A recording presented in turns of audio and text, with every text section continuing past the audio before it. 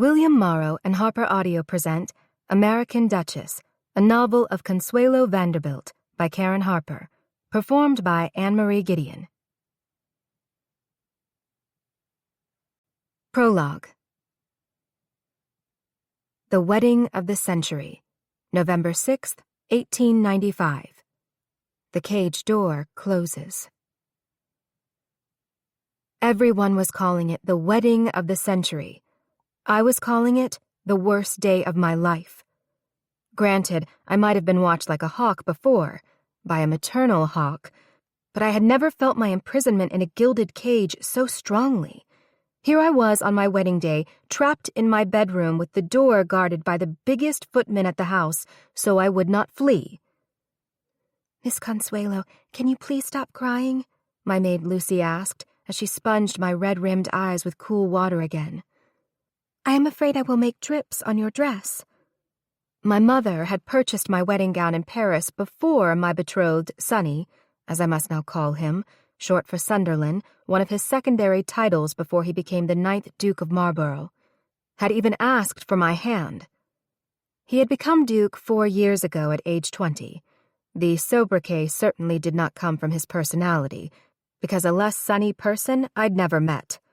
This marriage was all about dollars and no sense. Vanderbilt money for the Marlborough title, prestige, and power. "I'm trying not to cry," I told Lucy with a hiccough. My voice was not my own. Mamma had insisted on elocution lessons amid all the others, partly so I could speak loud and clear, but now I would sound so stuffed up declaring my vows in that huge church. And where was my father? I needed him, and his presence has been scarce since Mother was divorcing him. But, she needed him today to give me away, needed his respectable presence as much as she needed the Vanderbilt fortune to cover all the outrageous wedding bills. "Oh, thank heavens," I blurted out at the rap on the door. Swathed in silk and tulle, I managed to turn toward it as the footman hovering outside opened it for my father, and he hurried in. Ever handsome, always smiling, well, until the arguments had become so bitter and then the divorce loomed. Papa halted a few feet away, taking me in with his warm glance, and I burst into tears again, so glad to see him, so wishing he could spirit both of us away. "My dearest, don't cry. Not today," he said, and carefully came closer, shuffling to avoid stepping on the long, pearl-encrusted satin train. "I know brides are nervous, but—" "You know it is more than that. Lucy, you may leave us now."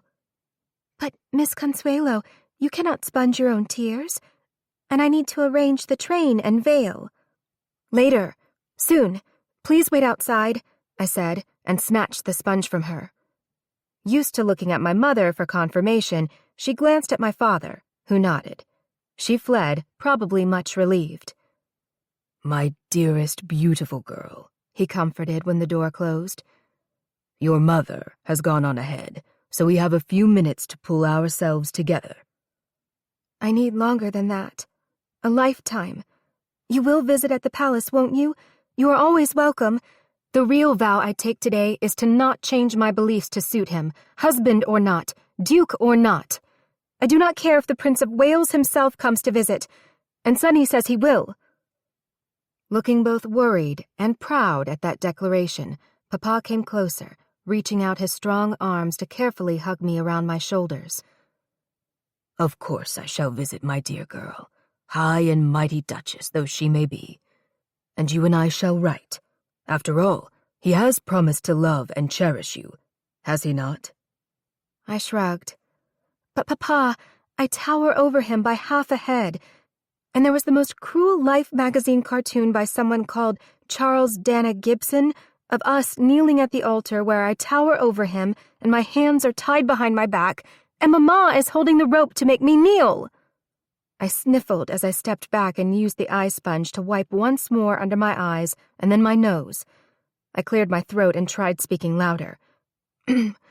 "But yes, he said he would try to be a good husband." "There, you see? You must learn to ignore the cruel press." "It truly is not that which makes me feel oppressed. It is, well, Lost opportunities. I know how much you loved someone else. Poor Winthrop, too. I am sorry your mother had other plans.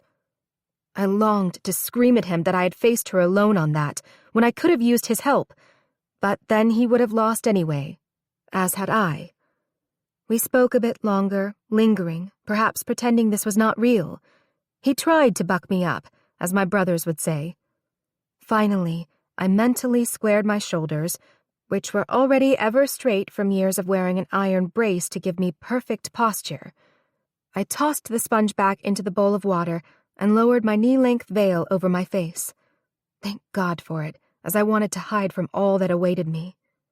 I could hear the crowd outside the house, and more would await us at and in the church. The numbers alone staggered me. 25 policemen outside the church to keep order, 4,000 guests, a 60-piece orchestra and 50-voice choir, and a parade of churchmen to lead us through our vows. Despite my lingerie, then 4 layers of satin, and the Brussels lace gown and veil, I felt quite naked and exposed. I wished I could hide forever. Someone, I feared I knew who, had released information to Vogue magazine, which had sketched and published each item of the enhancement undergarments I wore today. Suddenly my corset felt so tight I could hardly breathe. "Ready, my dear?" Papa asked, and held out his arm as if we were ready to tread the church aisle. Our cue would come just after the choir sang "O Perfect Love" before the wedding march began. How romantic, everyone thought. But not I. Oh, perfect love indeed. I had turned 18 only 8 months ago. I did not want to be the Duchess of Marlborough. I was an American through and through, however much Mamma had taken me around the world, put me on display before French and British society, and bred me and sold me for this very event and the life to come. Yet here I was, going to live on a huge estate still run by feudal rules. At least my dear governess, who had been with me for years, had lifted my spirits by insisting that, once I was Duchess, I could help others. Mamma expected me to take over the British social world, as she had the New York so-called 400. Then there was the need for what I had dubbed an heir and a spare, when I knew next to naught about marriage bedroom protocol. But I was a Vanderbilt, and I would somehow, God willing, make the best of this damned gilded cage or die trying. "Yes, Papa, I'm ready," I lied. But I kept thinking, how did it ever come to this? Part 1. Debutante, 1893 through 1895. The Golden Cage. Chapter 1. It was a blustery, gray November day. I could not believe how many New Yorkers had come to the pier to see my parents and their friends off. Of course, the newspaper men were there shouting questions. But I suppose, since there were 85 people on board the Vanderbilt yacht Valiant, that some of the crowd could have been related to the crew of 72 and our French chef. But the people on the pier were not what took my attention. Papa had invited his friend Winthrop Rutherford to come with us on our ocean voyage to India and France, and Win stood beside me at the rail. To tell true, I adored him, however much older he was at age 29 and I only 16. So handsome, even-tempered, properly protective and attentive. A trained lawyer, but quite the sportsman. And how he looked at me, though his manners in public were impeccable. On my other side from Win and Papa stood Mamma, and next to her from Newport, Oliver Belmont, a friend of both my parents. My youngest brother Harold, 9 years old, had come along, though my brother Willie, a year and a half younger than I, had stayed behind for his schooling. I would like to say I would miss him, but with Win along and his gloved hand so close to mine, well. I jolted from my reverie when Mamma spoke. "Consuelo, the next time you see New York, I will have brought you out in Europe. Your life will be different as a debutante, a Vanderbilt debutante." Because I was tall for a woman, at nearly 5 feet and 8 inches, I now looked down on her. After all she'd put me through my paces, she had called it, as if I were a filly to be trained. But there was no changing her. Had I been 12 feet tall, she still would have steered me like this steam yacht heading out into life's sea. She immediately turned back to Mr. Belmont. I saw he dared to cover her gloved little finger with his on the teak rail. Though as was proper, flesh never touched flesh in polite society, it hit me hard that, could it be, they were more than friends? But no, Mama never did anything to sully the Vanderbilt name. She only decorated it and flaunted it as she did our mansions on Long Island and in New York City and Newport, which she had built with her designing passion and Papa's money. Wynne spoke, and I turned quickly to face him. He was nearly 6'3", though I did not need his height to endear him to me. Every kindly move, each smile and intense look in his eyes. "Shall we stand at the other rail to see the Statue of Liberty go by? Well, that is, we are going by," he said, gesturing with one arm and holding out the other for me to take. With a nod at my father, we walked together across the width of the ship to the port side. "Not only are you and I going by, but we are going far, my dear Consuelo," Wynne added when we were out of everyone's earshot. At that, I did not need this massive yacht at all. I could have flown. I could hear my parents arguing through the wall between our cabins, however sturdy the mahogany barrier. Papa was shouting back at Mama? Never, never had I heard that. Usually she ranted, and he walked out the door without fighting back, though now he was a captive audience on this vessel the rough seas were rocking. "Alva, you cannot act that way with Belmont, with the children and our guests about. His middle name isn't Hazard for nothing. He has been a friend to us both, but beware." Be grateful he is an honorable person, which is more than I can say for some of the paramours you have run to over the years. "Only when your social grubbing made our marriage a living hell, damn it!" "And you have had a flaming affair with my friend Consuelo Montague. Our daughter is named for her, for heaven's sake." I was astounded at that accusation. My godmother, the Duchess of Manchester, and my father? Surely not. Just before this voyage, Mama had ranted at me, "I do the thinking here. You do as I say." But I would still side with Papa if I were ever asked for an opinion. "You do not have time for me," he insisted, his voice a bit quieter now. "Only for spending money to buy our way into society, which we do not need. To climb the rungs of that ladder, not the money, I mean." We did need to take our rightful place among Mrs. Astor's so-called 400. We needed to show our true worth, and we have. And you need to show some appreciation for the houses I have designed and built, for they are works of art. Especially our Fifth Avenue mansion and marble house. They make your favorite Adelau on rural Long Island seem tawdry. "Just ask the children, especially Consuelo, which they prefer." I covered my ears with my hands and curled into a ball on my bed. I was starting to feel queasy from the rolling and tilting of the ship, and from what I was hearing.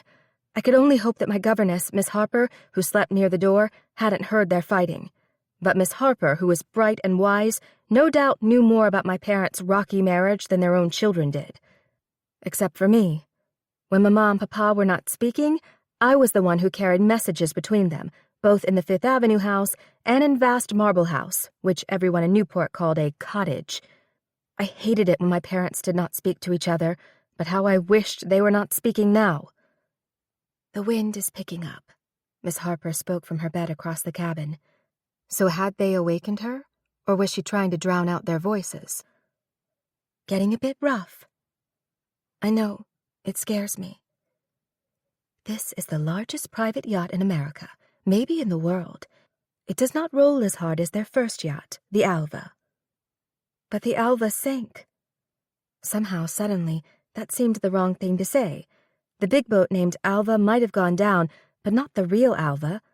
Like a storm, she too was a force of nature. Unstoppable, unsinkable. After spending 2 days ashore in Cairo to get our land legs back while the Valiant passed through the locks of Suez, we reboarded the yacht to cross the Indian Ocean to Bombay. There the noise, swarms of insects, smells, the seething humanity of India nearly overwhelmed me. My legs went weak and my stomach roiled, so I survived on toast and tea, despite some of the wonders we saw. Wynne was ever attentive, and I began to love, not just like him. We found we had a favorite Strauss opera in common, Der Rosenkavalier, so that became my private nickname for him. It translated to the Rose Bearer, and he promised to have my arms full of roses when we arrived home. I told him my favorite was the American Beauty Rose, and Amber, an amalgam of that name, was his secret name for me, despite my dark hair and my dark eyes and olive skin. He teasingly said that my long, slender neck was the stem for my blooming beauty. It was during the several days my parents spent away from us that I treasured most on the voyage. For though Miss Harper or my maid Lucy always tagged along or sat nearby, I spent hours up on deck with Wynne. Your mother will have real visions of grandeur after staying with the British Viceroy and the Vicereine at Government House, Wynne told me. It's not some plain outpost like it sounds. I hear they live like royalty as they oversee India for the Queen. Then my mother will fit right in. Somehow we will win her to our side, he promised, keeping his voice low so Miss Harper, who was sitting on a deck chair holding a book, would not hear. I come from acceptable stock and would not pursue you for your money, though I do not mean to say you are not worthy of great love without a dowry or settlement of any kind. However sophisticated I was trying to be, I sighed. Staring at the passing life as we anchored near the Bay of Bengal along the Hooghly River, it was so hard to picture a future with Wynne, to picture anywhere but here. I had glimpsed on the wharf below, amid food sellers and workers, that veiled and swathed women in the heat walked 2 steps behind their men, some bearing pots or pitchers upon their heads with one hand up for balance. So picturesque and exotic, but somehow strange and wrong. Wrong that the British rulers lived in luxury here when there was all this. You are trembling in this heat, sweetheart, Wynne said. We had best go back inside. Miss Harper is coming over, as she must have noticed too. The 3 of us were barely seated in the stateroom when my parents came back from their 2 nights away. As faint as I had suddenly felt, though who knew, perhaps the vapors were caused by Wynne's intensity as well as the sweltering scene below, I came to attention. "They rule here as royalty," Mamma declared, pulling the pins from her hat and sailing it onto the spare settee. "Almost like a king and queen, or at least Duke and Duchess." Papa poured himself a tumbler of brandy from the sideboard and dismissed the footman with a wave of his hand. "They are about to have a changing of the guard," Papa said, "but we were entertained in luxury. Lord and Lady Elgin will be replacing our hosts, the Lansdownes. Yet still there is a pall hanging over the place, and—" "Hardly a pall," Mamma cut in. "And it is appalling you would say that. Consuelo," she said, turning toward me, "the wife of the Viceroy, the Vicereine, does much good here and has power of her own, quite independent of her husband. So there is a British precedent for feminine power far beyond the duties of mere self-indulgence or luxury. I hope," I say, sitting up straighter, "she sees to the wretched masses I have observed, especially the women. And what is that you said about their practice of purdah, Wynne?" Mamma had seemed so engrossed in her opinions and observations that she turned to Wynne for the first time. "It is the Hindu practice of secluding women," he said. "They wrap them in clothing head to foot or keep them behind high walls. It has just been outlawed here, but that does not mean the customs will change." "Dreadful," Papa said. Mamma chimed in with, "Despicable, primitive, and quite unfair." I bit my tongue to keep from blurting out something like, "But isn't that how you have treated me?" I shuddered at the thought and was grateful once again I was an American, though Mamma and I had both agreed that women at home should be able to vote, else it was another more civilized kind of purdah, I supposed. I saw that Mamma studied and frowned at Wynne and me. "Consuelo," she said, "let us leave the men to their brandy. Come with me. You looked peaked and need your rest before your first coming out of it in Paris, and none too soon. You and I both need a change of scene." Wynne made a move to help me rise, but she took my arm, pulled me up, and subtly elbowed him away. Chapter 2. Mamma and I, our maids, Miss Harper, and our nearly 100 pieces of luggage disembarked in Nice so we could then travel on to Paris. Papa journeyed on with the yacht, taking along Oliver Belmont and my dear Wynne, but we planned to travel through the countryside and would see them soon. Yet barely were we off the Valiant that Mamma took me aside and told me quickly and curtly that my parents' marriage was definitely over. She explained she would seek a divorce when we returned to America. She said Papa agreed that she would tell me, but I vow it was so I would not throw a scene and cling to him. With the others, I tried to keep my chin up. I had seen it coming, but it still cut deep. I could only tell myself that perhaps Papa would be better off.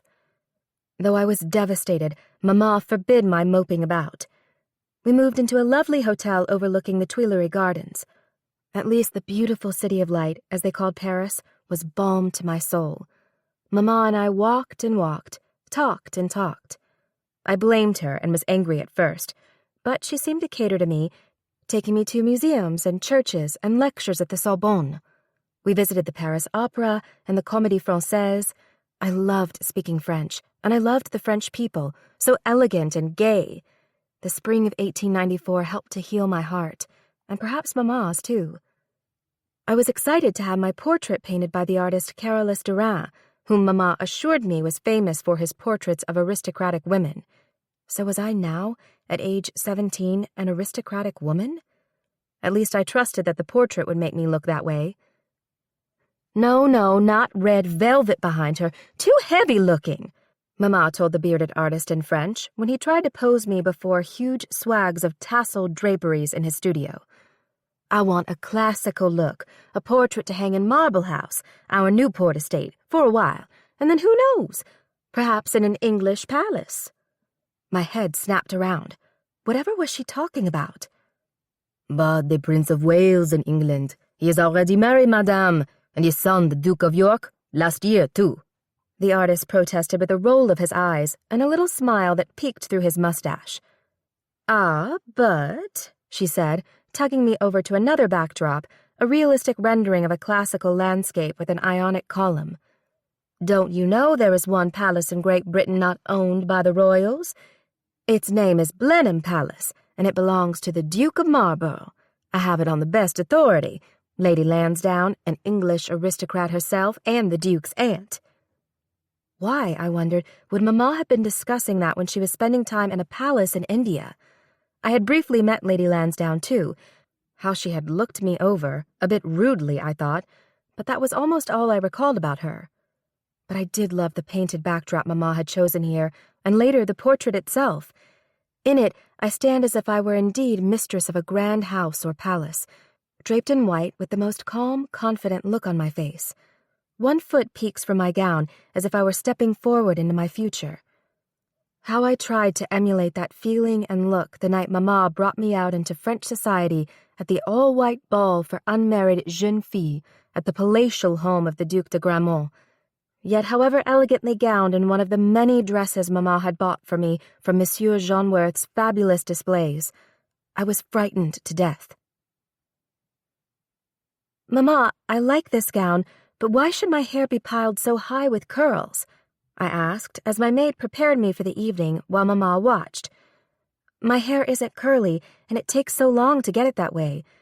The height of the hair makes my neck look even longer, and everyone will have a necklace of some sort, so why only a simple white ribbon around my throat?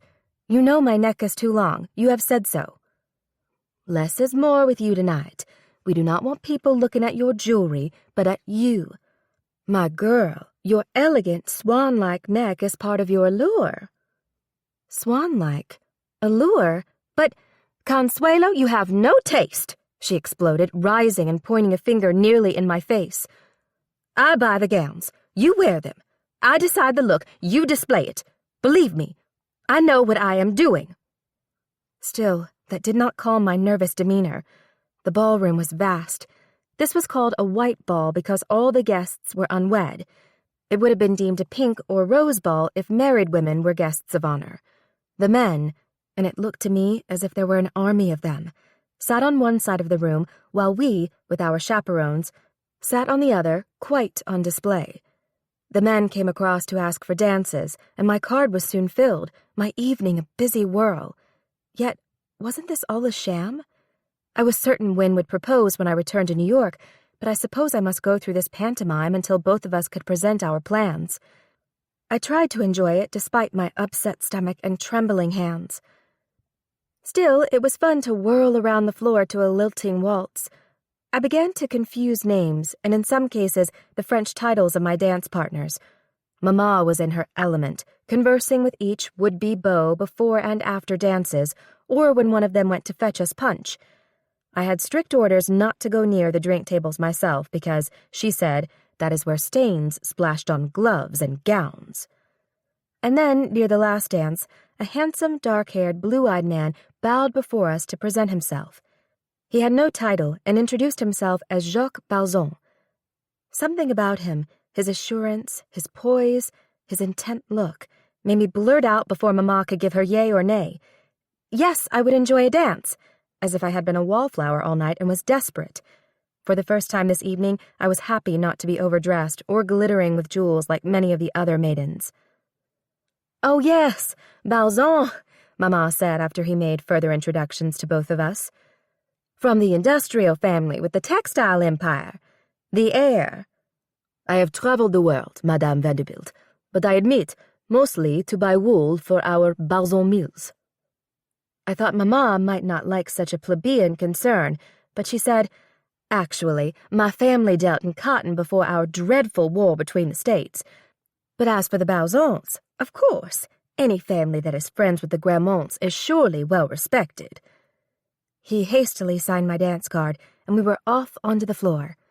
It was strange, but as his gloved hand took mine, it was as if we really touched. He was not as tall as Wynne, just my height, so our eyes met and matched. He seemed to smile with his eyes as well as his mouth, which flaunted white, even teeth. "Mama may be American and I too," I told him in French, "but she seems to know of your family." "The Balzons' businesses are all earthbound, but I love to take to the skies. My passion. One of them," he added, smiling at me again. "My favorite pastime is ballooning aloft in the clouds." "Oh, but is that not dangerous?" "A bit, but worth it. To see the earth, which mankind has tried to divide into fenced fields and roads and city blocks, gives one a whole new vision for life. If our earthbound paths cross again, and I pray they shall, Mademoiselle Consuelo, I shall propose that I take you up into the heavens with me." What an amazing conversation we had, when all evening I had heard little but comments on how beautiful I looked, questions as to whether I liked Paris, and what were the Vanderbilt homes and businesses like, as if everyone did not already know railroads and more railroads had made my family's fortune. Of course, I should tell this Jacques Balzon that I could promise nothing in the future, that my mother would never let me go up in a balloon in a basket. Oh yes, I told him I had seen a newspaper drawing of such a daring deed. I sighed, and not from the exertion of the waltz. For the first time tonight, I did not wish that my dance partner was my dear Wynne. "It sounds wonderful," I told him, and felt quite let down to earth when he returned me to my mother with a smile and a quick squeeze of my hand before he bowed and left us. "You will not believe this," Mama said. "I know. Oh, believe what?" "You, my dear, have had 5 proposals of marriage this evening brought directly to me, 2 of them in writing." "Oh, no, From one dance?" "From your beauty, We have showcase tonight, and your name, of course." "Papa's money, you mean?" "The place I have made for us, and you with it. But any French noble will not do, so do not fret." I exhaled in relief, still a bit out of breath from dancing with Jacques. But there was something about the way she had worded that. Hopefully she meant an American would be better for me, and I would convince her that Wynne, after all, from a respected and well-to-do family, would be quite perfect. "Would you believe," she said as the evening ended, "that we have an invitation to meet His Serene Highness Prince Francis Joseph of Battenberg tomorrow? The great-nephew of Tsar Alexander III, no less. He was not here tonight, but an emissary of his family was." My heart flip-flopped, then sank. I could only hope there was no connection between Mama's European husband hunting for me and that name and title. I didn't want a title, and I didn't want to be linked with anyone serene and high. As much as I loved Europe, I wanted to marry in America to an American. And where was Battenberg anyway? I searched the crowded room for another glimpse of Jacques, but did not see him again. Not for many years.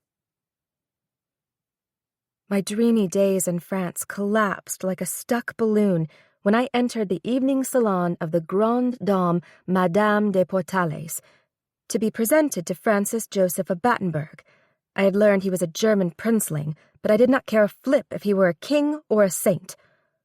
Mamma had not exactly said so, but was she actually dangling me as a possible princess to an alien, distant, and no doubt backward Balkan state called Serbia? The man I was to meet had a long, serious face and was attired in a military uniform heavy with medals and ribbons. He spoke French sharply and swiftly, and his quick smile did not reach his cold gaze as he assessed me. Was Mamma mad? Even I was now on to the game of men who knew me not at all and did not think that mattered because they were mostly interested in being bankrolled by the Vanderbilt fortune. It was a painful night as I sat next to him at dinner. Thank the Lord, Mamma sat on his other side and kept him greatly occupied with her questions. I was so upset and so angry that I could barely eat the delicacies set before me. At least there was no dancing. Why, I would have taken any of my dance partners, especially that Jacques Balzon, and lived in a scow anchored on the Seine rather than live at any sort of palace with this man. Mamma, I can only hope you did not intend him for me, I insisted when we were back alone in our rooms at the hotel. He is cold of heart and not what I had in mind, though he is a prince, so do not fret and save your passion for England, where we are going next. I discern tonight that the man is not really going to remain royal, despite his title. His family has no palaces of their own, and his German arrogance toward women, oh yes, I could tell, is despicable. Oh, good. I am sure the next titled man you meet will be of the true nobility, in character and heritage. I was coming to grasp her game. She intended to marry me to nobility, even royalty.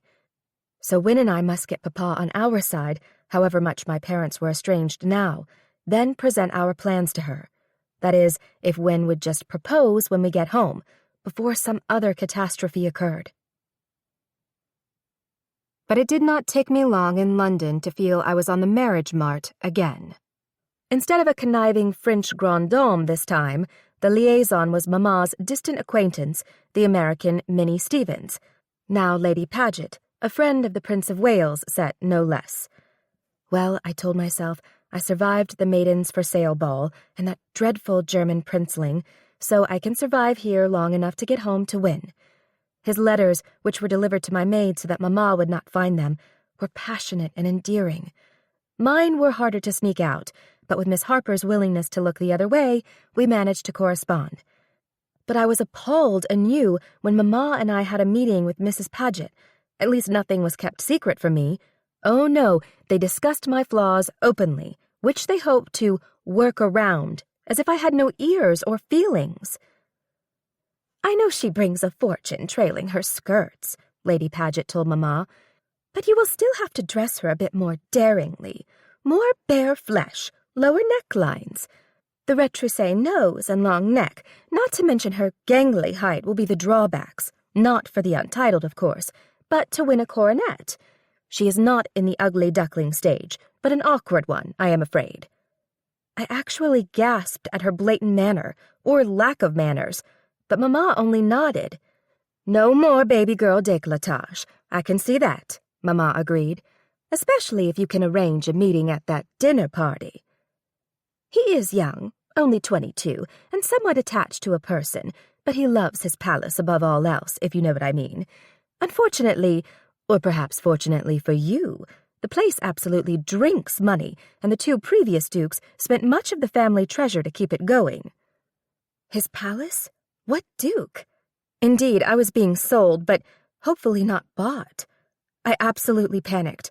I was almost sick upon the Aubusson carpet in front of my small gilded chair. My mother was mad to try to trade me for some sort of title. How desperately I wanted my father's help and to belong to my dear Win. I needed to go home.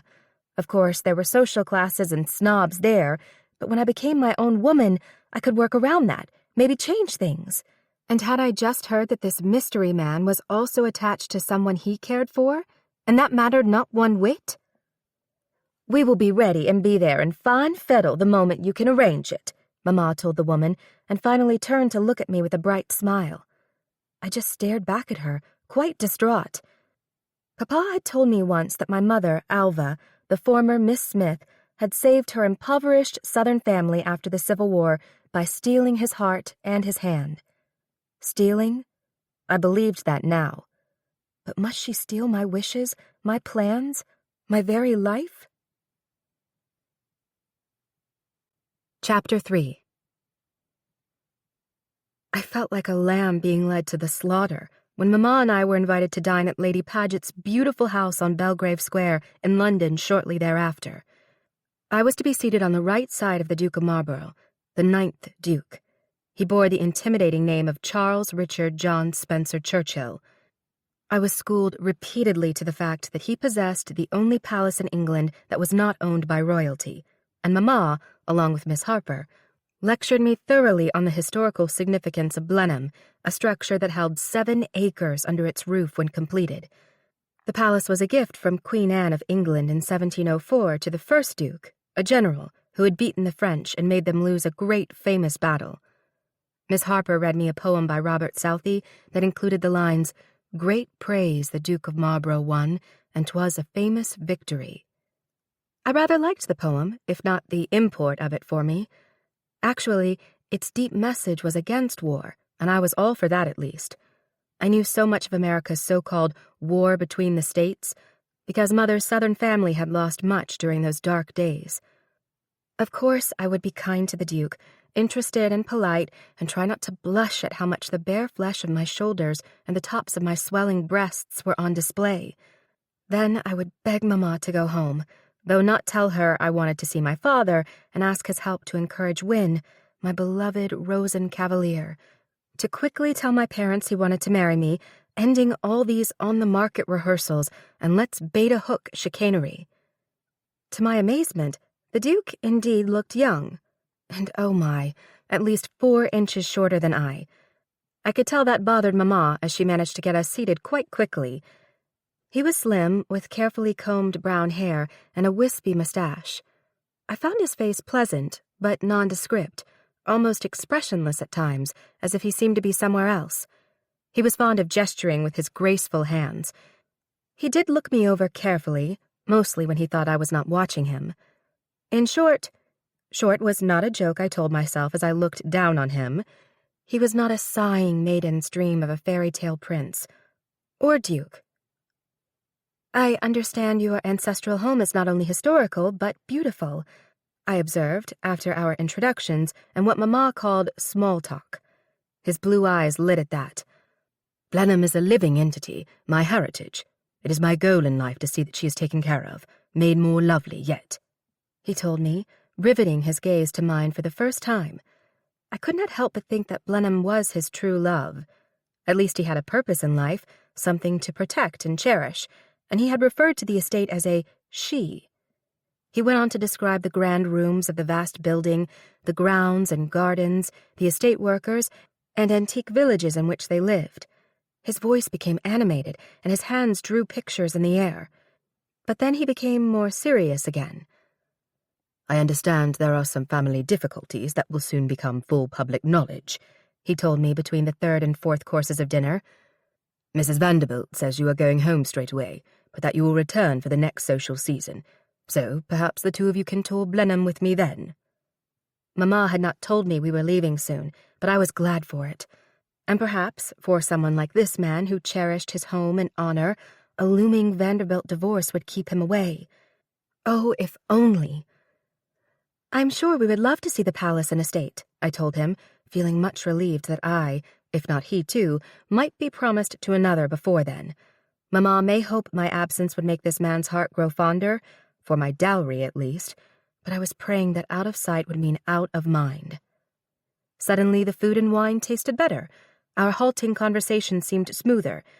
I might never see his beautiful Blenheim at all, because I was going home.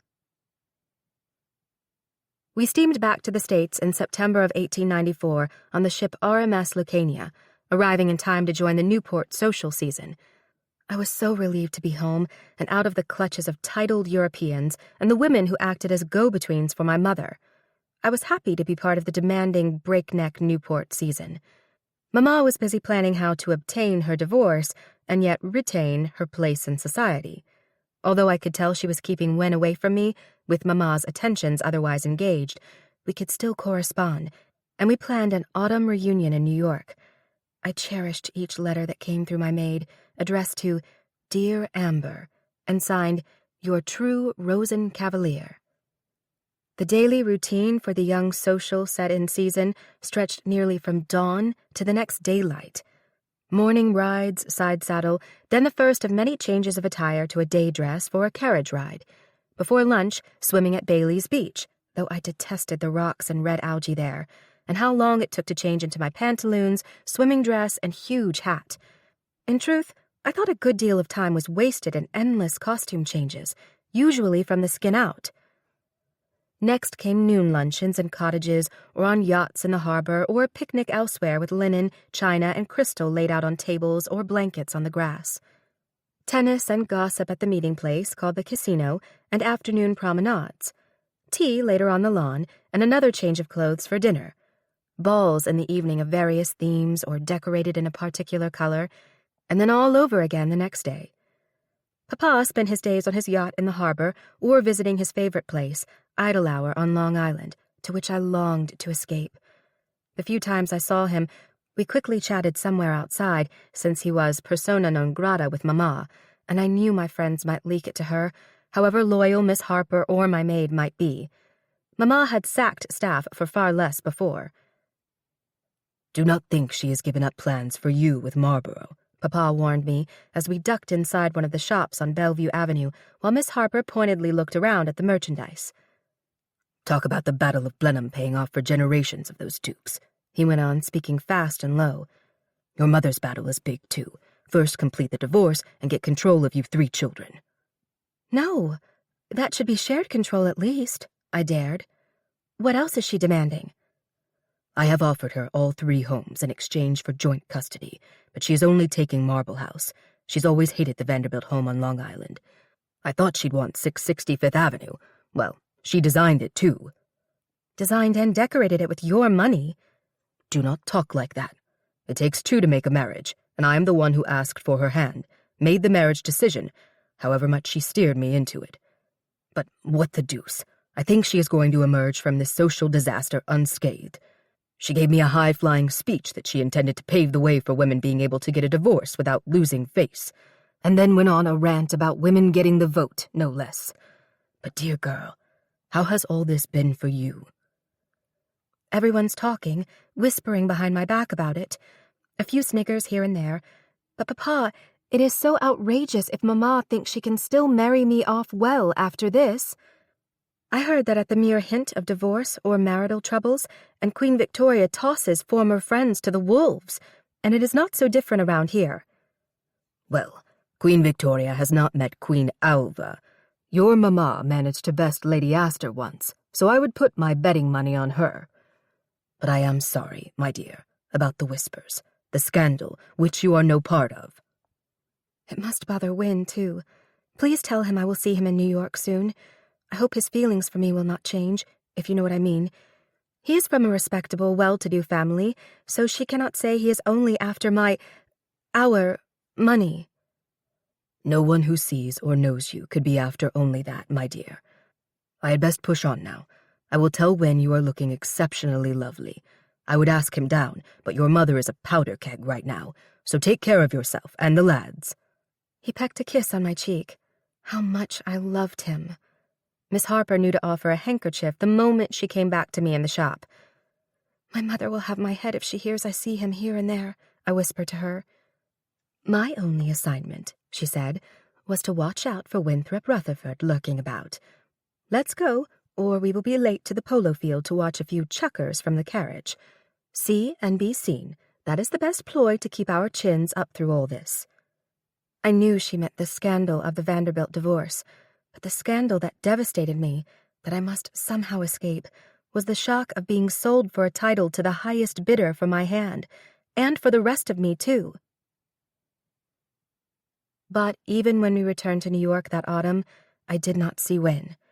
Granted, I was ailing for a while, but his letters stopped coming, even after I wrote him, making me even more ill, especially when the Vanderbilt divorce was discussed and dissected daily in the newspapers. I did not miss the whispers of my friends, but could the great divorce have changed Wynn's mind about me?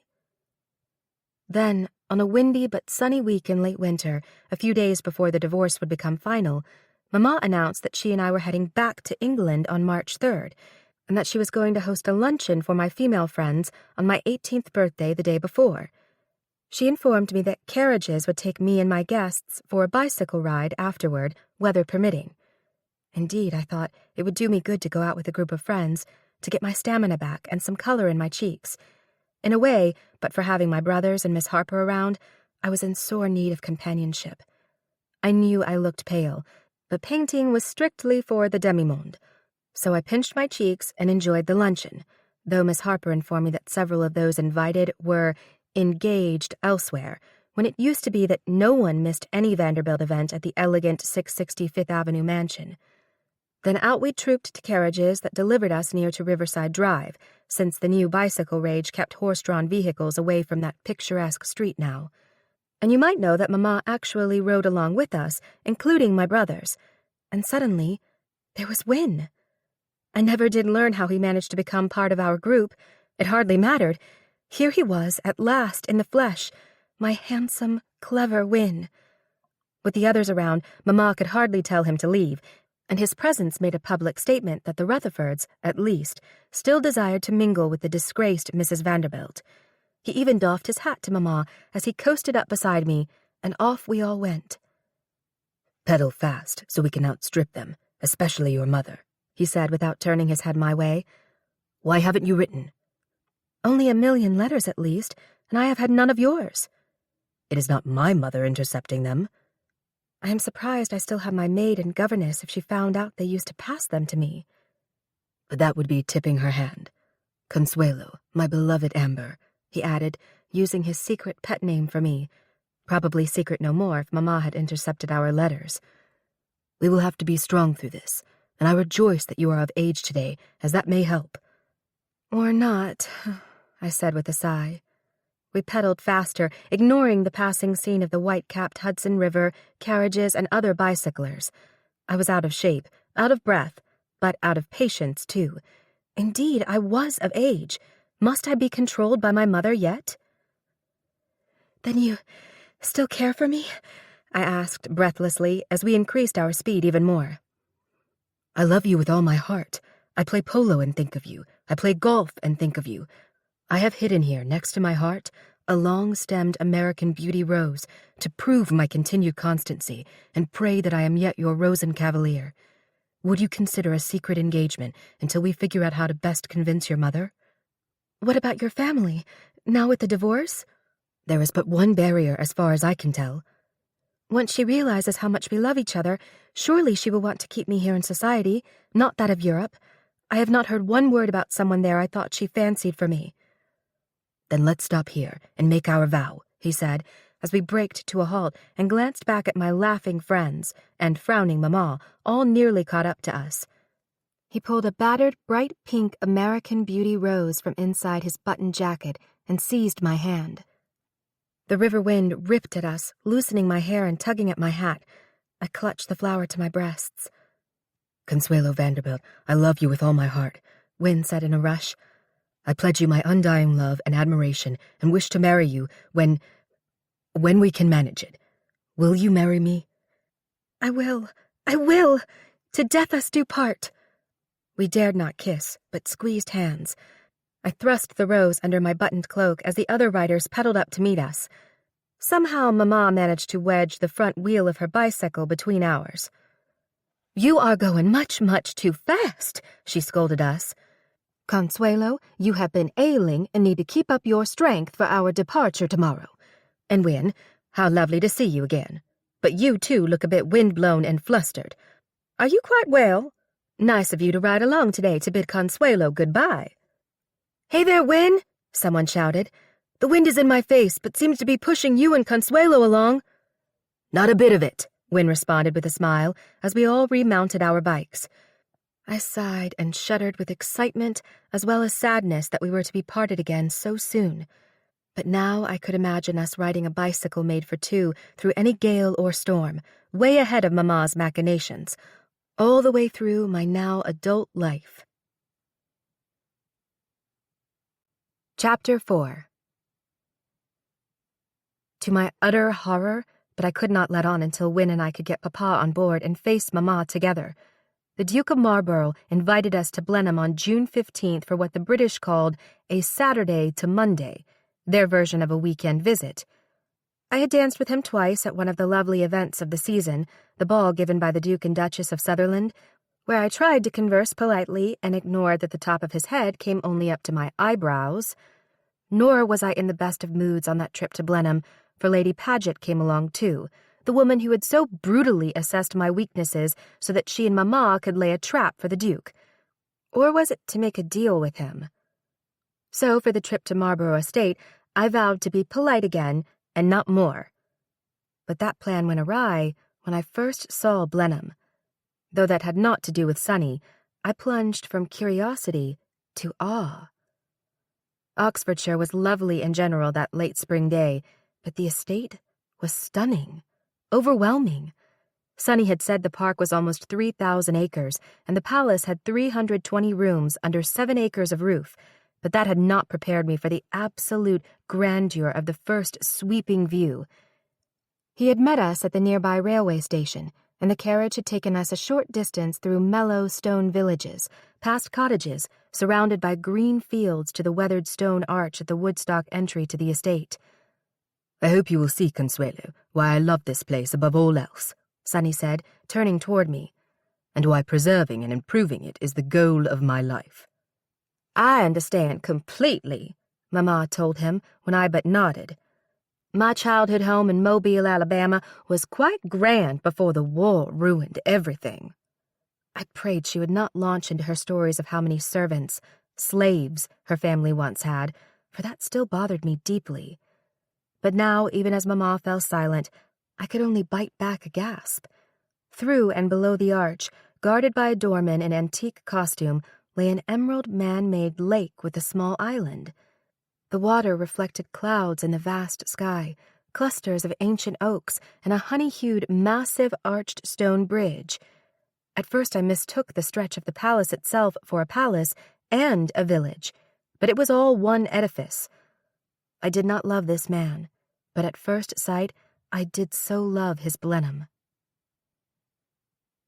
Once we were inside the huge palace with its high ceilings and vast rooms, I thought it was all rather cold, a museum, not a home, a problem with which I was quite familiar, but not on this grand a scale.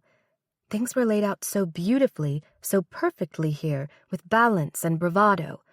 Why, the displays reminded me of my own bedrooms in New York and Newport, in that nothing in the wardrobe or even on my dressing table were personal choices. Dusted and shined daily, all had been purchased and arranged by Mamma, and in my younger days, I had been afraid to touch them. Sonny lived in this massive place alone, but for his huge staff, yet we were introduced to the 2 unwed of his 3 sisters, who had come for the day. It was only then I learned, to my surprise, that his parents had been divorced and his father, the 8th Duke, had remarried. Could that be something my mother had missed when she seemed to know everything else about Sonny? She looked at first surprised, then smug when she heard it, but not when she heard Sonny preferred his stepmother, Lady Lillian, the Dowager Duchess, to his mother, Albertha, now known as the Marchioness of Blandford. And oh dear, that stepmother was a rich American who had wed his father and brought in funds to repair and enhance Blenheim. Had that somehow set a precedent? But would his parents' divorce, he admitted it had caused a scandal and royal ostracism for a time, mean that he would look more or less kindly on the daughter of divorced parents? I also met his stepmother, Lady Lillian, that day. Meanwhile, his sisters, Lady Nora and Lady Lillian Spencer Churchill, also looked me over. Not a good sign, I thought. Lady Nora didn't pay me much attention, but Lady Lillian, a pretty blonde who seemed sweet and kind-hearted, reached out while the others only studied me. "I know this place is rather much and can be a smashing bore, like dear Sonny," she whispered to me. But give him a chance. By the way, of course the house is haunted, she added for my ears only. The first Duchess, Sarah, who oversaw the building of it, just cannot let it go. Then there is the old male ghost that haunts the room where our cousin Winston was born, but he causes not a bit of trouble. I learned that the Churchill name that the sisters sported was prominent in their family history, and that Sonny's cousin Winston was a dear friend, and I must simply meet him sometime, his sister said. Winston can talk about anything to anyone at any time, Lady Lillian told me on the sly. I suppose Sonny did not tell you that Winston is his heir for all this, should Sonny not have a son. I hear you have 2 brothers, so I suppose even in America you know all about that. She winked at me. I wanted to roll my eyes or shake my head, but she was so likable that I merely nodded. Besides, she chattered on, however close Sonny and Winston are, it annoys my dear brother that Winston was born here at Blenheim and Sonny was born in India when our father was stationed there. She whispered the next words. Secrets simply breed here. Did ever since the first Duchess walked these halls. You'll see. That sent up red flags. Not that the place was haunted or that secrets hid here, but that she'd said, "You'll see." I could tell Mamma wanted to know what young Lillian kept saying to me, but for once she was keeping her hands off. Another danger sign was that she did not so much as turn her head, only her eyes, if Sonny steered me off into a corner or another room to show me some relic he fancied or was proud of, including the dusty battle banners of the first Duke, Sir John Churchill. Mamma also happily sat off to the side with Lady Paget on Saturday evening when we dined in the massive state dining room called the Saloon. The room seemed chilly, even though logs blazed in both fireplaces. Fabulous frescoes with gods and goddesses gazed down at us from the ceiling and walls. Afterward, we moved into the long library, and long it was, to hear a concert by the Duke's organ master on the tall pipe organ that seemed to soar to the ceiling. I was impressed by the moving memorial inscribed on a carved and gilded scroll attached to the pipes. It seemed the magnificent instrument was paid for by Albertha's money. The inscription read, "In memory of happy days, and as a tribute to this glorious home, we leave thy voice to speak within these walls in years to come when ours are still." My nostrils flared at that, and I blinked back tears. So Big Blenheim could be a home, and not just a relic from the past, and a home to an American woman who married a duke and who managed to leave something beautiful behind. But I quickly put all that out of my mind. I was getting silly and soft. Whatever writing was on the wall or on an organ, this place was not for me. On Sunday after church, Sonny drove me around the grounds, just the 2 of us. He said he wanted me to see the people of the outlying villages of Woodstock and Bladen. The palace had been built, he told me, on land where once sat the Plantagenet king's hunting lodge of Woodstock. "I am glad you appreciate the past.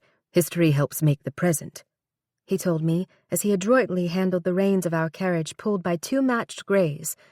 Though I had much rather be on a bicycle with Wynne, I valued that compliment. "It is living history here," I observed, as we neared a field where folk strolled the street of the tiny village of Bladen.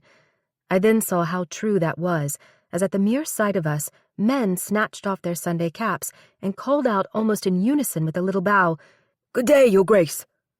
Women and little girls dropped a curtsy as we passed, and Sonny nodded their way.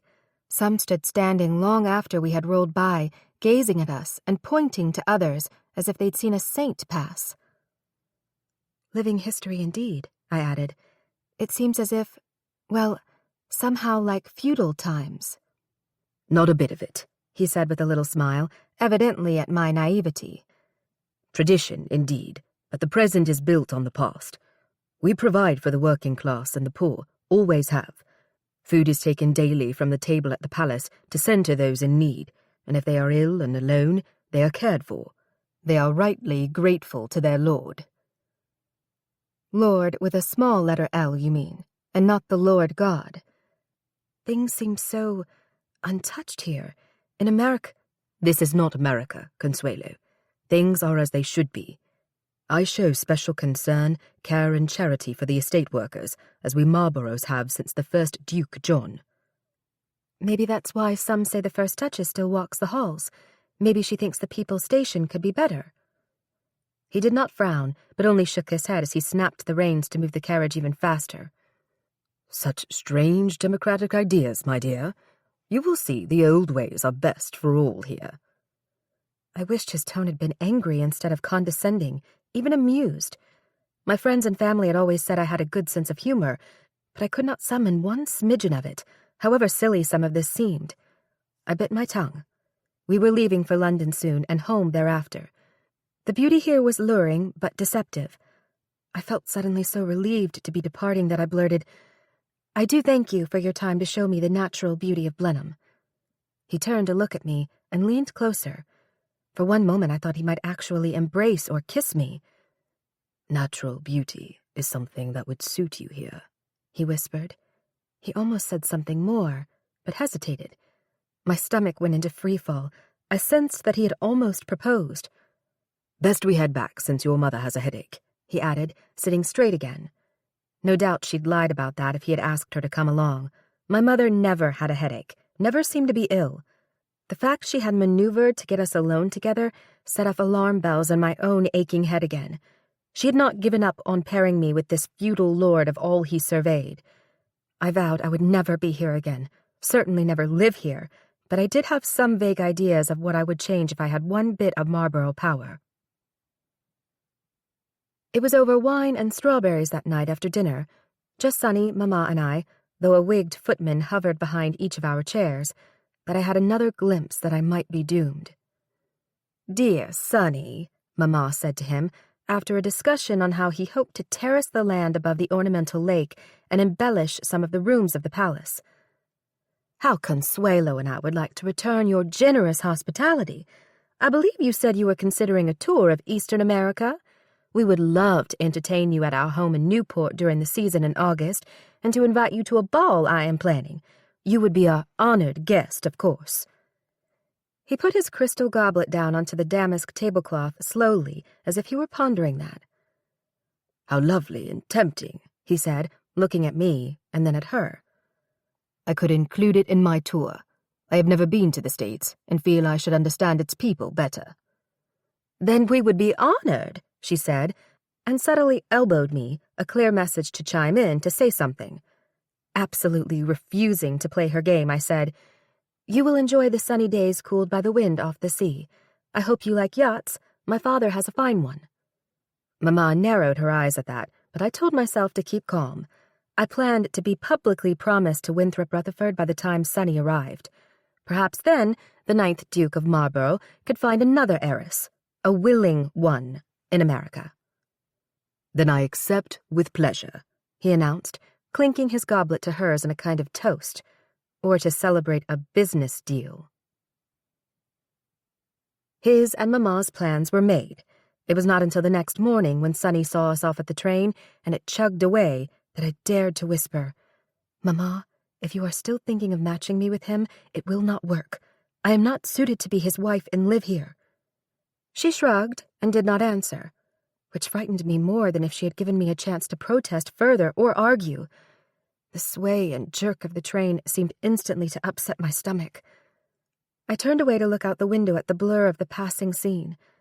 I did not need to set off one of Mamma's fierce explosions with Minnie Paget just across the aisle. I would get Papa and Wynn's family on my side. Then we would all plead our case to win her over. This was not feudal times, even though Sonny and his serfs acted that way. Mamma could not force me to leave home and marry where I would be so alone and desperately unhappy. Could she? Chapter 5. My nightmare had only begun.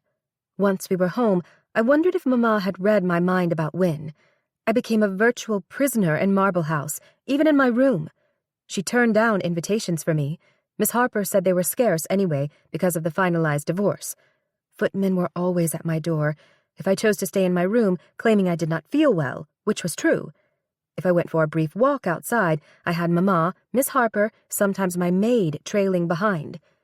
In the house, everything swirled around the coming September ball with its special guest, the Duke of Marlborough. As bitter as I was, I saw that elegant, expensive affair was not only to get the Duke here, hoping he would propose to me, but to ensure, even elevate Mama's social position here in Newport, and thus in New York, too. People who had shunned her over the divorce would never turn down the opportunity to meet British nobility. And if the Vanderbilt name was to be linked in wedlock to the Marlboroughs, that would be a famous victory, one to outdo the battle that had earned the Dukes their beloved Blenheim. "Brooks," I pled with my maid, "just get this letter into the post somehow." I extended a missive I had written to Wynne to tell him Mama was finally taking me to a ball on Saturday, and could he be there? Her social invitations had suddenly gone sky-high from people hoping to receive an invitation to the Marble House ball in return. "Please, Miss Consuelo, not to ask me. She, you know who, asks me every day, me and Miss Harper, if we send a note for you, and we don't want to be dismissed. You would miss us too, yes?" "Yes, I understand," I said, and turned away to look out the window toward the sea. There had to be a way. I prayed that Wynne did not think I was snubbing him. Papa was at the Vanderbilt house on Long Island. Whatever happened, even if I did not have Papa and Wynne to help me, I vowed I was going to stand up to Mama one way or another. I was not going to wed the Duke of Marlborough and live in that massive museum in an estate run like one in the Middle Ages. With the Duke's visit barely a month away, I was deeply despondent. Each time I looked in a mirror, I thought no one, even someone off the streets, would want me with the shadows under my eyes and my moping about, listless, hardly speaking. "Look, my dear Consuelo," Miss Harper said to me, "you must care for yourself better. You must cast off this gloom. You are going to a ball tonight at last. See your friends. Enjoy yourself." I feel as if I'm on a leash, with Mama holding the other end. I do not want to marry away from my home and family, except for my mother, I muttered. I was sitting in a tall chair, looking out a second-floor window, my favorite pastime, watching the sails of boats on the vast blue sea. They looked so free, turning, tacking, bending into the wind. My dear long-time governess pulled over an ottoman and sat by my chair. She took my cold hand in her warm ones. "You must always look on the bright side," she said. "You are strong, Consuelo, with a charming personality and good sense of humor. You have always looked at the glass as half full, and I have admired that. Perhaps, as hard as this is, it is part of God's plan for you to become a duchess, the mistress of a great estate." "Part of God's plan only if my mother is indeed God, and I am starting to wonder. Please do not take her side, or I will be completely bereft." "Now, you don't mean that. Whatever our position in life, we can make the best of it. I know the status of the Blenheim estate workers and commoners bothered you. Perhaps you could change things, carefully, slowly. Do good. Bring some fresh American ideas to the Duke's stuffy ways." "Perhaps, but I cannot see myself there, with him. I want someone else, my own life to live." Miss Harper sat up straighter. I turned my head to look at her, really look at her. She always had her brown hair parted in the middle and pulled back into a stiff bun. The lines around her mouth had deepened, and her frown lines showed. Her lips thinned now to become almost white before she spoke again. "Do you think this is the life I would have chosen for myself?" she demanded, her well-tempered voice more harsh than I had ever heard it. "Of course I have an excellent position and place, but do you never note or think I might prefer, desperately desire, another situation in this one life I have to live, a home and family, a husband of my choosing? But here I am, governess, and I hope friend to a promising young woman who can do great things someday because, not only for her name and position in life, but because of her character and strength and good heart, which I have poured my life into these last 10 years. Tears burned my eyes to match the single one that tracked down her cheek. "You have been and are more to me than a governess," I told her, my voice breaking. "You have indeed been my dear friend, and the Lord knows I have needed that, needed you." "Yes," she said as we now gripped both our hands together and leaned our shoulders close. "But there may come a time when you must go on. Be strong without a friend until you can make new ones. Stand on your own. My dear, I hear that your friend you are missing so deeply here in America will be at the ball your mother is taking you to tonight. But I warn you not to do something foolish. I repeat, be strong and stand on your own, but do nothing rash, only what is necessary." Wynne would be there, so she still was on my side to tell me that. "What would I ever do without you? Thank you, dear friend," I cried, squeezing both her hands in mine as I started to stand. "Consuelo," she said, snatching me back to sit again. "I mean, you must bid him farewell and face your fate with the Duke if it comes to that. Think of all the great things you can do, people you can sway, all— Did my mother ask you to convince me of this?" "No, I swear it. It is just I see that what she believes of your friend is true." "What? What has she told you? Tried to convince you to convince me? What is she saying against Wynne?" "Think of this. I too have eyes and ears. I hear talk other than from your mother. Mr. Winthrop Rutherford is a trained lawyer who does not practice and who would rather spend his time at polo, golf, horses instead of at work. Ask yourself, why is he not wed yet when he is nearly 30? "Because he is waiting for me, and don't you dare tell her that. I am sorry you are caught between us, and you must, of course, listen to her. But the fact you told me he is to be at the ball tonight means to me you are really on my side. Do not look at me that way," I scolded her for once as I finally dropped her hands and stood. "I will not run off with him, and how could I with my mother probably dancing with Wynne and me?" But even at that silly, dreadful picture, I felt better already. I could finally breathe. All I needed was a moment with Wynne to be certain he still felt as I do, and then I would stand up to Mamma, end her plans for me with the Duke, plan my own life. Yes, I would. Wynne and I managed one short dance that night. "Yes, darling, yes, I still feel the same," he told me. "We are engaged, betrothed to be wed, whatever you may call it." "Then I will tell her." "But is it true about you and the Duke?" "She will try to force me, but I am done with that. He has not asked for me. You have, and I said yes. Papa thinks the world of you at least, so you must go to him soon and ask that he give us his blessing.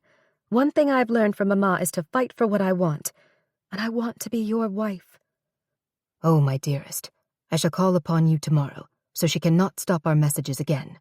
Then see your father thereafter. Just after noon?" "I will tell her tonight. Settle things once and for all. She can still flaunt the Duke as her guest. She can strengthen the position in society she fought so hard to build years ago, even this time without Papa. The music is ending, but our dance is only beginning." Over Wynne's shoulder, I saw Mamma coming, like a steamship through a crowd of other vessels. Twice people tried to stop her to comment or chat, but she kept coming. "Should we face her here?" Wynne asked. "I will tell her alone tonight." "I will always love and adore you, my Consuelo," he whispered as the next waltz began, and he beat a retreat into the crowd. "Everything is settled then?" Mamma asked. "It is." "Then let's head home. It is all for the best, you will see. Tomorrow is another day to talk and plan." But I could not keep still. She seemed too calm to have understood what I meant by things being settled. A warning bell clanged in my head, but I could not go back to being kept in a cage, only to be forced into another foreign one, however gilded the walls and locked door.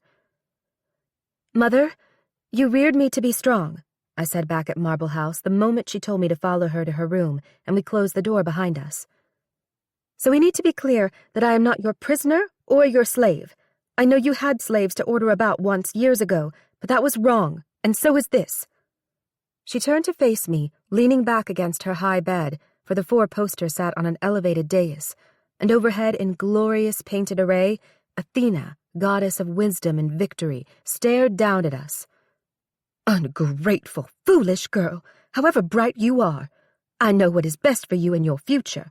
Your father and I are willing to pay the price for it, and you must too.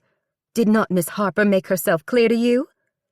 That I should break off my betrothal to Wynne? Betrothal? Utter rubbish!" Her voice rose sharp and shrill. Her face reddened, and a tiny vein beat at the side of her forehead. "I told the Duke you were free and clear to wed him, and that—" "You told him? Why did you not ask me? That is not true. You dragged me there and into all that. I am going to marry Winthrop Rutherford. I demand the right to choose a husband, the father of my children, the man of my heart like you did with father. Oh, I chose all right. But was he the man of my heart? No, he was the man my family needed then. My mother was dead, my father's cotton empire devastated. We were almost homeless. And there stood William Kissam Vanderbilt, handsome and easygoing, the son and grandson of King Midas, lord of all he surveyed. That outburst stunned me even more than the first. I repeat, I said, trying to keep my voice and emotions controlled. Be that as it may, I mean to marry Win. She seized my arm and pulled me down toward the bed, nearly bouncing me off the side of the high mattress. Though I was taller, she tugged me down and put her livid face close to mine. Consuelo, this is all for your good. Insanity runs in Winthrop's family. Why is he not married already, I ask you? I also have it on good authority that he cannot sire children. You are not going to marry into his family, and that is that. You are going to marry the Duke of Marlborough as soon as he proposes, and I am certain he understands that, so you had best, too. You are strong and have reared me to be strong, Mamma. So I tell you true, I will marry only Win. I shall make certain you do not leave this house until you leave it with the Duke, one way or the other. I will not do what you say. I am 18. You cannot stop Win and me from You, I... She gasped and laid back on the bed, one hand on her chest, the other clutching at the satin spread to keep herself from sliding onto the floor. I helped to steady her, lift her up to lay her on the bed, full skirts and all. What is it? I demanded as she clutched her chest and gasped, screwing her face in agony. My heart. Oh, the pain. Listen to me, daughter.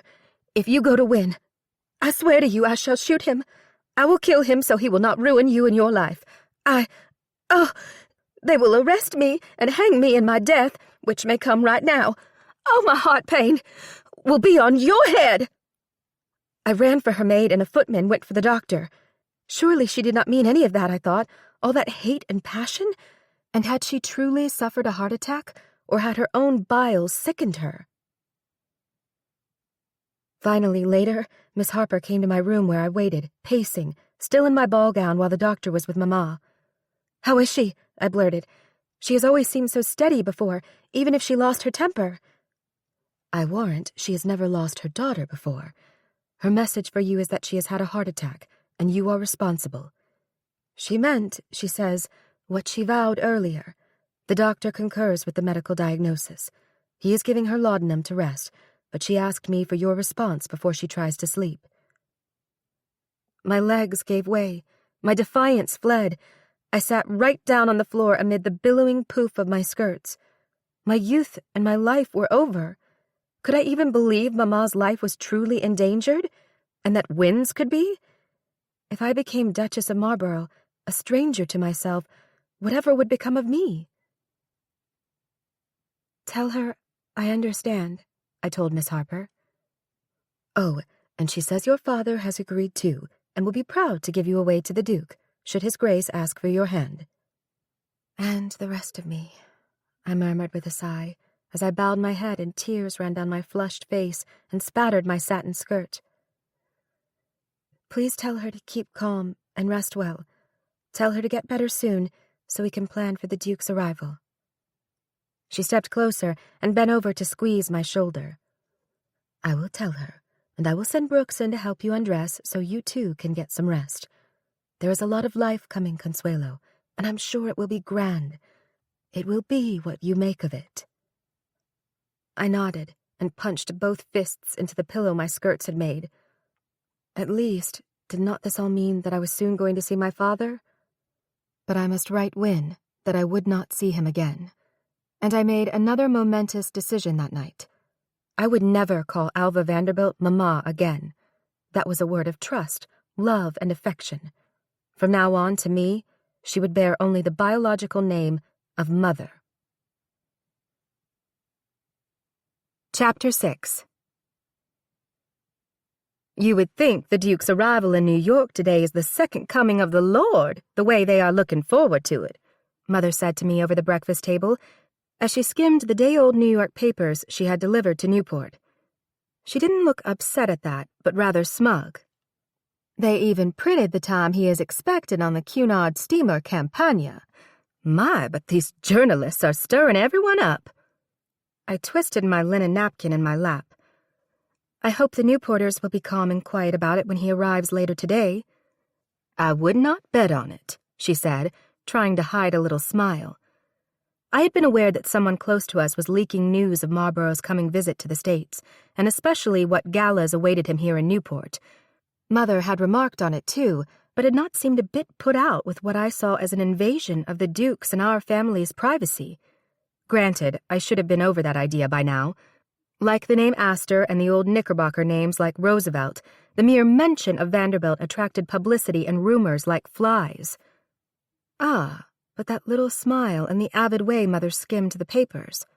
For the first time it crossed my mind that some of the details were known by such a few, not even me usually. So, could it be? That thought chilled me. I put my spoonful of coddled egg back in its cup. Suddenly I was not hungry anymore, and here I had been making an effort to be at least polite, however distraught I still was over what I was coming to believe was Alva Vanderbilt's counterfeit heart attack. It seemed, as she snatched up another paper, this one local, that she was even proud of the wording, let alone the import of the articles laying out the Duke's schedule. But I had not the strength to accuse her or argue again.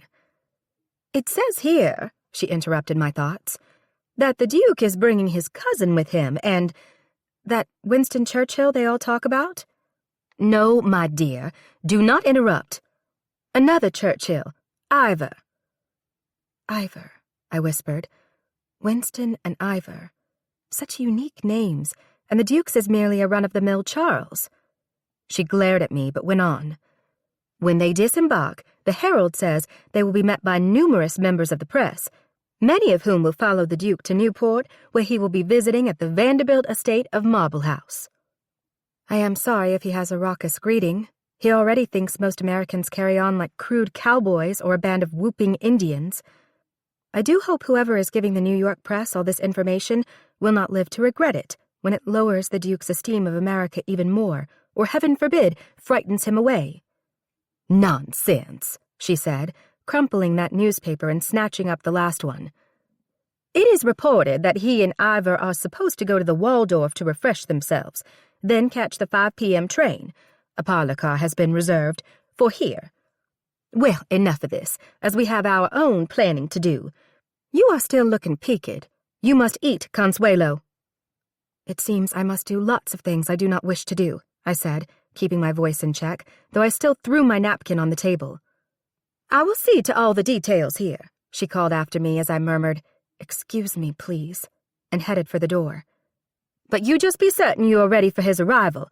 We will be his shelter here from the publicity and fervor." I could not even bear to respond or look back at her as I walked past the breakfast buffet and out the door. How I wished I could just keep going. Unfortunately for me and for the Duke, again I was constantly reminded I was to call him Sonny, Newport, too, was soon in the throes of rapture over his visit. I swear, someone had been watching our house when he and Ivor arrived in their stiff summer white flannel suits and bowler hats late that Saturday, August 23rd, because a crowd had gathered outside the ornate iron gate. I concentrated on introductions to Ivor. He was about the Duke's age, but with a much more open and sunny demeanor. My reunion with Sonny consisted of him holding my hands in his while he skimmed my face and person, then turned away to concentrate on talking to Mother. The 5 of us, her dear friend Oliver Belmont joined us, dined late that evening in our formal dining room that could almost have matched Blenheim in ornate grandeur, except Mother had been obsessed with copying French Versailles. The next day, the social whirl began.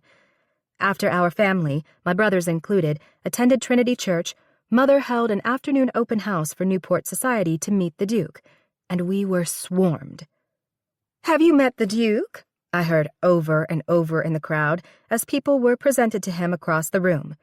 Thank heavens Mother, did not make me stand at his side. I had heard her say to Mr. Belmont, "Not until the engagement could be announced." The whole thing made me feel not only dizzy, but nauseous.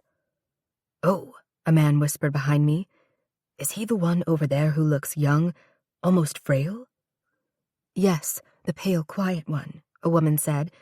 "Of course, in the eyes of most of our countrymen and women, he is 6 feet tall and dashing as a fairy tale prince."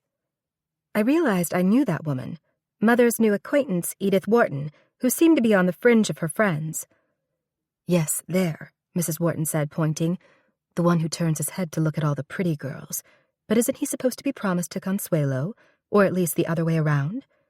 "Oh, Consuelo, my dear," she said, beginning a blush as she recognized me. "We did not see you there. My, you look lovely this evening, and how tall you have grown. I mean, I only see you in a carriage with your mother and the Duke lately along Bellevue. I am sure you are so excited, absolutely on pins and needles." I could hardly argue with her astute observations, and so the social swirl went on and on. On Monday, the Duke and Ivor played tennis at the Newport casino courts, and a party was given for him at the so-called Gold Club, where 300 attended, but thankfully not me.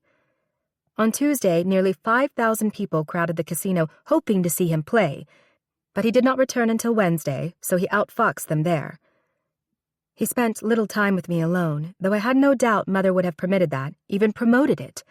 I was so grateful he was kept busy elsewhere on his so-called East Coast tour. Was he giving himself time to get used to the idea that everyone thought he was here to propose marriage to me? I could not imagine he was kind enough to give me time or to find just the perfect romantic moment. He seemed not to have a romantic bone in his trim body, but I kept myself from gazing again at the American Beauty rose Wynne had given me, which I had pressed in my Bible. Or was the Duke playing a cat-and-mouse game with Mamma to up his bargaining power? If so, I wondered if he realized he was not the cat, but the mouse. Even I, who was used to my mother's lofty level of entertaining, was awed by the fabulous decorations and display for the ball honoring the Duke of Marlborough at Marble House. She had so much to oversee that she let Papa help her in the preparations, though he had promised to leave before the festivities began. Before he disappeared again, I had an opportunity to stroll the grounds with him. "My dearest, how are you holding up? Sorry about Wynne, but think of all that lies ahead for you," he said in his usual effort to buck me up. "What lies ahead is why you cannot console me." "I dare say you think I should have stood up to your mother for you and Wynne, but the best-laid plans do not work out sometimes. I know you will do well as a Duchess, my darling. Use well that position and sphere of influence, so to speak." "Some of his family studies me as if I am a broodmare." "But I am sure you would like children.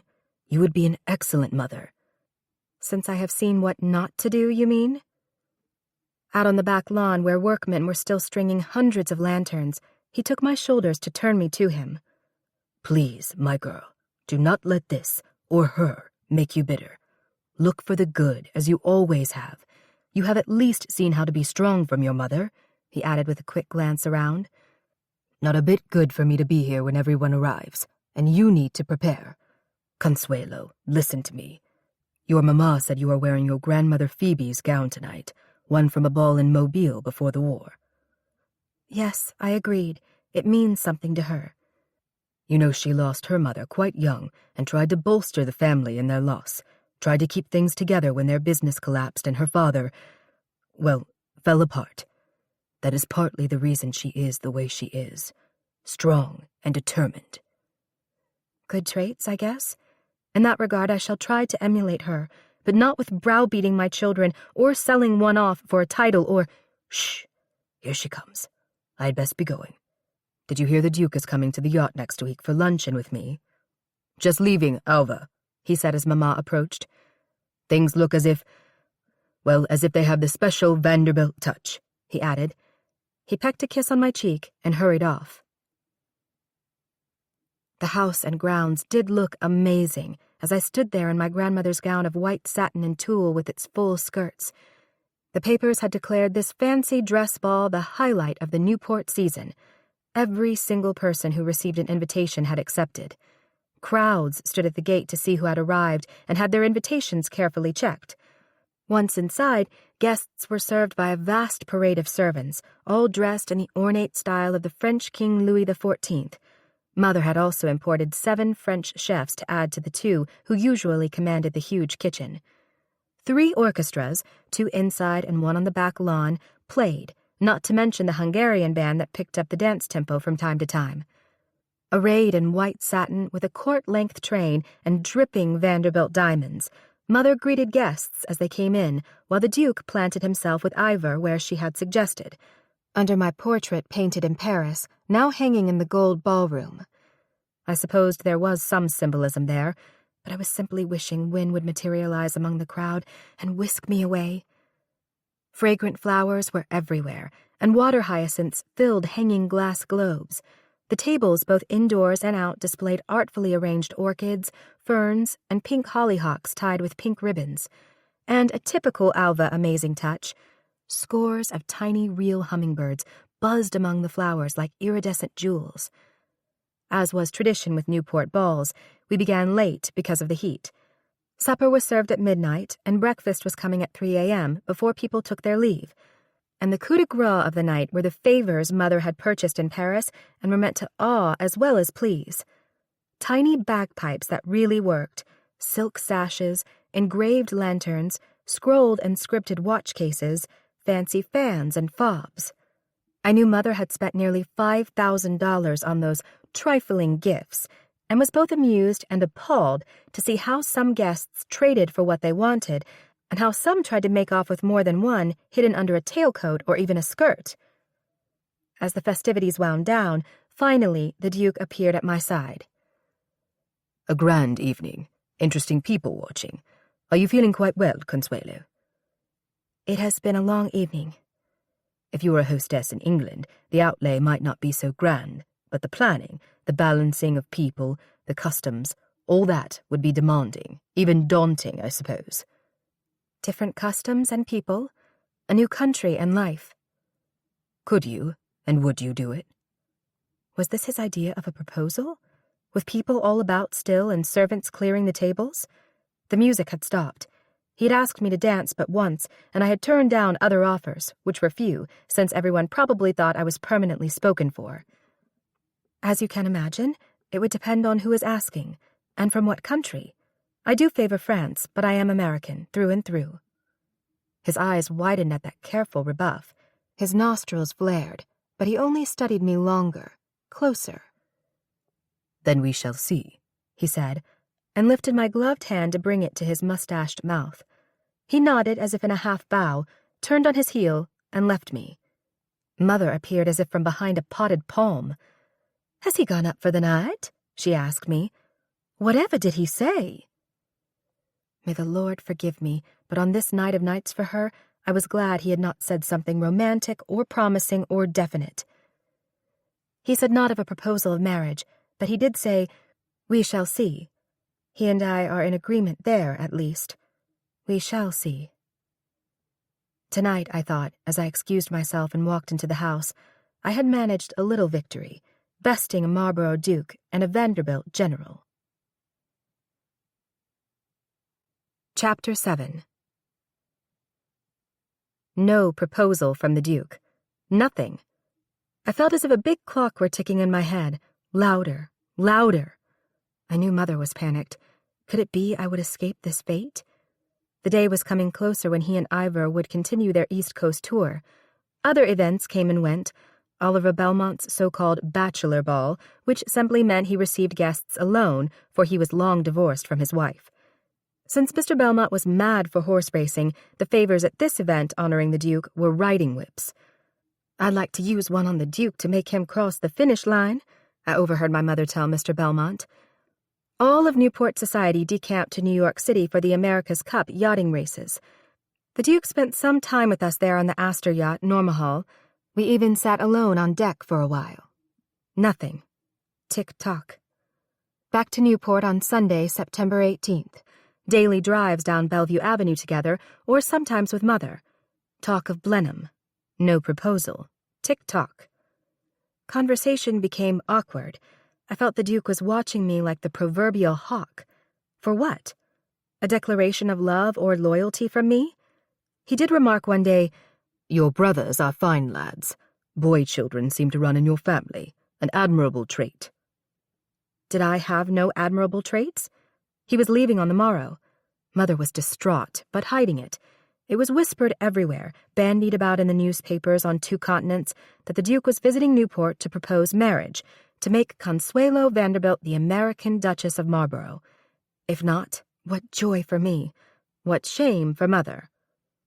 "Mrs. Vanderbilt," he said after dinner the last night he would be staying with us, "would you mind if I took Consuelo off for a walk and a chat? Just to the Gothic room, not far." Mother managed a calm, almost sweet face. "Of course. Ivor and I will do just fine here. He has been telling me that another cousin of yours, Winston Churchill, is your heir unless you have heirs of your own. Consuelo and I should like to meet him. Is he married?" "Looking," Sonny said. "Always looking at every opportunity is our Winston." He gestured me toward the door, and out we went. You might know, instead of outside on this starlit night, he'd picked the Gothic room. That chamber had always frightened me with its medieval miniatures and collection of crucifixes. At least it did have a murmuring fountain, though that was decorated with the 3 stone masks of Greek tragedy. If I had not been so nervous, was what he had to say farewell or forever? I would have said the setting was perfect. We sat on a needlepoint settee. He took my hand in his. His was cold, but so was mine, and shaking. "Consuelo, my dear, we are very different people from different realms, but I believe you will make a fine Duchess for Blenheim, and for me. You are beautiful and accomplished. I would like to do you the honor of asking you to be my wife. I will try to make you happy, and I am sure you will endeavor to do the same." There it was. The clock in my head stopped ticking. Mother would be ecstatic. The newspapers would have copy for weeks.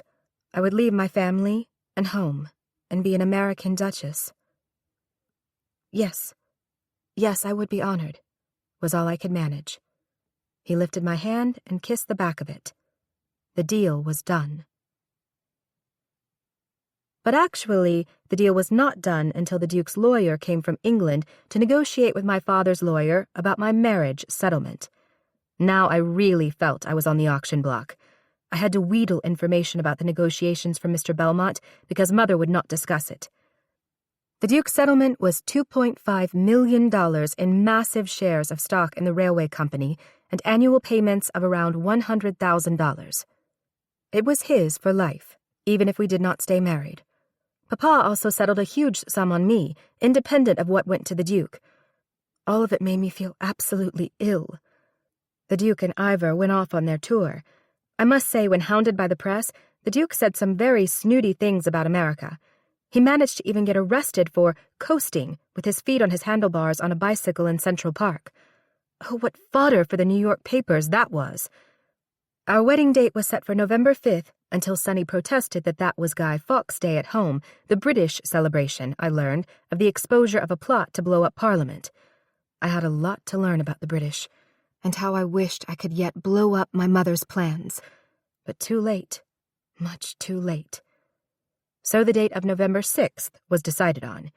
Even I was put out, and Mother almost went berserk when the Duke skipped the wedding rehearsal because he thought it was just for me and my 8 bridesmaids. So many differences between my America and where I was going. Then came my wedding day. I had once seen Queen Victoria pass through the streets of London in a carriage with cheering, shouting crowds lining the way.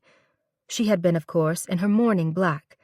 I felt I should be now, though I was encased in white, and I kept telling myself that I was going to my wedding, not my funeral. With the help of the police, Papa and I made it inside Old St. Thomas Church. We were 20 minutes late since I had needed repair from crying and clinging. The music of the orchestra and massive choir seemed to shake the stone foundations. My bridesmaids waited in the vestibule and fussed over my skirts and long train. I was handed a huge, heavy bouquet, since the orchid Sonny, yes, I had been told I must call him Sonny now, had sent from Blenheim had not arrived in time. Tick-tock, time to go. Time to become someone I was not and did not want to be. "Your mother was so worried," Miss Harper said, appearing from where I did not know.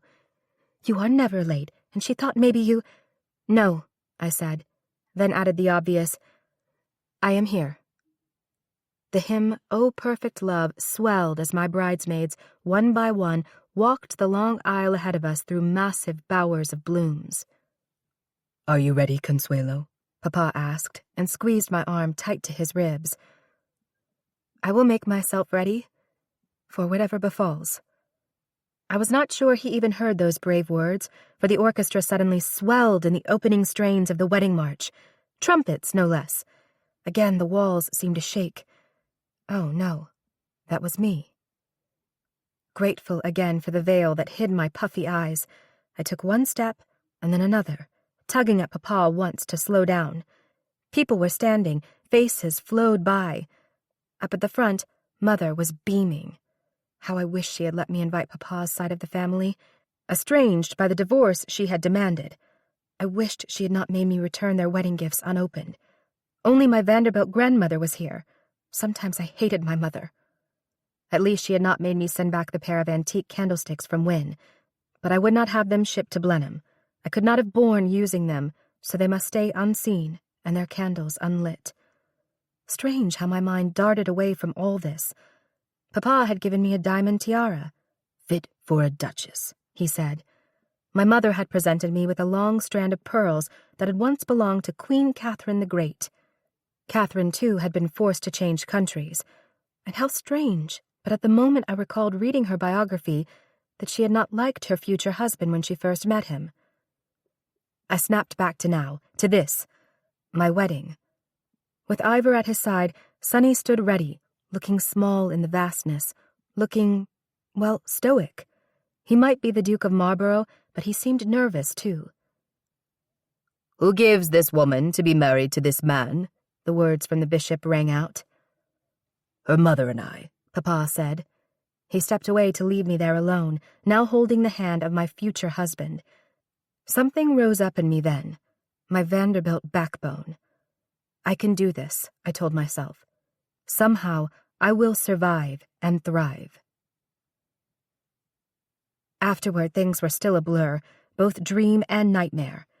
Despite the police cordon, the crowd outside the church surged at us. 2 women tried to snatch my bouquet away. Some at least called, "Good luck! May God bless you!" I felt I needed both, and yet a strange calm and acceptance had come over me. I was the Duchess of Marlborough. I had a new home, despite the fact we were taking a Mediterranean honeymoon first. And then there was the wedding night. After a reception for over 100 guests at Mother's recently acquired home at 72nd Street and Madison Avenue, Sonny and I were headed for a few days to Idle Hour, the Vanderbilt retreat on Long Island near Oakdale, before we left for Europe. What I do recall when Sonny and I climbed into our carriage to leave was not the cheering crowds, nor even my teary goodbye to my brothers and Miss Harper. It was, as we pulled away, that I saw Mother in a first-floor window wiping tears from her face. Why was she not smiling, laughing? Did I understand her at all? Sonny and I took the ferry to Long Island City, then boarded a special train. We both sat, looking wilted, in our private parlor car heading for the first days of our honeymoon. Sonny perked up when he started reading congratulatory cables from England. He handed them to me after telling me who was who. Some he was proud of, some he dismissed with a wave of his hand or tossed aside, a lesson for me of who mattered and who did not to my new husband. "Ho!" he said, and seemed to become much more animated over one. "One from the Queen herself. I shall keep this. I have hopes you will be presented at court, even though Her Majesty's strength is waning these days." Mine is waning right now, too. But I feel I must be frank about something, clear the air a bit. We have been so busy, with others around. He nodded, frowning, looking up at me at last. I sat up straighter. I knew that expression, but I had to clear my conscience of this. I told him, "I am sure we shall both do our best to make the other happy, but I assume you know this marriage was my mother's idea, not mine. She insisted on it, even though there was another man who wanted me. She made me turn him away." I expected he might mention that he too had given up someone he cared for. Would he be angry or wish to know more? "Really?" he said with a small shrug, as he looked down at the next cable in the pile. "I take it he was an American. I do not see much point in discussing it any further. As far as I am concerned, I never want to see your country again." His lack of concern was like a blow to the belly, and his evident disdain for my dear country stung deep. How could I ever love or even respect this foreigner? How could I bear his children, though I swore to myself right then as I looked out the train window again as America rolled past, that I would teach my heirs, yes, mine, to love not only Great Britain, but great and glorious America, too. I would indeed be an American Duchess. But however was I to get through my wedding night, my honeymoon, my new life? As I waited, exhausted and on edge, for Sonny to come to my bedroom at idle hour that night, I remembered something I had overheard Minnie Paget, of all people, tell someone once. It was a jest about a British bride on her wedding night not knowing what was expected of her, and supposedly her worldly maid had told her something like, "Just lie there and think of the British Empire." I had been readied for bed not by Brooks, my longtime maid, who was not going with me, but by a new French maid, Jeanne, whom Mother had hired. Only Jeanne and Sonny's valet would be accompanying us on our wedding trip when we left here. This grand old Tudor house held such happy childhood memories. It was Papa's favorite place, though Mother had designed it. My brothers and I had sailed our small boat, gone crabbing and fishing in the Grand River, and hiked through the 800 acres of woods. My parents had the old bowling alley converted to a playhouse where I learned to cook and clean and invited guests in for tea. I had kept a garden of flowers here and taken them in my pony cart to local convalescing children, one little crippled girl especially. Papa had said I had a good heart for children. Sometimes here at Idle Hour House, Mother, had let me take off my iron corset. Strange, but waiting here now in what had been her bedroom while Sonny was next door in my old one made me feel I had put a sort of iron cage on again. And it was here at Idle Hour that I had first met Wynne, when his parents were weekend guests. I thought he was so handsome, clever, and kind. If only he could be coming through that door right now. Sonny knocked and came in wearing maroon silk pajamas and robe.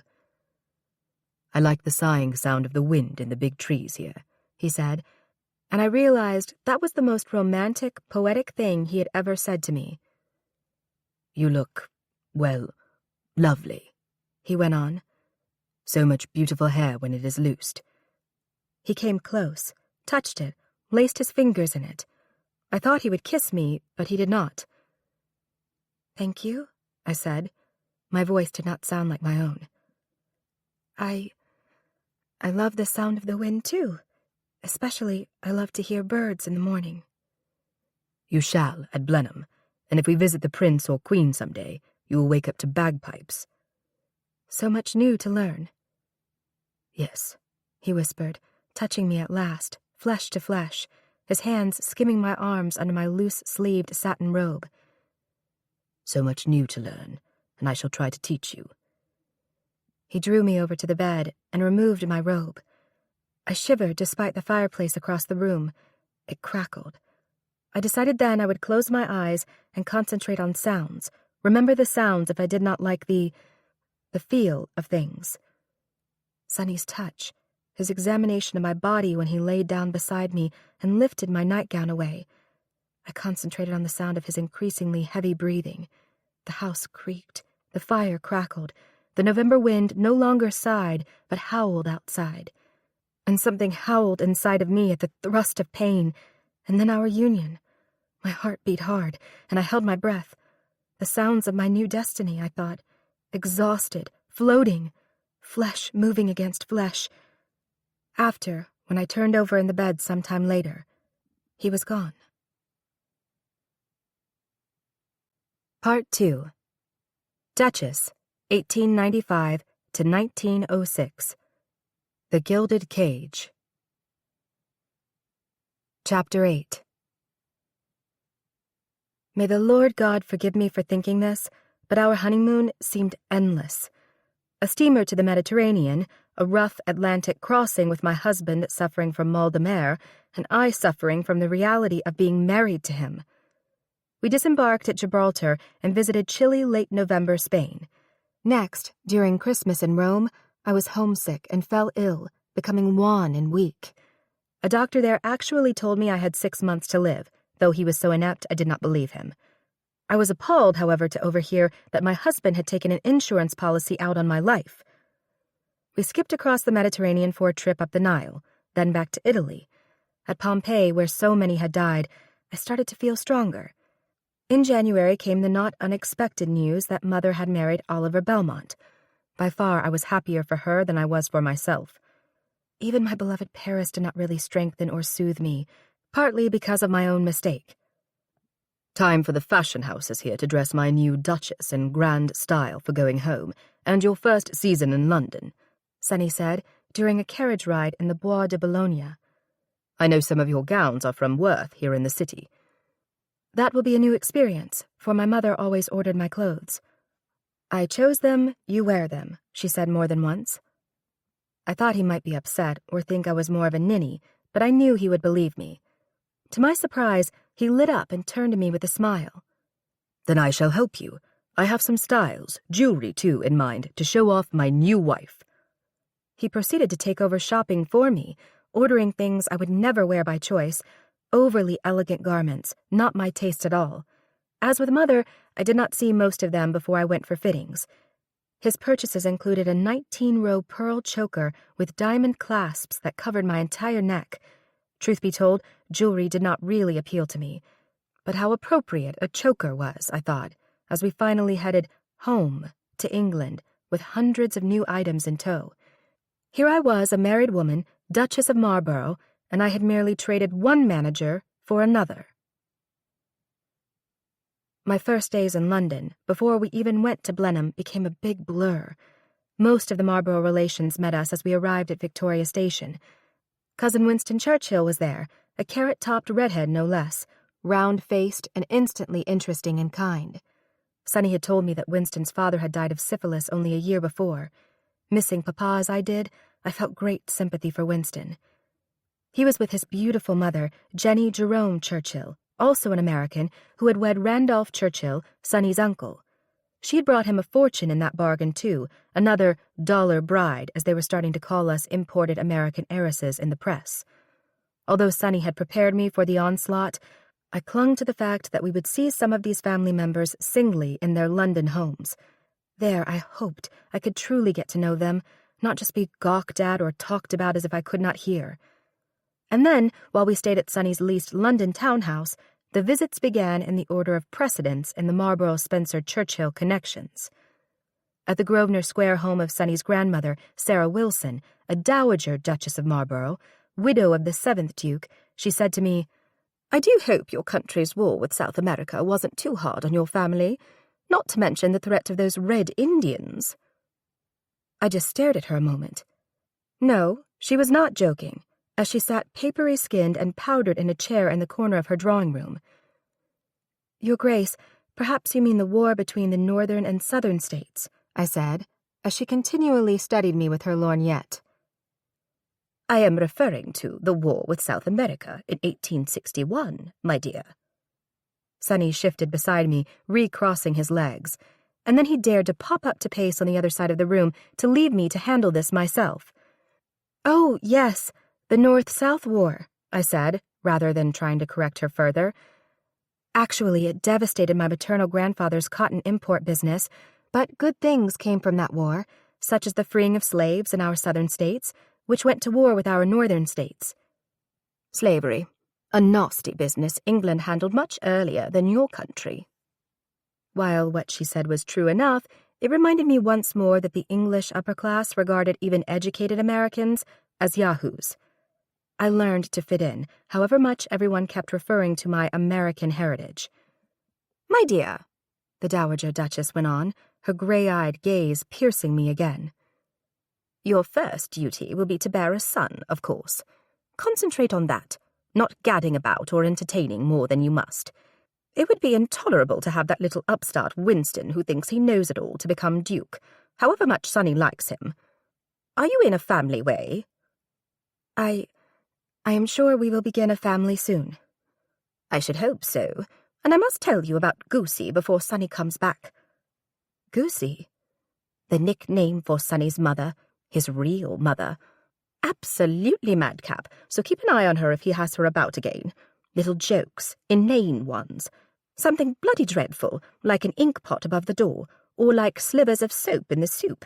You know what I mean, or hopefully not. A practical joker. Nothing practical about Goosey, silly as a goose.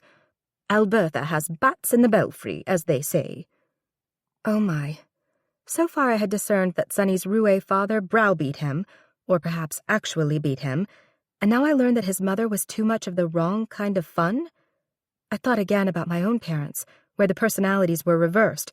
Papa great fun, even a rake hell at times, while my mother browbeat me, and literally used a rod.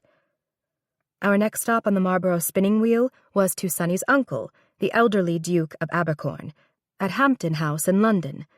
It was a charming place done by the fashionable interior designer Robert Adam, with grand and spacious rooms. The thin, nervous Duke kept popping up to point out various family portraits and telling me I must know who was who despite the fact they were all dead. He wore a velvet smoking jacket and kept tugging the cuffs down. He had fussed over removing my coat before Sonny could, then kept staring at the lining of it. Russian sables. "What a beautiful coat. Reminds me of one I own, but these may be better sables." He rang for his butler, who ordered his valet to bring his in. "Indeed, these are finer than mine, so I shall have to look for a new one. Sonny, you must tell me, my boy, exactly where you purchased this for her grace. You know," he said with a wink at me, "I can see that the future Churchills and 10th Duke will be tall and handsome. Good news, eh, Sonny?" Thirdly, though I was starting to wilt, we stopped at Lansdowne House in Berkeley Square to visit the Marchioness of Lansdowne, an aunt whom I could tell Sonny preferred to his own mother. I breathed a sigh of relief, for she was smiling, gay, and even gossipy. I had met her briefly in India, and my parents had stayed with her when she was vicereign, so we had a starting point, so to speak. It finally occurred to me where Mother got the inkling of pairing me with Sonny.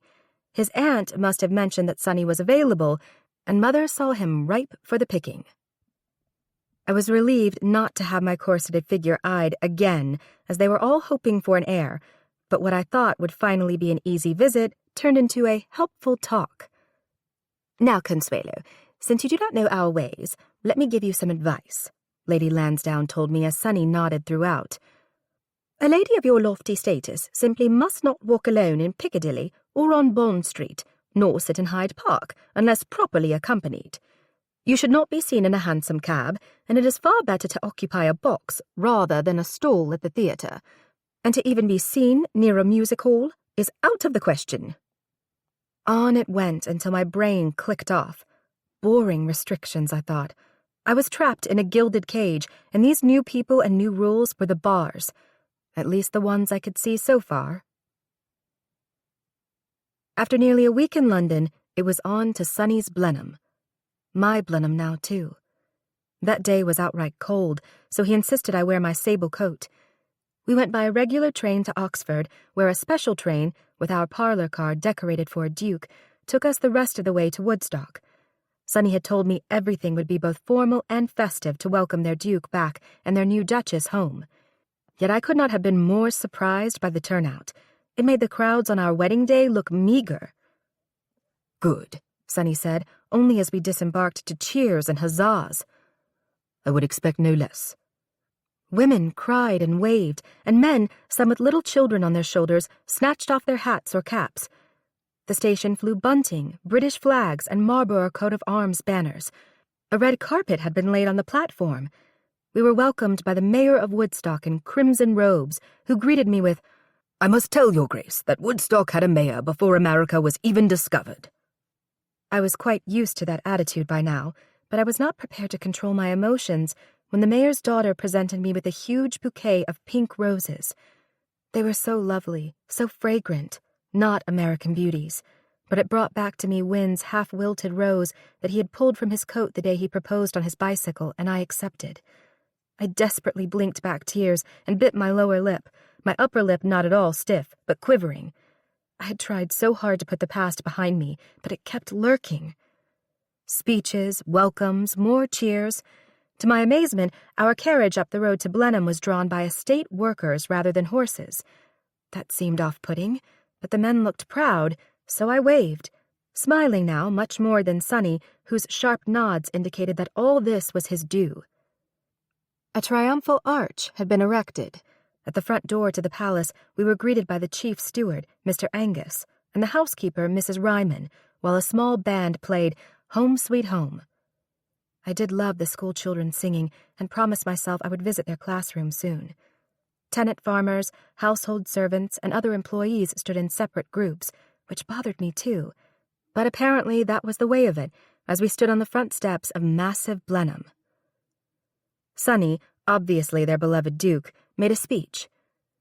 "I did not plan to be so long away from you, or that when I returned it would be the occasion of such good feeling and so kind a reception. Our new Duchess has expressed to me numerous times that she hopes to become a friend to the people among whom she is going to dwell, and prays she might endear herself to your hearts." And to yours, I thought. We had been intimate only in the bedroom, not in sentiment or emotion. I so missed that, longed for that. I still felt I did not know this man, let alone his people and all that would be expected of me. Suddenly the roses in my coat seemed so heavy, even my hat and hair.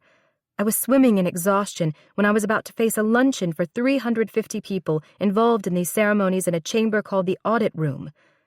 I had never been so glad to see a hot bath. It had been prepared for me by my new English maid, Rosalie, for Sunny had not liked Jeanne and had sacked her.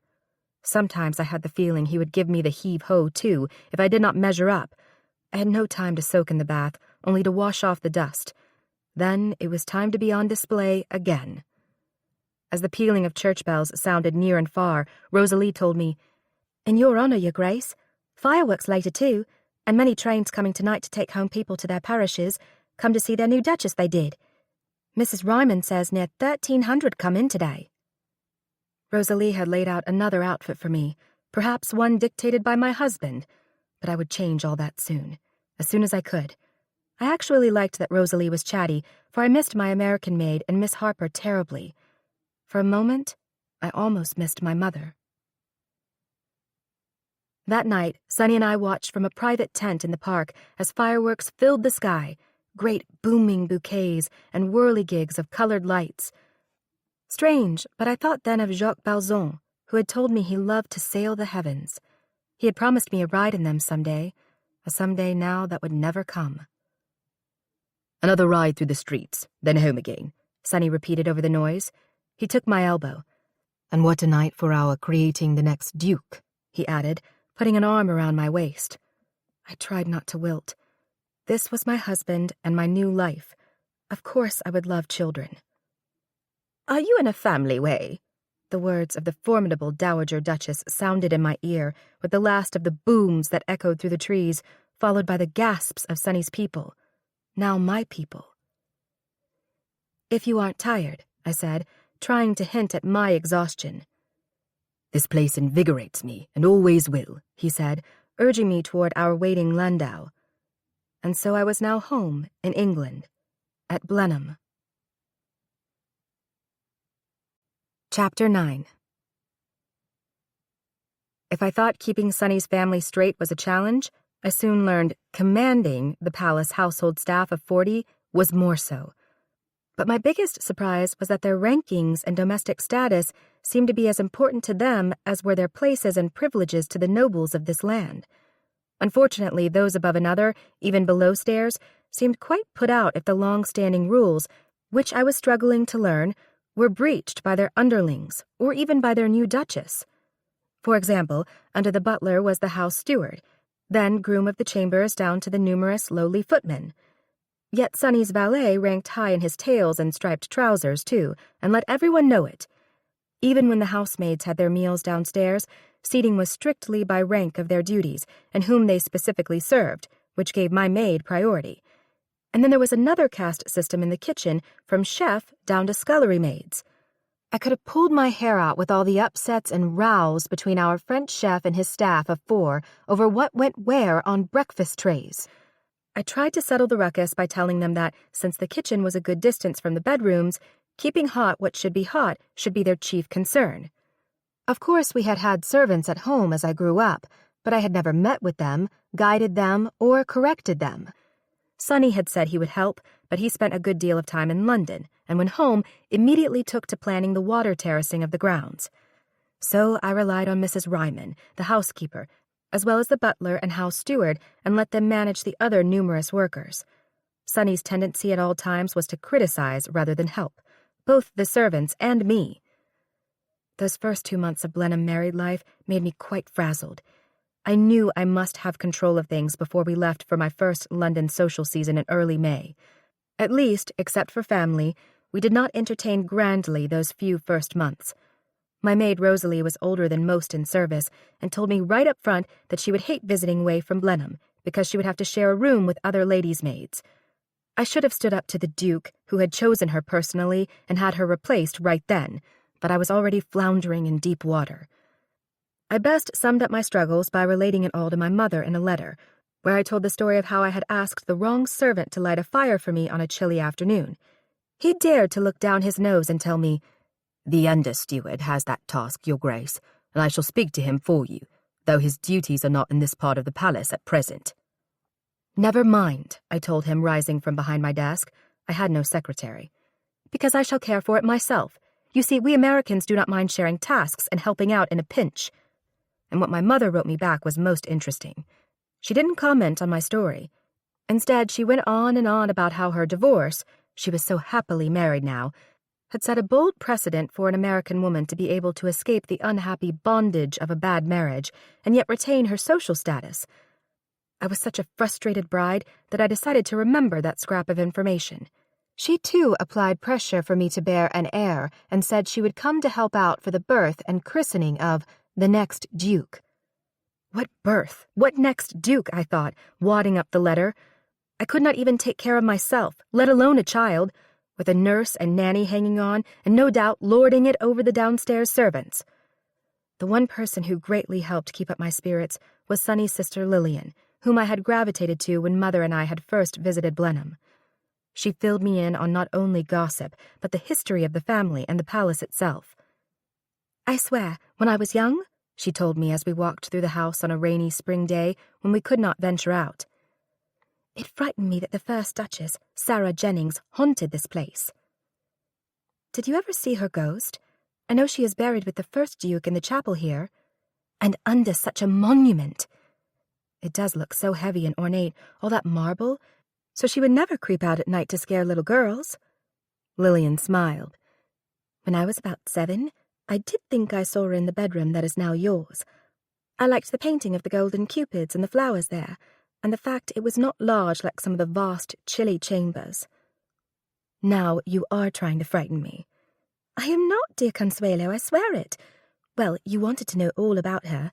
They were a love match, you know, and she had to live here over 20 years after her dear husband died, and her goal was to finish Blenheim and make it grand in his memory. He is the one who should haunt these grounds." She linked her arm through mine. "No," she said with a little smile again, tilting up the corners of her mouth. "Sonny's planning never to leave, so he'll do that.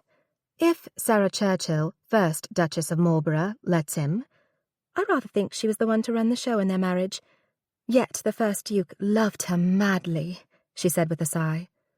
I told her, "When I sit at chapel each morning at exactly 9:30, staring at the tomb as if it were an altar, it seems the first Duke and Duchess are to be worshipped.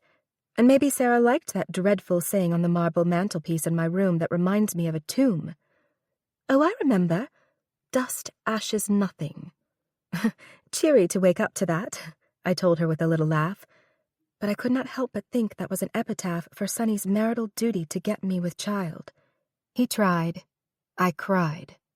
Because I knew I should feel happy, excited, something. And so far, nothing. We had the entire family to a formal dinner on what I was remembering to call a Saturday to Monday, not a weekend. Everything went fine until my nemesis, the most senior dowager Duchess, rose as if she were hostess to indicate it was time for the ladies to depart and the men to enjoy their brandy. It was quite an affront to me in my place. Everyone looked up. Conversation ceased. Granted, when Sonny was unwed, as ranking Duchess, she had that honor, but she was brazenly usurping it from me now. From across the table, Lillian mouthed, "Make her go alone. Do not move." but I stood quickly and went to the door and met the dowager there.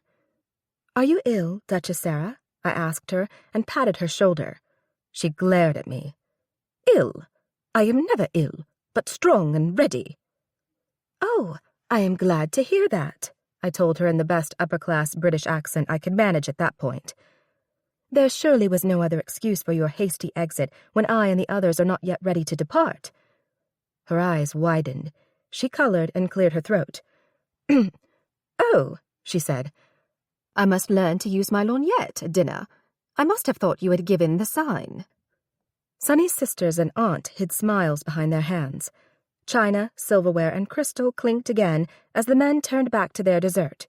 I made a show of helping her back to her chair. And that, I felt, was my first victory in the Battle of Blenheim. However, I felt I lost most of the dinner table skirmishes when it was just Sunny and I who dined. At least I insisted our places be set, not at the far ends of the long table, but across from each other on the sides. Yet I felt at times that we might as well have been on distant planets. I tried hard to entice him to converse about his plans for landscaping the terraces, for fixing the roof, for information about the local tenants. Anything. It simply was not his way to make conversation, and no one would have believed how little he talked, how little he even ate. We were always both dressed to the nines, I in a satin and lace gown with Catherine the Great's heavy pearls or Marlborough diamonds about my neck. I hated to eat in the huge pearl choker Sunny favored, so I had argued I was saving that for the coming season. He was always fully, formally attired, as if we were eating with nobility, even the distant royals. The servants served the first course, then retired to the hall so we could talk privately and intimately, which we seldom did, despite my attempts at conversation. "Sunny, I understand there is an elderly lady ill in the village. I should like to visit her. Rosalie says she is blind and loves to have someone read the Bible to her." "Fine." Although he had piled food on his plate, he often pushed the plate away along with his rows of silver utensils, even his drinking glasses. I felt rude eating, but I was not going to let his fastidious, fasting nature stop me after the first time or two. No wonder he was slight and slim. "The food is delicious," I ventured. "I am not that hungry." Worse, he backed his chair away from the table as if he wanted to get even farther from me. He crossed one leg over the other and proceeded to twist his ducal ring around his finger. After a period where he was either brooding or sat deep in thought, he scooted close again and picked at his now cold food. Between the long, drawn-out courses, I actually brought knitting, but he seemed neither to get my message nor care. I excused myself once and found the butler reading a detective novel in the hall. He looked embarrassed and hid the book, but I told him, "I cannot blame you. I only hope the master of the house does not die from starvation in that mystery novel. If so, I would like to borrow it." I imagine that comment made the rounds downstairs, but I was at my wits' end. I felt my personal second Battle of Blenheim victory came the next day, and that was also over food at the table. We were dining with his sisters, Nora and Lillian. His mother, Albertha, alias Goosey, was there too, so we were all on edge. Sunny and his mother were like oil and water, though I must say I sympathized with Sunny this time around. Having been warned about Goosey's antics, I had watched her closely to be certain there was no soap in the soup. But what I noticed, really noticed, for the first time was, when I lingered to be certain Albertha actually left the table after the meal with no hanky-panky, was the butler overseeing the dumping of leftover food into a tin pail. Although the food had been delicious, the swirling mess it made mixed together almost turned my stomach. "I thought that extra food went to poor people on the estate," I said. "Oh yes, Your Grace," the butler told me. "Straight away." "But the pudding with the bread, with the gravy, with the sweets, with... Why, it has turned to slop." Albertha said, "Always done that way. My dear, we cannot have an array of separate tins with everything wrapped up just so, you know." The butler looked confused, caught between the two of us. He nodded, but I was not certain whom he was agreeing with. "I'm going to the village on the morrow," I told him, "but I want breakfast and any other decent remains of the day to be packaged separately. I know you will take care of that, Mills." "Oh yes, Your Grace." "Humph," Alberta said. "You know, though, I did mix pudding with gravy once to teach Sunny he was not to stir things together on his plate." I almost accused her of causing his wretched habit of staring at the food before he ventured to eat it. But I said only, "You know, Your Grace, my brother once put a frog in my bed, and I put it right back in his. I told him, that's what happens to tricksters." "Oh my," she said, and dared a little smile. "I suppose some do take harmless jests the wrong way, but it sounds as if you were a brave girl." But I wondered, was I ready to be a brave Duchess? I was going to the village on the morrow after church with some decent separated food and not slop fit for pigs, and if anyone else, including Sonny, protested about an American fouling up English tradition, that was just too bloody bad.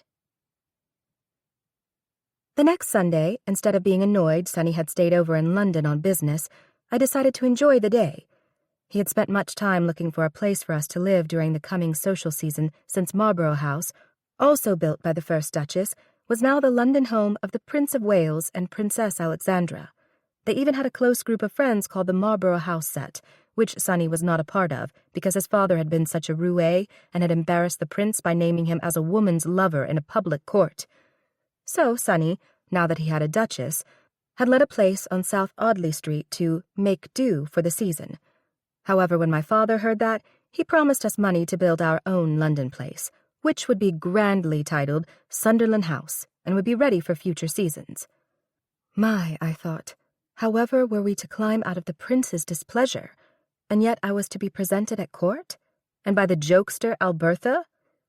I would have to be certain my long court train wasn't booby-trapped somehow, for she had slipped some things past me at Blenheim, which sometimes I swear she wanted to turn into bedlam. So here I sat praying in the church service at nearby Woodstock, not with Sonny, but with Lillian, for Nora was under the weather. I prayed for a child, a son, and for a much-improved marriage and better relations with the Prince of Wales. I prayed for strength and some sign I was appreciated somewhere. On our way out, while Lillian bustled ahead to speak to someone, the curate, standing off to the side, motioned to me.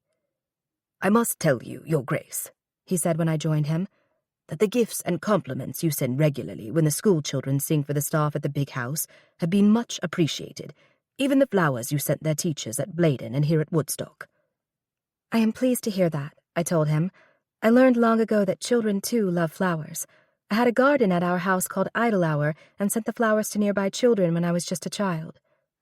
"And now," he said with a smile and a slight nod, "your endeavours to meet and know people in the village are blossoming.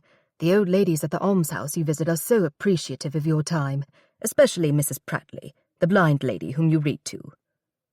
"She loves the Book of John, especially the part where the Lord heals the blind man. I nearly have it memorized myself. She is such a gentle, patient soul, and I need to learn that." "I have no doubt that 'blessed are the meek' is difficult for a duchess. Well, the last thing I heard, and the old ladies all cheered, was that they now have food from the big house that they can tell what it is, not all swirled together like mush." "Good. Tradition needs to be changed sometimes." "Well," he said with the first frown I had seen from him today, "please do not quote me to the Duke about that, for, of course, he always tells me that the aristocracy is the cornerstone of society, of civilization itself." I did not blink an eye at that, Sonny's bedrock belief in a nutshell. "I feel blessed by the village people, and I feel I derive more gifts from them than they do me," I told him, as Lillian, already seated in our landau, looked around to see what I was doing. "You know," he said, speaking even more quietly as others passed, "Mrs. Prattley calls you the Angel of Woodstock, and I dared not argue with that." I blinked back tears as I bid him goodbye and was helped into the landau by a footman. I felt calm for once, and cared for. Really cared for her. For that blind old lady and the others she lived with, the school children, the tenants in the streets and fields, had given me a finer gift than any expensive costume or ornate piece of jewelry. I felt I had done something good and worthwhile here, in the Lord's eyes, if not my Lord's eyes. For the first time, I glimpsed that I, as a duchess, could make a difference. Chapter 10. "You indeed look like a Duchess of Marlborough," my mother-in-law Albertha crowed, clasping her gloved hands together. The two of us were waiting in the line of ladies to be presented to the Prince of Wales and his wife, Princess Alexandra, because the Queen no longer undertook difficult duties. I was regretful I would not be able to meet Her Majesty, but Sonny had said he hoped for a more private audience with her soon. He was somewhere with the crowd inside, and the Dowager Duchess was my presenter. At least the two of us had worked well today so far. It was the first time I had been in Buckingham Palace, which I understood the Prince and his set had jauntily dubbed Buck House. Today was the first time Sonny and I had ridden in the new Crimson State coach he had purchased to be pulled by his favorite team of 4 matched greys. It was driven by a white-wigged coachman in a red coat with cape and guarded by 2 powdered footmen riding postilion in similar garb. After being escorted through a series of small rooms called the Pens, I took my place in line outside the palace ballroom. I felt weighed down by my jewelry and garments and heavy court train, which was draped over my right arm. For once, I blessed my mother for making me wear that dreaded iron contraption years ago that made me stand so straight. The neckline of my bridal gown had been cut lower to meet the proscribed style for presentation attire, since recent brides wore that gown by tradition. Short sleeves with over-the-elbow gloves were de rigueur. I wore a diamond belt, a recent gift from my husband, and the diamond tiara Papa had given me. Each lady to be presented wore 3 ostrich feathers upright in her coif. Sonny had said it was to honor the Prince of Wales's historic heraldic badge, but Albertha said it was so that, in the crowd, the prince could give his full attention to any pretty young woman approaching. Oh my, I thought when the palace footmen swept open the double doors. At least the length and height of the ballroom was not so daunting, perhaps the size of Blenheim's long library. A band inside played military music, but we hardly marched in. Each of us in turn halted to give the card with her name to a lord-in-waiting, who then handed it to the Lord Chamberlain to be read aloud in his booming voice while the train was taken off my arm and arranged by Albertha and a page. My name rang out, and I moved farther forward, leaving Albertha a few steps behind as planned. I sensed a stir in the attendants and the crowd, but I had known I would be a curiosity. I concentrated on gliding across the parquet floor, and then onto the crimson carpet that led to the elevated dais where sat the prince and princess on thrones. Thank heavens I had practiced the court curtsy, for it was very deep with my head almost touching the floor, a real stretch for a woman of my height. But I was well rehearsed. Probably fearful that his mother would come up with something silly, Sonny had insisted on watching while I curtsied repeatedly after walking the long library in this gown, dragging the train. I managed both of my curtsies to the royals. Oh, the prince was quite heavy, indeed fat, and the princess so lovely. And how Bertie, as they called him, looked me over with an avid eye, more than most would dare. I found it a bit off-putting, but for 2 things. I had heard he had a roving eye for any pretty woman, so it was not personal, and Sonny had said that if the prince approved of me, it would help the family climb back in his good graces. And then before I turned away, the most momentous thing, Princess Alexandra smiled at me, right at me. I was so grateful and liked her instantly. They said she was hard of hearing. I felt I not only saw but heard her sympathy, her good wishes for me loud and clear. The worst part was yet to come, for one must not turn a back to the royals. So after a page scooped up my train and placed it over my arm again, I retreated in reverse, gazing not to the right or left, inching away from the royal presence. In the corridor outside, Sonny was beaming. "I have a beautiful, regal Duchess," he told the man next to him, though he did not tell me. That set me a bit on edge. "Well done," Albertha said. "I must say, no one would take you for an American." I could not help myself in my retort to her, for I was full up with comments disparaging my people and my past. "I suppose you mean that as a compliment," I told her. "But what would you think if I said you were not at all like an Englishwoman?" "Oh, but that is quite different," she protested, starting to blush. "Different to you, but not to me. I am proud to be an American. I will ever be an American, even living here wed to the English, with English and American children someday, I pray." Sonny took my arm. I thought he might be angry, but he said, "Mother, Consuelo carried herself beautifully tonight, and as for children, we shall soon see." As our coach swept us away from the palace gates that night to the music of the household cavalry band, and as we rode down the mall, I felt I had become, in truth, Duchess at last, if still an American one. Amid the social swirl of polo matches, visits to Parliament to listen to and applaud speeches, sometimes Winston went along, theatre visits and numerous parties that first London season, came another important invitation. The Duke and Duchess of Marlborough were invited to be presented to the Queen. The event was called a dine-and-sleep and was to be held with a small number of guests at Windsor Castle on very short notice. That, Sunny said, was because one never knew how strong Her Majesty would be from time to time. We took the train, which the British called the railway. Again, I had been prepared for this by a family member, this time Sunny's great-aunt. I must speak only when spoken to by the Queen, and must keep my comments pertinent to Her Majesty's question. When presented, I would kiss the Queen's hand, and because I was a peeress, she would give me a quick kiss on my brow as a blessing. Here we were, properly dressed in dark colors, but she was swathed all in widow's black. I know she still mourned her beloved Albert after all these years, but I vowed I would never go into eternal mourning, God forgive me, at least not for Sunny. However, mourning for losing my person and my past might suit me. I was surprised that Queen Victoria was so tiny that I almost had to kneel to get low enough to receive the forehead kiss. I wore a diamond crescent in my hair that I feared might scratch her, but all went well. Her questions to me were about my country, and I caught the whiff of disdain there, too. Needless to say, I did not lecture her as I had my mother-in-law. Dinner was odd and a bit depressing, with everyone but Her Majesty whispering. I found Windsor Castle somewhat gloomy, and was amazed it made me long for, at least the gardens and rural spots, of Blenheim. Funny, but in the midst of all this, I thought how very regal was dear, blind Mrs. Prattley in the almshouse, with her black shawl pulled over her shoulders, and her graceful blue-veined hands folded in her lap while I read to her. She, too, had lost her husband years ago, and there was such an inherent silent nobility about her. God forgive me, but I would have preferred to be spending time with her.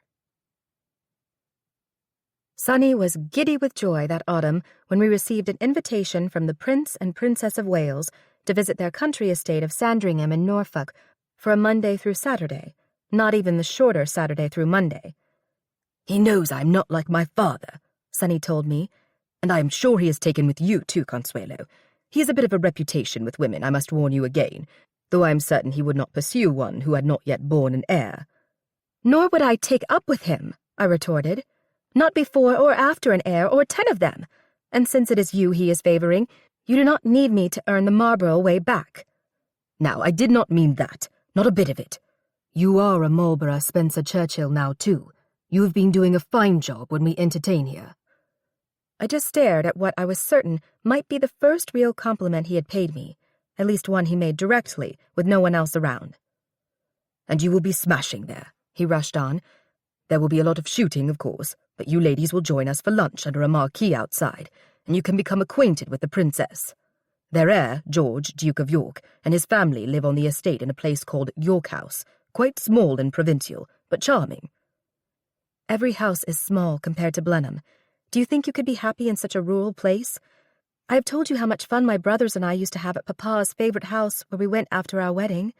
My mother might have decorated it, but it seemed most like home." "A place like that, rather than Blenheim. Absolutely out of the question, so do not bring it up again. Blenheim is home. But one more thing. The heirs of George, Duke of York, Victoria's firstborn great-grandson, and his younger brother David and Bertie, their heir in the spare, as you like to say, live mostly at York House. Their mother is Mary of Teck. You must keep all this straight, and these two heirs were born a scant 2 years after their marriage and quite close together." "I am sure hearing that, especially about their 2 little sons, will inspire others," I dared with a roll of my eyes. Then, to avoid a righteous tirade from Sunny, and even a determined nightly visit to my bedchamber for my snide remark, I quickly darted in another verbal direction. "So how deaf is the princess, and how is it best to speak to her?" "I hear she somewhat reads lips, but be certain to speak directly to her. She will show you her collections of bric-a-brac, so she will do a lot of the talking. Another way she tries to overcome, I suppose." I wondered what she did to overcome and overlook her husband's infidelities, but bit my tongue on that. The kindly woman had smiled at me when I saw she did not necessarily do that to others in the presentation line. But how fortunate that she had borne children, sons, early in her marriage, and the message was always that I must do the same. I must admit, I loved the country elegance of Sandringham. The big house, as they called it there, seemed homey next to Blenheim, and York Cottage was a charming but cramped place to rear a family. We all ate ptarmigan pie and lobster salad at tea-time, because that is what the prince favored. Dinner, blessedly, was not the usual 4 hours of a social meal, but 1 hour, because that was the way here. Despite the 4 major changes of attire each day, I enjoyed myself greatly because of the warmth and kindness of Princess Alexandra. She was a beautiful brunette with a poodle fringe of hair over her high forehead. She, too, owned a thick pearl choker, which she wore at dinner, so I was glad I had not brought mine along. I had seen that women imitated her limp with the so-called Alexandra glide, but I did not, for I found it faintly mocking. "I must say, you have 2 beautiful grandsons at York House I was honored to meet," I told her, as she showed me her large Fabergé egg collection. I tried especially hard to talk directly to her and raise my voice. She did not use an ear trumpet. Though she was some years older at age 52 and far above my rank, she seemed my age, my friend. "My dear Consuelo, they are darling boys. We were on the lookout for granddaughters also." "I was the firstborn, but 2 boys followed." "I am sure you miss your family. I miss mine in Denmark and visit when I can, or when they cannot come here. Now this egg opens up with a mere touch of this hidden pin, you see," she said, and opened the ornate, gilded and jeweled egg. To my surprise, within was a tiny, delicately decorated hot air balloon with a gold-woven basket and 2 gilded figures. "Oh, it is lovely, Your Majesty. I knew someone who flew a balloon once." "Someone is new, you say?" she asked, frowning and tilting her head. I realized too late I had said that too quietly. Yet I felt I had blurted it out, so strong was my memory of my few moments with Jacques Balzon. "He is a Frenchman. He flies in balloons." "I say, perhaps he will take us up some day," she added with a little laugh. "Oh, I see outside the window the men are returning. How many hundreds of partridge will they have dispatched today, do you think? Do come along now, and we will greet them before tea, then have time for a little lie-down before dinner." The prince was all eyes for me again, and Sonny was beaming in his proximity to the man, but I was well content to have only Alexandra take my arm. But alas, our newfound royal favoritism had its price, at least for me, though Sonny would never agree. During the yacht races at Cowes in August, he burst into my bedroom at our leased seaside home while Rosalie was lacing up my corset. I was surprised, and Rosalie totally flustered. "Wait outside," Sonny told her. "I need to convey something to the Duchess, straight away." She fled, and I stood there half-laced. I began, "Well, at least I can tell by your smile no one has died, so—" "The Prince and Princess will be making a visit to Blenheim. We are on the upward path, Consuelo. Do not look so dismayed, for this is a godsend for the Marlborough name and reputation, if not fortune, for it takes a lot of tin, as your American newspapers say, to host them. But this is an answer to prayer," he insisted, and came close to kiss me, something he almost never did. "But when? Just the 2 of them?" "Ah, November 23rd for 5 days to be exact. But the 2 of them," he laughed. "They are bringing some of their family, 2 of their daughters, no less, Maud and young Victoria, then their staff, of course, 2 equerries with their valets, 2 loaders for shooting, probably a total of 24 or 5, not including the servants." He paused while I stared at him aghast. "Wherever will we put them? The royal party? We will have to move out of our first-floor rooms and house them there." "Exactly, as well as redecorate some chambers. I do wish we had better plumbing, but they will have to make do. The benefits and beauty of Blenheim quite make up for that. So you need to plan breakfasts, luncheons, teas, dinners, and theatricals. The prince loves to be entertained. You will sit next to him at the table at dinner, of course, and you and the ladies will join us for luncheon in the fields the days we hunt. Every day, I wager." I still just stared. Granted, I had finally assumed control of the daily routines and our staff, but we had not been wed a year, and now this? At first, the only thing I kept thinking was that my mother would be ecstatic and, as we crude Americans sometimes said, she would definitely make hay with this news. Chapter 11. Although Sunny oversaw the redecorating of the room the royals would use, but for Albertha's suggestions, I felt greatly on my own. I was even so desperate for advice that sometimes I wished my mother were here.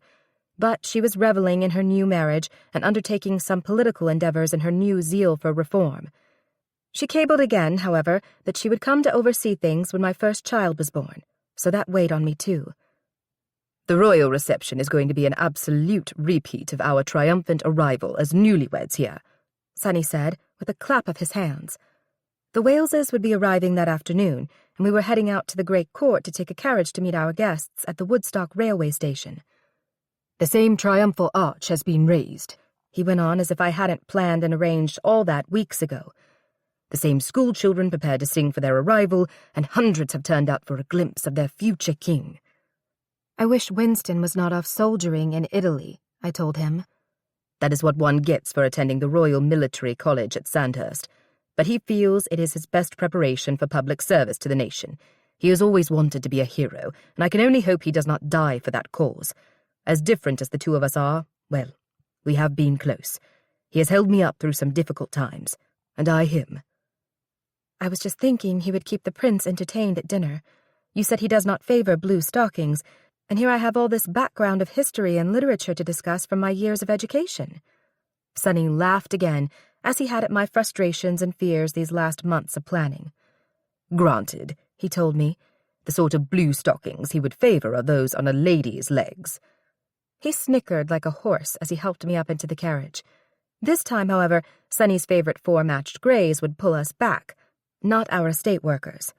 I carefully arranged my skirts so the rich brocade would not wrinkle, for I had needed to buy and be fitted for 16 new ensembles, from tweeds to satins, for these few days. So tell me more about this Lord Arthur Balfour the prince has suddenly decided to bring along. I changed the subject as I settled my skirts. The note said he would not join the guns, but would bring his typewriter. He rather sounds like some sort of secretary. Not Lord Balfour. You must remember the word secretary here does not mean some lowly position. Balfour is about 50, smooth of speech and manners, First Lord of the Treasury and Tory leader in the House of Commons. I do recall him from sitting in the Strangers' balcony in Parliament, a magnetic personality. But as for being sad that Winston's away, I say it is a blessing. He would never let up on Balfour with his own dreams of grandeur. Winston is going to stand for office sooner or later, and I shall too, locally, here, of course. My ducal duty. At the railway station, our greeting of the royal family and so many guests seemed to go on and on. I curtsied to the prince and princess, and she took my hands. "I cannot wait to see your collection of ornaments and bibelots," she whispered. "Nothing like yours," I told her, "but Blenheim has some fine historical pieces. Crucifixes, battle flags and such." I did not mention that Sunny's father and grandfather had sold off art and rare collections to pay Blenheim's debts. I thought I had planned for every contingency of their stay with us, but I had not thought of that, and Sunny had warned that the princess had an acquisitive nature when it came to things she liked that others owned. Oh dear, I thought, as the prince's laugh boomed out and we climbed into the carriage to be followed by others on the way back. I was already exhausted. However would I survive this little royal visit?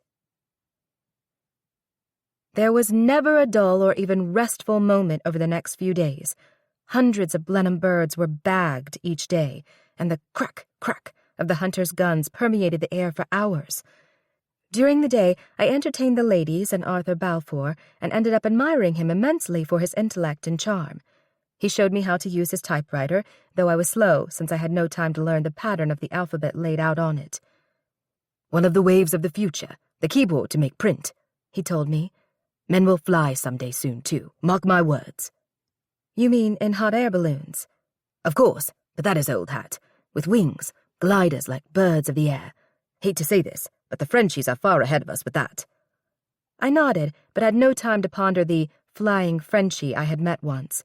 Here came Princess Alexandra with the single lady-in-waiting she had brought, and here came the guns back from another day of shooting.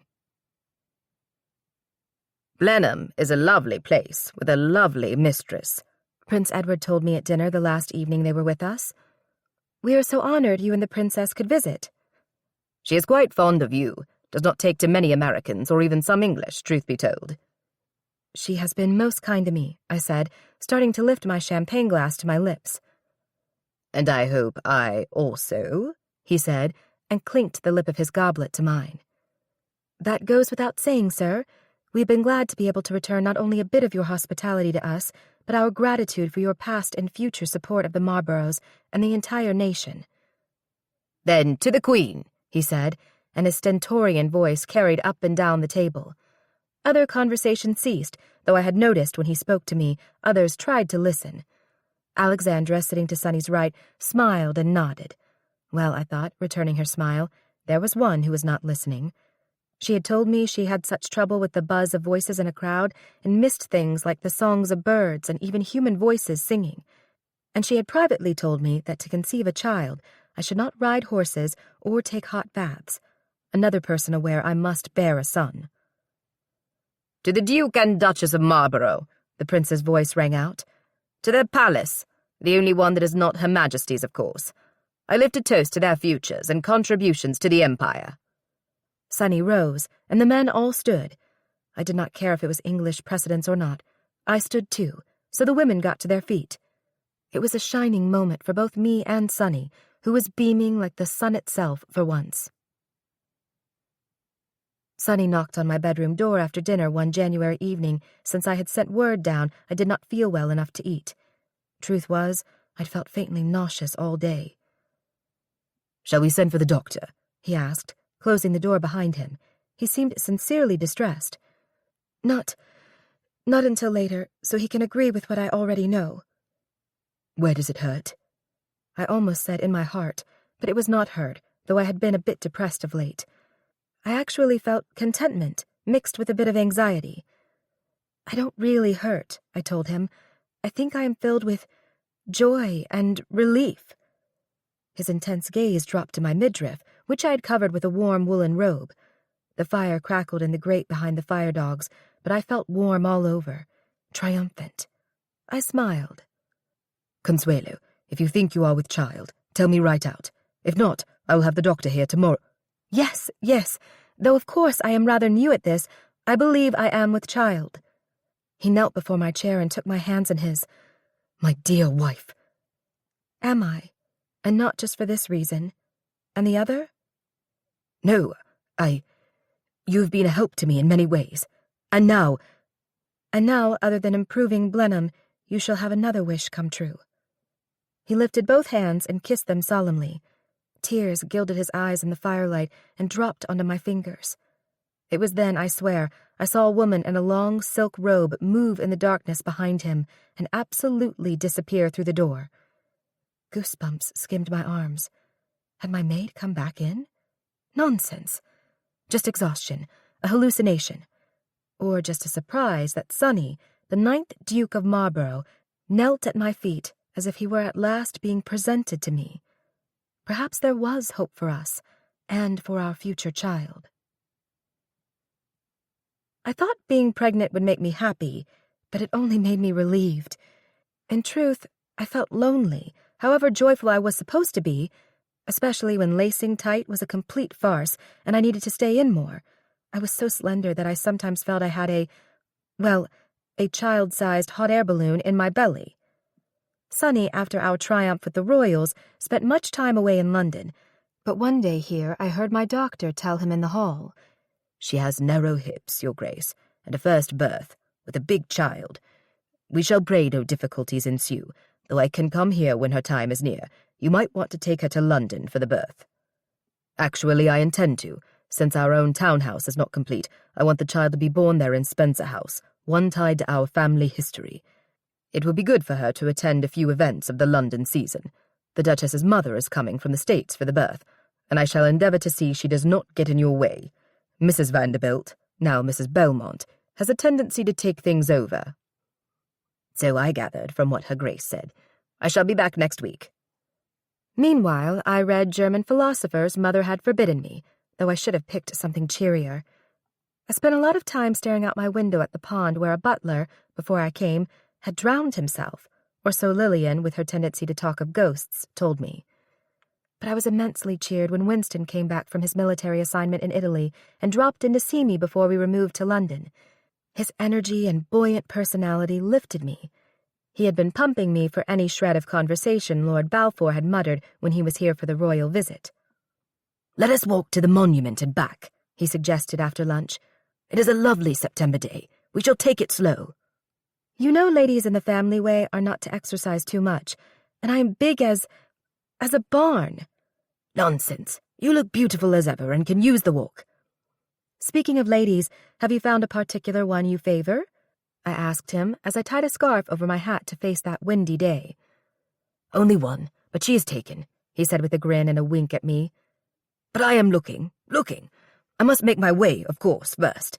It will not do to just be a war correspondent or soldier, even an officer. Consuelo, if I do stand for local office, will you attend my talks? Lend me your good graces?" Of course, and Sonny will too. I envy your long friendship with him. "Because we are so different. That is what people say. I am brash and hell-bent, excuse my language, and Sonny circumspect and, well, inward." But blood is thicker than water. You are a formidable pair of cousins. "Winston," I said, and took his arm as we walked outside into the brisk breeze. "You do not seem to hold any resentment against this, our coming child, though if it is a son, it really sets you back from inheriting the dukedom if something should happen to Sonny." "My dear, think of it this way. It would slow me down to have to tend to everything here if I were Duke.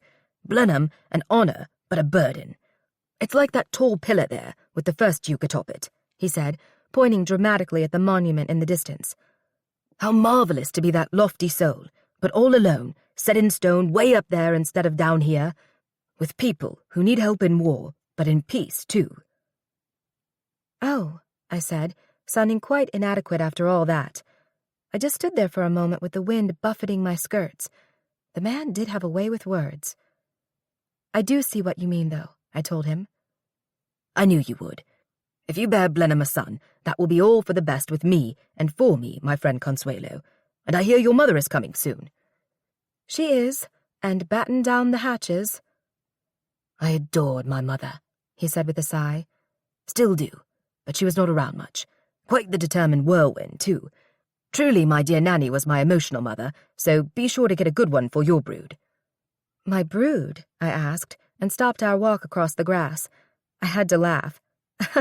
"If I birth this one, that will be enough of a brood for now, and perhaps I shall have a daughter, as I was first born." "But Sonny said your mother bore 2 boys after that." "And I miss them both. My father, too," I said with a sigh. I squinted upward at the rather too tall memorial with the first Duke standing atop the column of victory in a Roman toga with his arm raised as if in blessing. I sighed, and the wind seemed to snatch my breath away. I know I will not be able to do much in London, but it will keep me busier than here, make the time pass faster. Yet I must admit, I am starting to think of beautiful Blenheim as home. "Beautiful Blenheim for its beautiful Duchess," he said quite solemnly. "Consuelo, I wish you well as you gift England with its next noble generation of us Spencer, Churchill, Marlboroughs. Now, here is one way I buck myself up in tough times," he said, lifting his right hand and spreading 2 fingers in a V. "It makes me look upward," he said with a glance up at the statue. I lifted my right hand and made the same sign. We gently bumped our fingertips together. "Always onward and upward," I told him, as we turned about into the wind to head back to the palace. Chapter 12. Sonny seemed to care about me more during the days of my pregnancy, at least the times we were together. When he was planning the laying out of the water terraces he hoped to build, he would send for me to come out, be sure I had a chair, and explain his ideas.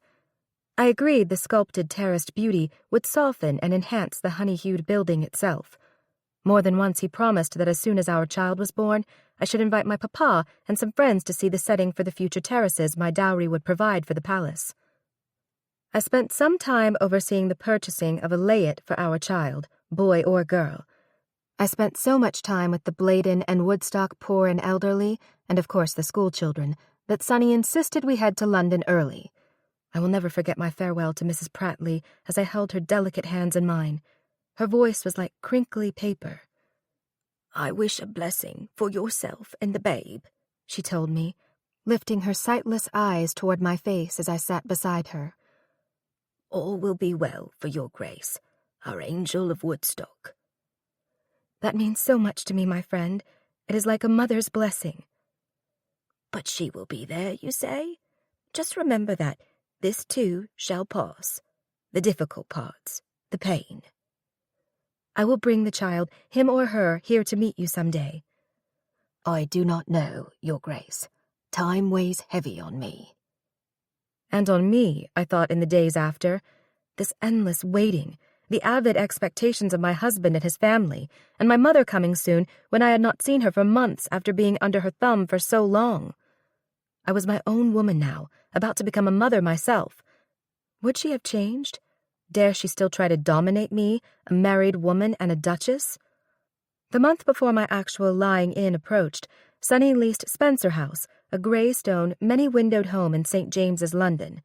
He took me on carriage rides and, at the doctor's request, escorted me on walks, mostly on the grounds or in nearby Green Park, which the 3-storied house overlooked. A week before Mother was to arrive, the most ornate, gilded, and crafted cradle I had ever seen arrived from her. It had been made in Italy, sculpted with twisted sea creatures on its base. A canopy of Belgian lace was draped over it. It belonged in some Baroque palazzo in Venice, but here it was in the room next to mine, close to our new nanny's bed, waiting, just waiting, as were we all. Since 1897 was the celebration year for Queen Victoria's Diamond Jubilee of 60 years on the throne, there were many London celebrations. Despite my girth, Sonny relented to let me attend the Devonshire House ball at the end of the season. I did not dance, but sat with the dowagers off to the side and enjoyed the music and food. After dark, with a guard and 2 tall Marlborough footmen following us, we walked home through Green Park to lighted Spencer House nearby. Our men held lanterns, the light of which snagged an occasional family group or old man as we passed. I gasped when I saw a young woman sitting right on the grass with her torn shawl wrapped partly around a baby who was wailing. It seemed as if these poor ragamuffins had emerged full-blown from the grass. "Perhaps I should have brought more men," Sonny muttered. "Are they ill?" I asked him. "Not homeless, I hope. Even the poorest in Oxfordshire have a place to lay their heads. Can we give them coins?" "I am pleased to hear you say that those near Blenheim are tended to. Sometimes," he said, pressing my arm closer to his ribs, "I worry that you think you must do more for our local poor when that is just the way of things. Here, too." "I do want to do more. If we have to send cold, cast-off food to them, if there are orphans or beaten or lonely women anywhere near the estate, if—" "Consuelo, not now." "Why not now? Here we are in the heart of the city, the one you call the grandest on earth, head and heart of the British Empire, in this Jubilee year, and there are some of the Queen's people, in mid-September when the wind will soon turn cold, who—" "Sush! Do not turn back. See, you stumbled. Are you all right?" "I just caught my toe, and we all stumble when you and I have just come from a feast, and warm, lighted rooms, and laughing people, and this is but a stone's throw away." I swept my other hand in an arc to encompass the people huddled on the damp grass. How I wanted to go back to that woman with the baby. He said naught else when I'm sure he would have lectured me further had I not been heavy with child.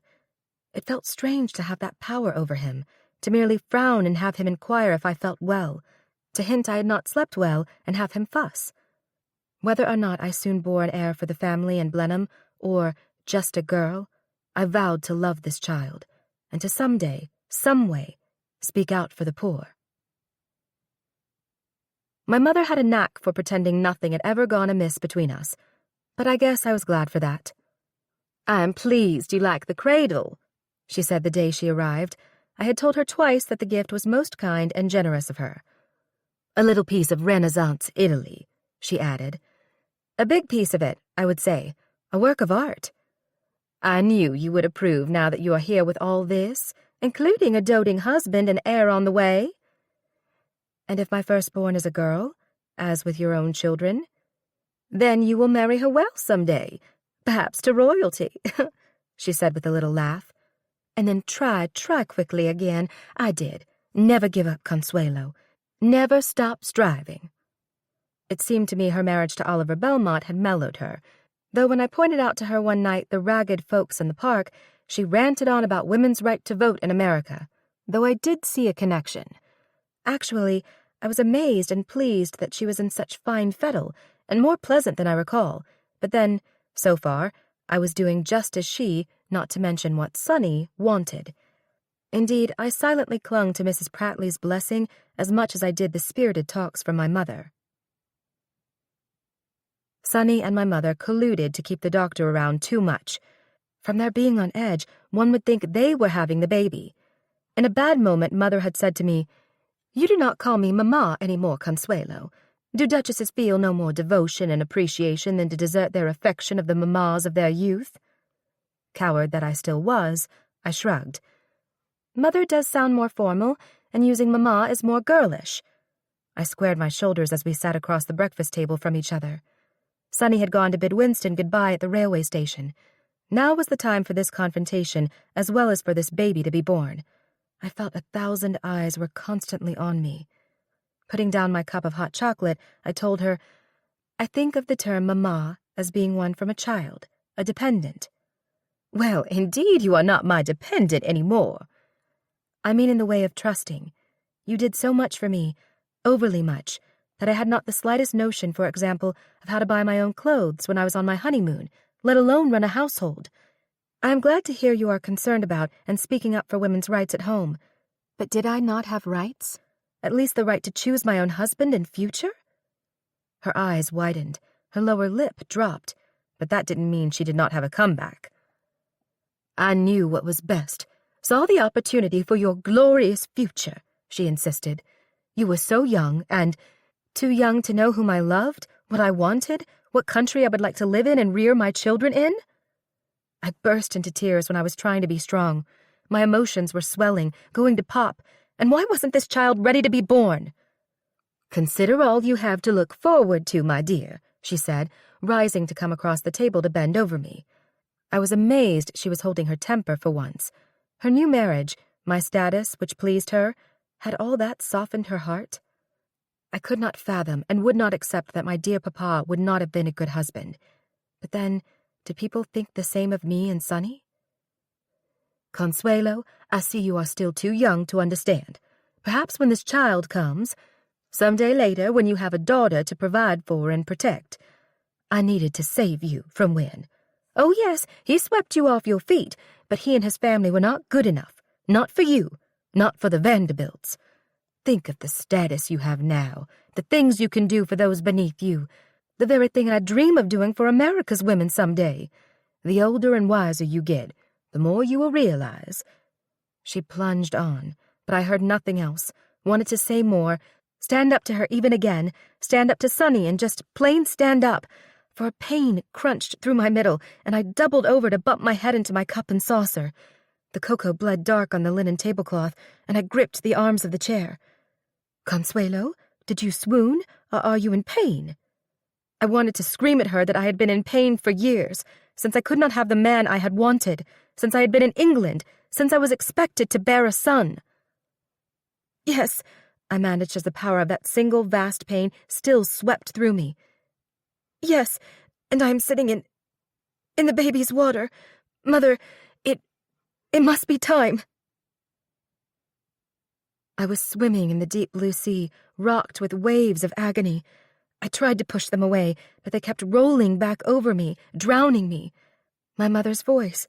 How had she done this 3 times? A man's voice, not Sonny's. Push? Push what? "We can give her what Queen Victoria took for the births of her children," the doctor said. "Her Grace's hips are small. I will get the bottle of ether in the mosque, but we shall not use them yet." I pictured the Queen, that tiny woman who had kissed me on the forehead. Mother had liked that story, but then she would.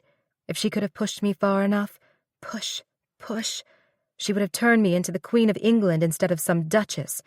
Indeed, if that little woman could bear 9 children with her narrow hips, I could too. Did being tall not count for something?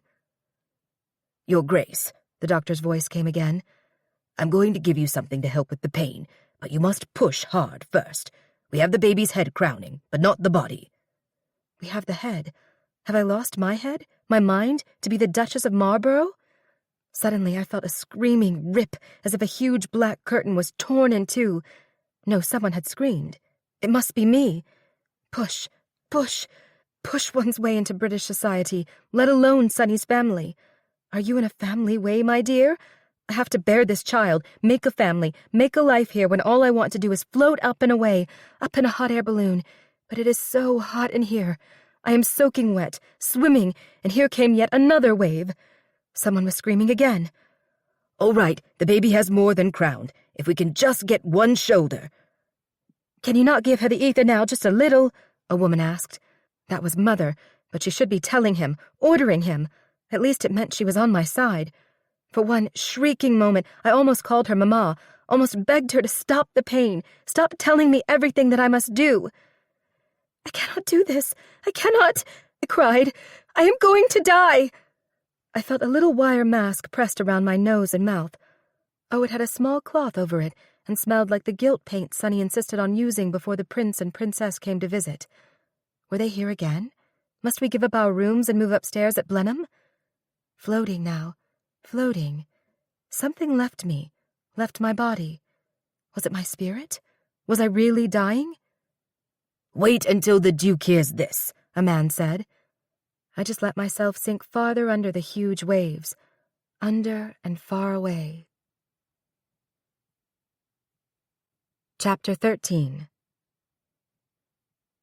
Our son, John Albert Edward William Spencer Churchill, Marquis of Blandford, was born September 18th, 1897. I, however, was nearly unconscious and feverish for a week after, so I actually made my darling boy's acquaintance a bit later.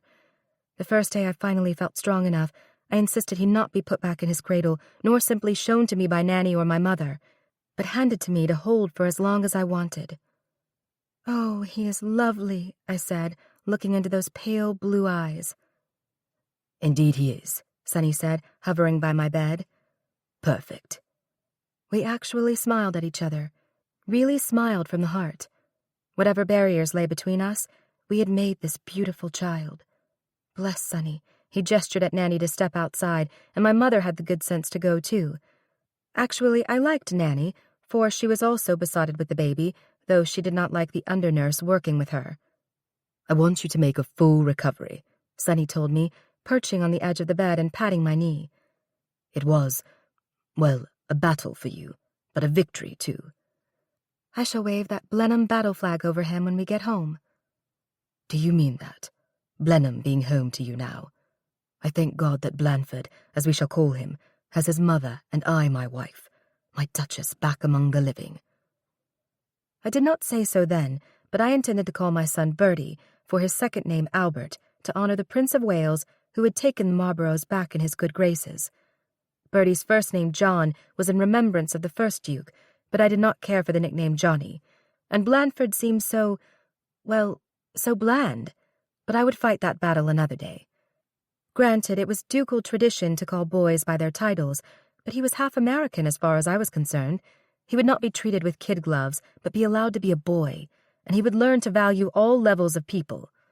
I could barely tear my gaze away from that little face. The shape of it was mine, I was certain. I ventured a quick glance up and saw my husband's eyes were shimmering with tears.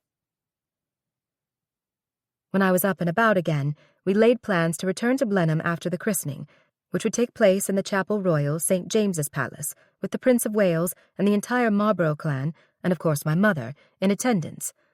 I was now the darling of Sonny's family for delivering what I overheard Albertha call the future 10th Duke. I was ready to leave London soon, though, for I had long stretches of time with nothing to do. Mother was back and forth, visiting friends in London and Paris. More than once while she was away, without Sonny's knowledge, I sent coins anonymously out to the park people as I came to think of them, especially the woman with the baby. But one day Sonny came home from a reception I did not attend because it would take so much standing. He came into the library where I was reading to announce, I have brought you a special gift you will love. No, your mother is not back yet. Ha! I've invited a new friend to visit. A young American lady, one even with ties to Newport. He was beaming and looked so proud of himself. Someone I know? I asked, racking my brain for who could be here visiting in the off-season in London. someone who knows of and admires you greatly, and would love to see Blenheim. I just met her today, and what a charming young woman. Well-educated, well-travelled, even as you are." "Do not keep me in suspense," I demanded, standing. "You mean she is here now?" In answer, he went to the door he had closed behind himself and opened it. No footman in sight, just a lovely woman who came in, smiling, and dipped me a slight curtsy. She had dove-grey eyes under perfectly arched brows, a rosy complexion, and Cupid's bow lips. She wore expensive but not fussy garments. Her golden brown hair and classic profile were so perfect that she reminded me of a painting by Botticelli, The Birth of Venus, I'd seen in Florence. Yet despite the impact of her face and charm, I had no clue in the world who she was. "Consuelo, I would like to present to you Miss Gladys Deacon, here on tour visiting, as you often were at her age." At her age, I thought. But I am only 20 and a half, so how old is this lovely creature? 16, 17? Feeling as ancient as Queen Victoria, I extended my hand. "I am so honored to meet you, Your Grace," Gladys, Sunny had pronounced it Gladys, said. "Ever since I read about your beautiful wedding, I have wanted to meet you and the Duke and see your lovely palace someday." "Someday soon," Sunny put in. "I understand your mother is still in occasional residence with you," Gladys went on with a sweet smile. "I envy you a loving mother, father too. I told His Grace," she added with a glance at Sunny, "because everyone knows I have not been so blessed, and it has been hard to live that down." It hit me then. This was the young woman whose father, a Boston millionaire, had shot one of her mother's lovers to death in a French hotel about 5 years ago. Since then, the President of France had pardoned her father, and her mother had reared Gladys all over Europe. I would never have known about the scandal had I not overheard it during the Newport season. And I thought my parents had created problems. How I felt for this girl, even thought I understood her. And Sunny evidently did too, bringing home someone who must yet be the target of gossip. Or had her charms won everyone over? "Please sit down," I told her, "and I shall ring for some tea. How lovely to have a visit from another American, however continental your upbringing." "Oh, I see you are reading in French," she observed, glancing down at my book on the table. "Such a romantic language, one of several I have fallen in love with and studied." In the next 2 hours, I saw all that was true. For so young a woman, Gladys Deacon was very well read, spoke French smoothly and Italian far better than I. She was an excellent conversationalist and obviously awed to meet me. After a while, Sunny left us alone and went up to tell Nanny to bring Blandford down for a visit. I found myself matchmaking in my head, but then Gladys was too young for Winston. Or was she? Men of all ages and circumstances would surely fall for this bright beauty. Poor Winston had managed to be turned down by 2 ladies already, one a young American actress named Ethel Barrymore, and the other the lovely Muriel Wilson he had courted. And so I had a new baby and a new friend, a young one when so many around me seemed even older than my mother. Mother came back to Blenheim to spend a few days with us. Although we got on well enough, she sided with Sunny on calling the baby Blandford and on my not visiting yet in the village. Not until "you are yourself again, Consuelo." I was content enough to have her about, but I must admit I felt smug when I came across the way to make her leave or keep her away if I wanted. As we admired Bertie sleeping in his cradle in Nanny's room the night before Mother was to leave, she whispered to me, "Whoever is that woman in the satin robe who bustles down the hall late at night? I tried to talk to her, but she pays no heed, and she should be talked to. She acts haughty, or else she's deaf." Gooseflesh instantly skimmed my skin. I gestured Mother out into the very hall she referred to and motioned Nanny to go back in. I knew full well that my mother was terrified of ghosts, some sort of encounter or superstition from her past having to do with losing her beloved childhood mansion during the war between the states. "I have seen her too," I admitted. "Mother, do not panic now, but Lillian has seen her also, and I saw her go through a door, though it remained closed. We think it is an emanation of the first Duchess, so perhaps it is an honor that she appeared to you, too." She had gone stark white in the face. I put my hands out to steady her shoulders. "Of course, loving this house she built," I went on. "She means no harm, only seems to watch over it. And us."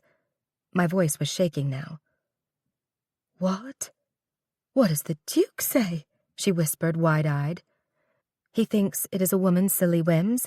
Perhaps she does not appear to men, dukes or not, because he thinks we are making it up. But the baby will be fine. Bertie will be fine. She is protective of the house, of us all." "Now don't you fret your husband by defying him with that name Bertie," she told me, and shook a finger in my face as if I were 10 again. Though she was obviously deeply shaken by what I had said, she not only seemed to accept it, but to want to just plunge ahead as if all were normal. She was obviously desperate to change the topic. I both laughed and cried. "Mother, as if you never stood up to Papa or gave him a moment's unease." "Do as I say, not as I did." "Divorce and remarriage? Perhaps I have thought of it," I blurted out, suddenly wanting to hurt and not assure her as I had about the ghost. Yes, I was my own woman now, finally. "But with little Bertie here, I will behave," I assured her. "Mostly." I heard after she had departed that she had made her maid sleep in a chair at the foot of her bed that last night. Despite Sonny's fussing, the day Mother left, I went to visit Mrs. Prattley and the ladies at the almshouse. The months after Bertie, alias Blandford, was born were some of the happiest of our marriage. Sonny seemed more content. He went to London less often and brought Gladys back with him upon occasion, and she always cheered me up. My father, who was living in France, visited, some of the best days for me at Blenheim. The William in Bertie's string of names I had insisted on was to honor my father, William Kissam Vanderbilt. Perhaps it was that I felt at home now, more relaxed, that I conceived a second child rather quickly, so that put Sonny and the Marlboroughs over the moon, as the British like to say. I was happy, too, though I prayed not to face such a difficult birth again. Well, I thought, this time round I shall know much more about everything. "My, aren't you a little brick?" Albertha crowed when she heard I was pregnant again. She promised no more tricks like the time a footman lifted the silver cover from a tureen of soup at our dinner table with family there, and inside had been a doll in bathwater, with male genitalia painted on. But maybe things had partly gone so smoothly because I was doing something behind Sonny's back, rather than arguing with or riling him. That is, sending donations to a distant village. Sonny's estate agent had told us people were hungry from crop failures in the area beyond Woodstock. I had later told the agent to offer work to the men in the area to repair ruts in the roads with which I was achingly familiar. Only the agent knew I planned to pay the workers from my funds, and they weren't to know it was from me. That was a huge mistake, however right I thought I was. The laborer sent Sonny a note of gratitude for something he had no idea about. "You did this, through my agent, for all my distant tenants, without a word to me," Sonny shouted at me over our breakfast table when the note was brought into him on a silver salver. Both the butler and the footman, on their way out anyway, scurried from the room and closed the door. "You were busy and were doing nothing to alleviate their situation as far as I could tell," I told him, calmly spreading strawberry jam on my toast. "How lovely that they wrote to you and that you will have the thanks for feeding their families until a better harvest." "Consuelo, it just isn't done.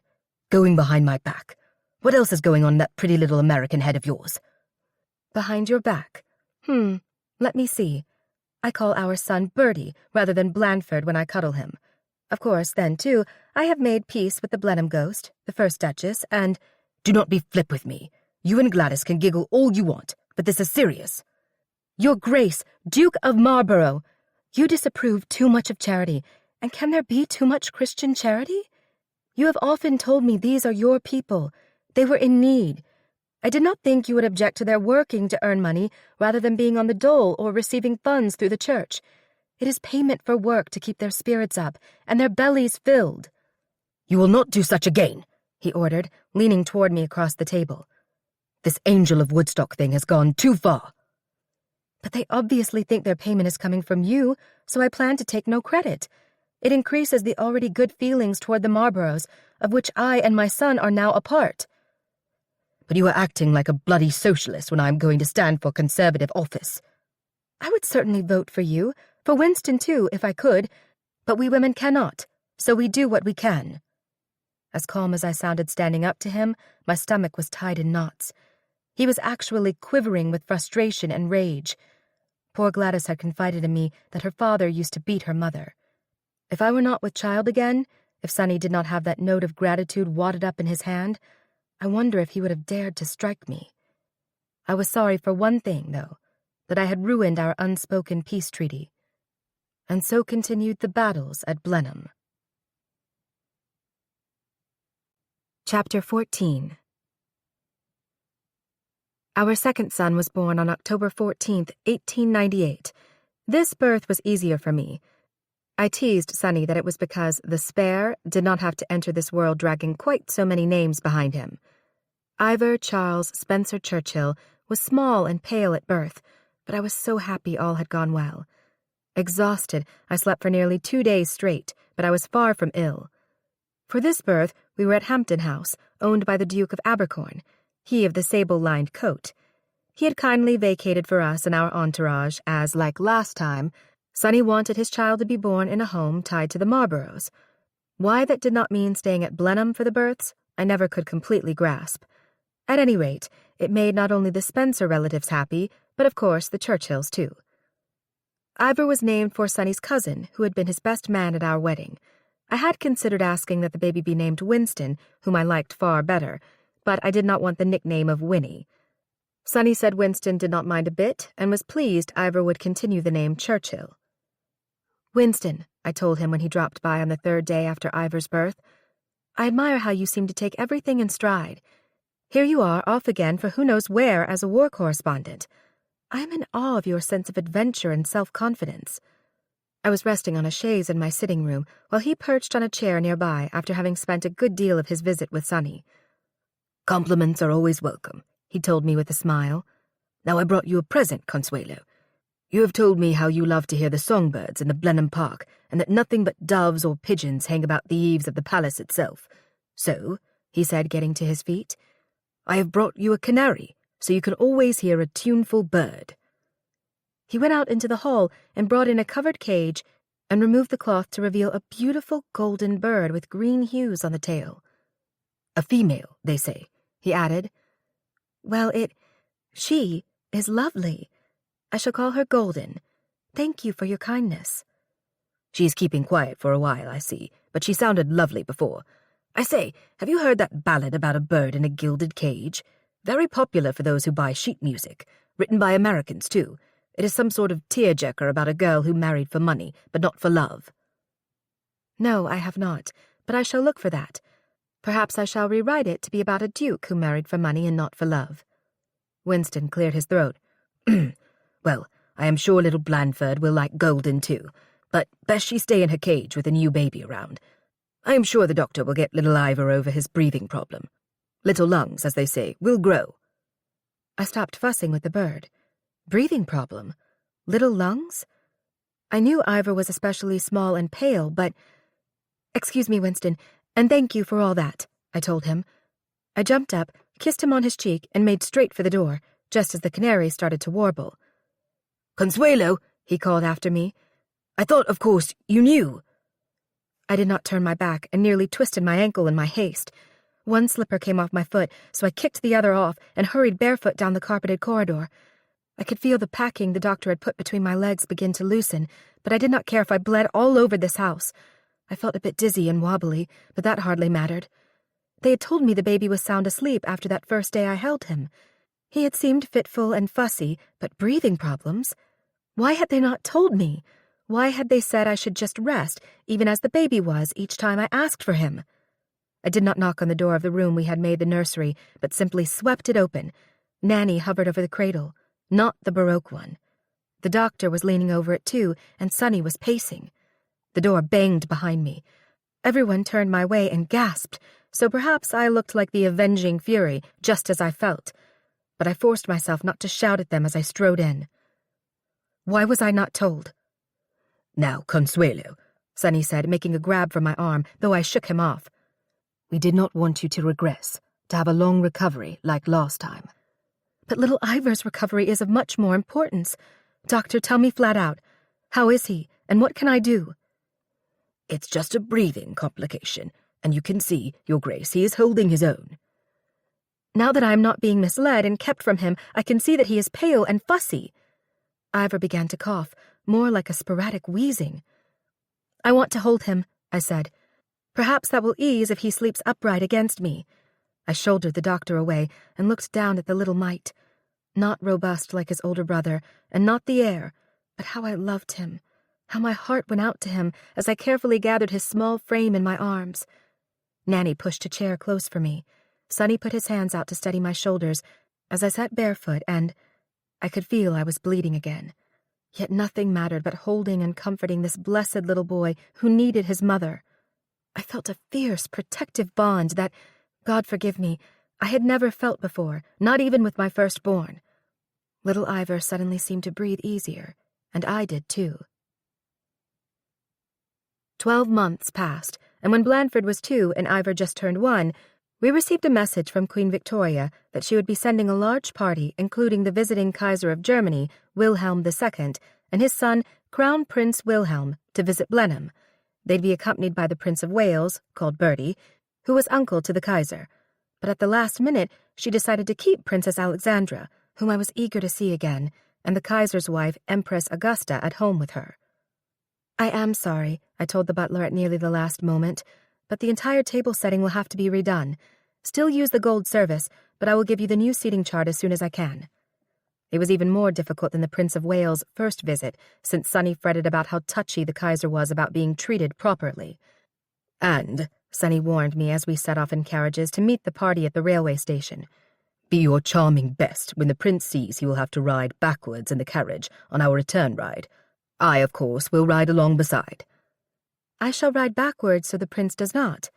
No, as Duchess and hostess, you must ride facing front with the Kaiser instead of with Bertie beside you. The two men detest each other. I thought it best not to tell you that, but I see I must. And Bertie absolutely will not ride beside his rude, pompous nephew unless he is cajoled or convinced. I have heard, he said, lowering his voice, evidently so our own staff did not hear. The Kaiser refers to our Prince of Wales as that old peacock.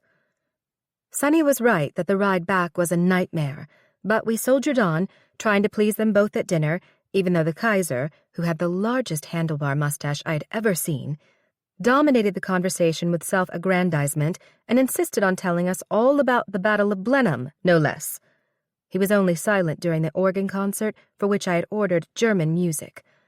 But I did have to admire that he had managed to hide his withered left arm even when he ate. He had a special fork with a knife attached to his good hand, so he didn't need his left hand.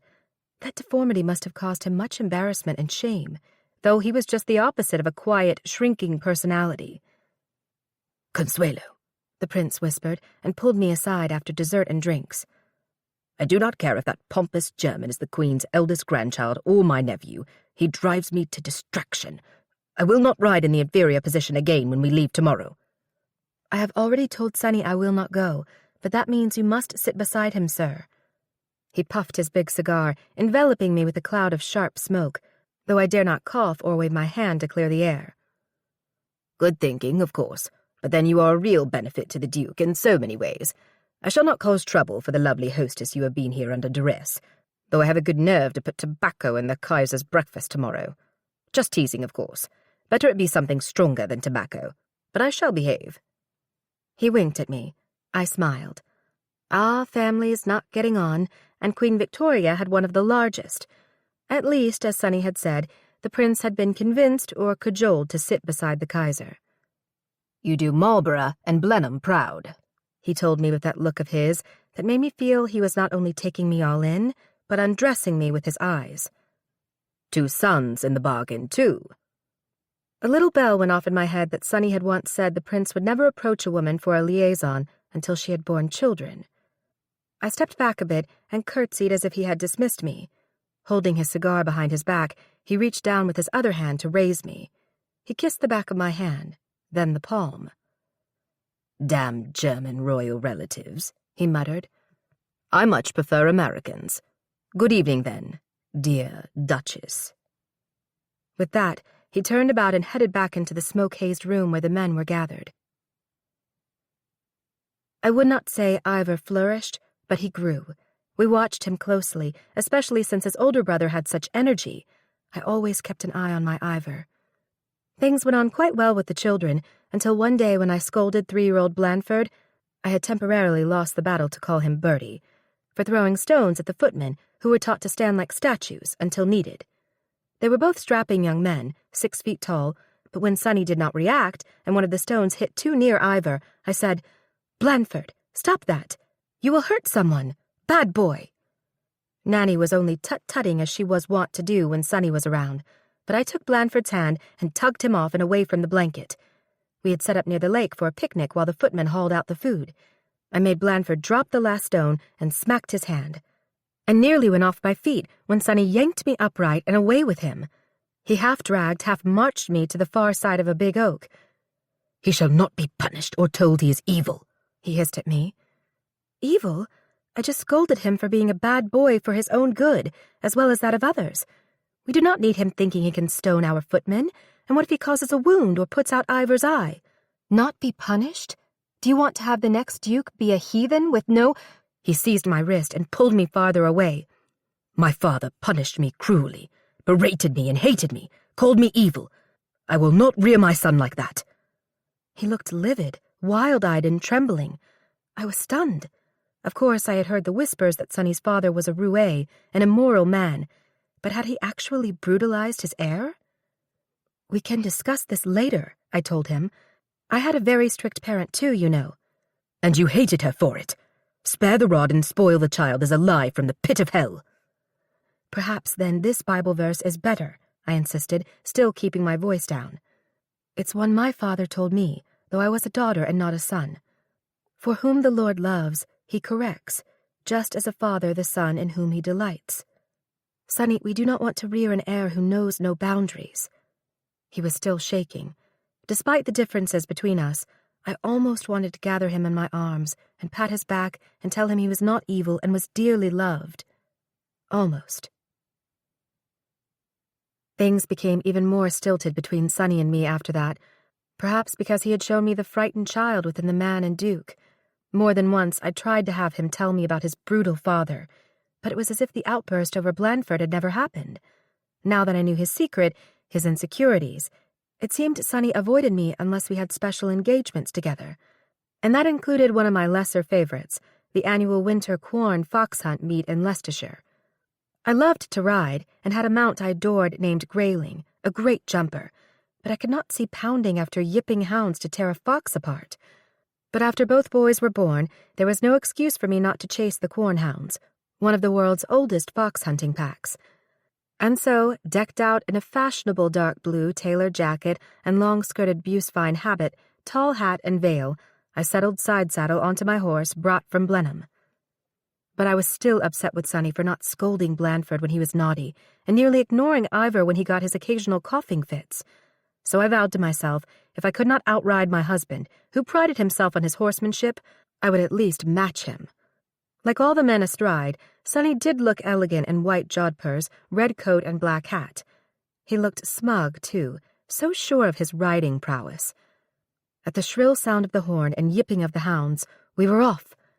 The wind bit cold, and I could see my breath, but I gripped the reins with my leather gloves as Grayling smoothly vaulted the first railed fence in the crowd of other horses. I actually blessed my mother for my years of riding lessons.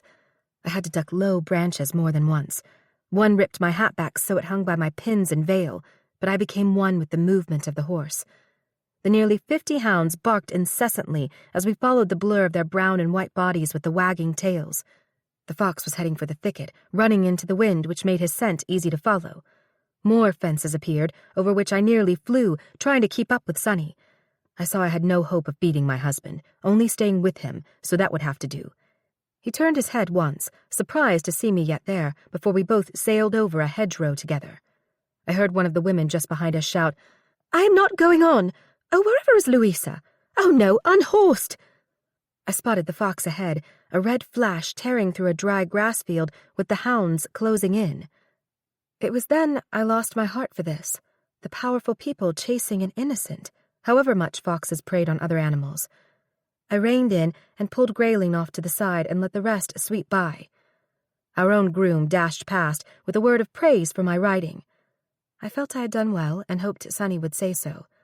Later, after I stayed with the woman who had been unhorsed until a doctor came and finally went back to the barns, I heard Sonny say, Mostly the ladies, the Duchess too, have acquitted themselves well.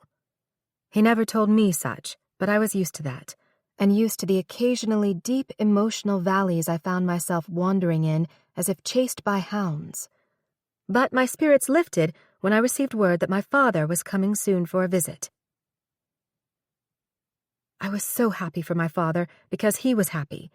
He still had a yacht, but mostly lived in France and bred and raised racehorses there. He had a new circle of international friends, lady friends too. The few times I visited him, we went to the track to see his stable of horses race, and I could not wait to tell him how well I had ridden to the Horn at the hunt. His mere presence cheered me.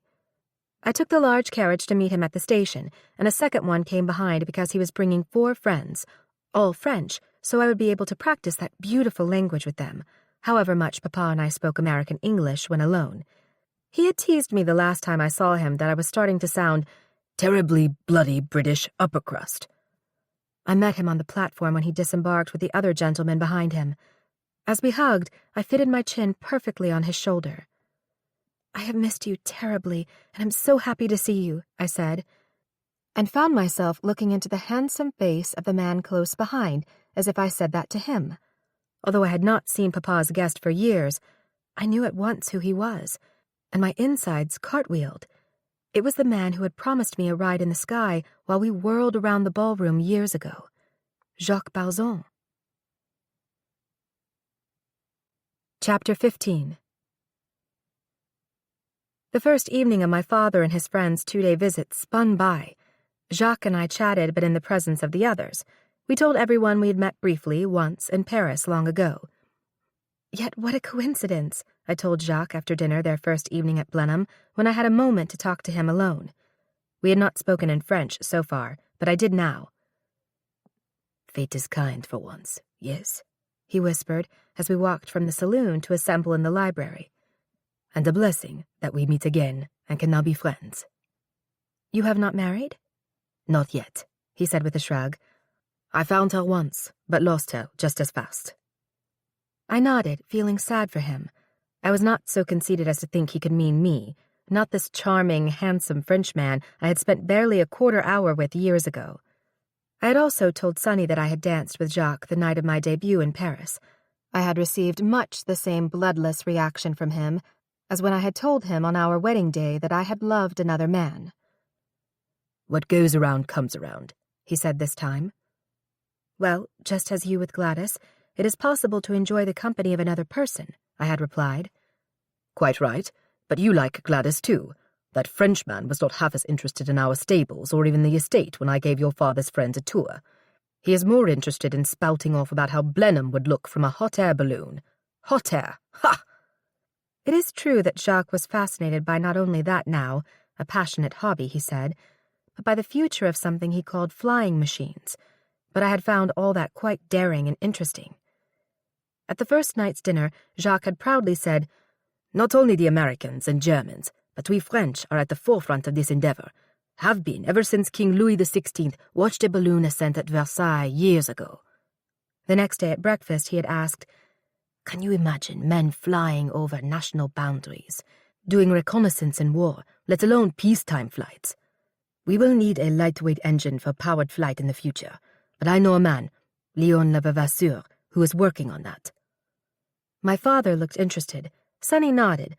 I was entranced, perhaps not so much by the idea of flight as with my own flights of fancy. Just as I had felt swept away in the brief dance I had shared with Jacques years ago, I sensed the same now. Perhaps Papa picked up on that, for he asked me after breakfast, "Why don't you walk Jacques to the Grand Bridge, my dear? I and the others plan to go hunting with Sonny, but Jacques would rather not shoot birds in the sky, I take it. Only fly with them." I wondered if Papa, and perhaps Jacques, had set this up. Had Papa sensed some spark between this Frenchman and me? I know Papa thought my husband rather a cold fish, but surely he would not want to encourage me to stray. But with someone I had not seen in years, and probably never would again? Yes, a good idea, I told him. "I can hear the banging of the guns already," I remarked to Jacques. "I prefer hearing birds sing to shooting them." We walked together around the lake toward the massive bridge, that the genius architect Sir John Vanbrugh had fashioned for the first Marlboroughs during 2 centuries ago. I'd always loved the balanced beauty of it, with its massive honey-hued stone arches reflected in the lake, the famous landscape architect Capability Brown had created from several streams. "The banging of the guns," he said. "I thought that was my heart. At the stunning view here." He was a bit of a tease and a flirt, but never seemed to overstep, perhaps because, even at my age and all I had been through, I was hungry to be courted. I loved speaking French with him. It seemed my senses woke up. The girl or woman in me sprang alive. Yet, despite his words and the intense way he regarded me, he seemed so under control, so proper. But beware, I told myself, for he is a Frenchman. Allure and charisma are their stock in trade. But for London Bridge, I told him, this may be the only bridge in England that was built to house people. Several of the chambers have fireplaces and chimneys, but I am not sure anyone has ever lived there. And there is one huge windowless room that had been plastered and fitted with an arch, as if for theatricals. The rooms are locked and off limits now, so that someone does not take up residence there or damage them, or themselves. A lovely place for a picnic or a great adventure. The lake, I believe, came later, and put the lower part of the arches under water. Still, so magnifique, yes? A work of beauty. He took my arm and put it through his. His blue eyes seemed bluer with the sky above him. His mustache lifted slightly when he smiled, which was often. Our gazes locked and held. And then something I had not expected. I'd been quite tense, but I suddenly relaxed. This man moved me deeply, but made me feel safe, too, as well as respected and appreciated. Oh, what a heady mix that was. We walked up onto the roadway over the highest arch of the bridge and looked down into the blue water of the lake. Despite the mid-morning winter breeze, I felt warm, and it seemed as if this huge, solid structure under my feet was moving. "Consuelo, your 2 sons are very handsome. The older one a handful, yes?" "Indeed, he is. Do you recognize a bit of yourself in him?" "I do. I was throwing toy soldiers off a bridge when I was young to see if they would sink or swim. The tin ones sank, and the wooden ones floated, but none flew. As I said, it is beautiful here," he added. Leaning back, his elbow resting on the bridge, he looked up into the sun beyond my shaded face. What did he really see, I wondered? An attractive woman, for I knew I had outgrown the gawkiness I once had. A married woman? A mother? A wealthy duchess? All that, but still a lonely girl trying to find her place, trying to love and be loved?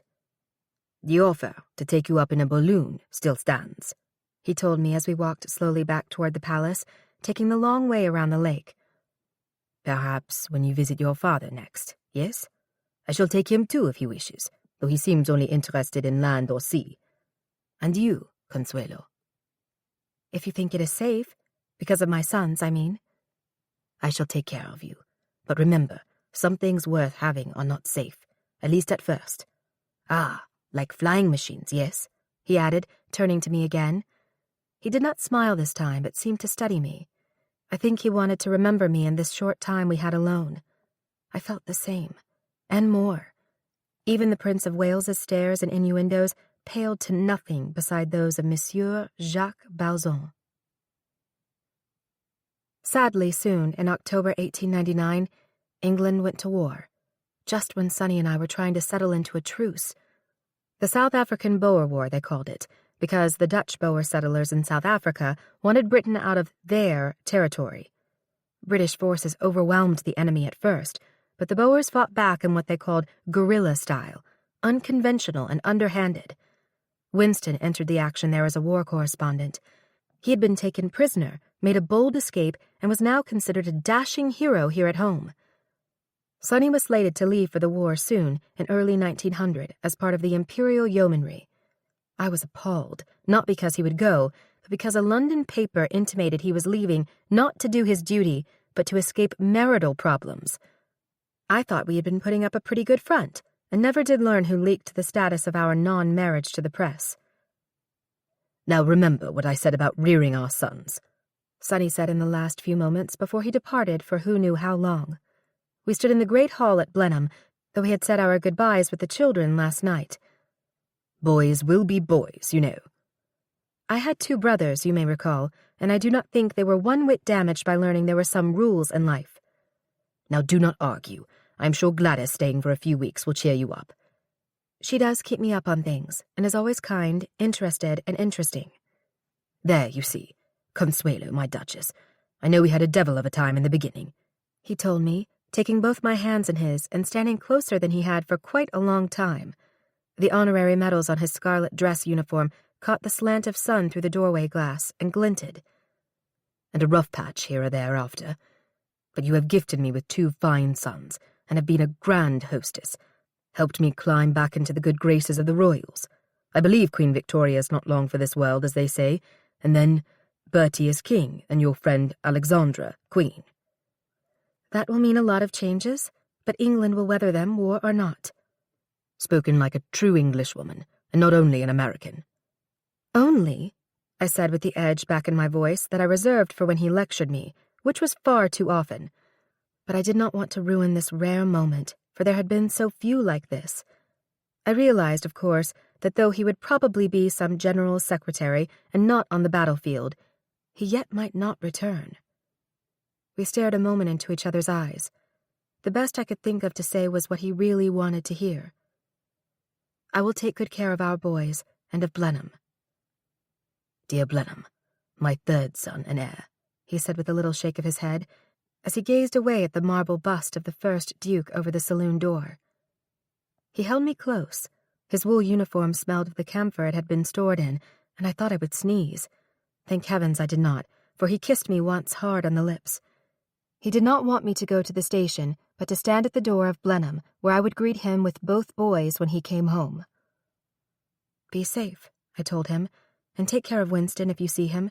He takes too many chances, but I know that you will be sensible. He grabbed his helmet from the chair near the door.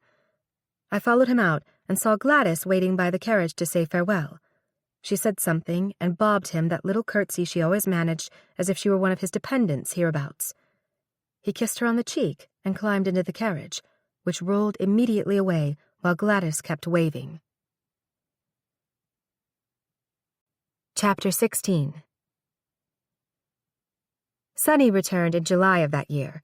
I greeted him on the front steps of the great court with Blandford standing beside me and Ivor in my arms. Sonny hugged the boys, quite equally, I thought, and ruffled Blandford's hair. He embraced me, too, and kissed my cheek.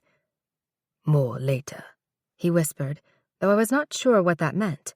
More than a quick kiss? More time with our boys? The months he had been away I had kept busy, yet I had pondered, even agonized over what our marriage would be in the future.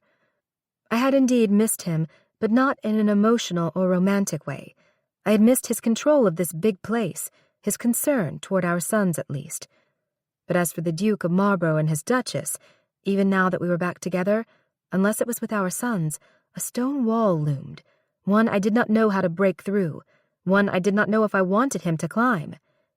Even in the big ducal bed, when he claimed me again, I was getting used to a marriage that was as cold as vast Blenheim. The Boer War was not over yet, but I was still glad to have him home. I had been right that he had not seen much action, whereas Winston had absolutely managed to be in the thick of it and was now planning to parlay all that into making a stand for Parliament. I had the tea table set up under the trees, I told him, gesturing toward the lake on that first day of his return. Apricots and peaches, bowls of Devonshire cream and pitchers of iced coffee, things I am sure you have missed. Not as much as I have missed all of you. And scones for my boys, eh? He added, with fruit jams and cakes with sugar icing. Although Sonny had been gone barely 6 months, I had coached both boys about behaving and hugging their father. Besides, I was in a good mood. In the spring, so far away, I was going to see Papa in Paris, attend the races at Longchamp, and accept the standing offer of my friend Jacques to take to the skies in a balloon. In January 1901, Queen Victoria died, and the nation and empire were plunged into mourning. I even wore a traditional crepe mourning veil when I went out, as if I were a widow, especially, of course, when we went to London for the state funeral. Wearing black so depressed me that winter. I had the wildest urge to wear colors, not to dishonor Her Majesty's memory, but to cheer myself. Sonny was pleased we had been asked to the services, which were in the smaller St. George's Chapel at Windsor, so only the elite and powerful were invited. Going to Windsor in our ducal train car, thinking I looked like gloom and grief itself, I was surprised when Sonny said, "My beautiful wife, if I die, I see you will not remain a widow for long." I was sorely tempted to say something like, "And if I die, I believe the Duke of Marlborough will find a mate quickly too." I knew Gladys would take him in a moment, because for some reason he was her ideal of chivalry, her knight in shining armor. So often I saw her eyes follow him as she heaved a heartfelt sigh. I suppose I should have been jealous or worried, but I could not stir myself to that. Besides, I understood fully how foolish I was to be counting the days until I might see my favorite Frenchman again. So, at least I had a compliment from my husband on my appearance. He seldom praised me for anything else, though I knew he approved of the way I cherished our boys. Sometimes I wondered if he were actually jealous of or resented my efforts to uplift the village folk, the way I got down from the carriage to greet or chat with them, or, God forgive, from my little pony cart, which he thought not grand enough. At least he no longer chastised me for my democratic tendencies, perhaps when he saw the way the folk on the estate looked up to him for things I did. The Queen's funeral was solemn and striking, befitting a woman who had ruled England and the Empire for so long. But even as the Knights of the Garter, foreign rulers, including the Kaiser, colonial officers and ministers of state, and the lords and ladies of the realm like us rose as the royal cortege mounted the steps, I pondered her life when she was my age with a young family. But she had her beloved Albert then. She had wed the right man for her. And was not that just as important as being queen or even a duchess? But after the pomp ended, after the funeral march faded and the clank of ceremonial swords and scabbards quieted, I found my spirits greatly lifted. Upstairs in the Waterloo chamber, where a light meal had been laid out, I found myself sought for greetings and conversations, of course not by my husband, but by many of the powerful men of the realm, including the charming Arthur Balfour and the influential George Curzon. I liked to think my conversations with them that day were a help for Sonny later, being given the Garter and being named Undersecretary for the Colonies in July 1903. As Sonny liked to say, we were really on our way. And another great gift to me, although they were yet to have their coronation, Queen Alexandra asked me to be one of her canopy bearers for that ceremony. Also, Sonny and I were in the very select party of companions asked to go to India for the Durbar next year, 2 weeks of festivities in Delhi to celebrate the succession of Edward VII and Alexandra, and Lord Curzon was to become viceroy there. Oh, foolish and selfish though I sounded to myself, I hoped none of that interfered with my trip to see Papa and Jacques.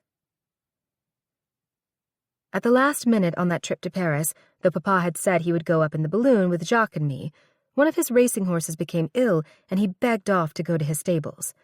The three of us had dined one night to make the plans, but at least I was still going. Jacques himself called for me at Papa's house, and we set off in a carriage for a field outside of Paris. We talked about everything. There was never a dull moment. I told him about the electric car my mother had sent me and the boys from America. Despite Sonny's insistence I always be accompanied, that instead of my pony cart was my escape from problems and from him. I drove alone to visit charity cases and through the forests of Blenheim and Woodstock. I stopped on the bridge where Jacques and I had once stood. Sometimes I took Golden along in her gilded cage and just listened as her songs blended with that of other birds. And sometimes I just watched the clouds and pretended I was flying. But now I was about to take to the skies. "Let me hold your hand to steady you," Jacques said. He was speaking English to me right now, but French to the two men who would release the guy ropes, yet keep their ends attached to a metal frame in the grass. Above us, bobbing, waiting, was a beautiful blue and red balloon with big white stripes, the colors, I thought, of the American flag, the British Union Jack, and the French tricolor. Though I was trembling a bit at this ride and my nearness to Jacques, I climbed the wooden stairs next to the deep, narrow woven basket, and lifting my skirts a bit, climbed in. He came right behind me. "We are going high, but they will not cut us loose this time," he assured me. "Not for our first time, yes? No danger, for I do not want the Duke of Marlborough and the British crown after my head if we should just drift away forever." He laughed, deep in his throat, and reached up to adjust the burner over our heads. "Now," he called to his friends. Allons, allons, let's go. And go we did, upward, higher and higher, though still tethered to the ground. I gasped at the magnificence of the vast view. This is what it was to fly. To my amazement, tears blurred my vision, and I blinked them back. He took my hand. His was warm and steady to my shaking touch. I leaned slightly against him as the breeze picked up. His arm encircled my waist. From the first moment I saw you, he said, his breath heating my cheek and ear. I wanted to take you with me like this. I wanted you. So, one kiss to celebrate our friendship, yes? This special moment we soar into the heavens, though I swear to you, Consuelo, we could even do better than this, and on the ground. A kiss. Only a kiss, I told him, but my voice trembled and the breeze snatched my words away. Our mouths met perfectly. He moved his lips, slanted sideways, seemed to drink me in. My knees leaned against him for support. He held me tight to him with one hand and steadied us with the other as the basket in which we stood swayed. Suddenly, I was not sure I had ever really been kissed before. I did not want this ride or his touch to ever end. When we parted, both breathing hard, still with our gazes locked, he looked ecstatic, yet tears gilded his eyes too. Back to earth, he said, and gave his men below the sign to pull them down. But, whatever befalls, I shall always be your admirer and your friend. From afar, from across the channel, from whenever you look up in the sky, know that I love you. Consuelo Vanderbilt Marlborough. All I could manage was, and I you, too. God forgive me, I was madly in love with Jacques Balzon, but I would not be like so many others to have him once in a forbidden secret while, yet never really have him for my own. The next winter, Sonny and I went to Russia with others in a delegation for court celebrations of the Orthodox New Year, and to meet the Tsar. I do think Sonny just wanted an excuse to buy more outrageously grand costumes and jewels, to enjoy the pomp he so admired. He bought me a diamond and turquoise dog collar to go with a new blue satin gown. We took with us a retinue of valets, maids, even an armed detective to guard our jewelry. Yet I could not help but think that one single stone from our array could probably feed the Woodstock farmers or old ladies at the almshouse for years. Dear Mrs. Prattley had died soon after the Queen, and I missed her terribly. Mrs. Prattley, I mean. Despite the excitement and anticipation, I fell into a periodic depression while on our trip. The Russian landscape seemed stark and barren. In St. Petersburg, Russia's capital, we stayed at the Hotel de l'Europe. The decor and furnishings seemed stiff, strained, and stuffy. We went sightseeing and attended many an elaborate party, but I felt as frozen as the river Neva we so often drove by. Even sleigh rides and the lively dancing to Russian mazurka music did not lift my spirits during the long, dark nights. Dark nights of the soul, I thought. I missed my sons. I missed Blenheim. I missed Jacques, and could share that latter ache with no one. We attended 3 stunning events at the Tsar's court. One was a ball at the Winter Palace that I shall never forget for its grandeur and glitter. Gold plate was fixed to some of the walls, and countless footmen stood about in scarlet livery. Sonny and I were surely attired for the grand occasion. I wore white satin with a draped skirt and a tulle train held to my waist by a belt of diamonds, a tiara in my hair and ropes of pearls dripping from my neck. Sonny looked magnificent in his Privy Councillor's uniform with the blue coat with gold lace, white breeches, and a plumed hat under his arm. When the imperial family entered to the music of the Russian anthem, we all stood amazed at the parade of Grand Duchesses and the Grand Duke, the heir to the throne since no sons had yet been born to the Tsar and Tsarina. Scuttlebutt about the Tsarina said that she was not only bewitching, but bewitched by some of her advisers. It was said she ruled the Tsar, and that they were desperate for an heir despite the fact she had strange illnesses. I felt for her, for the pressure to bear a son. At another smaller event called the Bal des Pommiers, the Ball of Palms, since those trees had been brought in for decorations, I wore my blue satin gown and matching dog collar necklace. I felt not as weighed down with that around my neck as I had by the stories and sights of some of the starved-looking Russians in the streets. Did not guilt hang heavy on this ruler for his people's grievances? At the Bal de Palmier, I was astounded to be seated next to the Tsar himself, perhaps by his request. He entered late, so I was rather taken by surprise. Seeing the 32-year-old ruler of all the Russias at such intimate range, I noted how much he resembled his cousin, our new king's son and heir, George. Same beard, pale blue eyes, and shockingly, the kind smile and mild manners.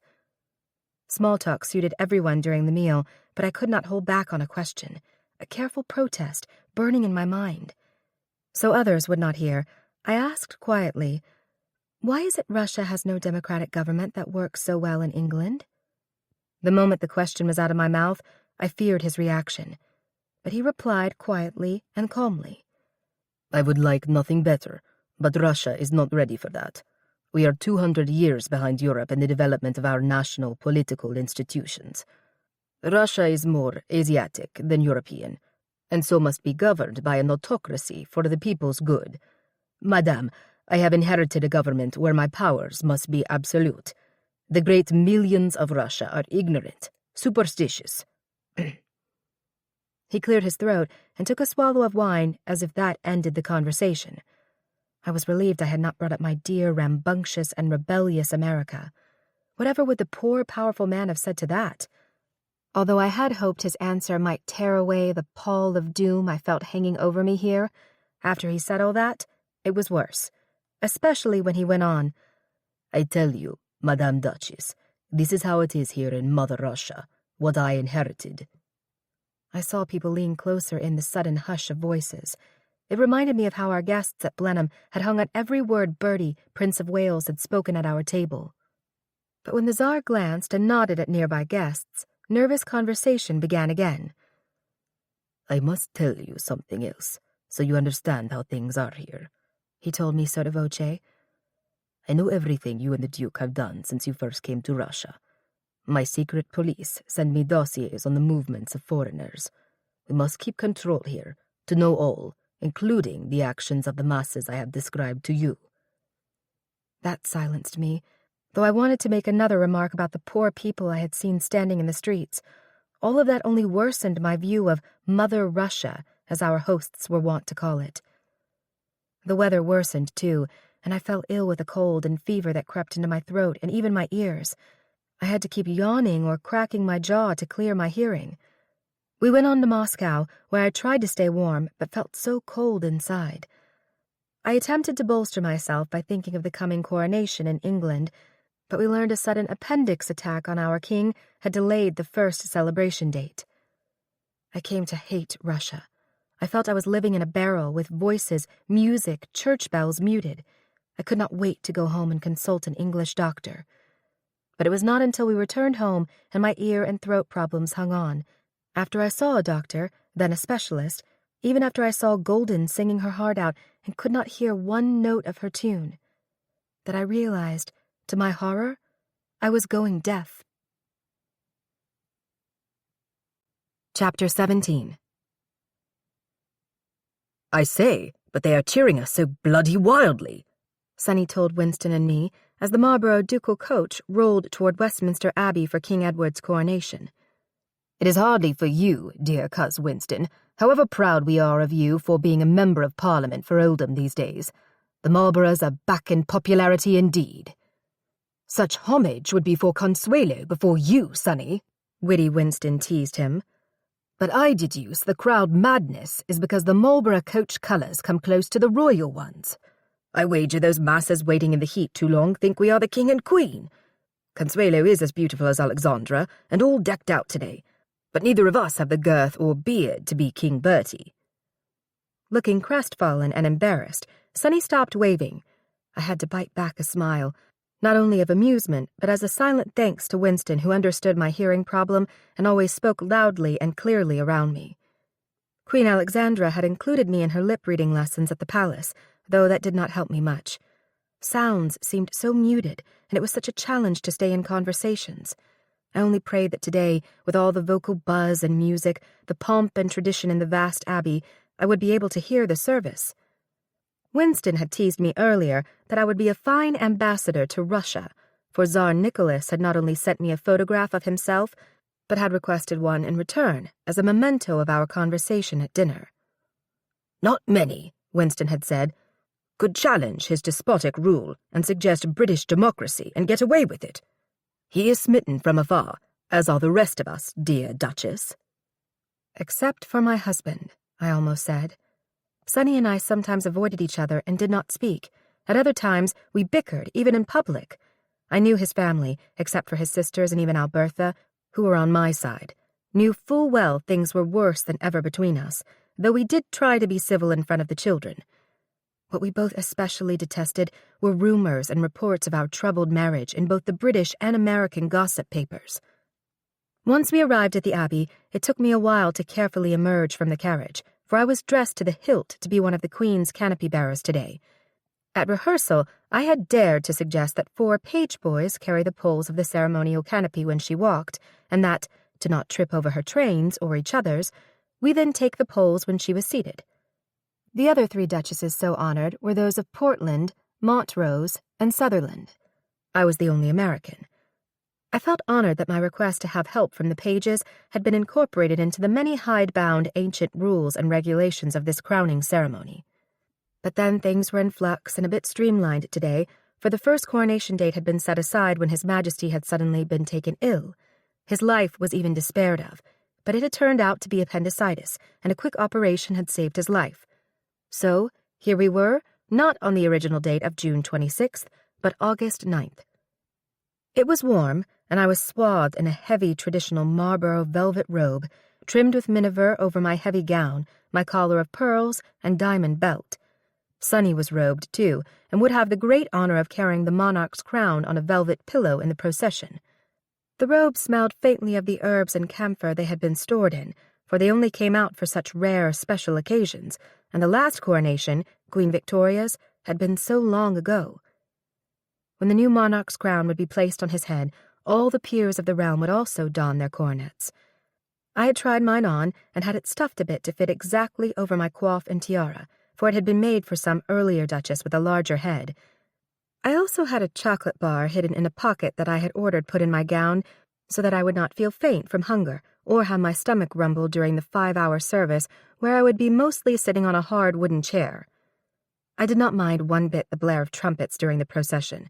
Thank the Lord I could hear them, and I could feel the vibrations of the great Abbey organ music through the floor. For at home, even my sons' high-pitched voices were difficult now unless they were facing me, and golden, sweet songs impossible to enjoy.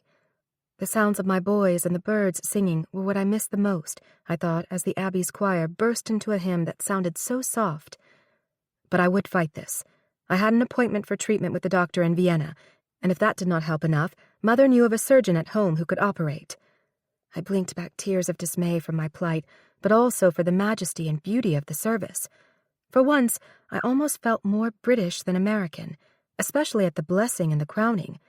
But I had to stifle a laugh instead of tears when we peers of the realm lifted our coronets to our heads, for though mine settled in place as I had planned, I saw several men and women whose coronets had not been fitted, or evidently even tried on. One too large ancestral coronet came down so low that it covered a man's entire head, and when he had to hold it up, the ties to his heavy robe nearly choked him. I saw yet another coronet practically dangling from a man's ear. Just the raising of all the arms made several of the heavy old ceremonial robes slide off and nearly topple their wearers. On top of all that, one countess I knew was evidently so famished and dizzy she could not even stand. So, thanks to a chocolate bar and planning and practice, good old American ingenuity, despite the fact I could not hear half the service, I survived and even enjoyed the day, and felt the most English since I had become Duchess of Marlborough. The next important event we were part of came at the end of 1902 and into the new year. It was held in India and was called the Durbar, a magnificent ceremonial gathering of the crown's Indian subjects, so they might pay homage to the Emperor, our king, now that the Empress, Victoria, was dead. Sonny and I, along with other titled British subjects, had been doubly invited by the king, who would not attend, and by Lord George Curzon, Viceroy of India, who would oversee the days-long ceremony. Blandford, age 6, and my dear Ivor, age 5, stayed home, and I missed them terribly the moment we embarked on the steamer Arabia for Bombay. We traveled with 60-some guests, mostly friends of Lord Curzon and his American wife, Mary Leitner. She was, as the American newspapers had rudely referred to some of us, another dollar bride, a woman from a wealthy American family who had married a British title. But I saw the Curzons were indeed a love match, and I envied them that. How far away did Paris seem now, and that balloon adventure and kiss from Jacques, for I had not seen him for nearly 2 years, although he wrote letters full of his life, and I dared to write back. Papa said he saw him seldom these days, but had not heard he was married or engaged. If I needed to get my mind off missing my boys, my problems hearing, missing Jacques, and actually the sad and bad state of my marriage, at first India did that for me. We stayed with the Curzons in what could only be described as a fabulous palace, something out of the Arabian Nights tales. True, the representative of the new king and ruler of India must impress the people, but I, who had seen grandeur from my earliest days, was stunned at the extent of their posh, luxurious living quarters and servants. Especially stunned because, once again, the gap between the ruler and the ruling class called Maharajas was as wide as the ocean, and the gap beyond that to the people of India a vast chasm. It took me a while to get used to the opulence and splendor, too, Lady Curzon told me as the two of us strolled the perfumed gardens of the palace amid mist-blowing fountains. The sun was warm within these walls, which stifled the breeze, so we both had parasols. I had told her of my hearing problem, and she was kind enough to speak loudly and directly at me. Especially because of some of the sad things, many, to be seen, well, out there, she told me, gesturing at the inlaid mosaic wall. Yes, I saw the masses, I admitted. You know, it is not so different from what I saw in Russia, even just outside the beautiful Winter Palace. We Americans have seen poverty too, she said, almost offensively. Of course, both at home and in England, I agreed. But to see the dead carried through the streets here in open litters to be burned, and the worst, I could not turn away from the sight of several corpses of dead infants floating in the Ganges. Mary, that was terrible enough, but there were cows as well as women and children bathing in that same water. I have seen it. Time and British civilization brought here will surely help. In my position as vicereign, I will try to make a difference, and George, of course, is striving for that. At least the horrid tradition of sati has been abolished, where the widow of a dead man threw herself on her husband's funeral pyre as if her life was over without him. And that poor water boy who walked in on you when you were bathing. I apologize again. He was horrified and terrified.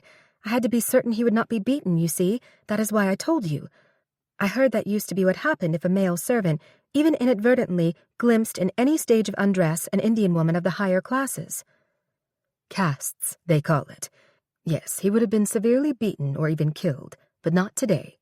See, she said, reaching out to touch my arm as we stopped by a fragrant jasmine bush, twirling the handles of our parasols. Progress will be made, and I intend to help. I thought again of the poor folk in the villages near Blenheim, of dear Mrs. Prattley in the almshouse, even of the ill child I had taken gifts to when I was young and stayed at Idle Hour on Long Island. But I could put no mental distance between myself and the faces I saw packed together in the streets of Delhi, the lepers, naked children, the masses of beggars. And so later, as I watched the parades of elephants with silken-clad riders vowing obeisance to the viceroy and the king, as I toured the beautiful Taj Mahal or watched fireworks gild the skies, or went on a falcon hunt, mounted on a beautiful horse, I still saw the poor in my mind and heart. It was not fair. It was not right. It was not moral. I decided then, however much Sonny might protest, once I was home, that I would try, at least in my own small realm, to do more to help those in dire need. Although my hearing was not improved by the painful drainage and scraping treatments I underwent in Vienna, and Sonny kept me overly busy being Duchess, 2 events occurred that warmed my heart. My father planned to remarry very privately in London to keep the Vanderbilt-Hungary press away, and Sonny and I were to be among the few guests, and the London house Papa had paid to have built for us was finally finished. But there was a sad event, too, which was a warning to me, I thought, not to try anything too dangerous to amend my hearing. Poor, beautiful Gladys Deacon, our mutual friend, had a beauty treatment go all wrong. She wore a veil and did not remove her hat when she came to explain to us at Blenheim after our return from India. "I have something shocking to share," she told us. "Please sit down. I must have the light through the window exactly right to explain this." Whatever was she talking about, I wondered. I expected a scar she could somehow cover up. She sounded and seemed all right to me. Sunny, however, looked ready to leap off the settee beside me to comfort her. "I always wanted to have a classic Greek nose," she told us, gripping her hands together as she stood before us. "I have often been told of my cameo beauty, and I suppose in a way that went to my head, and I do not mean that as a pun." Sunny cleared his throat and sat farther forward. I sensed a certain tension between them. Did she have me here for some sort of admission because I was her friend too, or because she needed support if Sunny erupted as he often did at me? "So, I heard of this special doctor in Paris while I was there with my mother this winter, and you two were off on your exotic India adventure. A doctor who works absolute miracles of facial perfection, so they said." "And you did what?" Sunny prompted. "He did what? You are a beautiful woman." "Was," she said, and began to tremble and cry. I recalled the time I went to Gladys's guest room to walk her to dinner here, and found her just contemplating herself in the mirror so long she had evidently lost track of time. "You see, here I must let you both see. I had a paraffin wax injection in the bridge of my nose to form a straight, classic line from my forehead down to the tip. At first it seemed perfect, but then it slipped. The wax, inside my face," she said, and finally removed her hat and veil. Her nose was swollen, but that aside, there was an obvious puffy place where the wax had settled low between her nose and cheek to unbalance her features. And from other things Gladys had said off and on during the time we had known her, I wondered if she was sometimes unbalanced in other ways, too. Sunny stood and examined her face closely with his hands on her shoulders. "It will pass," he told her, then whispered something else to her I could not hear since he was turned away. "You must not obsess over it, dear friend," I put in, rising and stepping between her and Sunny to give her a hug. "His Grace is right that you are still beautiful, and it is the way people act, what they do that makes them beautiful. Isn't that right, Sunny?" I added. We had been arguing lately more than ever. We had spent time apart. I could not help myself now because I sensed, truly for the first time, there was more between these two than I had ever seen. Oh yes, I knew she had adored me because I was the Duke's wife, but had there been more? That I was close to the man she adored and wanted? We both comforted her, but as I lay in bed that night, I rehearsed in my head all that I knew about an English separation in a marriage, and even, yes, I said it to myself for the first time, divorce. And not because of what feelings and acts might lie between my husband and Gladys. I had heard that an Englishman could obtain a divorce by proving his wife had committed adultery. So much of that went on among the upper classes, so that was de rigueur. Except it then ruined one socially, the woman at least if it had become public knowledge. But for the wife to obtain a divorce meant proving desertion or bodily harm, in addition to bedrock proof the husband had been unfaithful. I had no doubt Papa would help me obtain a good lawyer. But what would that mean for my helping to rear our sons? I could not bear life separated from them, even though they would be away at school in the future and lead their own lives. But I thought, I must try a separate life at least. Now that the London house was completed, I would furnish it, find excuses to stay there more, have the boys visit, especially Ivor, who needed me so. My mother could hardly scold me after her divorce and remarriage, and Papa had finally found his way to a new love. Divorce? I could not think nor plan that far. Remarriage? A distant fairy tale. Yet living separate from Sunny, whom I now vowed I would more formally and properly call Marlborough, I would be able to travel to Paris more to see Papa. I would visit America, which my husband still vowed never to see again. I needed that ear operation. I could spend more time with charity causes without being forbidden or criticized. Somehow, now at age 28, I would begin to forge a life of my own. Part 3. Champion, 1906 through 1919. The Open Door. Chapter 18. I wanted to have privacy when I told Marlborough my plans to leave Blenheim and obtain a separation, so I went outside to talk to him. For once I had seen out the window that we would be alone, no hovering servants, not even his gardeners for once. who were working a ways off. It felt like such a long walk out to him, through endless cavernous rooms, down grand stone staircases, away from the massive bulk of the building, which hovered like a great, great creature over us all. He stood in the area where the new water terraces had been staked out in intricate patterns with a reflecting pool already being dug in the middle. All of this, as well as many improvements inside the palace, had come from my marriage settlement. He did not see me until my shadow crossed his feet. "My plans and hopes for this are ready to become reality," he said with an all-encompassing sweep of his arm. I can understand how good that feels. I need to talk to you about something else, something very serious. "If you want to ask about furnishing our new London house, go ahead, but make it grand." But livable. I intend to live at Sunderland House full-time, you see. He looked up at me, squinting into the setting sun. "You cannot be serious. You cannot mean to endanger all this," he added with another sweep of his hand, but his voice was deadly calm. "Us, our heirs, our solid place with royalty. Now, if you intend to live there frequently to lend our name to some London charities, I can see that. But I take it you dare to mean that will be your home while I am here. Consuelo, I know that house is in your name, but your father promised it to both of us.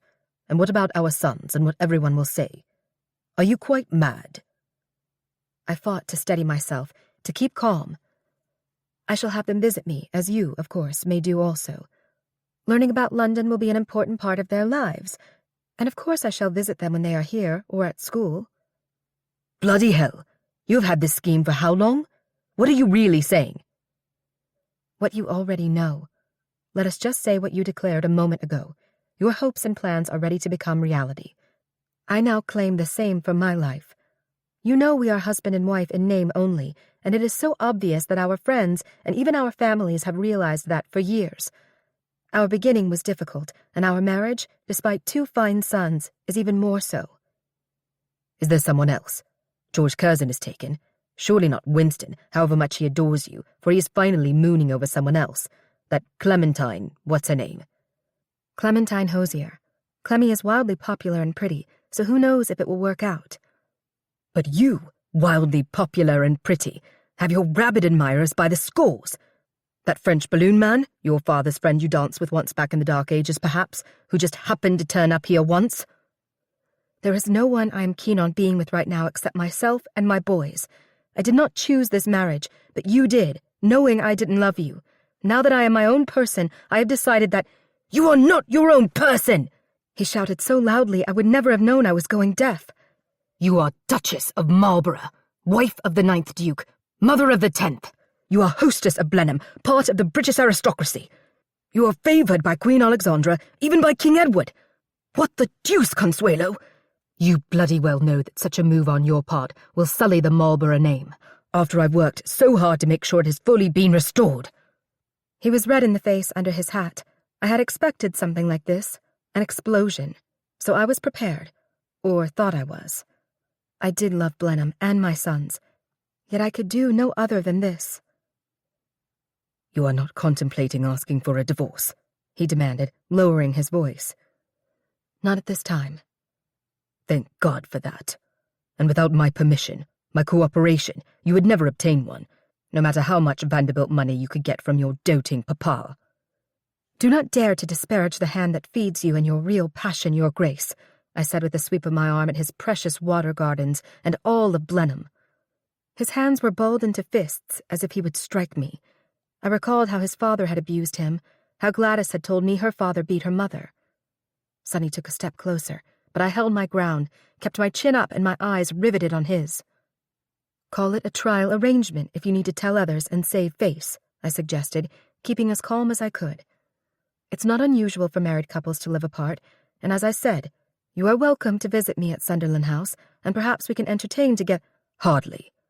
In our circles here, Mrs. American Consuelo Vanderbilt, most, and there are many, who do not get on in a marriage, manage to live apart, as you say, but they do it in the same great house. This will besmirch the Marlborough name all over again. We will be barred from proper society, though some will no doubt stick by us. By you.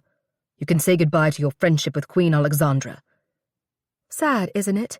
that His Majesty continually breaks his marriage vows to his faithful wife with Mrs. Keppel and others, then comes down so hard on anyone who breaks those same rules or wants to legally leave a marriage. His motto seems to be to couple with whomever one wants at country weekends and the like, but do it secretly. Still, if you mean our separation will be a trial for you, that you would miss me in any personal, heartfelt way, Your Grace, then that is perhaps one of the few best compliments you have ever given me. You will disappoint your family, especially your mother, who took control of her life to divorce her husband and marry for love. My sisters, my mother, and Winston, who championed you from the very first, will be horrified. I am grateful to them, for you never really championed me, not in my difficult beginning here, nor in these last thorny years. If I had had your real support and affection in the beginning, well, enough said. I will only tell the boys for now that I am leaving to furnish the new London home, and will include things they will like since they will visit frequently. When you are in London, you must come see them.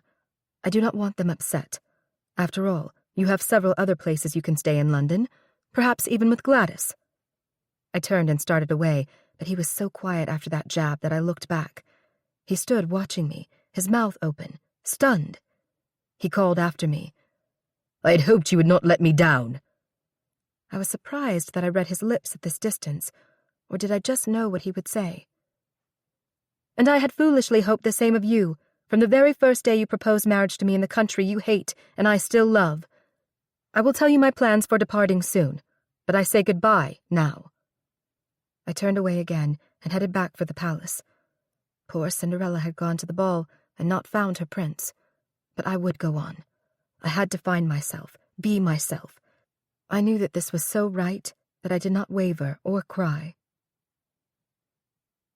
Although I knew it would take me several years to really finish and furnish huge Sunderland House in the Mayfair area of London, I set to it with a will. I did regret that years ago, when Papa offered to have it built for us, we had decided on the name of one of the Duke's early titles, the one that had given him his very misleading nickname of Sonny.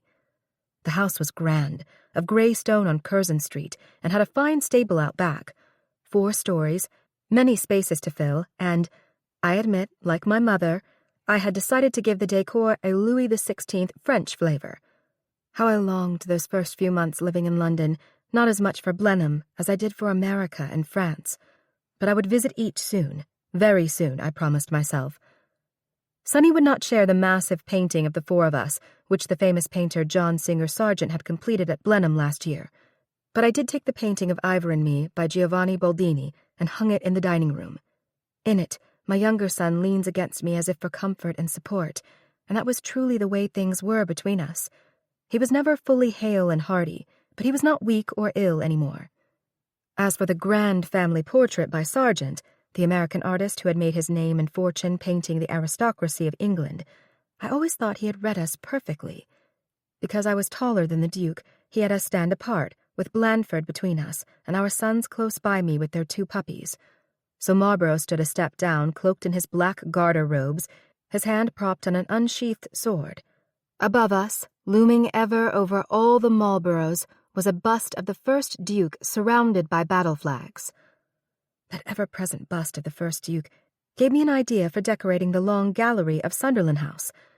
I commissioned bas-reliefs of the founders of our 2 families, the first Duke at one end, to be expected, I am sure, of those I entertained there, but at the other end, in an equal position, Cornelius Vanderbilt, the Commodore, my great-grandfather, who had founded my family and its fortune in his railroad business.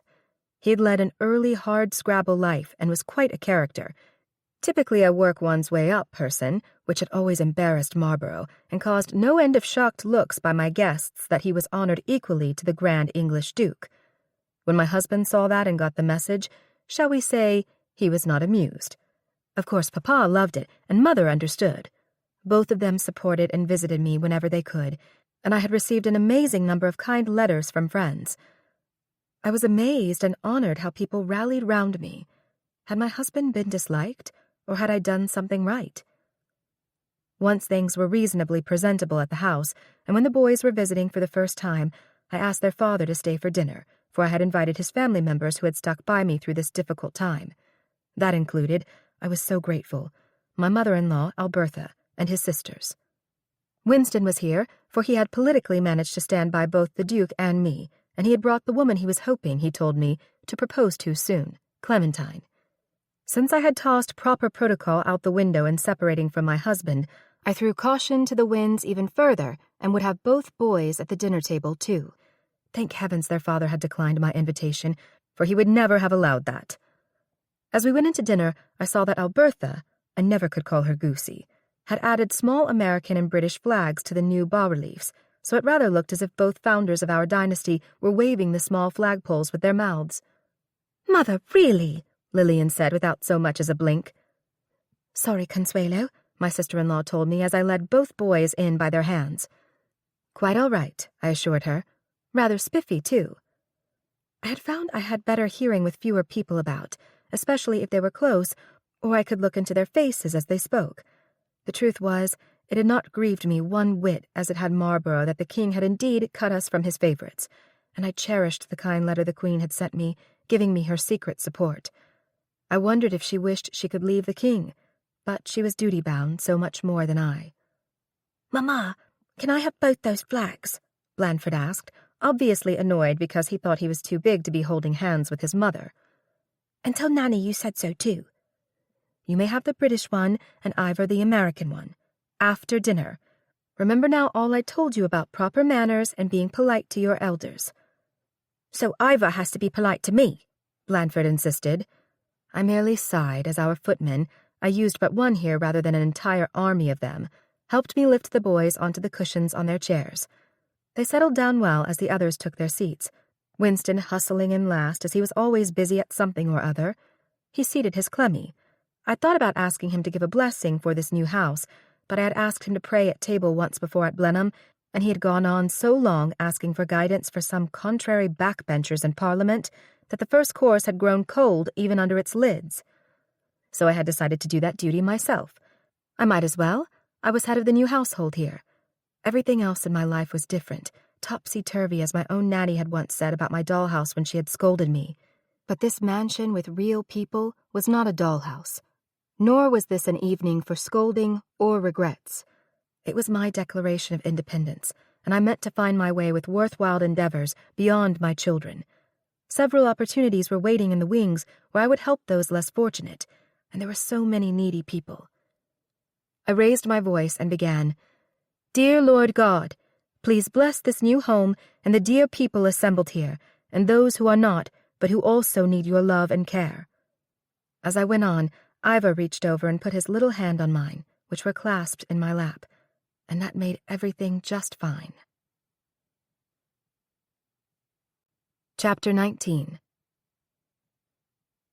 As I adjusted to my new life, the first time I had ever felt more or less in control, I lived in several worlds. I was a mother first, seeing my boys in London or even at Blenheim whenever I could. Their nanny and governess had given way to valets and tutors, but at least their father did not try to keep them from me. After the groundswell of support I had received and the fact I was still invited to some social events, though not those where the royals were present, perhaps he felt I still held some sway. Over the years, I had called him Sonny to his face, or to his family members, he of the long frowns, sighs, and disapproving, narrow-eyed glances. But I now referred to him more formally as the Duke, or Your Grace, but most usually Marlborough, his formal title. I finally really felt a part of my own family again. Even Mother and I mostly got on, though I felt we were on tenterhooks together, perhaps because I now understood a lioness not only defending her cubs, but wanting to choose what was best for them. And what could my mother say, after she had left her husband and children? Papa was ever helpful, my rock for advice. He and his new wife, Anne, visited me, so I had not been to France yet. As Papa and I sat over an early breakfast at Sunderland House one morning, he suddenly surprised me with a topic I had decided not to broach. "Was it a shock to you," he asked, "that my new wife was the widow of your long-lost first love's brother? It never came up at our wedding or our earlier visits, and I just wondered. You and I have always been close, honest with each other.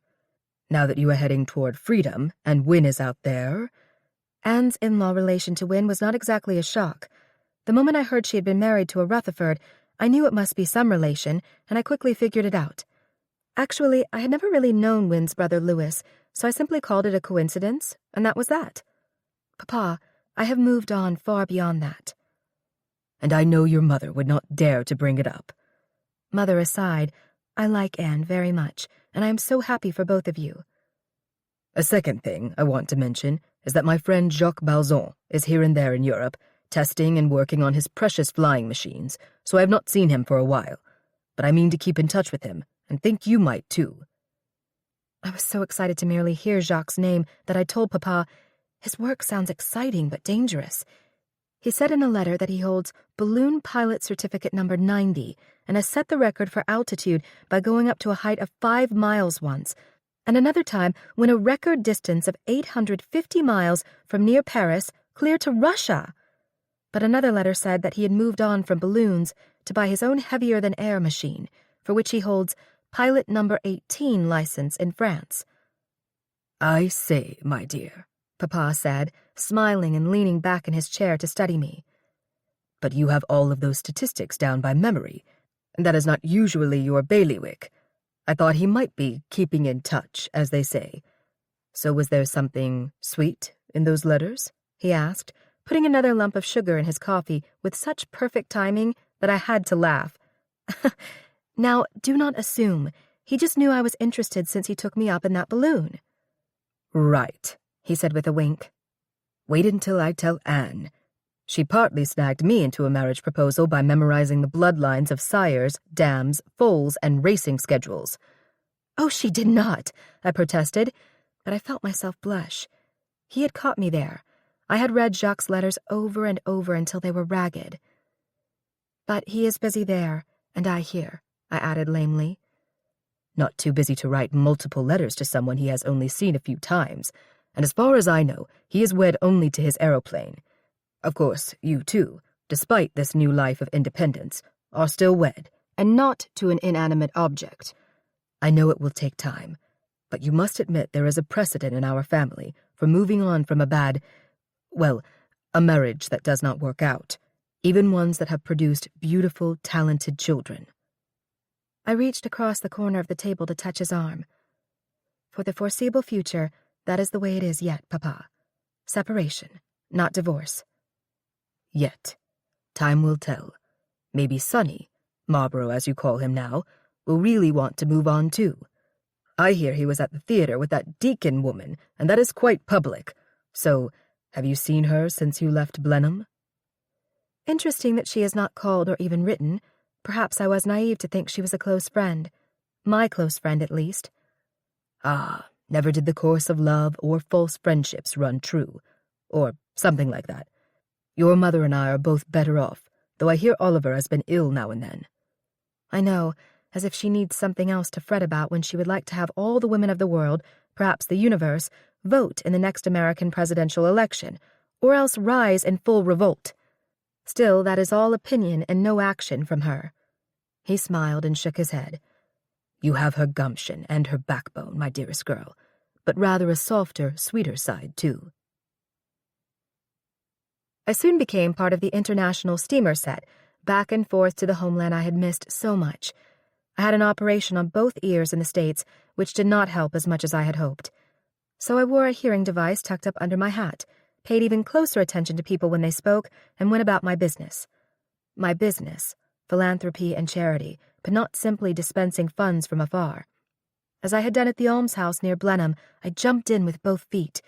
I used my position and my genuine concern to help out. Widows of the London tramway men were one group I visited and supported. How moved I was to be received by rows of capped and uniformed men, their guard of honor they called it, at the opening of a hall for the Tramway Brotherhood in Kensington. They doffed their hats to me, then put them back on for a photograph. Your Grace, we are beholden to you for all you've done for us, the spokesman's voice rang out. If that was not enough to give the Duke apoplexy about the strange sorts I was mingling with, next I took up the cause of prisoners of the Crown, male prisoners. I was working with a churchman, well, that was acceptable, named Prebendary Wilson Carlyle, head of the church army, who was attempting to help first-time offenders so that, once released, they would go straight and not re-offend, which would be the final ruination of their already poverty-stricken families. Those men just released from prison have good intentions, the prebendary told me. But too many cannot find gainful employment, and so take the easy way out and go back to crime. The Lord would want us to help them and their families. Of course, I could just ask you for a donation to hire someone impressive, who could get us good press coverage and more donations, to interview and counsel them, but, well, it is overwhelming. I have thought myself overwhelmed more than once in life, I told him. I could not help but think of my canary golden in its gilded cage, singing her heart out, when I could no longer hear her songs. I'd given the bird to Ivor and made him promise to take care of her. Oh, yes, I understood some of what it was like to be in a cage. How can I help? I asked. I mean, besides leasing those 2 adjoining houses in Ensley Street you have your eye on. What a good idea to have laundries and sewing rooms there where the wives can earn a living to support themselves and their families while the husbands are in prison. I shall donate funds so we can also have a nursery with baby tenders to free up those mothers to work there until their men come back. Then, only by the grace of God can I ask you this too, Your Grace. The men themselves, when released, you see, he said, almost stuttering as if beset by a sudden rash of nerves. It would be such a blessing if you could somehow get others on board, find places where these men could be gainfully employed. Since I would be spending time at the Center for the Women where I could encourage them, read to them, I could interview the newly released men to assess their talents, and then have volunteers with jobs waiting. Oh, I did not mean yourself, to sit down with them, I mean. I do think that would be the best. So, shall we get busy on all that? I also tried to help with the many tragedies I saw as I visited the slums in Suffolk on a regular basis. But observing the grief of others was not limited to my work with the overwhelming problems of the British poor. My stepfather, Oliver Belmont, took seriously ill in 1908, and his life was despaired of. In June, when I heard that, I took an immediate steamer to New York.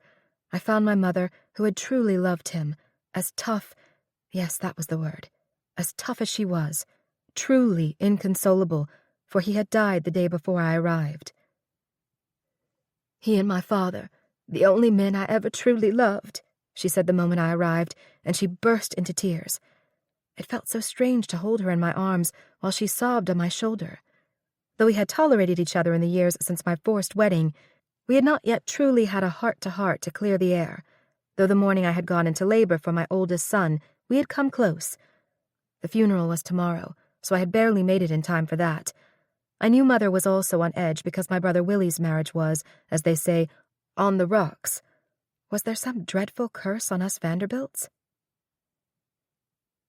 I miss him dreadfully, and always will, Mother told me the week after the funeral, when we had gone to Marble House in Newport for peace and privacy. More than once she had said she must lie down for a while, but she kept coming back into my sitting room. Her hair, now with silver threads, streamed loose to her shoulders. She wore a robe of black bombazine. The circles under her eyes were like dark half-moons. Outside, the summer social season went merrily on, but we stayed inside, she mourning her loss, I mourning my dead marriage and missing my sons. So can you convince the Duke to really release you?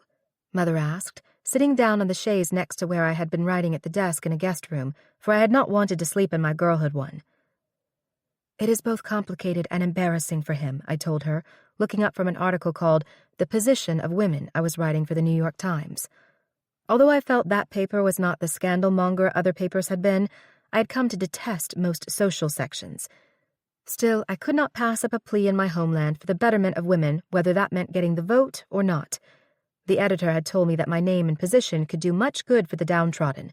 As that was exactly my battle cry in England, I had consented. Believe me, I know the worst of a divorce, she told me, dabbing a damp handkerchief under her bloodshot eyes. I take it an Englishman must be seen with another woman in a compromising position, and then not deny that charge. You have been reading up on it. Yes, and although I believe the Duke has another woman, he would certainly not bring her name into it. I shall just die. I shall just die of boredom. Widowhood worse than being a divorced woman. But I soldier on for my causes. And bless you, Consuelo. You do too. I do have regrets about the way things were, perhaps yet are, between us. But I wanted so much for you. I prayed your husband would not tread you down, and I see that, however powerful, he has not. Mother, I fight for downtrodden women because I got some of that fight from you. Papa says I inherited your backbone." "Did he? Well, that is something then," she said, and blew her nose. "Listen," I said, suddenly feeling as if I were the senior person here. I swiveled in my chair, leaned forward, and held her hand. "We have had some terrible times between us. Your dreams, your ambitions, running things at any cost, even any cost to me. But I admire that you have never been one to give up, even against difficult odds. You have said you believe this country would be a better place if women could speak out more strongly. Perhaps I learned that from you." She nodded fiercely, tears in her eyes again. "Here, that must mean they should be given the vote. Suffrage, as they dare to call it when women are suffering now, even you and I, sometimes together." "Yes, together. Would that not be something grand? I believe that in England women can still speak out and do great important things without the vote, but, as I said, not here. It must be the vote. Oh, that would be a war for me if I got tooth and nail into it," she said almost wistfully. "We women must have the vote." "I am sure you can work for it carefully, not with stunts or violence as some of the British women are threatening in order to make their case. Speaking out, writing an article, like this one," I added, "though I am not demanding the vote here or abroad." "I did not rear you wrong, did I?" she asked, leaning forward and squeezing my hands. "Well, you were a bit harsh at times. But look at you now. I am proud of your strength of character, not just your beauty. Did you detest me terribly? I wanted to help you, save you, make you strong. You know, I shall never forget that time my pony bolted and dragged the little cart with me in it toward the water. While others merely screamed, you picked up your skirt and chased that horse, stood nearly in front of the panicked beast and grabbed it by the reins and maybe saved my life. Even in our worst moments, especially at the end when I was so distraught, I knew deep down you loved me and thought you were doing the best you could." She tugged me to sit beside her, and we held tight, both sobbing like babies. "My beautiful girl, my beautiful, strong girl," she said, stroking my hair as if I were but 5 instead of 31. "You have a position not only here to be asked to write for the Times, but influence yet in England, so you can stand up for what is right. And," she said with a huge sigh as she sat back away from me, "separated or not, divorced or not, widowed or not, we go on. We do, together if we can." Spoken like an English Duchess, and an American one, too. Chapter 20. It made my spirit soar to know I was not socially ostracized in the States because of my marriage separation, and that even among some of my London friends, few seemed perturbed. Of course, I knew that going through with the divorce might be a different situation altogether. In London, my godmother Consuelo, Duchess of Manchester, had invited me to one of her popular literary circle soirees. Oh, how I loved this sort of gathering, where, rather than social tittle-tattle, ideas and books and plays were spoken of and argued, and often by the very men who had written them. I was especially excited that I was sought out by many of the guests. Grinning but shaking a finger at me, H.G. Wells said, "One more good deed from you among the so-called underclasses, my dear Mrs. Marlborough, and your former friends will have to brand you a socialist. And welcome to that club." He took a good gulp of wine, then raised his goblet as if he were toasting me, for he was a bit radical with all his criticism of the government. In fiction, at least. I had read his books, The Time Machine and War of the Worlds, and thought him terribly clever, however much I read a threat of doomsday beneath his stories. "Do not threaten this lovely lady," John Galsworthy, standing on my other side, insisted. I thought Mr. Galsworthy rather a nervous sort. He spoke quietly, unlike the others who raised their voices over the buzz in the room, so I had to strain to hear him. I had thought at first he had gravitated to my side to pump me for inside information about the aristocracy, since he had begun a series of novels about a fictional Forsyth family. But he usually said hardly a word. He was, I thought, an observer, not a talker. He had, however, asked me if I'd ever thought of authoring something like the Marlborough Saga, to which I answered, "I dare not, for truth is stranger than fiction." The most interesting man today, not counting Winston, who was here for once and had been kind enough to bring Clemmy to accompany me, was the very handsome, dark-haired and mustached Bernard Shaw, Not to be called George, I had heard. His Irish accent was charming, though the tenor of his thoughts was not. It seemed he liked to criticize everything English, but then I suppose that was natural for a theatre and music critic. "The Duchess is not a socialist, Wells," Bernard told his fellow writer, "but a fine example of my independent-thinking new woman. I will have to write a play called The Duchess of Destruction, for I believe she's out to declare war on slum landlords, and even champion women of the night, to get them out of that profession." I was taken aback by that comment, but not insulted. His drama, Mrs. Warren's Profession, was about a prostitute, and the author, Henry James, who was not here this time, championed independent career women in what he considered an unfair male-dominated society.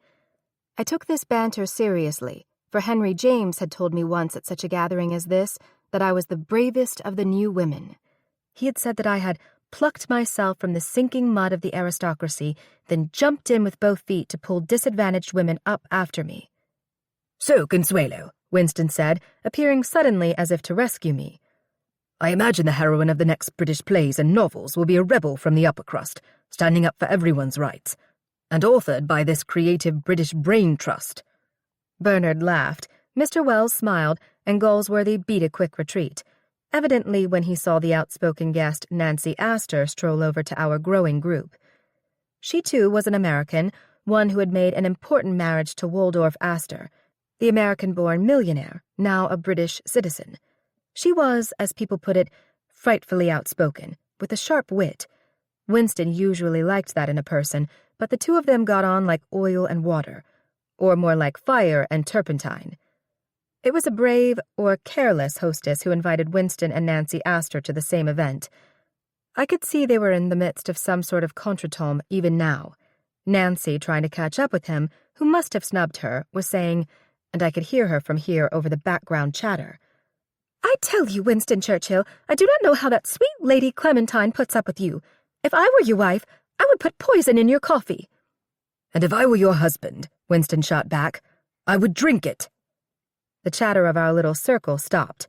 My godmother must have sensed disaster and came rushing over. Bernard smiled, but Mr. Wells bellowed a guffaw. I admit I grew wide-eyed at that rejoinder, but I had to laugh with the men. My godmother fanned her face. Nancy Astor, evidently unable to top that, harumphed and hurried off. "I swear, Winston," Wells said, "you may be wishy-washy between Conservative and Labour, but I like your style. And I like your American Duchess, so better get her out of here before that Astor harpy tries to take it out on her." "She dare not," my dear godmother insisted, still fanning her face. "This younger Duchess Consuelo stands up for herself, even as this older Duchess Consuelo has learned to do." I hugged her, while our little circle, especially Winston, applauded. At that moment I decided, wherever I lived, I would be bold to mix such dynamic, fascinating personalities, however outspoken, at my gatherings, too. Living apart from the Duke, but keeping tabs on my growing boys, with all my other interests, kept me busy. I must admit that I was often exhausted, but that helped me to sleep. I was able to obtain one of the first Accuphone carbon transmitters, an electric one, to help with my hearing. When I visited Papa and Anne at their home in Poissy, about 20 miles from Paris, and went to the races with them, I could more clearly hear Papa's recital of the Order of the Horses, despite the cheers all about us. I suppose it was pure nonsense, but I came to believe I could hear better in France. But while there at their chateau, more than once I dreamed I was flying, looking down at the ground passing under me. I soared with the birds, hearing the lovesick songs of a canary named Golden, who perched on the rim of the woven basket of the balloon. Below me I saw children on the playgrounds I had promoted in the slums of cities, and saw Grace waving goodbye to me. I was looking for a country house, a place away from London, a retreat, but where was it in the fields and forests below? And I was trying to plan the Sunderland House Conference to help protect the poor working women, where they bent over dim tables making lace or matchboxes or chains all day with so little pay. Chains. Were my balloon and basket still chained to the ground? Or was I lost? My fantasy turned to nightmare, for I was all alone, and the balloon was drifting I do not know where, and Jacques was not there to save me. I sat up in bed, sweating, my heart pounding. "Oh, a dream, good and bad," I said in the silent guest room. It was already daylight. I remembered that Jacques had telephoned my father to say he would try to visit me here before I went back to England tomorrow. He and other pilots were preparing for war if worse came to worst, with the terrible Kaiser and the Huns, but I was certain that could not be. If Jacques did not come today, I would be gone. I had to leave, for I had scheduled the conference organized by 2 trade union charities, both headed by women, this time to convince people to protect women in the sweated trades. I was going to be daring in my methods.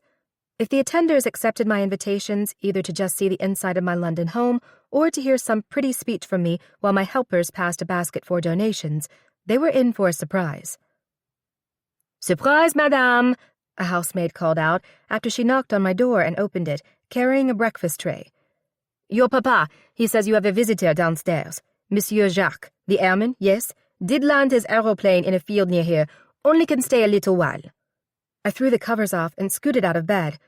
"Leave the tray, please, and call my maid at once," I told her in French. "Time, you know, flies too." "I am so proud of you," Jacques told me the moment we were alone after spending a few minutes downstairs with Papa and Anne. He had already praised me for how well I was doing with my new hearing aid. "You are making a life for yourself, stepping away from a man who did not deserve you." He had borrowed Papa's motor car to take me to the nearby field to see his aeroplane. The rural road was bumpy, and I bounced against him. "Much smoother in the air," he told me as my hips seemed to stick to his. "But this has its advantages. And there she is, my other passion." Did he mean other than me? I dare not ask as he stopped the motor car, and we got out in the rutted entry to the field. "At least the people who gathered have gone away for now," he told me, taking my hand and pulling me after him into the grassy meadow with bobbing daisies, though there was a mown path he must have landed on that stopped at the very edge of the uncut area. "But is it dangerous for you?" I asked as we approached the silver aeroplane, glinting in the mid-morning sun. It had double wings, 2 front wheels, and 1 small back one, and a large rotor kind of thing on its nose. The pilot had no covered place to sit, so I could see his head must be out in the air behind a short windscreen. Still holding my hand, Jacques turned and looked at me, his gaze so intense. "Everything worth having, and possibly losing, makes flying and other things in life precious. Consuelo, I did not trust this thought to writing in my letters in case you were, well, being watched. But I am hoping you are considering the final step to end your unhappy marriage. Granted, my strict Catholic family would never want me to wed a divorced woman and a Protestant, but I would risk all of that if I could court you, see you, if you would allow me to come to England, or wherever, I do not care, to see you." "But I thought you are married to this metal lady here," I said, with a gesture at the silver creature sitting so solemnly alone in this French field. "So," he said, lifting my hand and kissing the back of my fingers. "You will never have to be jealous of her. My dear, that first night we met and danced so briefly long ago, I went home and told my mother I had met the girl I would like to marry. Yes, I swear I did." He put an arm around my waist, kept my hand in his, and tried to turn us as if on a dance floor. But a few steps away from the airplane, the grass snagged our feet, and a clump of daisies nearly toppled us. Laughing, he took me closer to the aeroplane, and we leaned against its metal skin in the shade of one wing. He held me to him. How famished I had been for the intense attention of a man. All those years of marriage when I was Duchess, indeed, but the Duke was so cold. And since then, too, as busy as I had kept myself. But this man, when he looked at me, listened to me, spoke to me, I swear time stood still, and I felt all that clear down to the pit of my belly. If Jacques had proposed it, I would have lain down with him in the meadow and loved him forever. "So," he said, "the bold crusader who speaks out for downtrodden people's rights I have heard about and read about has nothing to say for now?" "I am cherishing each moment. I do not want this, us, to end." "Then I believe that is a yes, that when I can, I shall visit you, court you. I swear I shall win you." I almost told him he already had, but this was too quick, too brief, as had been all of our encounters. Was this even real? For I had dreamed of him, wanted something like this, and if war with Germany became a reality, that would mean Jacques would be gone to fight to protect France, or that I could even lose him before he was really mine. We kissed and caressed until some farmers' boys shouted that the pilot man was back and everyone should come see. "I must take you back before I go," he told me, frowning at the growing crowd we had not noticed along the fence of the field. "I can drive back. I know how. I want to see you fly your other lady." Despite the cheers and a few hoots from the farm boys, Jacques kissed me hard again and climbed up into the well that must hold his seat and the controls. "Oh," he said down at me, "I forgot the key to the motor car." He tossed it down to me. "Consider it the key to my heart." He put on a leather cap, goggles, and a scarf. The rotor on the nose started to turn, and the engine hummed. I moved away and stood in the staring crowd of rural French folk as the aeroplane rolled away onto the cut strip and rolled faster, faster, then took to the blue sky, sailing over an orchard. "Long live love, yes?" one of the farm women said in French with a wink at me. I just nodded and kept shading my eyes to look up toward the sun. Jacques made one pass above, a circle with the dip of both wings, then disappeared into the heavens. The little crowd cheered. I did too, but when would I see him again? And if war came to this lovely, peaceful land, would I ever? Chapter 21. I did not know what was coming next in the European political situation, but then neither did the nearly 500 guests know what was coming the next morning at my Sunderland House conference. I imagine the engraved invitations and the tea and strawberry delights had made them think this would be a lovely, proper social occasion. With Winston's help, I had invited important people who were kind but complacent. My friend was quite the liberal then in his political beliefs, but I noted even those of the conservative bent were here. As the program began, I could see my true purpose was dawning on the brightest of the churchmen, parliamentarians, business owners, and newspaper men, and even some of the aristocracy who are here today. I had something not only entirely serious, but shocking in mind. I took the stage at the podium, but from behind the curtain out came 6 elderly working-class women from each side, a total of 12, to sit in chairs. They were women I had chosen because they had labored long in the sweated trades, been paid little and treated nearly as slave laborers here in the heart of England and throughout the empire. I introduced each by name, but they boldly did all the speaking. "Gents and ladies," the first silver-haired, frail-looking speaker said, "I've been 20 years hard working in a factory what makes confections for sweet tooths, if you know what I mean. 8 shillings a week I made, and from that provided for schooling and food of my child, since my husband been sent to prison. All those years I never eaten a dinner costing more than a penny." An 84-year-old, bent-over woman with a Cockney accent talked of being 50 years as a shirt-maker in a factory and at home. "This here is a shirt I made. I'm right proud of it, too," she told them, holding up the item. Her arms shook, but her voice did not. "Mrs. Marlborough says to just tell true, so here's the end of it. Last week, me and my husband worked from 5:30 morn till 11 at night at home after a day's work in the factory and made 14 dozen of these. Earned us 10 extra shillings, but got to pay 10 pence for cotton." So on it went. Some of the crowd kept silent, some murmured or fidgeted. A few women wept, and some men blew their noses. I imagine some were offended that I had dared to bring in the old ladies to tell their own tales, but my dear friend Mrs. Prattley had done that so well.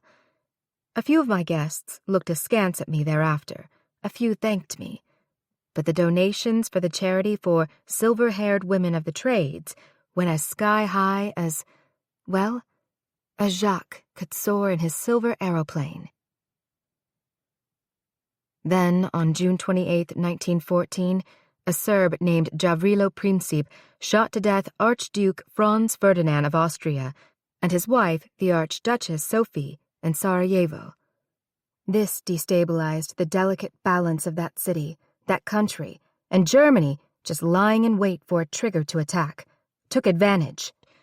From those few bullets of an assassination came what was soon called the Great War, or the War to End All Wars, as fighting and destruction spread like wildfire through Europe. I was soon doing war charity work and fighting another battle since, for the first time in our separation, the Duke and I became engulfed in a face-to-face dispute. "Bloody hell, Consuelo," he shouted the moment he entered the library at Sunderland House, a place he so seldom visited. He stalked to the window and stood there frowning out as if he could not bear to look at me. "How dare you tamper with, even advise, Blandford on which regiment he should become attached to in this damned war? I fear England will too soon jump in with both feet, and then it will not just be sharp uniforms, patriotic posters, and parades." I sat on the settee not far from him. "He is my son, too, and I am only looking out for his best interests. You are the one who approved of his leaving Eton for a course in officer training at Sandhurst, so he had that idea of joining the Guards in his own head already. Don't try to shift this off on me as you have everything else. You've swayed most of my friends, even convinced Winston to believe that the failure of our marriage was my fault." "I have never said such a thing about you, except to myself." I almost feared he would strike me, but he only pierced me with a frown and stood his ground. "Besides," he went on, finally turning to look fully at me, "did we not have an agreement that I oversee the upbringing of the next Duke and you supervise Ivor?" "Hardly. The only agreement I had with you about Blandford is that I can finally call him Bert, and only then because the boy insisted he prefers that he not be called Blandford." "Never mind all that.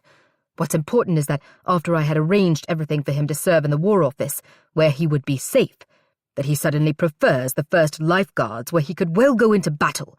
He was perfectly content with my arrangements a week ago, and then you and some high-ranking friend talked him into changing to a second-rate regiment." "Marlborough," I countered, "if you would just listen to Winston. He believes there will be a conscription if things get bad when we get in this war. So why should Bert be cowed into serving in some office here, which he does not want?" "I swear I will have Winston's head too if he has advised you on this. He'd best stick to his Royal Navy work as First Lord of the Admiralty, a political position in a London office."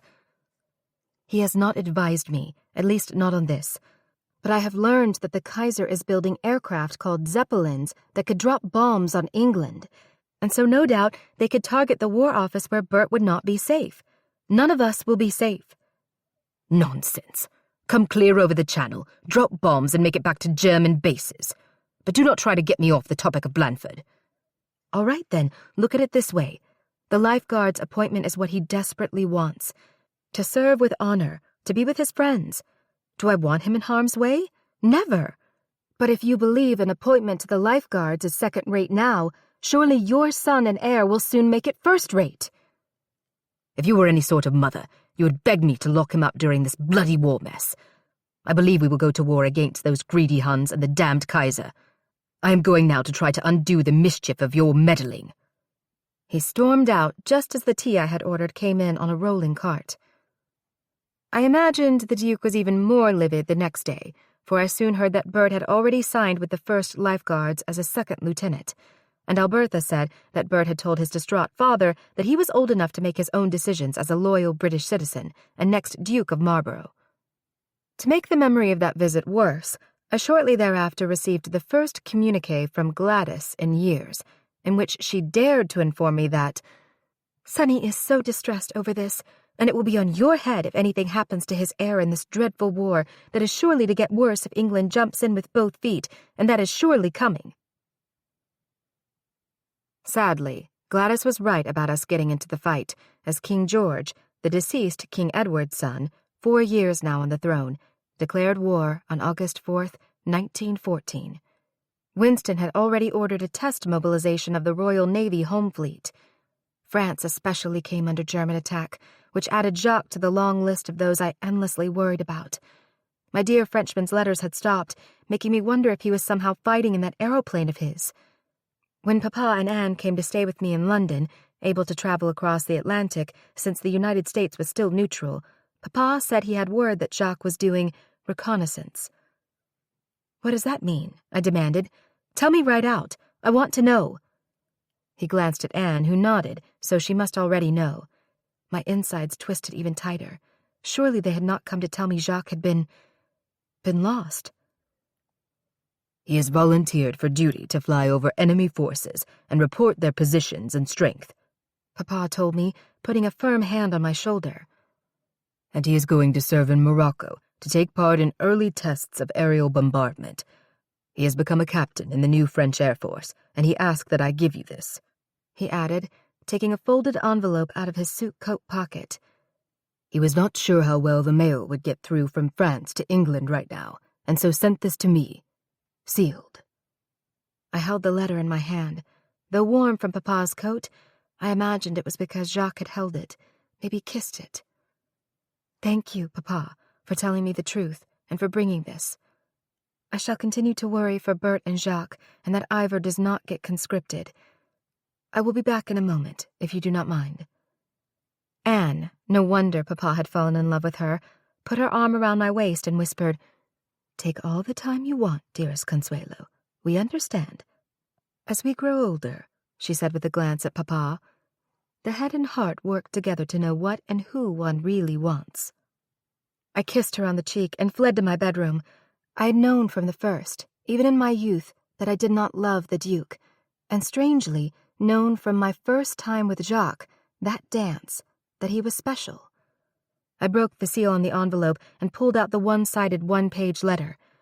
Was it my imagination he had hastily written this, that he longed for me, but his mind was elsewhere, for he was already in love with his dear France? I sat on the divan at the foot of my canopied bed and read, "My dearest Consuelo, I am writing this in haste, but sadly, I fear our entire relationship so far has been in haste. I long for this war to be over, and fear it has barely begun. I long to be with you, to formally court you, to win you. Granted, there are many obstacles to that, but we can win. We can win this dreadful war, and we can win the right to be forever together. Be very careful, even in London, for the Huns have their own deadly big balloons called Zeppelins that can drop incendiary bombs, and they will send aeroplanes in the near future. Perhaps find a small place of your own in the nearby countryside for a refuge, but I hope you will not return to Blenheim. Lest I do not return from my part in this tragedy, know that I have admired and loved and wanted you from the first, and that will never change, no matter what happens. I pray we will have our chance to be together, if you are willing, for I am more than ready. I must tell you one thing.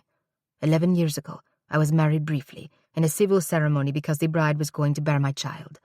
I never loved her, a fling with sad consequences, for their child died, and there was nothing but that to keep us together. The marriage was never truly sanctioned and is long over.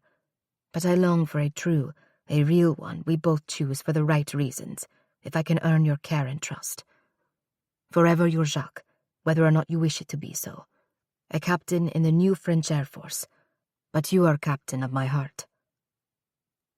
The lines of the letter blurred as I blinked back tears. I read it again. It was so emotional, so open. That was one thing about this man. He shared his intense feelings, always had. It was a heady thing for a woman who had longed for love all those years I had lived with the Duke. I clasped the letter to my breasts. He was right that we had far to go to really be together.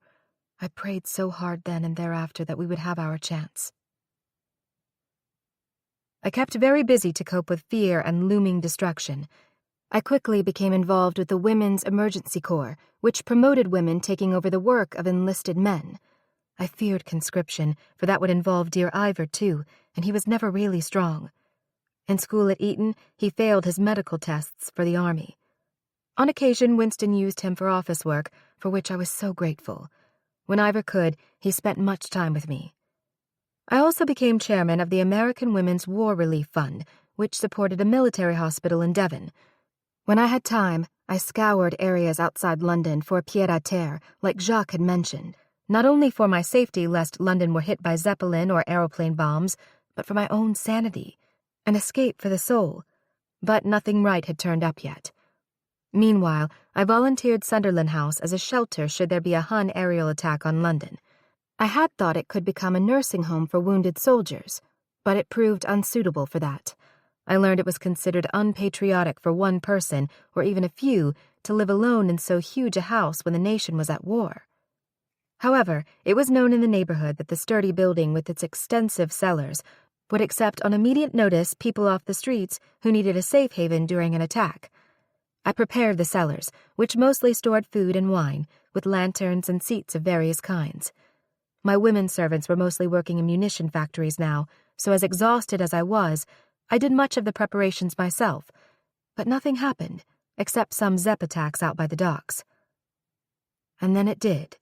not the huge floating gas-filled airships, but on May 31st, 1915, horrible, buzzing aeroplanes.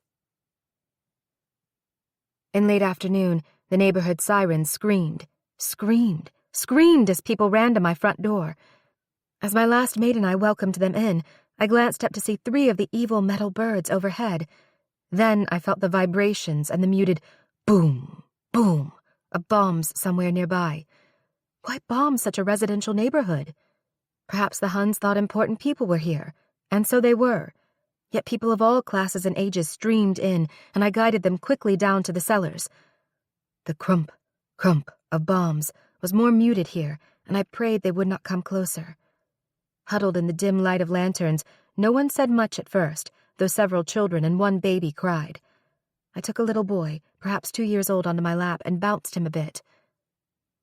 "We are so grateful," a man next to me said. I strained to hear him. "Hope a hit here will not harm all this wine." I suddenly felt guilty. Sunderland House, like Blenheim, was so elegant, so massive and well-stocked, but at least it had been used for important causes, helping, saving, I hoped, people. "As soon as the noise stops," I declared, "we shall open some bottles and toast our fighting forces." "And hope the Yanks get in the war." "Yes," I said. "I am sure we will." We sat there on edge for a good hour to be sure the attack was over. Rather than breaking out the wine here, I gave each family or lone adult a bottle as he or she left. Several of the women curtsied to me as if I were Queen Mary. Many thanked me heartily. I hated to hand the little boy back to his mother. Outside, as I stood in the door to the street, I felt so lonely. How I wanted to find a rural retreat, someplace small, someplace Bert and Jacques, too, could love if they came back from the horror and madness of this war. I turned to go back inside the mansion. It suddenly seemed a ghost house to me now, haunted by what might have been. Chapter 22. Soon after, I found the country home of my dreams. A friend told me of a Tudor-era farmhouse for sale in the gentle hills of Surrey, a 2-hour motorcar ride from London.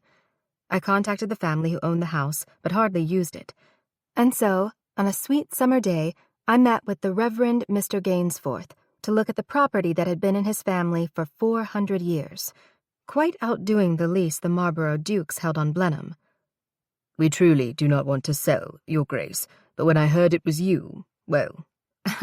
"Because you think I will pay a pretty penny for it?" I asked him with a little laugh. "Why, no," the portly man said as he drove me in a carriage toward the property. "I mean, the Duchess connection. You did not know that the first Duchess, Sarah, briefly owned Crowhurst? Well, that is, she leased it to house some veterans of the first Duke's campaigns." "No, I did not. How wonderful," I said, craning to look down the lane for the first glimpse of the house and barn. But I was remembering what surely was Sarah's ghost at Blenheim, and I had wondered if she missed me there. I had a feeling she had not wanted me to leave. The night I was overseeing the packing of my things in my bedroom, items had kept falling on the floor, and my maid had not known why. Twice the door to the hall had opened of its own accord to bring in a chill draught, and someone had turned down the covers on the bed when the maid was downstairs, and I was undressing in the next room. "Duchess," Mr. Gainsforth broke into my reverie. "Are you quite all right? Crowhurst is its original name, and bad luck to change it, family law says. You can see the tall yews up ahead," he said, pointing. "The lane just beyond that." "Oh, it is just lovely," I cried as we turned down a curving lane. I realized that was no way to get a reasonable price for a place, but I did not care. Charming, secluded, everything I had wanted, and no doubt Jacques had wanted for me. The old barn was ready to fall down, but the ancient half-timbered manor house looked sturdy and welcoming. It had a steep slanted roof with stone chimneys. Thick window panes sealed with lead glinted in the sun, and the frame for the house was terraces of flowers in wild bloom, honeysuckle and roses, phlox, lavender Canterbury bells, and purple iris. Around the back lay a sunken herb garden, and beyond a pond with 4 swans swimming. The housemaid who lived in a room at the back, Hatherley, came out to greet us, a charming young blonde woman with rosy cheeks and none of that worried gaunt look so many London girls wore now. "Just cutting flowers for the table, your Duchess," she said, and bobbed a curtsy after we briefly chatted. She went about her business in the herb garden as Mr. Gainsforth took me inside. Clean flagstone floors and creamy white unadorned plastered walls greeted me. The great hall reached upward to the raftered roof, and an oak staircase led to a great chamber upstairs with smaller bedrooms, too. A large oriel window threw light inside. I could instantly picture where an oriental rug would go, my French paintings, velvet draperies, and my chintz-covered easy chairs. I knew I must have this place. I not only pictured escaping here on weekends and longer visits, but also inviting my London friends and my sons, but especially Jacques when this wretched war was over. I did not even fret that Duchess Sarah might haunt Crowhurst, the first property. At age 38, I could really call my own, here in my new home. Crowhurst became my salvation. I loved being there, entertaining or just alone. Hatherley stayed on, and I needed only 2 local gardeners beyond that, even when I entertained, for things seemed so much simpler and safer here. I paid some local men to tear down the rickety barn and extended the stone patio. I spent much time in London at my war work, but fled to Surrey whenever I could manage. Besides my literary and family friends, 2 of my favorite weekend or Sunday guests, not counting Winston and Clemmy, were Prime Minister H. Asquith and David Lloyd George, Chancellor of the Exchequer. The Duke was now in the House of Lords, an aristocrat to his toe tips, the very group that Asquith was attacking to lessen their power. I suppose the Duke knew Asquith was a friend of mine, since I now leaned closer to the liberal left. Getting along with the Duke no longer mattered to me except for our not upsetting our sons. I only hoped that when this dreadful war ended, everyone would be so relieved that if I asked for a divorce, the Duke, who seemed ever swayed by his longtime lover Gladys, would be happy to oblige. I had realized far too late that her goal from the first was to be Duchess of Marlborough, and she was quite welcome to the Duke and the title, though that would mean going through the grueling steps for divorce. I regretted that this September Sunday, H. Asquith had brought his wife Margot with him, not because I had designs on him, but because that woman completely annoyed me. She had nasty opinions of everyone, so I wondered what she said of me behind my back. She was the most skilled woman I had ever known at subtle or blatant digs. "Those wretched little owls are back up there in the very tip-top of your ceiling," she told me, covering her wineglass with her hand as if their droppings would plop into her martini when they stayed way over in their little niche. "Really, Consuelo, how can you live out here like this? You had best have those creatures caught and tell that country girl of yours to bring in a man and a ladder to toss them out." I do get an urge to toss people out sometimes, I told her, straight-faced. But the owls are wise little things, and only observe and do not give a hoot.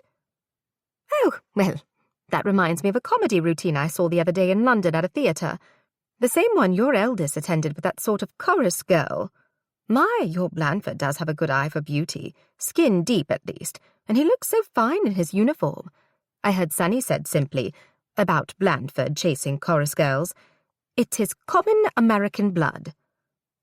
I chose to ignore that jab, for it was her bread and butter, though I would have much liked to have forced it down her throat. "Bert is home for a brief leave," I told her, keeping calm, "and you are right about his appreciation of beauty. His good taste is why he likes Crowhurst so much, owls and all. He suggested I change the name to Owlhurst, but Ivor enjoys it here too, just the way it is. I do think there is something so clean and pure here, unsullied by critics or all sorts, at least until recently." The moment that was out of my mouth, I regretted it, but the woman irked me to no end. Oh dear, now I might lose H. too, and he was such a brilliant conversationalist, especially with brandy in his hand and a week of fighting the House of Lords behind him. I imagined he rather liked being with people he did not have to argue with, except for Margot, that is. "Well," she huffed, "do let me know if you ever take another suggestion from me. Let it be that you rid yourself of Sunny. You do not even feign to be married any more, and he has that other American on the string. I would give the heave-ho to H., Lord of all wartime parliaments of the world, if he did that." "I thank you so much again for your advice," I told her, my voice dripping honey. At least I kept from splashing my glass of wine in her face. I shall remember that next time the owls call out, "Who, who?" I shall tell them, "Margot Asquith. That is who needs your wise words." Really? "Time to head back, Margot," H.H. said, coming up and putting his arm around my shoulder instead of hers, but he still had brandy in his right hand. Margot does not like my pet owls, or a few others either. "Ah, news to me," he said, rolling his eyes. "I thank you, Consuelo, for this respite from the war. I fear we are going to have rationing soon, probably of sugar, even bread, maybe after that meat. But your food and drink has been excellent today. The conversation, too. Most of it," he added with a quick glance at Margot behind her back. I nearly burst out laughing, but bit my tongue. "I just bet your government never rations brandy," Margot said. He ignored that, but I had to laugh at last. I accompanied him to the door, and Margot followed, scooping up her purse and another drink. What would I do without my friends during these war years, these years of separation from the Duke and from Jacques, waiting for the right time to say I wanted a divorce, despite all the shenanigans we must go through with the damned newspapers on 2 continents all looking our way. But like a wise owl at the ripe old age of nearly 40, as soon as this dreadful war ended, I was ready. It helped so much when my American countrymen finally entered the war in April of 1917. Mother had been predicting they would, but then she had also predicted American women would get the vote. She was the perfect rabble-rouser for that, marching, giving speeches, and making a general ruckus in the American press, something she had been skilled at for years. I spent some of my beautiful days at Crowhurst fretting for the safety of my loved ones. Bert, who was now in France, Ivor's health, and certainly for Jacques. Despite not being fit for service, Ivor had been taken on to the staff of the Quartermaster General at his headquarters at the War Office, so the Duke finally got his wish that a son of his served there safely. Also, Winston was kind to take Ivor with him on one of his tours to inspect the front in France, and he wrote to me, perhaps to the Duke also, how well Ivor had acquitted himself in the war zone. I seldom attended social functions now, and had closed and vacated vast Sunderland House, taking a small place near Regent's Park where Ivor lived with me.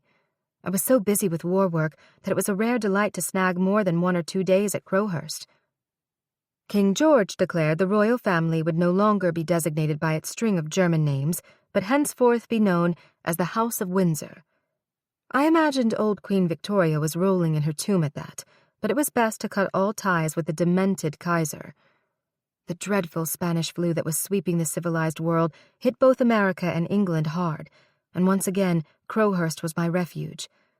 With the Yanks' help, armistice was declared, and the Treaty of Versailles was signed June 28, 1919. And later that year, when autumn turned the deciduous trees around Crowhurst glorious colors, Jacques was sent on a mission to England, and Papa telephoned to say my long-lost love would call on me at Crowhurst. I did not know the exact time he would appear. Waiting, pacing, I looked out my windows toward my swans huddled together in the chill wind at the edge of the pond. With my pair of owls cuddled in the ceiling boards far overhead, I made 2 decisions. I wanted Jacques in my life forever, and despite the legal hoops we both must jump through, after nearly 15 years of separation, I would ask the Duke of Marlborough for a divorce. Part 4. Wife and Benefactor, 1919 to 1938. Chapter 23. Jacques had telephoned to say he would drive to Crowhurst to see me. I wanted to tell him so much, to see him here on English soil. I was nearly hysterical with joy, and went on and on at first as to how grateful I was he was safe, was here. "Dearest," he interrupted me. "We have been apart too long for too many damned reasons. Just give me the directions for when I get close, and I will be there as soon as I can." I explained the twists and turns of the lane, then made him promise to drive carefully. He laughed. "If I told you the places I have been and the things I have done these last few years, you would not worry for a motorcar drive to peaceful Surrey. Your father gave me the directions out of London, twice, but I needed to know which lane to turn in, that is all. If I could, I would fly and drop myself right in by parachute. but I hear there are no good farmers mowing fields nearby. I will see you soon, hold you soon, my too long, long-distance love." And he was gone, but coming soon. I paced a rut in the flagstone floors, waiting after all this time. I walked outside in the brisk autumn afternoon air, then back inside, out again. I had forgotten to so much as get a warm wrap, so I went back in and up to my bedroom and stared at myself in the mirror, still hearing his words, his lovely voice in any language, for we had spoken in English just now. "Give me the directions. When I get close," he had said. What direction would our lives take? I'd felt he was so close to me for years, for so many difficult years, and now it was almost real. Here I was, 40 years old, and he 49. I had several silver strands in my dark hair and worry lines at the edges of my eyes. How would he look after the horror of the war? We both had long lives behind us, but what was ahead? I went back downstairs to rearrange the bowls of asters and dahlias yet again. "Mrs. Mulborough," Hatherley called, coming in from the kitchen, wiping her hands on her apron. She knew to get right in front of me when we talked. "You be sure you want me to go, and you do the serving and all for your guest? You can just leave the dishes." "Perhaps I shall. Yes, I will be fine, and thank you for preparing that lovely shepherd's pie, salad, and trifle." "All right, then. Be here tomorrow afternoon." "I do not know what I would do without you," I said, and gave her a quick hug. Beaming, she went out the back door. I saw her go by the window as she rode a bicycle and had only 2 farmhouses to go to her big family, though she lived here, but she was grateful for the time away because her father was ill. "I don't know what I would do without you." My own words rang in my ears. How had I done without a man to love all these years since I lost Wynne? And that was girlhood infatuation. Papa had mentioned that Wynne had been married for years, but there were big barriers to Jacques and I really being together, at least as man and wife. I was sure he wanted that, and I did too. It was perhaps the 100th time I glanced out toward the lane when I saw a small black roadster pull in. Yes, yes! I ran outside, trembling, fighting tears. Jacques leaped out so fast he did not close the motorcar door. We came together hard, and he picked me off my feet and spun me. Thank God you are safe in here," I cried. "My love, I want this dance for the rest of our lives." He put me down and kissed me so hard I could not breathe. I clung to him, kissing him back.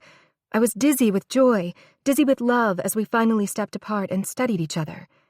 He looked thinner, and his hairline had receded a bit. Crow's feet perched in the corners of his eyes, and little shadows etched them deeper. He had a single slash of a white scar on his forehead that had not been there before. But nothing mattered except that we were together. He picked me up again, slammed the motorcar door with his foot, and carried me over the threshold as if we were newlyweds. This was real. This was real. In a golden splash of sun through the big oriel window, we talked for hours, holding hands, kissing, perhaps unbelieving we were really together, and no one had to rush away. "Yes, my love, I admit I was in great danger more than once," he answered my repeated question he had shrugged off at first. "I flew over German troop movements when night was falling, on the evening before the Battle of the Marne. I was able to give French and British troops information about German General Alexander von Kluck's advance, and that helped us give the Huns a devastating defeat." We clinked our wine goblets to that. "I was promoted to colonel after that, and oversaw a group of scout aeroplanes," he went on, his eyes so intense that I thought he must be seeing scenes in his mind. "It was when I received that command that I sent you the short letter about my past, my marriage. I wanted you to know everything, to understand, even if I did not come back." "And my father said you did more than all that. He told me he had wanted the Americans to get into the war even when the President and Congress were dragging their feet. He said when some American aviators wanted to help out and were rebuffed at first by France, you said they should be able to contribute." "True," he said, putting his goblet down and tightening his grip on my hand. "But he perhaps left out 2 things. 1, I only convinced my superiors to let the American pilots in when we French lost so many men and aeroplanes. And 2nd, your father donated $20,000 to the support of what we called your Yank Flyers, the Lafayette Escadrille. I honored your father as someone who may have inherited his fortune, but who uses it for the good of mankind, as well as for the good of his sons and his beautiful daughter. And the fact you are an heiress has nothing to do with my devotion to and passion for you. I must soon become the chairman of the Balzon family business and will need to serve as director of other companies. I never thought you were after Vanderbilt money, unlike a certain duke I could name. I know your family is wealthy too. I vow I never even considered that. I like that. I vow. Let's work on that, now that I have lived through that damned war, and you a difficult marriage and lonely, long separation. And you understand about my earlier marriage and dissolution, then? I am hardly one to criticize anyone for a forced marriage. Yes, that. But yours was not your fault, so your father tells me. But now we must decide how to proceed about us, if you are willing. More than willing. I will remember those words, too. I am hungry for our time together. For you. Oh, the food! I cried, shifting forward on the sofa to jump up. What if it is all burned or dried? I must rewarm things and feed you, for you have lost a bit of weight. Rewarming things. Everything you say, my sweetheart, has me thinking of other things, he teased, and patted my bum as I rose to go to the kitchen. I wanted to feed him well, but I could hardly wait until the meal was over. After our simple, yet somehow sumptuous meal, how wonderfully normal to share food together. Jacques built a fire, and we sat on the sofa, looking at the leaping flames and each other. I should bring in my satchel from the motorcar, he said. I even brought you a gift I almost forgot about. Something wool from your family's textile business for this chilly weather? You will not be cold, I promise. No, a piece of jewelry I should have brought in with me, an antique piece that was my paternal grandmother's. An overture to an engagement ring someday, yes? Yes. Then just one moment, he added, and popped up to go out into the darkness, and back in with a battered-looking satchel he dug inside of. To my amazement, he went down on one knee. How could I forget I meant to give you this? Sacré bleu, it is your fault for being the ultimate distraction. I knew Frenchmen were skilled at lovely words and at love, but I was so certain this man meant everything from his heart. The pin was stunning, oval-shaped, all graceful golden filigree scrollwork with 2 emeralds in the center. And then I saw the scrollwork was of 2 clasped hands. Tears blinded me before I blinked. It is just beautiful. Perfect, then. We will face a common future. Get the path cleared so that we may be together for whatever days the good Lord gives us for the rest of our lives. I nodded wildly as he pressed the pin into my hands and pulled me to my feet. His arms went around me. I embraced him and held hard. He lifted and carried me up the stairs to my room and slowly, sweetly undressed me as if we had world enough and time, as if we were starting all over again, young and in love, dancing, spinning around. As he made delicate yet deliberate love to me, I realized I had never been really physically loved before. Taken, but not loved and adored. Slow, sweet, but with leashed passion. So intimate that it seemed to me we became one in more than 2 bodies uniting. Time stopped, though I wanted to remember and cherish each moment. After, exhausted, we slept naked together under the covers, huddled close on our sides, as if I sat in his lap. I felt so safe, so alive, and so loved. It was what my wedding night and marriage had never been, a mutual giving of pleasure and trust. But when I turned to him to tell him so, he kissed me again and ravished my senses. We could not bear to part, so I left my motor car at Crowhurst, and we drove back into London together, laying plans. I know who I will try to get for a divorce attorney, I told him. Sir Edward Carson was H.H. Asquith's Attorney General, and knows Winston too, as they have both served in Admiralty offices. I have met him at several parties, and he is most impressive. But is Winston to be trusted, since he is the Duke's cousin? Absolutely. He is stuck with me and will be your friend too. After my father and you, I would trust Winston Churchill any time, any place. Sir Edward has a fine reputation, and I hear is sharp-witted and sharp-tongued. A terror in the courtroom, Winston told me once. Which will make the Duke back off? Encourage him to cooperate, at least. I think he would have given me the heave-ho, as we Americans say, long ago, but for Vanderbilt money. He has carried on an affair with a woman who had been a friend to me for nearly 10 years. Since her goal in life is to be the Duchess of Marlborough, and she holds some sway over him, she will be on my side. But can he afford to lose Vanderbilt money for that huge place? Our financial marriage agreement states that he will still receive some funds, but everyone says property and death taxes are going up, and the Duke is land poor. But I shall leave that up to Sir Edward and my father. Perhaps Blenheim should have paying guests to see its grandeur. Ha! Now that is who I would trust with anything. Your father. I turned to him on the slick leather seat. A bit of rain was starting to spatter on the windscreen. And I am betting, my dear Jacques, that Papa would trust you with anything too, including me. He is greatly to be thanked for keeping us in touch through hard times, isn't he? He nodded, but kept his eyes on the wet pavement. And I suppose, since you say you are getting on better with your mother lately, we shall thank her too, for bringing you to that debutante ball years ago, or I never would have seen you. We never would have danced, and declared we must fight to be together. Consuelo, my love, that fight is not over, for I still do not trust the Duke, and I hear a woman seeking a divorce can be shunned and banned. Yes, but times for women here are changing. Besides, I did not closely observe my clever steamroller of a mother for nothing all these years, I assured him. Sonny wants my permission for our heir, Bert, dear Blandford, to wed a girl not yet 20, and needs my permission for that and for us to present a united front when we attend the wedding. Also, I have kept up a correspondence with the Dowager Queen Alexandra, and I am sure I can talk her into attending their wedding, hopefully to bring King George and Queen Mary with her. And that would mean the world to the Duke.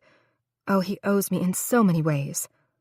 Ah, I am dealing with a Machiavelli. Best remember that, my man. I hope to get what I want against stiff odds, and get you, too. I surrender. I started to laugh, but screamed, too, when a bolt of lightning and a huge crack of thunder came close, as if in fierce punctuation. Jacques stomped on the brake pedal as a tree crashed down before us on the road, and we swerved sideways. "Are you all right, sweetheart?" he asked, after bringing the roadster to a skidding stop. "We shall get around that obstacle, too, and the fact it missed us, that is a sign we are on the right road, yes?" We were both shaking, but I managed. "Together, yes." Chapter 24. Huge post-war events swirled around us. The Treaty of Versailles formally ending the war was signed in June of 1919, 5 years to the day after Duke Ferdinand and his Duchess were shot to death. During the war, British women who were landowners and over 30 years of age had been given the vote, which still left out most English women, so that struggle went on with protest marches, hunger strikes, forced feedings, imprisonment, and worse. Jacques came and went to Crowhurst, though he was knee-deep in family and business matters in France. Amid all this came my momentous attempt to attain a divorce from the Duke of Marlborough after a 10-year marriage and 13-year separation. I'd spent time with my lawyer, Sir Edward, planning how best to deal with the Duke, and now the divorce drama had begun. It was to be played out in carefully orchestrated acts. There were 9 steps for obtaining a divorce in England, and each must be documented, observed, or recorded. The Duke and I had both agreed to play our parts, and I could only hope the British and American press would not broadcast every one of them in detail. First, as if we were reading a hidebound script, the Duke had written me a note requesting to see me to discuss an issue. "Dear Consuelo," it began, and ended, "Yours ever, Sonny," per Sir Edward's specific directions.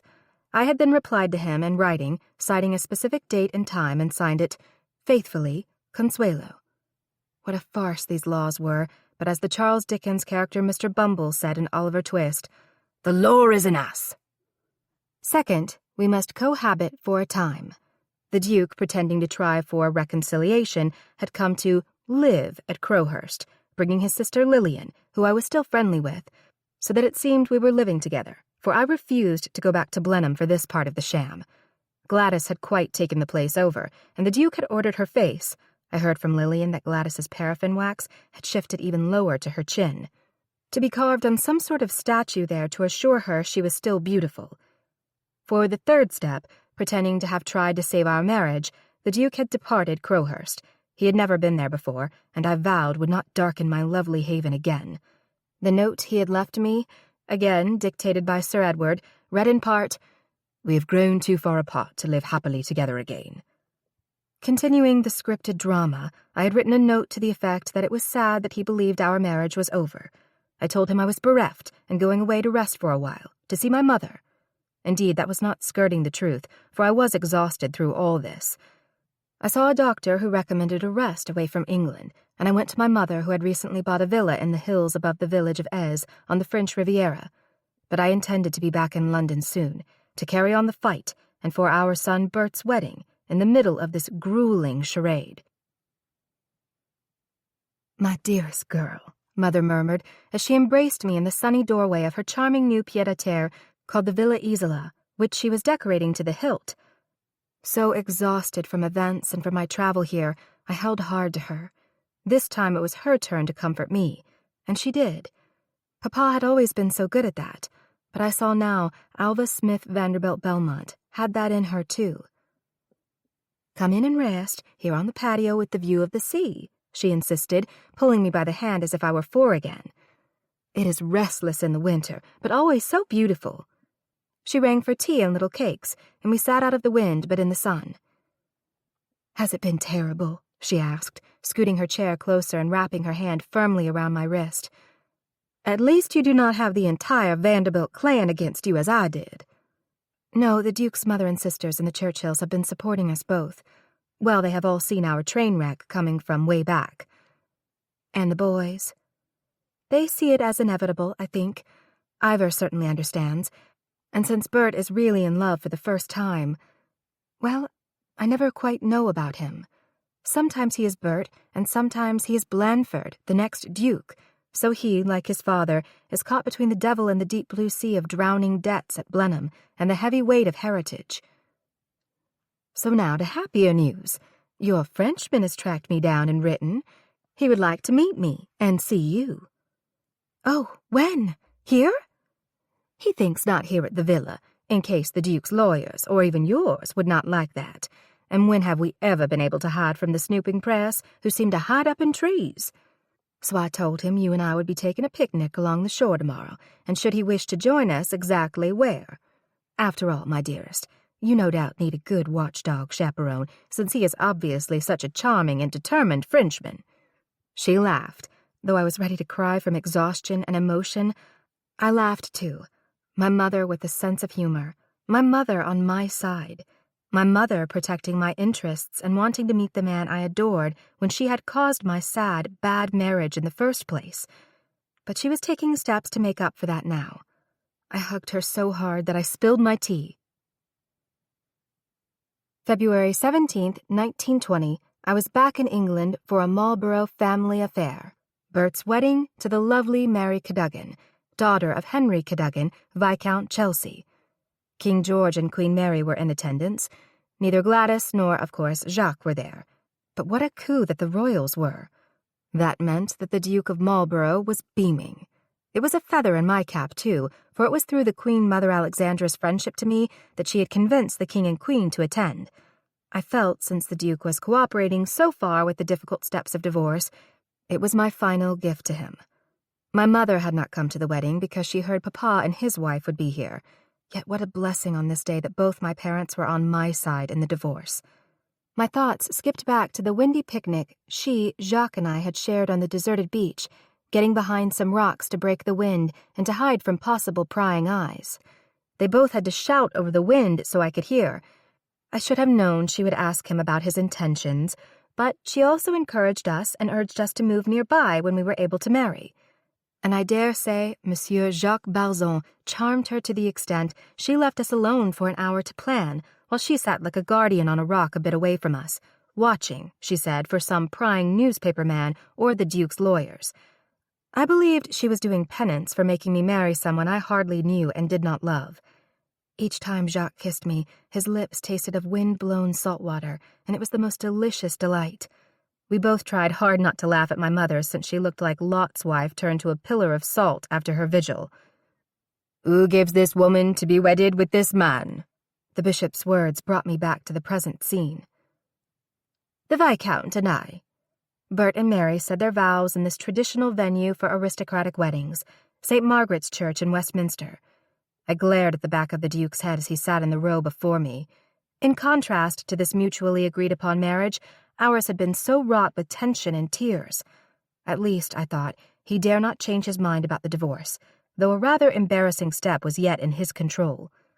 I shifted on the hard pew next to Winston, with Clemmy on his other side.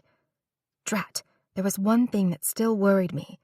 I knew the Duke was angry over the information someone had given him that Papa had recently settled $15 million on me and $1 million on each of my brothers. Surely the Duke would not insist we stay married to try to get his hands on that, though Gladys might have stayed with him at Blenheim anyway. In the reception line after the ceremony, Queen Alexandra came up to me and took my gloved hand in hers. "My dear friend," she said, "I so hope that you are happy, at least as happy as I was with my own Bertie."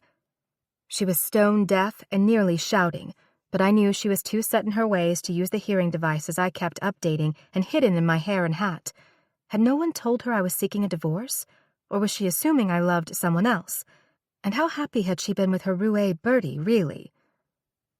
"I am working on it, Your Majesty," I said loudly. "Working on what?" the Duke said, coming up to us after again speaking with the King and Queen. I was so grateful they had come, and that they had even mentioned that Queen Alexandra had reminded them of this event more than once.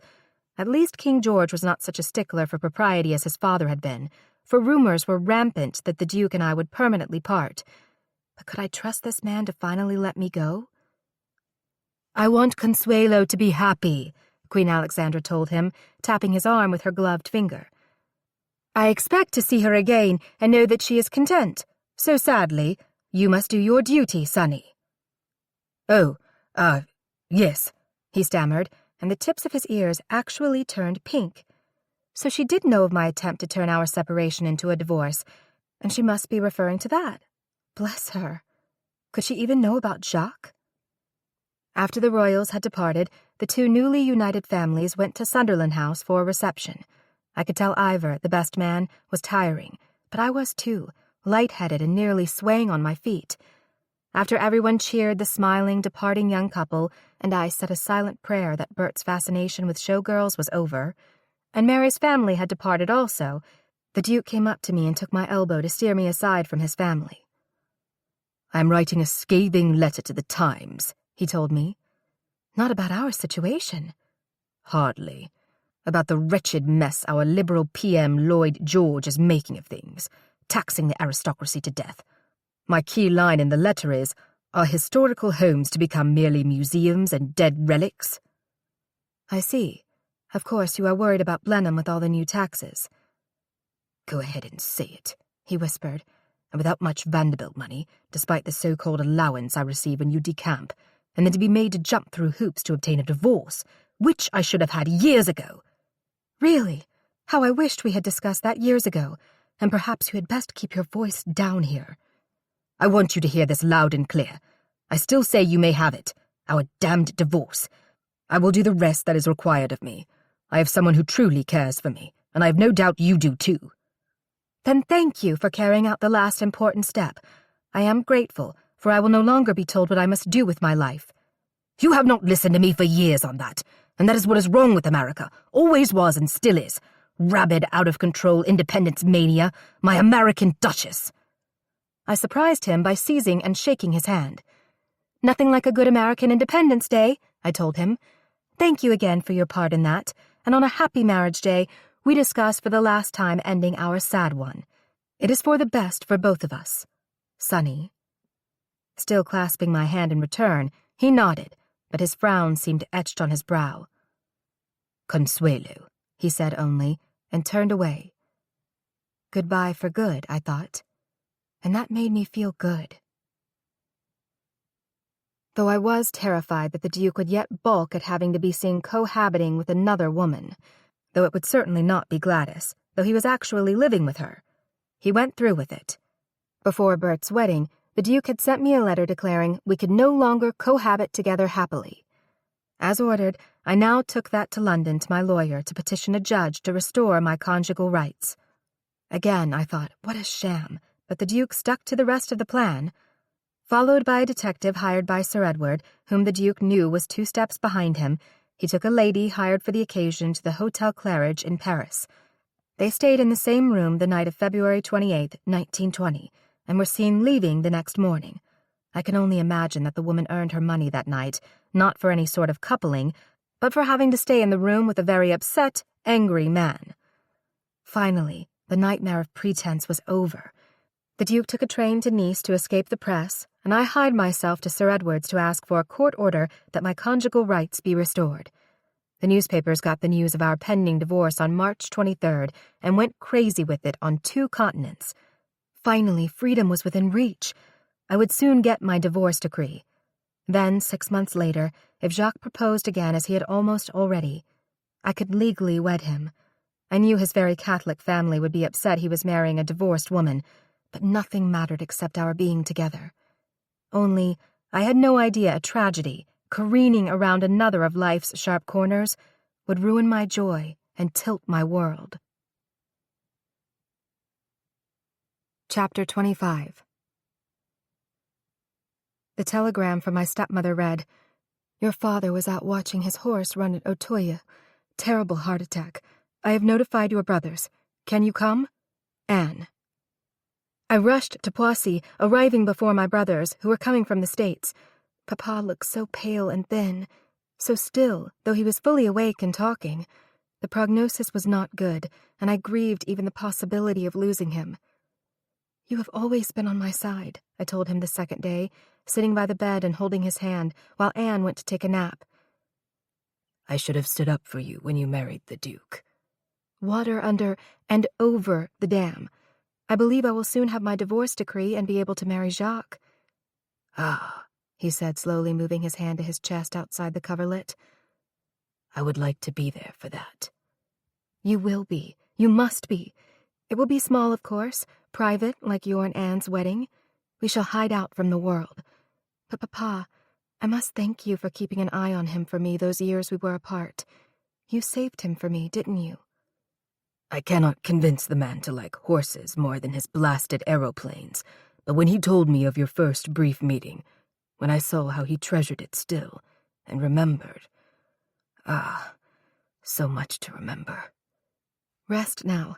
I will sit here until Anne comes back, and the boys, well, they are hardly boys now, will be here tomorrow." "But just in case they take so much time, you know, I must tell you how proud I am of you, always was. But what you did as Duchess, what you will do, your charities. To whom much is given, much is expected. That has been my motto, horses aside. To give to other less blessed. So..." He fell asleep in the middle of that thought. But what fine thoughts and words to cherish. The next day, it was a sad reunion with my brothers. When Papa improved a bit, they went home and I back to London to finish my divorce business. How I hated and feared to leave him. However, on the day evidence would be given in open court for our divorce trial, Sir Edward advised me to be indisposed rather than face the newspaper men. In November, our case was heard in London. The Duke must attend, and his lawyer would deny accusations, Sir Edward had told me. But when the Duke offered no evidence in his defense and was accused of a night in Paris with an anonymous femme fatale, the judge granted me a decree nisi. Unless, Sir Edward explained to me, the judgment would be contested within the next 6 months, I was divorced and free. I was not sure whether to laugh or cry that I was ordered to pay paltry court costs when I had already paid with years of my life. Although I yearned to celebrate with Jacques, we had to make do with a relieved phone call because word came that my father was dying. I was with him when he passed away, calmly, bravely, my champion over the years of my life. Exhausted and grieving, I had the terrible thought that the Lord had exchanged Papa's life for my new life. But that was foolishness, and I was done with all that. Jacques came to Poissy to comfort me, to hold me. "He was a good man," he told me. "He did great things for me, kept me in line to wait for you. He was a special friend." Papa was buried in the huge Vanderbilt family mausoleum on Staten Island, there to sleep forever with his ancestors. The place was heavy stone, heavy on my heart. I cried as his polished coffin was slid deep into one of many vaults. I vowed silently I would never be buried here. I had lost my beloved father, but I would always keep him in my head and heart, for he was, as Jacques had said, a special friend to me too. As we all turned to leave, I felt the weight of this mausoleum, the weight of the Vanderbilt name, which so many desired and envied. Yes, I was proud of the heritage, but it was a burden too, like dear Blenheim was to the Marlboroughs. I could not wait to become just Consuelo Balzon. Mother, of course, did not attend, though I knew she was grieving, if not Papa's loss, then for some sad things that had passed between them, and how generous he had always been. In his will, my brothers and I had received even more of an inheritance, which I vowed would go greatly to good causes. I stayed with Mother on Long Island, where she had built yet another place. This one resembled a medieval castle, frowning down on Long Island Sound. She lightened my heartache some because she was celebrating the 19th Amendment to the U.S. Constitution, which gave the vote to American women, a long struggle, a great victory, in which she had had an active and vociferous part. "It is not so bad living alone when one has one's causes," Mother said, trying to buck me up, though the design and decor of this place depressed me as much as had the mausoleum. I longed for sunlight, for a small, charming place like Crowhurst, but any place with Jacques would do. I cannot believe I have lived away from my marriage from my 29th year to my 44th, I told her with a sigh. I cannot say time flies, but I bet it will, at least once this waiting period is over. "You must bring your Jacques to visit me everywhere, and not just on the Riviera." "Mother, he is running his family business, and I intend to take a good deal of his time, but we will certainly visit you. I thought the two of you got on quite well." She moved from her favorite chair to the settee where I sat and put her arm around me. "I thank God," she told me, leaning close, "that you and I get on well now. Consuelo, I am mourning that I made you marry the Duke, but you did great things for his people, have become a strong, loving woman, and have your sons, still have Ivor at least. I pray he finds someone to love the way Bert has, the way I have at last." When word went round that I would be leaving England to live mostly in France, though I had not yet announced why, I came to realize I would be missed in England. George Curzon asked if I regretted leaving. I told him, "Only in leaving behind good friends like you and the people I have been able to help.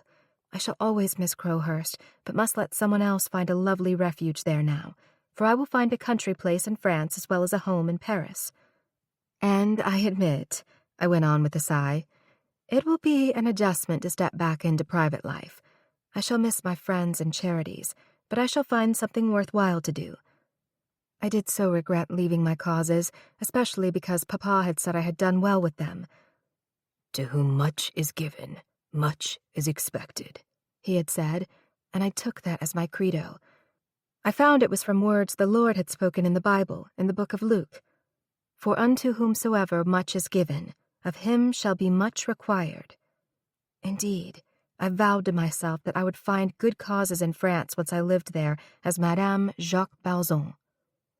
But to my surprise, perhaps to flaunt the fact he was glad to be out of our marriage too, the Duke rather quickly wed Gladys in Paris with a civil ceremony at the British consulate on a Saturday, and then the next day in a religious ceremony. Bert, his bride Mary, and poor Ivor attended. Ivor, aged 23, home from Oxford on holiday, told me, "I overheard Father was angry with her, though. Gladys got what they call soft feet at the end." "Cold feet?" "That's it. I heard him yell at her, heard it right through the door. Haven't you had time enough to make up your mind? You set your trap for me from the first, though it took me a while to catch on, and Consuelo too. So do you want to be Duchess or not?" "I mean, I know they argue," Ivor went on as if imparting some state secret, "but they should not fight about something big like that. You and Jacques don't argue, do you?" "Not yet, my dear, but you never know. Married people, even if they are in love, have to disagree sometimes." "I am just glad I do not have to worry about being Duke and all that. An honor, but not one earned, and a lot of trouble. It has made Father testy at times." "Indeed it has." "Besides that, I will choose a wife very carefully. Then we will not have to muddle through that divorce business. I sighed. He was so innocent yet, and always seemed to be younger than he was. Still delicate-looking with a blonde tress always falling in his eyes, he resembled the Duke, whereas Bert looked more like me. I am very sorry you had to worry about all that, Ivor.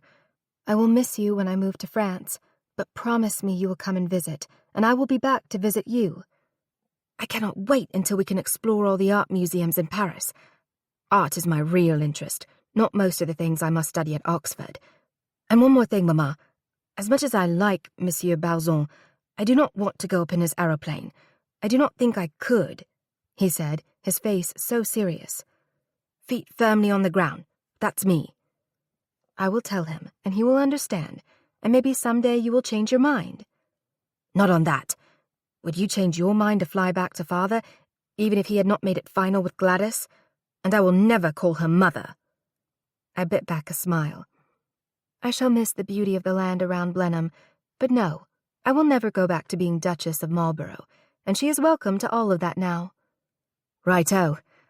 I will never be Duke and never go up in an aeroplane, and that suits me just fine, he said, folding his arms over his chest. I hugged him and rested my chin on his shoulder, treasuring the moment. My dear boy had lived and flourished despite his weak constitution that had set him back in life at times. He and Bert and the dear charity friends I was leaving behind were my true heritage as the once Duchess of Marlborough. Jacques had proposed to me numerous times, but not lately. Instead, the mad aviator took me flying. He had borrowed a plane with 2 seats, and I was behind him. He kept yelling back to me, but I could only catch part of what he said, with the wind in my ears and the close-fitted leather cap that buckled under my chin. But even through my glass goggles, it was glorious to see the English countryside slip beneath us. Farms and fields and forests. Despite how happy we were to be together, I hoped he would make our private betrothal public soon. The landing was a little bumpy, but it was on a grass strip. He slowed our speed and turned the machine around, but then, right in the middle of the meadow, hopped out and helped me down. I took off my cap, and the bounty of my hair spilled loose. Under that tight cap, I had not worn my hearing aid. I feel I am still flying, I told him. I blushed, for I realized that was how I felt when he made love to me. Stomach flutters, insides spinning, soaring high. He dug for something from the inside of his leather jacket and hauled it out. In a satin pouch he opened lay a ring with 1 big, square-cut diamond and 2 smaller ones on either side. "Oh, Jacques," I cried, "a family heirloom like the pin." "No, I did not get a family ring," he admitted, raising his voice so I could hear, but suddenly stumbling over his words and frowning. "I bought it, wanted it to be only yours." "It is so beautiful." "As it must be for you. Here, give me your hand. Will you marry me, my beloved Consuelo Vanderbilt?" "Yes, 1,000 times yes." He slipped the ring on, and it was perfect. The sun caught the gold around the stones and gleamed. "The glitter and the gold," I whispered, as tears crowded my eyes. "I have seen the glitter, but you are the gold." He knelt, gripping my hand so hard it almost hurt. "I ask again, and give you my pledge of constant love. Consuelo, will you be my wife? It does not matter one whit that we are getting a late start and had to go through hell to get this far. Onward and upward together forever, yes?" "Yes!" I cried again, and really cried now. I tugged him to his feet and threw my arms around him. Finally, forever. For our wedding, I chose July 4th, 1921, for it was truly my own American Independence Day. We wed in a private, quiet London ceremony that morning in a marriage registry office in Covent Garden, and then the same day in an Episcopal service at the Chapel Royal Savoy near the Strand. Bert, who signed the guest list as the Lord Marquess of Blandford, and Ivor, Lord Spencer Churchill, escorted me up the short aisle. I saw nothing else during the ceremony but the love in Jacques' eyes. For the ceremony and reception, no expensive, elaborate changes of costume this time. I wore a sea-green satin dress and pinned primroses to my black satin hat that hid my hearing aid. The one thing I missed from my first forced wedding was not having Papa here. After the service, we went to a reception at Bert's London home in Portman Square. My mother had wanted So to come, but knew her arrival would signal that it was time for the newspapers to pounce. Winston and Clemmy had sent a gift, but regretfully stayed away. We knew Winston, now Secretary of State for the Colonies, would be watched by the press. Yet all that aside, I was a blushing bride, if not with innocence and youth, with joy. I did not think I'd ever been happier. I did not think I had ever been so blessed. That very day, we left England for France by aeroplane. My Duchess days were really, finally over. Chapter 26. Jacques was worth the wait, the pain, the loneliness, and the longing. As we began our honeymoon, everything to me seemed like a fairy tale, a dream. We moved into the house in Paris that Papa had given me when things went so wrong with the Duke, but it seemed a different place now. Yes, it was the same earthly address, 2 Rue de Général Champ de Mars. The lawns reached down to the Seine where its waters rustled against the stone embankments as if it were a moat protecting our castle.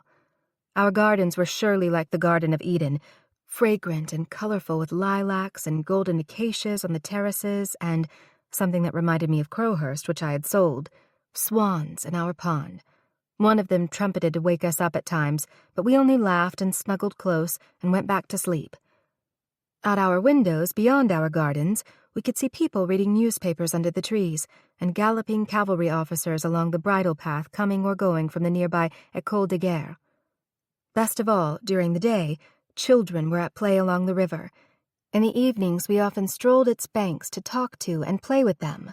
Of course, we would never have children of our own, but I was touched to see how good Jacques was with them, and they made me long to help children again. It was so normal, so peaceful, a world away from prying newspapers, gossip, and watchful eyes. If people knew who either of us were, they did not let on. It was always just a friendly, "Bonsoir, madame, monsieur." Being just another Parisian, not a Vanderbilt, not the notorious Duchess of Marlborough, was a blessing. At night, lamplights silhouetted the Seine, and the twinkling lights of the nearby Eiffel Tower danced above our roof. Sometimes we stayed in, but often we went to the opera or accepted invitations to parties at the British Embassy, or mingled with the French diplomatic corps. I was thrilled to learn Jacques was regarded as a French war hero, one who had been awarded the Legion of Honor.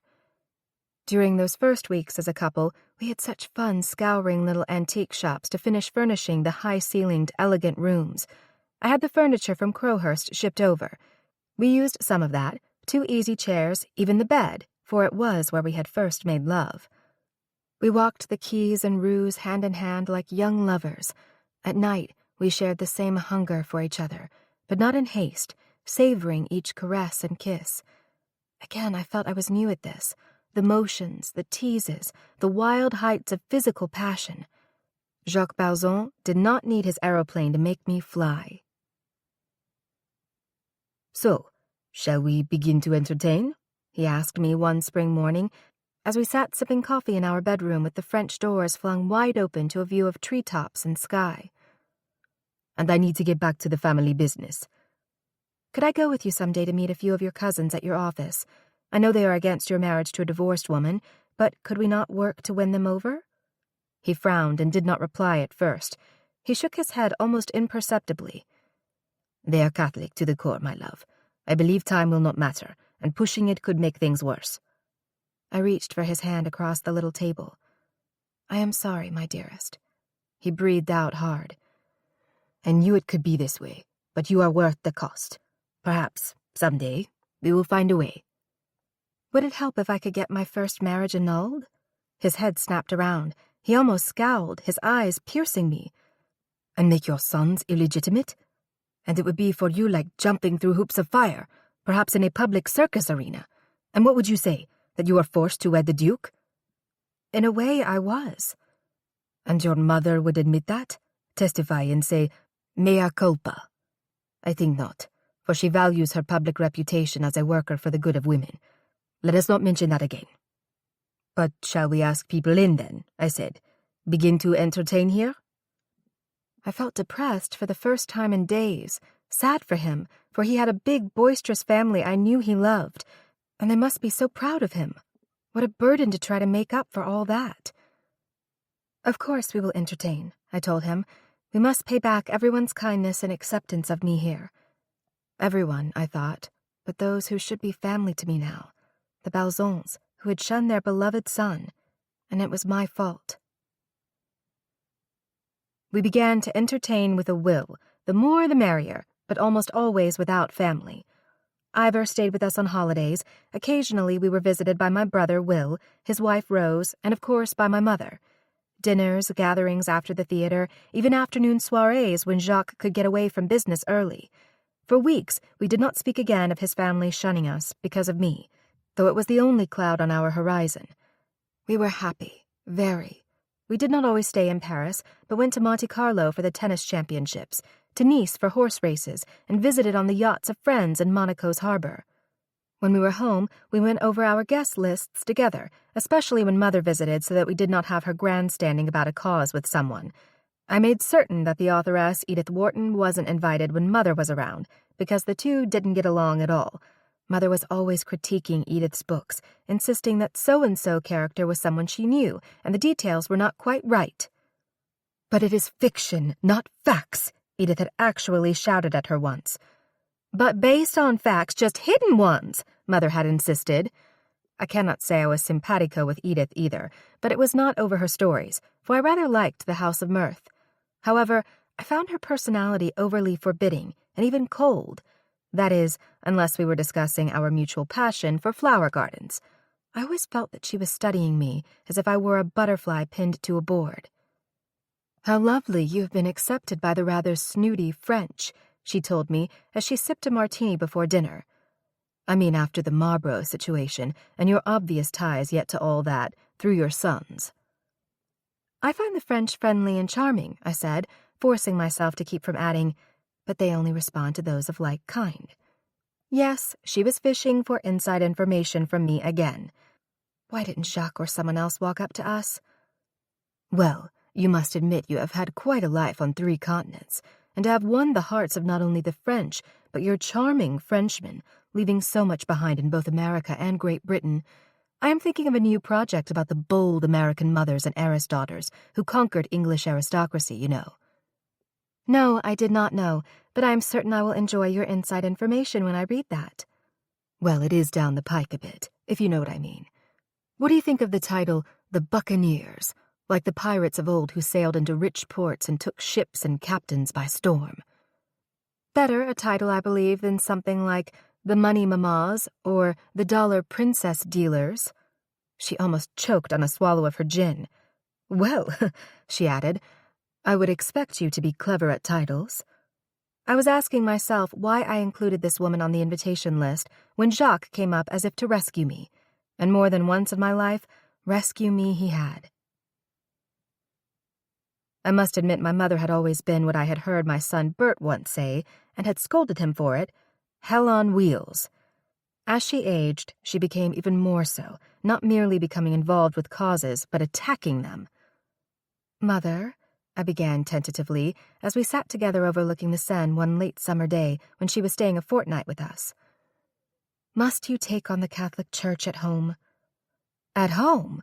Well, I am interested to hear you speak of America that way after years in England, and now your happiness here. I suppose you do not mean my still working for women's rights, but refer to my new battle, which is still women's rights, Consuelo. Really it is." Though we were in the shade, a ray of sun sneaked through to make her hair gleam. She had dyed it brick red with henna. Redheads had a reputation for tempers, and I especially felt I was skating on thin ice with her lately, just as when I was a girl, but I was stronger now. I wondered if the high blood pressure with which she had been diagnosed was actually making her more active and irascible, when it should have been a sign she should slow down. I plunged on. "I was talking about your taking on the Catholic and Episcopal clergy in New York for the Church's treatment of women." She turned to me in her wicker chair, reached over, and tapped twice on my arm. "Just because you are wed to a Catholic now, my girl, do not let that color things. Granted, you have not tackled women's rights head-on as I have, but yes, I have publicly taken on even the Episcopal Bishop of New York, William Manning, let alone the Catholics. Of course, as usual, the newspapers have picked up on it all like a dog with a bone. Which has always been one of your tactics, to turn publicity your way. The papers are still rabble-rousers, always have been. Women must be permitted to become priests. I wearied long ago of sermons about the downfall in the Garden of Eden being Eve's fault. I mean, where was Adam if he was supposed to be in charge? He should have been with her, not off somewhere when that serpent showed up for a long, seductive chat. And women being the weaker vessel. Really. I believe you and I both have shown that is not the case. And how many women have you seen in the charity work you have told me about, where the wife and mother kept the family together when the husband disappeared or even went to prison? As well as I knew my mother, I felt as if I had been ambushed. Jacques was no doubt right. The idea of her giving a statement to a tribunal of Catholic bishops that she had sinned and repented from forcing me to wed would be either impossible or a disaster. I had dared to bring it up twice more with him, but had received a definite no. So I was biding my time. The grandest gift I could give him, I was sure, in addition to a loving, loyal wife, was to reunite him with his beloved family, however Catholic to the core. My other worry was that nothing seemed to stop Alva Smith Vanderbilt Belmont, even though she was in her upper 60s and had health problems, as well as the fact her phobias were worsening with age. She had become increasingly claustrophobic and superstitious, and how well I recalled how panicked she had been at the mere mention of a ghost at Blenheim. So I decided to calm her down and change the subject before she caught on to my fishing expedition to see if she might even consider helping me obtain an annulment, however much Jacques still tried to nix that idea. Once a tribunal met her, I was certain they would believe she had forced me to wed against my will. I decided to try a diversion. "Wait until you see your new great-grandchild, Bert and Mary's sweet girl," I told her. "We had a wonderful trip to meet her. However much of an infant she still is, I plan to use her entire name when I am with her, so she will always know where she got it. It meant a great deal to me to know I had been named after my godmother, Consuelo." "Ah, yes," she said, sitting back with a sigh. "Sarah Consuelo, the little darling. But you realize," she went on, turning to me again and shaking her finger at me, "that if Bert and Mary do not produce a son, the dukedom should go to her, the firstborn, female or not. Why, the peerage rules in Britain are as unfair to women as those of the Catholic and Episcopal churches." And that is the way things have been and are, though the first Duke and Duchess lost their sons and the title went through a Duchess just that once by royal decree. I could not help but argue. "Humph! So there, they would not have a leg to stand on if the next head of the Marlborough family was Duchess Sarah Consuelo. I will tell Bert about that. Sonny, too, if I ever run into him again, which I hope I will not. No backbone, too traditional, and so—" On she went, like a force of nature. I did agree with her on many of her crusades, but I still did think that sugar was better than vinegar to win grand causes, especially if, as often happened, the enemy were men.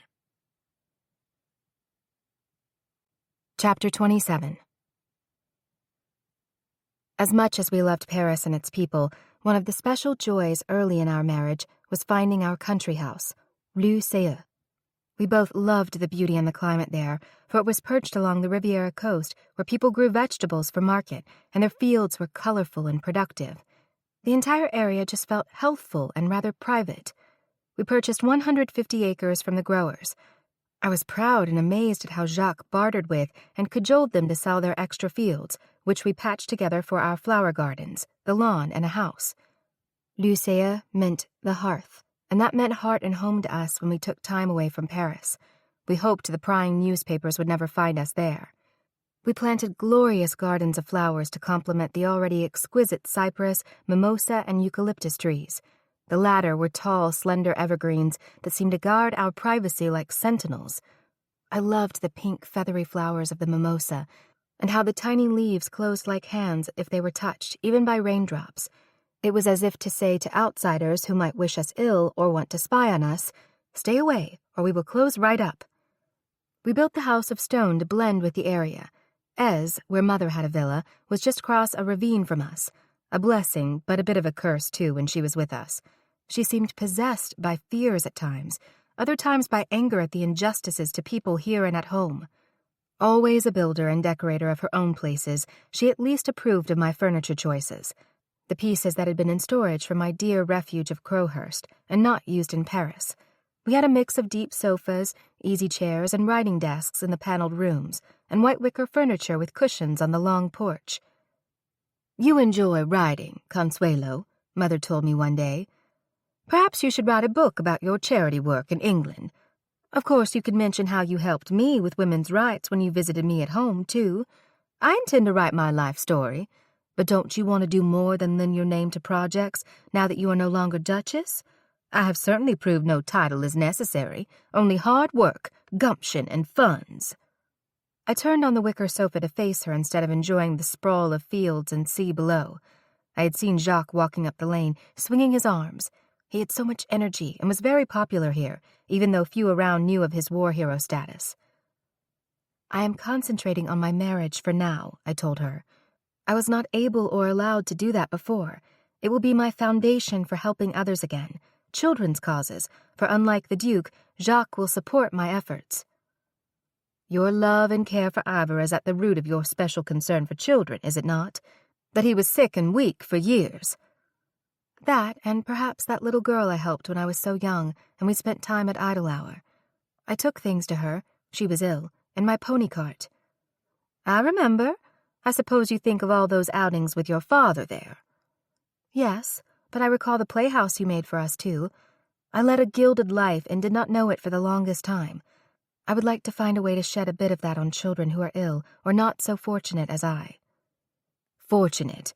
Because of the Vanderbilt fortune, you mean?" "Mostly, but I will be honest with you.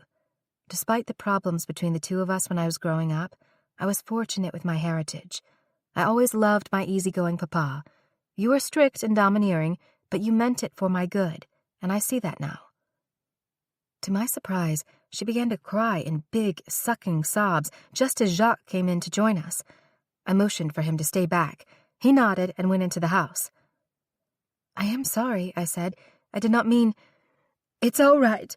I was too harsh, too much the general, but you still want me here, care for me. Thank God for that." "I will always love and admire you for the many good things you have done, for me and for others." She nodded, kept nodding, with her hands gripped around the handkerchief she had used to blot her eyes. "Consuelo, I've been thinking. No matter what happens to me, if you want to convince Jacques to let you pursue an annulment, I will testify. I will tell them I forced you to wed, for I have learned that can be grounds, a reason for that." I leaned forward and gripped her hands. "They say it would all be private, kept within the rota of 3 priests who hear the case. I was thinking Miss Harper could testify, too." "Good, yes. She knew how I arranged everything, even leaked things to the newspapers, as much as I hated their continual prying when I could not control it." "You did? I wondered who, but I should have known." "Confession time all around, then. But we must keep this attempt for an annulment secret, both before, during, and after, if they let us petition and testify. I can help you convince Jacques if you won't." "I will let you know, but I think he will be grateful. It grieves me to see how he longs to be back in the good graces of his family, and how I would like to know them, too." "All right, then. Mum's the word," she said, blotting under her eyes again and giving me a tight smile. "The two of us together can do this for your dear Jacques." Though Jacques, Mother, and I agreed to pursue an annulment and keep it quiet, the peaceful area of Lucia was soon under attack by the press, and not for our endeavor. Newspaper men seemed to be behind each tree, on the beach, the lane, in town. We built a better fence and installed gates. Our news had not leaked, but the Duke of Marlborough had made a big splash with a publicized visit to the Pope, and then a well-heralded request that his marriage to me be annulled. "He beat us to it," Jacques said. "I cannot believe that man is still plaguing us." He glowered off into the distance, down our lane at 2 men still hanging out by the gate. "Those are the 2 American reporters again, I think. Not the British ones that dogged me yesterday." I had planned to buy fresh vegetables and other goods for our gathering tomorrow, but those reporters will cling to me and alienate our neighbors and friends. Mother just tells them off or starts explaining one of her new projects. Me they see as fair game for a statement beyond my standard one. That's the Duke's business, no comment. I cannot believe he has become a Catholic and suddenly found religion, as they say. Sorry, I did not mean anything against the Catholics. I would remarry you in a Catholic or any sort of ceremony any time. I sighed and felt deflated as I sank on the sofa overlooking the view. Jacques sat beside me. I just wish, if he gets his annulment, it would apply to you also, but it will not, he said. You and your mother would still have to testify, and now that the Duke has blown the lid off privacy, well, he said with that charming Gallic shrug. I detest how dirty the publicity is getting. My brother Will says one New York paper suggested that since the Duke insists there was no marriage, he might want to consider returning his American millions, and the Episcopal Church is attacking the Duke for suggesting that a Protestant marriage is less valid than that of a Catholic Mass. Such vitriol, but at least it has not touched us. Yet. I turned to embrace him, but he was quicker than I, and he had me sprawled across his lap with both arms tight around me. I suppose we could do something outrageous in the middle of the day, he said, his voice that raspy tone I could hear without my ear aid. I thought at first that the air was different in France for a hard-of-hearing person, but it was just my bond to my Jacques. I swear I could almost feel his voice like a caress. Such as, I said, and felt myself blush under his intense perusal. How about something that would shock them all, and maybe not get you an annulment, but get me, straight Catholic though I am, a delightful afternoon, he added with an exaggerated waggle of his eyebrows that he had copied from one of our British friends who had visited here last week, Charlie Chaplin. In the middle of the day? In broad daylight? I asked and giggled. How quickly and smoothly this man could make everything awful go away. They may all go to perdition, he said, and set me aside only to bend down and scoop me up in his arms. Because we have staff here today and are already a scandal, we shall continue this discussion in the privacy of our bed. He bounced me once to tighten his grip and headed for our bedroom. Again, as ever with him, the outside world, even people stalking us, faded to nothing. We were newlyweds again, young, expectant, and happy. I was so desperately in love. But one thing did remain. However much the Duke of Marlborough still played havoc with my life, I was going to follow his lead to annul my marriage, whatever it took. At last, 6 years after my divorce and 5 years after my marriage to Jacques, I obtained an English lawyer and prepared to testify before the Catholic Rhoda with Mother and Miss Harper as key witnesses. With my mother's permission, 2 of her sisters also gave corroborating and quite damning statements about her treatment of me. Our British lawyer, Sir Charles Russell, warned me. Unfortunately, I believe the entire Catholic Church must know that your mother has publicly taken on a New York Episcopal bishop over the taboo issue of women in the priesthood, and that could prejudice even the Catholic Rota against her. So you will have to be very convincing, Mrs. Balzon. My fear that my sons would be made illegitimate was not a problem, for this was indeed an ecclesiastical trial.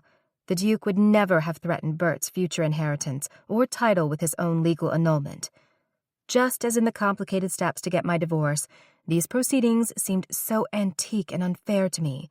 I had learned that the Holy Rhoda, which would hear my case, had not changed since it came to power in 1326, and that it was the same governing church body that had refused to annul the marriage of King Henry VIII and Catherine of Aragon. Well, I could see some similarities between that king and the Duke of Marlborough. I testified first. I had been coached for the terrible and true things I must say. My mother tore me from the arms of a man I loved and took me abroad, I told them, my voice steady. She even swore she would shoot that man and willingly go to prison if I did not give him up and marry the man she had chosen for me, the 9th Duke of Marlborough. The 3 priests nodded, frowning. I could hear and feel my heart beating. When they did not ask a question, I went on. She had chosen the Duke for me and brought him to America, though I had met him before in Europe. She said I would be the death of her if I did not agree to be affianced to him. He proposed, and I, under great duress, accepted. My dear, now elderly governess, Miss Harper, testified next to corroborate what I had said. Then I held my breath. My mother. Yes, I forced my daughter to marry the Duke of Marlborough, she admitted under initial questioning. It was, as you may know, an Episcopal ceremony, not a Catholic one. She disliked him for his arrogance, which I must say is understandable, but has never abated. He is still very overbearing. Oh dear, I thought. She is already off the script she was advised to use and had practiced, and she might as well be describing herself.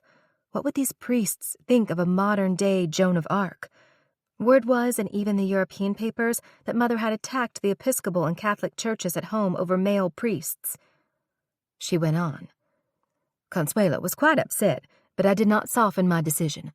I admit I coerced her, even put a guard at her door so she did not escape before her wedding. But the young man she had been infatuated with was mostly interested in athletics, and as for charitable causes, was a bit of a layabout. Although good things came of the union of my daughter with the Duke, mostly through Consuelo's strength of will and care of the poor and 2 fine, upstanding sons, their marriage and the resulting contract for Vanderbilt money was my fault. Surely, she went on, gesturing now, her voice rising, their unhappy marriage, the lengthy, resulting separation and divorce all speak to their union being wrong and unsanctioned by heaven from the start. Again, I say, I take the blame. She had said it. I fought to keep from rolling my eyes at that unsanctioned by heaven embellishment. I was amazed and grateful, but regretful to put her through this, however much she had ruined things years ago. But I must admit, if I had not wed the Duke, even if I had wed Wynne Rutherford, would I have lived a worthwhile life? More importantly, I never would have borne my dear Ivor and Bert, and no doubt never would have wed my Jacques. Fortunately, the Rhoda's decision was to grant me an annulment, since I had felt deferential fear of my mother and what she would do. Unfortunately, it all became front-page news on 2 continents. I partly blamed the Duke for that, blazing the way as he had with his own public annulment. Again, we were stalked by newspapermen both in Paris and at lovely Lucille.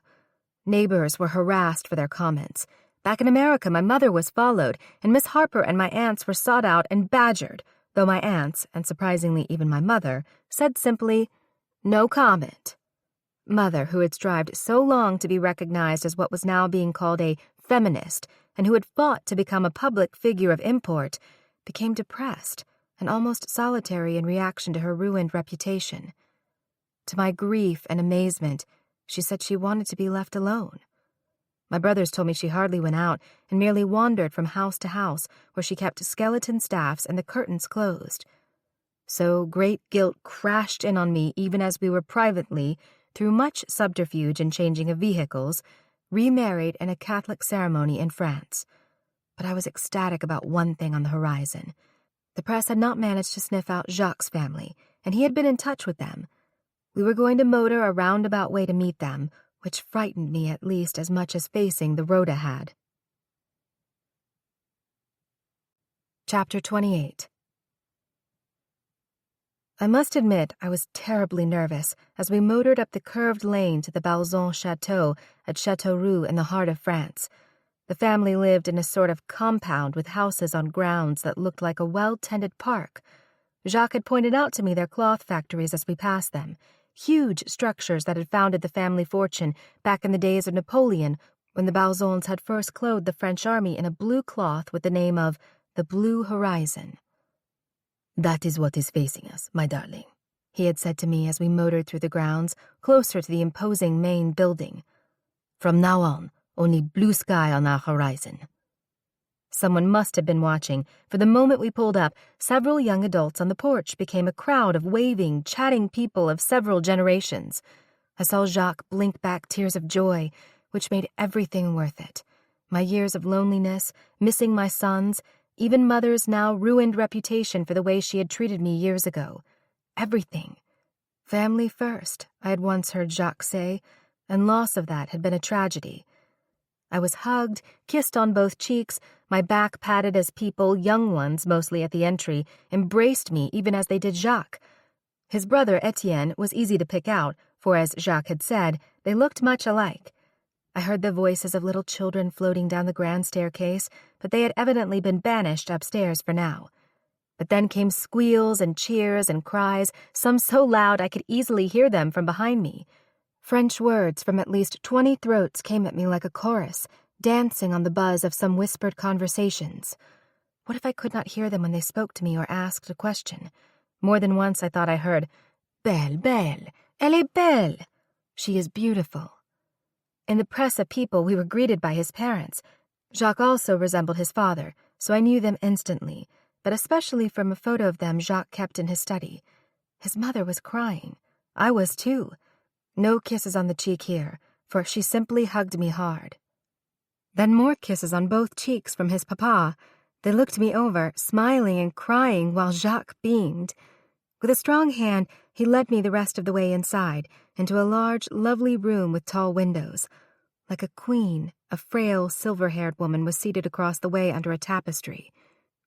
"Even if you have met them, you must be formally introduced to my brothers, sisters, and cousins," Jacques told me, though he had explained that earlier. "You must meet our grande dame, for the formal introductions are hers." We had rehearsed names and connections in the motor car, so I was somewhat prepared. He had told me I would be formally welcomed by the doyenne of the Balzons, Madame Charles Balzon, Jacques' aunt and the traditional head of the family, but I wondered if it would not only be a welcome, but an approval. Strange, but the memory of the time I met Queen Victoria and she kissed my forehead flashed through my mind. How my mother would approve of a matriarch heading this family. Everyone seemed to understand the importance of this moment, for the chatter muted, and it was as if the sea of people parted. Even Jacques' smiling father and teary mother stepped back to clear our path. I sucked in a sharp breath when I saw Madame. It was as if I were looking not into the face of Queen Victoria, but into that of dear, long-departed Mrs. Prattley from the almshouse at Blenheim, though this woman was obviously not blind. Her gaze went quickly, thoroughly over me. Then she smiled at Jacques, and then at me. She even spoke loudly for an old lady, so perhaps she had been told about my deafness, or she was hard of hearing herself. No matter, I felt instantly at home with her. "Welcome to our family, and I shall present to you each one," she declared in French. "I am so happy to be here and to be the wife of Jacques Balzon," I said, and somehow kept myself from dropping her a curtsy. "And part of us, now," she said. She seated me next to her in a chair and Jacques on the other side, and began to recite names as people stepped forward in turn, as if this had all been rehearsed. When the introductions were through, she presented me with a family heirloom, a small golden box. I knew instantly it was where I would store the antique pin Jacques had once given me, and perhaps my engagement and wedding rings, too, if I took them off to bathe or sleep. We went into a dining room lined with family portraits for a lovely dinner. I was seated between this kindly mater familias and Jacques at the head of the table, with his aunt just across the corner near his mother and Jacques catty-corner from his father. My years of social training served me well, for I kept myself from sobbing with joy to see my husband so proud and happy. Surely nothing could ever go wrong again. I did what I could to raise money for children's charities, but also reveled in my own grandchildren. When Jacques was especially busy with the Balzon woolen factory empire, or even training other pilots, I spent a bit more time with my sons in London. Bert and Mary now had 3 beautiful children, and they let me spoil them with my gifts and attention. Sarah Consuelo turned 10 during this visit in 1931. Caroline was 8, and the heir and future Duke was 5. Their mother Mary, much relieved after John George Vanderbilt Henry was born, told me the 3rd time was a charm, for she had felt the pressure to produce a boy, too. No heir and a spare, she told me, but this would have to do. Despite the fact I was no longer a Marlborough, she and I shared a certain understanding, and I valued her greatly. Bert, all 6.5 feet of him, was always very sure of himself, unlike Ivor, but then he had been showered with love from his father, more than had Ivor. I was happy to see that Bert did not seem to overly favor his son, and very grateful that the Vanderbilt name was part of the boy's heritage, too. I did think that Bert was especially happy when I was visiting, and Ivor was not there to distract me, as I had overheard him say to Mary once when they were first married. "I say, Mother," Bert called to me. He always spoke very loudly, bless him. "But you are good hands-on with the children." "That is one of the most lovely compliments you have ever given me. They have wonderful parents and a good nanny, but sometimes it takes a grandmother's special fairy godmother touch. Grandmother Alva would have just smacked me, he said with a little laugh.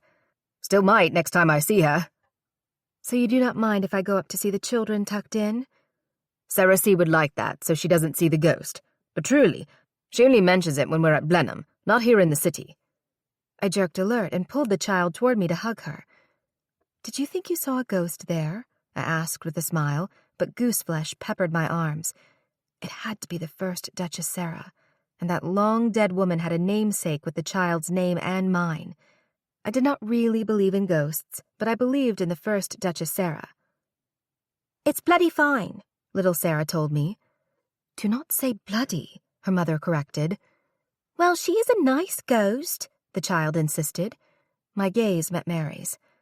Have you seen her, my dear? I asked. Oh, she's only in Sarah's dreams when we stay at Blenheim, Mary tried to assure me with a roll of her eyes, which was evidently meant to merely humor Sarah. She is just pretend, right, my girl? Her mother prodded.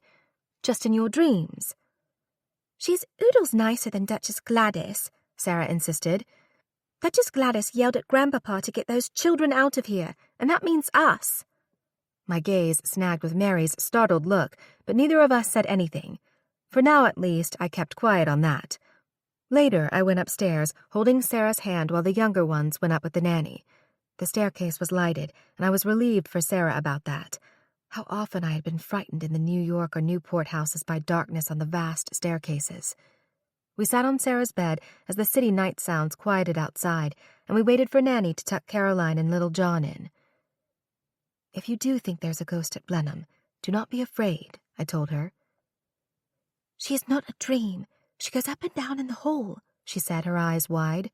And she is not Duchess Gladys. You used to live there with Grandpapa, right?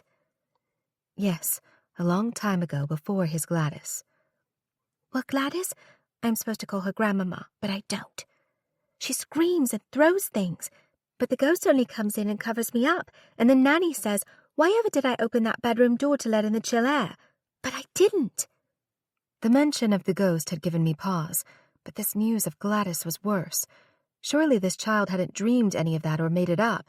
And why was Bert letting the children stay there if Gladys was screaming? At whom, I wondered, and throwing things? I would have to find out, but I wasn't going to ask little Sarah. Do you know who you are named for? I asked her after Nanny came in to change her to a nightgown, and I tucked her in. You, of course. But the name Sarah, what about that? The first Duchess long ago, like in a fairy tale. She built Blenheim because the Queen liked her and liked the Duke, and he was a good soldier, but he didn't fly planes in a war like Grandpapa Jacques did. I had to smile at that. Jacques loved these little ones as if they were his own, and in a way, they were. I want to tell you something I think you are old enough to understand, my dear, I told her. But Caroline and especially Sonny are not. I won't be Duke, but I am firstborn. There it was again, the name Sonny for the heir apparent to the dukedom, this time Sarah's little brother. The spectre of my former husband seemed to haunt me, as the ghost of Sarah Churchill never had.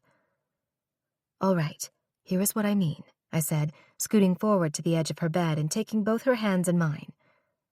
I have seen that ghost, and she is kind and friendly, not bad or a bit scary. I believe you, Grandmama.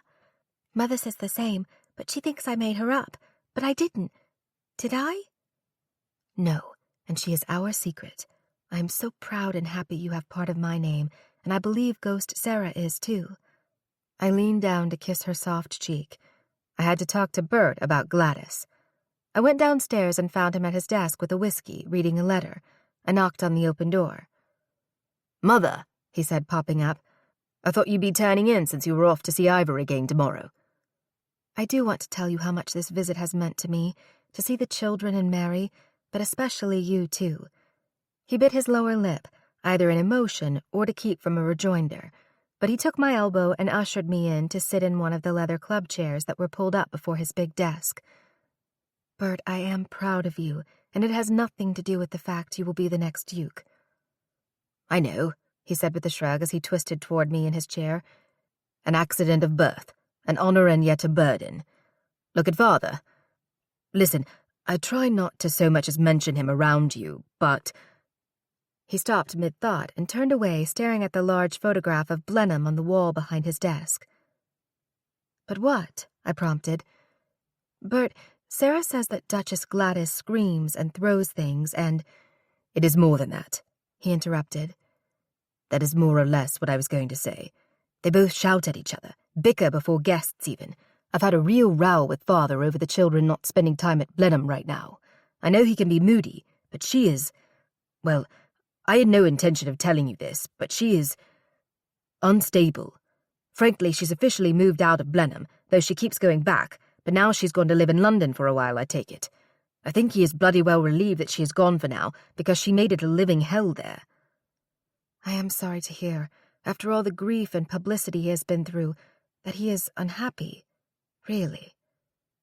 "Mother," he went on, pivoting toward me, "she breeds dogs she calls Blenheim Spaniels, which wouldn't be so awful, but she keeps them right in the Great Hall. She had the space divided into dog pens, and the smell was horrible. Her trust fund, I hear, was ruined in the crash in '29, and they're still fighting over the money. Worse, she kept a revolver in her bedroom and told Father she would shoot him if he ever came to her bedroom door again.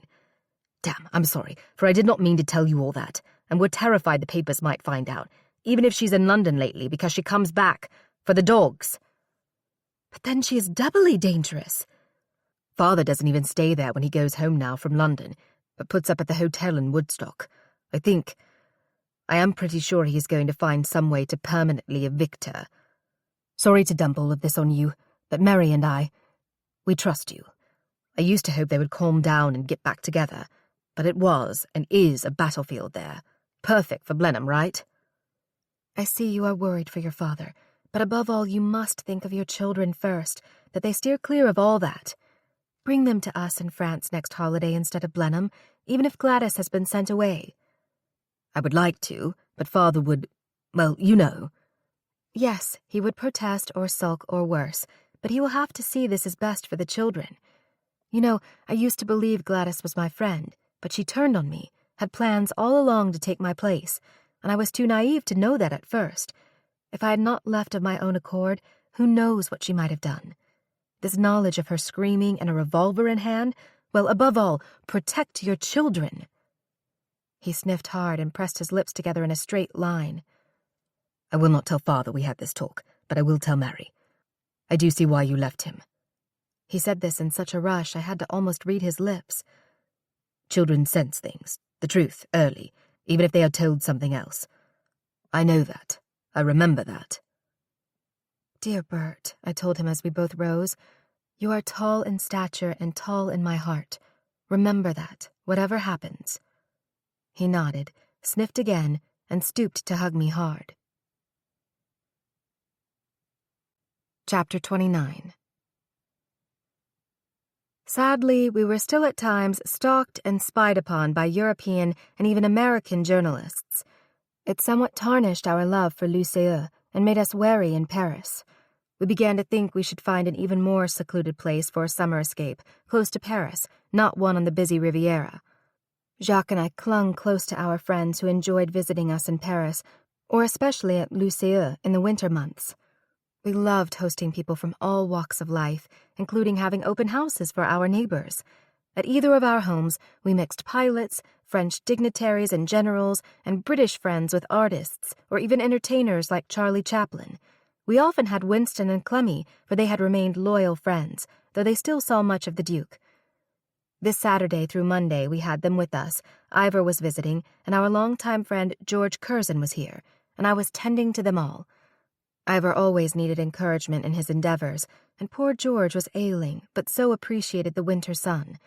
A government servant and longtime member of Parliament, he had been devastated when he was overlooked for Prime Minister, but he had physical problems too. I walked down to the first terrace near the mimosa trees where he was drinking tea at a small table. I sat on the other side of it, and he looked over to smile at me. "I did not know if you were taking a nap," I told him. "Just enjoying the view and the warmth, and watching Winston argue with your husband." "So I see," I said, glancing over the boxwood hedge at the terrace just below us. Ivor was with them too. He had always loved being with Winston. Ivor sat back a ways, but I saw wild gestures from Jacques and gyrations of both the cigar and the paintbrush from Winston. I do hope they are getting on. Winston is peeved over Herr Hitler in Germany, the new chancellor. He says that heir, as in inherits the power in the country, is just a few steps from becoming dictator and causing trouble with his rampant nationalism. Surely not after Germany was so shamed and devastated in the Great War. He shrugged, and I saw him flinch in pain. He had a childhood spine injury that had kept him from athletics all his life, so perhaps that is why he excelled in intellectual ways. He was a charming, though driven man, and lately a mere shadow of himself, which was why I was so glad he was here resting. He had been quite melancholy, and that was rubbing off on me. Now with Winston on this anti-German rant, it did not make for the most restful of weekends. Consuelo, George said, though I will, of course, thank you when I leave. I want you to know how much your friendship has meant to me. Your entertaining, your kindness, even though you turned me down for more than that when you and Sonny were first having trouble. You both insulted and honored me by that proposal. It worked out that we could just be friends. He sighed so hard his body heaved. I fancied he might collapse but for that iron brace he wore. I sympathized greatly. My thoughts flew to my mother.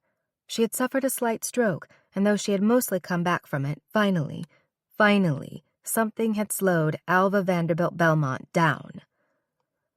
I had best walk down and calm them, I told George and patted his shoulder as I rose. It seemed bony.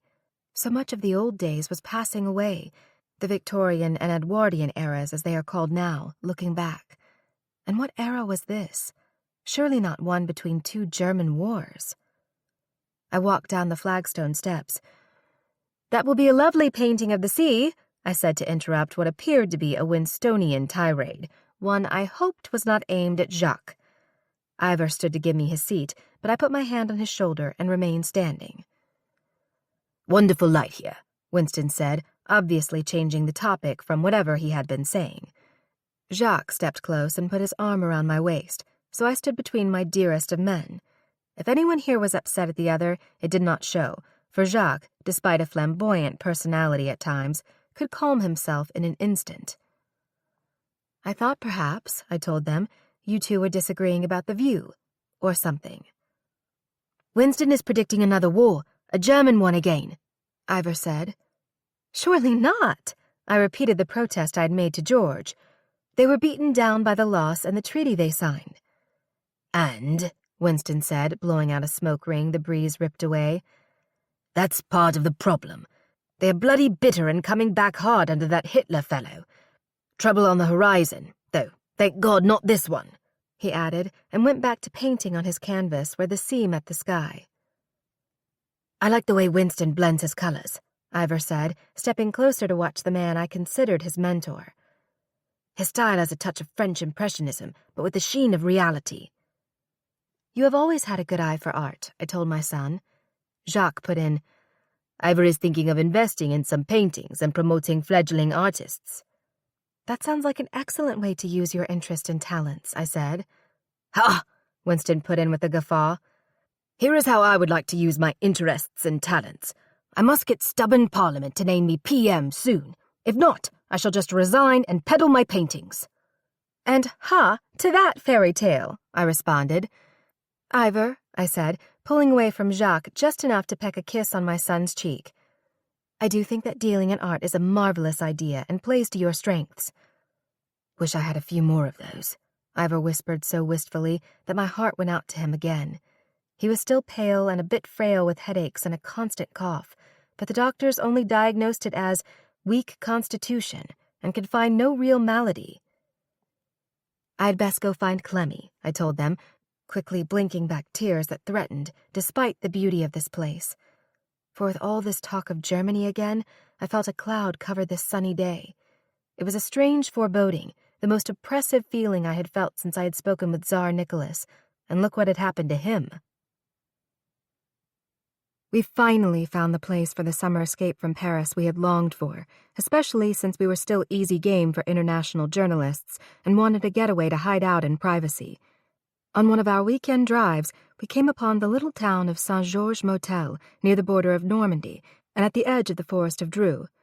The town was small, with a population just over 350, we soon learned. We also learned a walled and gated chateau with a good piece of land was for sale by an owner who had 13 children. The family had quite outgrown the main house, let alone the small cottages also on the property. The meadows of the estate bordered on the river Avra, which fed the water in our moat, then flowed into the larger river Ur. We loved the area, the town and the estate, which we promised to purchase that very day. I was thrilled to see so many children playing in the village street, the Cour d'Honneur, and the fields just outside our walls. Very few of the youngsters looked well-to-do. Ponies for a few, but hoops and tops and balls tossed in the air for most. Ah, I could see it now, a yearly fete for the village children. All would be welcome, but especially those ill or less blessed, which I must admit, as happy as I was, would be almost everyone. We bought this the way I fell in love with you. At first sight, Jacques told me the day we took possession of the property. He reached over to squeeze my knee before he drove us through the gates the groundskeeper opened for us with a nod and a grin. Massive linden and chestnut trees seemed to guard the entry gate, which fronted the village itself. We had discovered the name of Louis XIII stamped in the iron gate. We will love the summers here, and so will our guests. The invited ones, not those crashing in for a sensational news story, he assured me. Seclusion and safety, I said with a sigh. We shall make some changes inside and out of this old chateau, but I love the pink brick and bluish slate roof, and to have a moated home with 2 towers, so romantic, and another barrier against intrusions. I gazed round with a sigh, thinking of our solitary walks here, planning to invite all the people we loved. A penny for your thoughts, Jacques broke into my silence. What I want to do here for our new home and the people will cost a bit more than a penny. Do send me an invitation, he said with a little laugh as he pulled our motor car to a halt before the front door. Look, he said, pointing, as he came round to open the car door for me, for his charming manners and tender care for me had never ceased. I turned to look where he pointed. A stag drank from the water of the moat, then lifted his big head crowned by the proud rack of antlers. He gave us a condescending stare as if to say, "This place is really mine, you know," then trotted off toward the thick trees beyond. Magical, and so quiet here, I said, as Jacques produced the key with a flourish as we walked toward the front door. We went through the rooms to the back where I had planned so many pleasures and posies.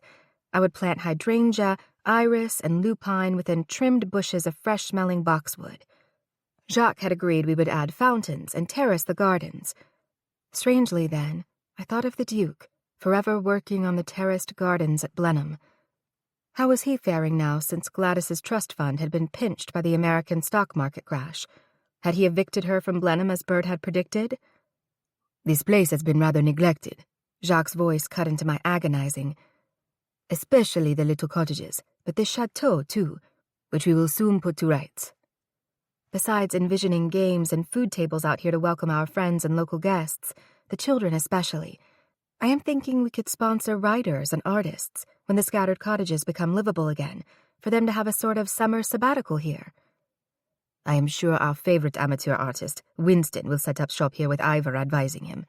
If, that is, Winston has time to stop haranguing England about the threat of the new Germany. I regret that his colleagues in the newspapers think he is a bit of a crackpot. No one wants to hear wars coming after what Europe has been through. I hate to say it, but the best way to have him elected PM is to have some of his dire warnings come true, which I dread. Jacques, if there is a war, you would not go back into service, would you? I mean, at your age. Ah, he said, turning me to face him. Am I ready to start walking with a cane now and lose my teeth? He squeezed me hard and patted my bum. Hardly, but You have started flying more again, not just teaching others. Just to keep up with the innovations of the aeroplanes. If there is another war, it will be bombs away. Do not joke about that. I am not, my love. Just being realistic, as I fear, is Winston. Hopefully the British and French, too, even your American countrymen, will get their heads out of the peace in our time sand. Meanwhile, we shall love this new place and each other, yes? I turned to smile into his eyes. Yes.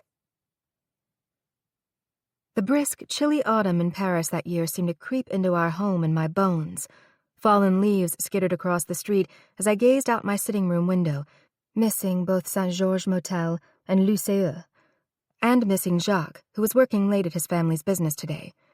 Though we had closed up our greatly renovated new chateau for the winter, I was still mentally there, for I'd been making notes and sketching the layout for the first fête I hoped to offer the local folk next September before we closed up the chateau again. It would take a lot of planning, but I reveled in that. I sighed and drank some of my tea, but it had gone lukewarm. I had not been in the kitchen for a while to talk to cook, so I thought I would not ring for it but walk down for a chat. But when the telephone jingled, I picked up the wood and ivory voice receiver. "Bonjour," I said. "Consuelo Balzon here." "Consuelo, I have found a lovely little cottage just on the other side of your new village, so we will be neighbors again." My mother. How like her to just announce and not ask. Once she saw how lovely the area around our new chateau was, she had hired an agent to look for a nearby place for her. She was not walking well after her stroke, and had actually found a wheeled beach chair that she had been assured had once been Queen Victoria's. Considering it was my mother, I believed that. "That's wonderful," I told her, though with her age and health, I rather wished she would stop buying property. "Of course it needs redoing, much as your house did. If you two want to take an autumn jaunt some weekend, I will go along and give you a tour. My dearest, I do not know what I would do if I did not have a house to decorate. Sarah, first Duchess of Marlborough, has nothing on me for building. I must run now. Well, you know what I mean. I must walk or be wheeled, and quite carefully at that. Give my love to Jacques." "Yes, of course. You can help me with the fête I am planning for the villagers when I see you next. And we can have a special event or two for women only. Wake up those rural Frenchies to their femmes' rights," she said, and the line went dead. I did not know whether to laugh or cry. Perhaps I should suggest to Winston that he simply send Alva Smith Vanderbilt Belmont to deal with Hitler and get everything over with right away. I stood and went out into the downstairs hall to head for the kitchen to talk to cook. But there, stepping out from underneath the staircase, ripping off her veiled hat and holding a revolver pointed directly at me in a shaking hand was Gladys, Duchess of Marlborough. Chapter 30. My heart began to pound. Gladys, after all these years, with a gun. I thought she was in England, but now she stood right in front of me. She came closer, still holding the revolver pointed directly at my chest. Surely she would not shoot me, I reminded myself. But then again, my own son had called her unstable. Despite my instant feeling of drowning despair and panic, I decided I had to remain calm. I must humor her, but seize hold of this situation. I found my voice before she spoke. "Gladys, I did not know you were in Paris. You should have rung at the front door and I would have invited you inside. Won't you please come and sit down? However did you get inside?" "Through the back. The man putting things out in your dustbin. I waited until he turned away and just walked in." "Anyway, welcome. Come, sit down and rest." As she came closer, I could see with horror that her attempt to perfect her beauty with the wax injection was worse than ever before. The implant had slipped down beneath her skin, making her now look as if she had a huge lump on her chin. It unbalanced her once classic, stunning appearance. Unbalanced her indeed, so why had she come here? I had to humor her, call for help, but how? "Come in and sit down, won't you?" I repeated with a nod toward the open door I had just come through. I was afraid to make a quick, strong move, even to gesture. Was that loaded, and would she shoot me? And why? That is what I must learn to really disarm her. What would happen if my maid came in? Jacques would not be home for several hours. She gestured with the gun that I should go in. I thought about slamming the door in her face, but the pull of a trigger could be faster than that. I must not startle her. I went in sideways, afraid to turn my back to her. "Sit down, please," I said yet again, risking a slight gesture, but all the time I kept thinking about what I could use to knock the gun away and run for help. I sat in the chair I had been in. To my dismay, when I had hoped to put the table between us, she pulled the other chair closer, facing me, the gun now propped on her knee, still pointing at me. The black pinpoint of the barrel seemed as big as a rain barrel. "Sonny hired detectives to evict me from Blenheim, the bastard," she said. "He fired my staff. He tried to turn out my dogs. Then he cut off the gas and electricity as if I were some intruder. But I fixed him, cooking by candlelight and smuggling food in. Poor Blenheim, I thought. The glory of the palace reduced to unlit and stinking dog kennels. He threw me out, but not you, she went on. You left of your own accord. Tell me, did he ever hit you? He blacked my eye once right before a party, so I showed everyone what he did. More than once, I shouted at him in front of guests. Well, I guess that served him right. I tried to keep my voice steady. No, he did not strike me, but there were times I could tell he wanted to. But Gladys, he married you. He wanted you. I think a child between us would have kept him calm, but I couldn't. God knows we tried, really, for years. But you had 2 sons, bang, bang, just like that. I nearly dry-heaved at her saying bang, bang, just like that. I recalled in that moment her father had shot her mother's lover dead. That horrible heritage must still haunt her. Was she this upset at me because she had no children? Or was it because the Duke threw her out while I managed to leave on my own? The telephone rang, so shrill. Again. I dared not answer it, though perhaps the staff had, for it stopped. She glanced at it, then went on. If that is a reporter after you like they dog me, do what I did. I dumped a bucket of water on one and screamed at him to go away. Ordinarily, I would have laughed at that, cheered that, but I just nodded, staring at her, trying to get control of this deadly danger. I hear you raised dogs, I said lamely as my frenzied mind darted about for something calming or distracting to say. Which he hated. Hated, that is, once there were quite a few of them. I think he wanted me for my beauty and body, but then neither of those suited him. Or my trust fund, which was ravaged by the stock market mess at home. Or he wanted me to get back at you, because you did not want him at all, and I had wanted him for years. I knew I was destined to be the Duchess of Marlborough. Her hand holding the revolver shook. How many bullets would that hold? Gladys, listen to me, I dared, sounding a bit stronger. We have both been the Duchess of Marlborough. I still am, of course. Yes, and my goal in life was to be something you threw away, but I am glad you did. There, you see, a gift to you, for we have so much in common. No, you are still rich, and I am not. He has cut me out of his will, so I am glad he is ill. Sick of me, too, so that is rich. She began to laugh in little jerking breaths, and then stopped cold. But he still wants you, and he does not want me. The Duke, Sonny, does not want me. He hates me, so... No, he called me by your name when he was making love to me. Well, not love, really. Pinned down, riding me like a horse. He called me Consuelo. I'm sick to death of it all, and just want it to end. My father beat my mother, she gasped out, sobbing now. Everyone knew I had such scandal in my past, and I am a scandal now, just like you. But he still wanted you when I... The door to the room opened. We both jerked our heads in that direction. Rosemary, my maid, stood there. She could not see the gun. Oh, madame, I did not know of your guest, she said, and started to back away. The master, he called and said he would telephone you soon, and could not wait to see you, and... I stood. Gladys did too, raising the gun. Does he call here? She screamed at me. Is that why I was beaten and hated and sent away? Is Sonny still seeing you, and comes here after he cast me out? No, that was my husband on the I got out before she straightened the arm that held the gun. Ducking low, I threw myself at her, my shoulder butting into her knees. The gun went off, but I felt no pain. I knocked the gun from her hand and it slid away. We both went down in a crash of china from the small side table. Rosemary screamed.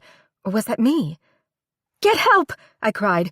The butler, not the gendarme. Gladys only struggled for a moment, then went limp, racked with sobs. I want to shoot him, she gasped out. He's ill, in pain, but I want to shoot him anyway.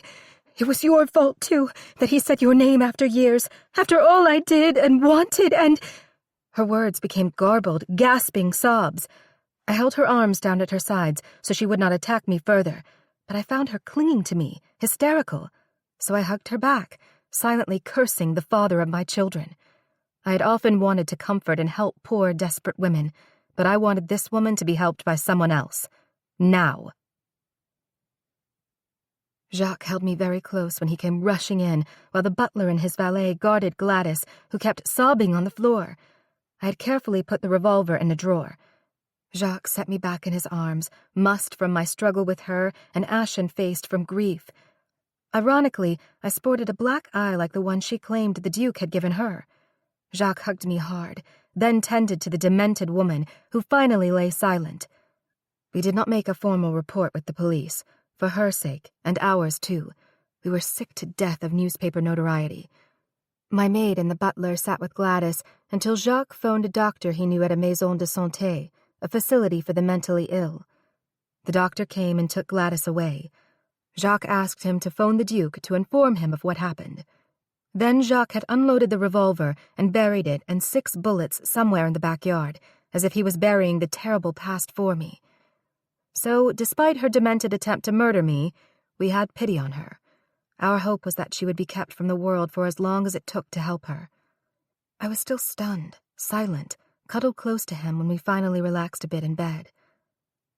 I just pray the so-called press never gets wind of this, I told him. I can see their headlines now. Current Duchess of Marlborough tries to murder previous one. But she did say something I admired. It is even funny. What? He asked as his warm breath stirred my hair. She said she dumped a bucket of water on a reporter once. Not a bad idea. I never heard about that one. He was probably too embarrassed to report it or file charges.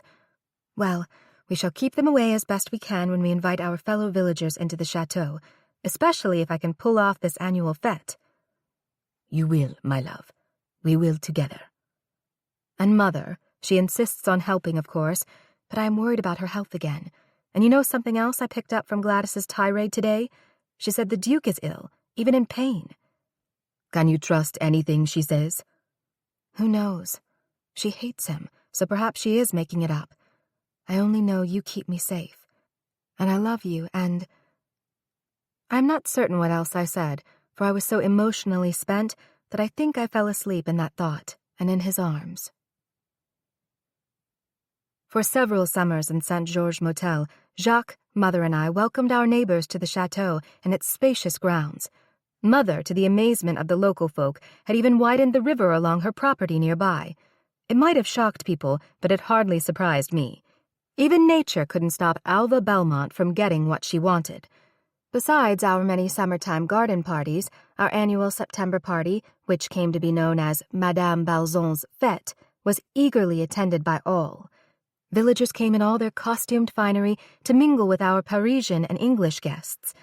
Each year we sent out open invitations giving the time, from 4 to 7 in the evening, for the villagers to celebrate with us, and were rewarded with a procession to open the festivities.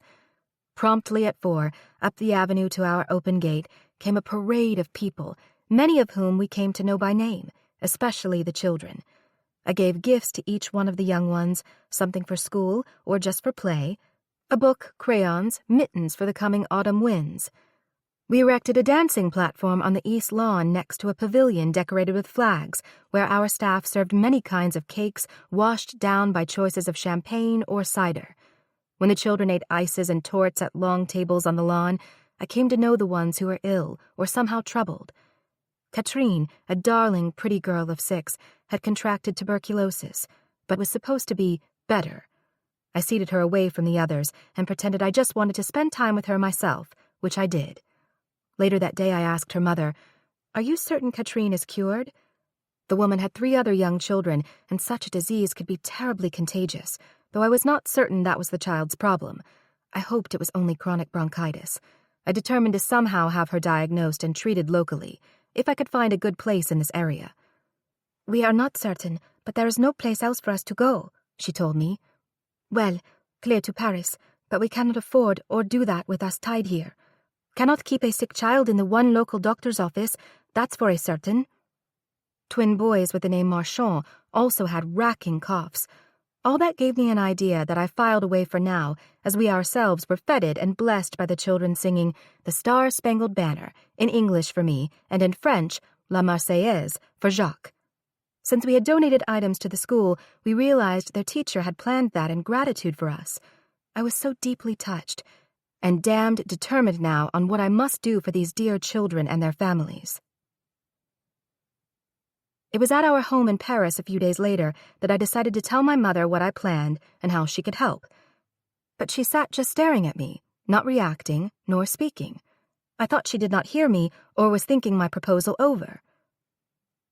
"So, don't you think that our area could use a hospital for children, including a tuberculosis sanatorium attached or even separate but nearby?" I asked her again, still writing a letter to a magistrate about that very subject. "You know, for ill children, even some with communicable diseases.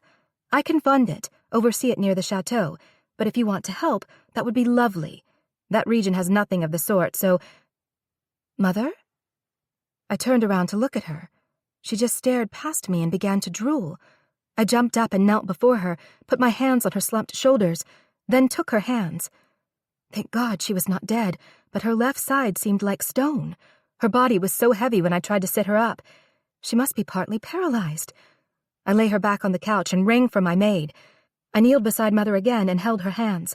When Rosemary came in, I cried, "Ring the doctor at once! I think she's had another stroke!" Chapter 31. My brothers came to visit Mother as they had at her previous stroke, but when she neither improved nor faded, of necessity, they went back home to family and duty. I visited her often, usually with Jacques, sometimes alone, as she lay in the bedroom of her Paris home, as ever not far from us. Did she think that close proximity would patch up our broken past? Over the years, I had grown to admire the woman who became Alva Belmont, but I'd never quite let her be Mamma in my heart again. One cold January day in 1933, as I sat alone with her, I realized she could not last much longer. She usually lay silent, so I was surprised when she opened her eyes and began to mutter. I leaned close to see if I could hear what she was saying. She had her earthly goods in order, and I thought she had made her peace with God, but she seemed suddenly so troubled. "I knew it was wrong," she said, looking straight up at the ceiling. Oh, I thought, will this be a deathbed confession that she should not have forced me to marry the Duke? But she went on, disturbed, almost raving. "My papa said it was not wrong, having slaves. I had my own slave, a little girl, Sully, but I knew it was wrong, and I was angry." I pulled my chair closer to her bed and took her right hand, for her left one was stiff from disuse. I told her, "That was long ago, Mother, before the North-South War. Slavery is long over. You never had any slaves once you grew up." Even as I said that, I remembered when I was very angry in my youth, too, when she ordered me about like a slave. "I tried to make up for it," she whispered, sounding so desperate. "Others hated me when I said women's rights were pointless unless Negro rights came too. It was wrong to have a slave."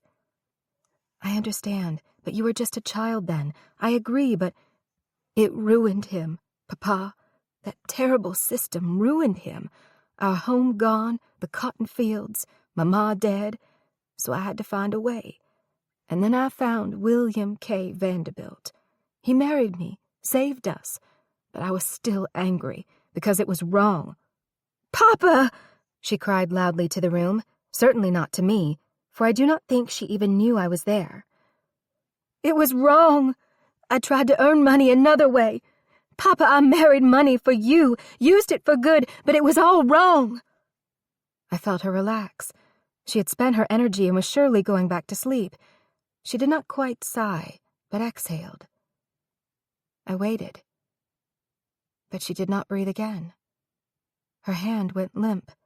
Her eyes stayed open but looked far beyond me. Far beyond, forever now. Why had she never told me all this before? Perhaps she was pleading her case with God. I sucked in a sob and bowed my head. So much had been wrong in her life, but she had boldly struggled to make some things right. Alva Smith Vanderbilt Belmont was 83 years and 9 days old when she died. Jacques and I took her casket to New York on the SS Berengaria for a funeral and burial she had already planned. Everything went according to her wishes, except for one thing. She had asked for a female celebrant, but we had to settle for a man because the burial was in the same church where I had married the Duke, and they did not permit women to officiate. However, her pallbearers were all women, and what a buzz there was over that. The date was Sunday, February 12th. The congregation numbered at least 1,500, a fitting tribute. The choir sang a hymn she herself had composed. For the other songs, she had allowed traditional hymns. 40 elderly members of the National Women's Party, the NWP, wearing their traditional purple and gold, lined the way when the coffin was carried in, and many suffragettes passed in homage. They carried tattered, faded banners from their marches, but I stared at the one that seemed yet brand spanking new and bold as ever. "Failure is impossible," it read. That one was draped over her casket for the service.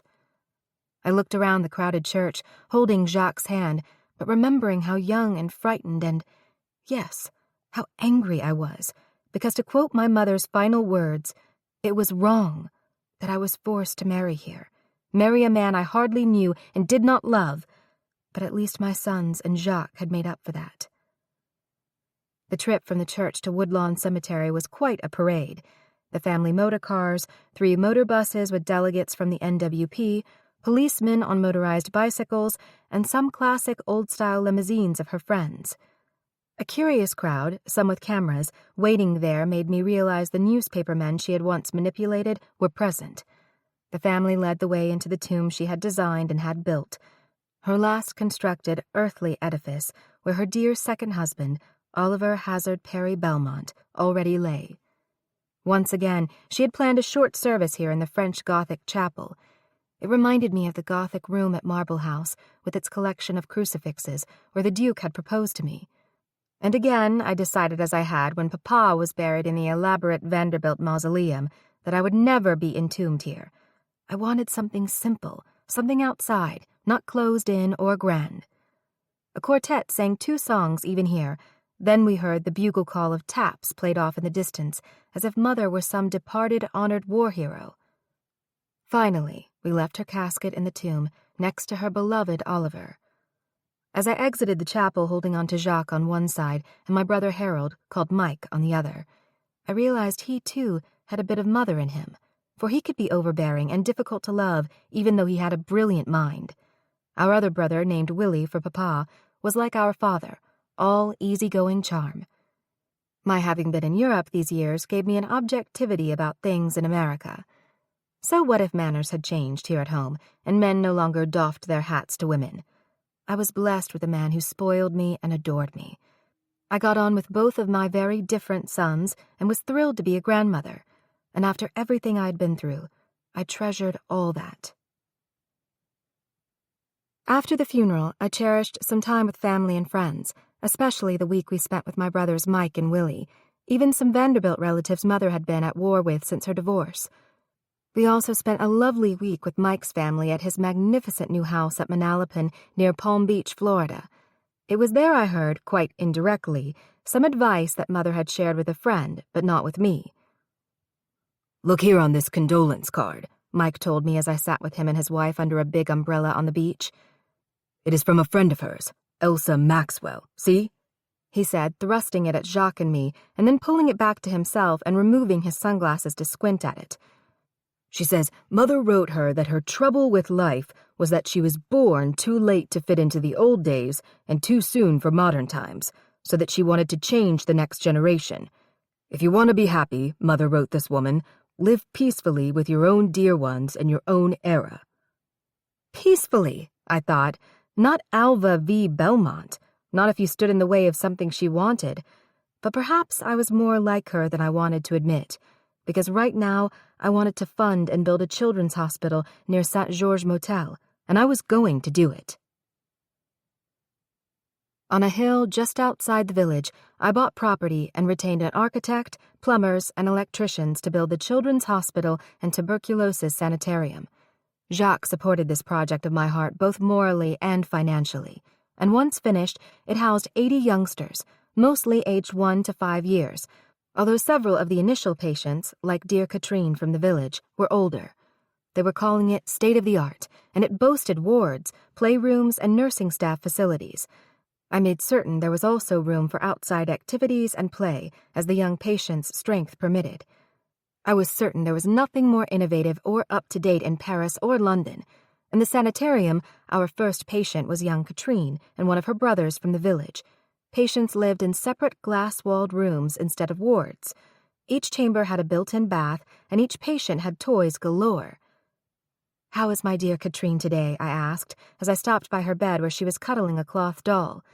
A bedspread of Balzan blue horizon color was draped over her. "Still coughing, madame, and my dolly is too, see?" she said, giving the doll a few jerks. "But when I am well, must she still be ill and stay for the next girl in this place?" "No, for you will get well together," I promised her, and squeezed her toes through the bed covers. "Of course you will take her home with you to keep an eye on her, just the way the nurses do you here." Her face lit in a smile. "Then I must get well soon, so she will too." A nurse bustled in. "Your cousin is here, madame, the one who paints and talks so much," she told me as I scribbled in my ever-present notebook to buy more dolls so that they could go home with girl patients. And something likewise for the boys? I would have to ask around, but you might know Winston was here. Not my cousin exactly, but he always made such a stir. I blew a kiss to Katrine and went out through my office and the back door without finding Winston. Shaking my head, I strolled quickly back toward our gate, but saw only Clemmy coming out to meet me. I hugged her and she told me, "He could not wait to get painting and found out you were what he calls nursing again. He is painting the moat, fashioning it into a pond, but is quite distressed there are no waves in it today," she added with a little laugh, as the two of us headed toward the chateau together. "But he has solved that handily, and said to tell you that necessity is the mother of invention. He insists that is a Churchill quote, not one from old times." "So what has he done now?" I asked, as the moat came in sight. Was he clear around the back of it? But I spotted him, sitting with his easel at the very bend of it around the side. "Consuelo, my dear," he called out when he saw us coming. "I had to catch the light just right to make waves." "You are ever making waves," I teased as we joined him, and then I saw what he meant. He had his valet, who was secretly also his bodyguard, sitting in an old rowboat in the moat, making waves with an oar. "Cannot hug you right now, or I would smear you up with this off-white color I need for white caps," he told me, and bent back to his work. "When the time is right, carpe diem." "My," Clemmy said, "but you are just chock full of old Latin sayings today." He ignored that, but soon turned toward me with a not only serious, but stern and sad look on his face. "Consuelo, we cannot stay long this time. Sonny's ailing. Actually, from cancer." I gasped. I heard he was ill, but neither Bert nor Ivor told me. "He just told them, as I am telling you, so that you can be of support to the boys, I mean. I asked Clemmy not to tell you so that I could. That is why," he said, looking back at his half-finished painting. "The inland seas are rough today. Hell's gates. If that little hospital of yours was not for children, I would admit myself straight away. A psychiatric ward for me. I'm blue in the face from arguing that Germany is out for blood and land again. France's and ours." "I am sorry about the Duke, Sonny, and the new threat to peaceful times," I told him, putting a hand on his shoulder. Clemmy just shook her head as if she had had enough of all this non-stop German raving. He put his free hand over mine, though that seemed to have blue paint on it. "I will tell Sonny that you said that, and meant it," he said with a sniff, as he put his brush down on the easel tray. He shouted, "You may stop making waves now, Thompson. Come get one of these damned cigars as thanks." "The thing is," he said, turning again to face me, "Sonny still misses you, especially after the debacle with his second marriage. Well, all water over the mill dam now. Time marches on, and death waits for no man, which is what is scaring me about Hitler and the return of the Huns." His voice broke, and a tear streaked down his cheek. Clemmy put her arm around his ample waist. Pressing his lips hard together, he nodded at me, then flashed me that V sign of his that meant valor or some such. I made the same sign back and hurried inside to find Jacques. 18 months after my mother died, Bert telephoned me at St. Georges Motel to tell me the Duke was dead of cancer at age 62. He raised his voice so I could hear and was almost shouting. "I know you will not come for the funeral, Mother, but please come soon after. To Blenheim. I need you here at least for a little while. Of course, Jacques is welcome too. Always. Besides, your little namesake needs you to talk her out of fearing the ghost, since we will mostly live here now with the boon and the burden of Blenheim." "Of course we will come," I promised. Tears stung my eyes. I tried to keep my voice steady. "Blenheim will be different now that you are Duke, in good and beautiful ways. After the service, when things calm down a bit, including the newspaper coverage, of course we will come." "There is one other thing. Needless to say, there were several commemorations in the papers, as well as the formal obituary. Lord Castlerose wrote a memorial in the Sunday Express, which was terribly critical and cruel, but that is such a sensational rag. Winston wrote for the Times something about your marriage, saying it was unhappy and unsuccessful, but that both father and his first wife had amazing gifts of charm and kindliness. I want you to know I love you, and I believe father in his own way did too." "I will thank Winston later for his kind words, and I cherish yours, my dear, so let us just say that. You do not need to mend bridges for your father." "Righto. Well, of course Ivor misses you, obsessed with his art collecting as he is." "I am glad you called me with the news, however sad," I told him as tears slipped down my cheeks. "I am proud of the new Duke and my firstborn son." I guess I was crying audibly now, for he said, "I cried too, for all he should have done, could have been. But the water terraces here will be his legacy." A name and a past writ in water, I thought, as I replaced the receiver. One man passed, one era passed, and a new one begun. I started to walk away, but just leaned against the wall. My knees began to shake, all of me. Whatever Marlborough, Sonny, had not been to me, he had been the father of my beloved children. He had given me the opportunity to reach outside myself to his dear people, so that I could be to them their angel of Woodstock. Poor man, never truly happy, clinging to a past way of life, a difficult first marriage and pitiful second one. I could almost forgive him now that I had someone to truly love, someone who loved me. Poor man, going soon to dust among the long line of dukes he so venerated who had once held Blenheim. But I had hopes for our Bert's leadership, hopes for the dear people there whom I would always love and cherish in my memory and heart. Chapter 32. "Granny, I am so glad you're here." My beautiful 18-year-old granddaughter greeted me with a kiss and a hug, and then hugged Jacques, too. "Everything is so exciting." The grand staircase she had hurried down to meet me had never looked so lovely or filled with light. The marble bust of the first Duke over the saloon door might even have been smiling, and I felt a great weight lifted to be happy to be back for this event, though we'd visited Bert's family here before. Yet this day with Sarah seemed special. I doubt that the vast building had changed, but with Bert's family here, returning seemed like a homecoming. This July 7th, 1939, we were at Blenheim for Sarah's debutante ball, which was called by some in society the event of the summer season.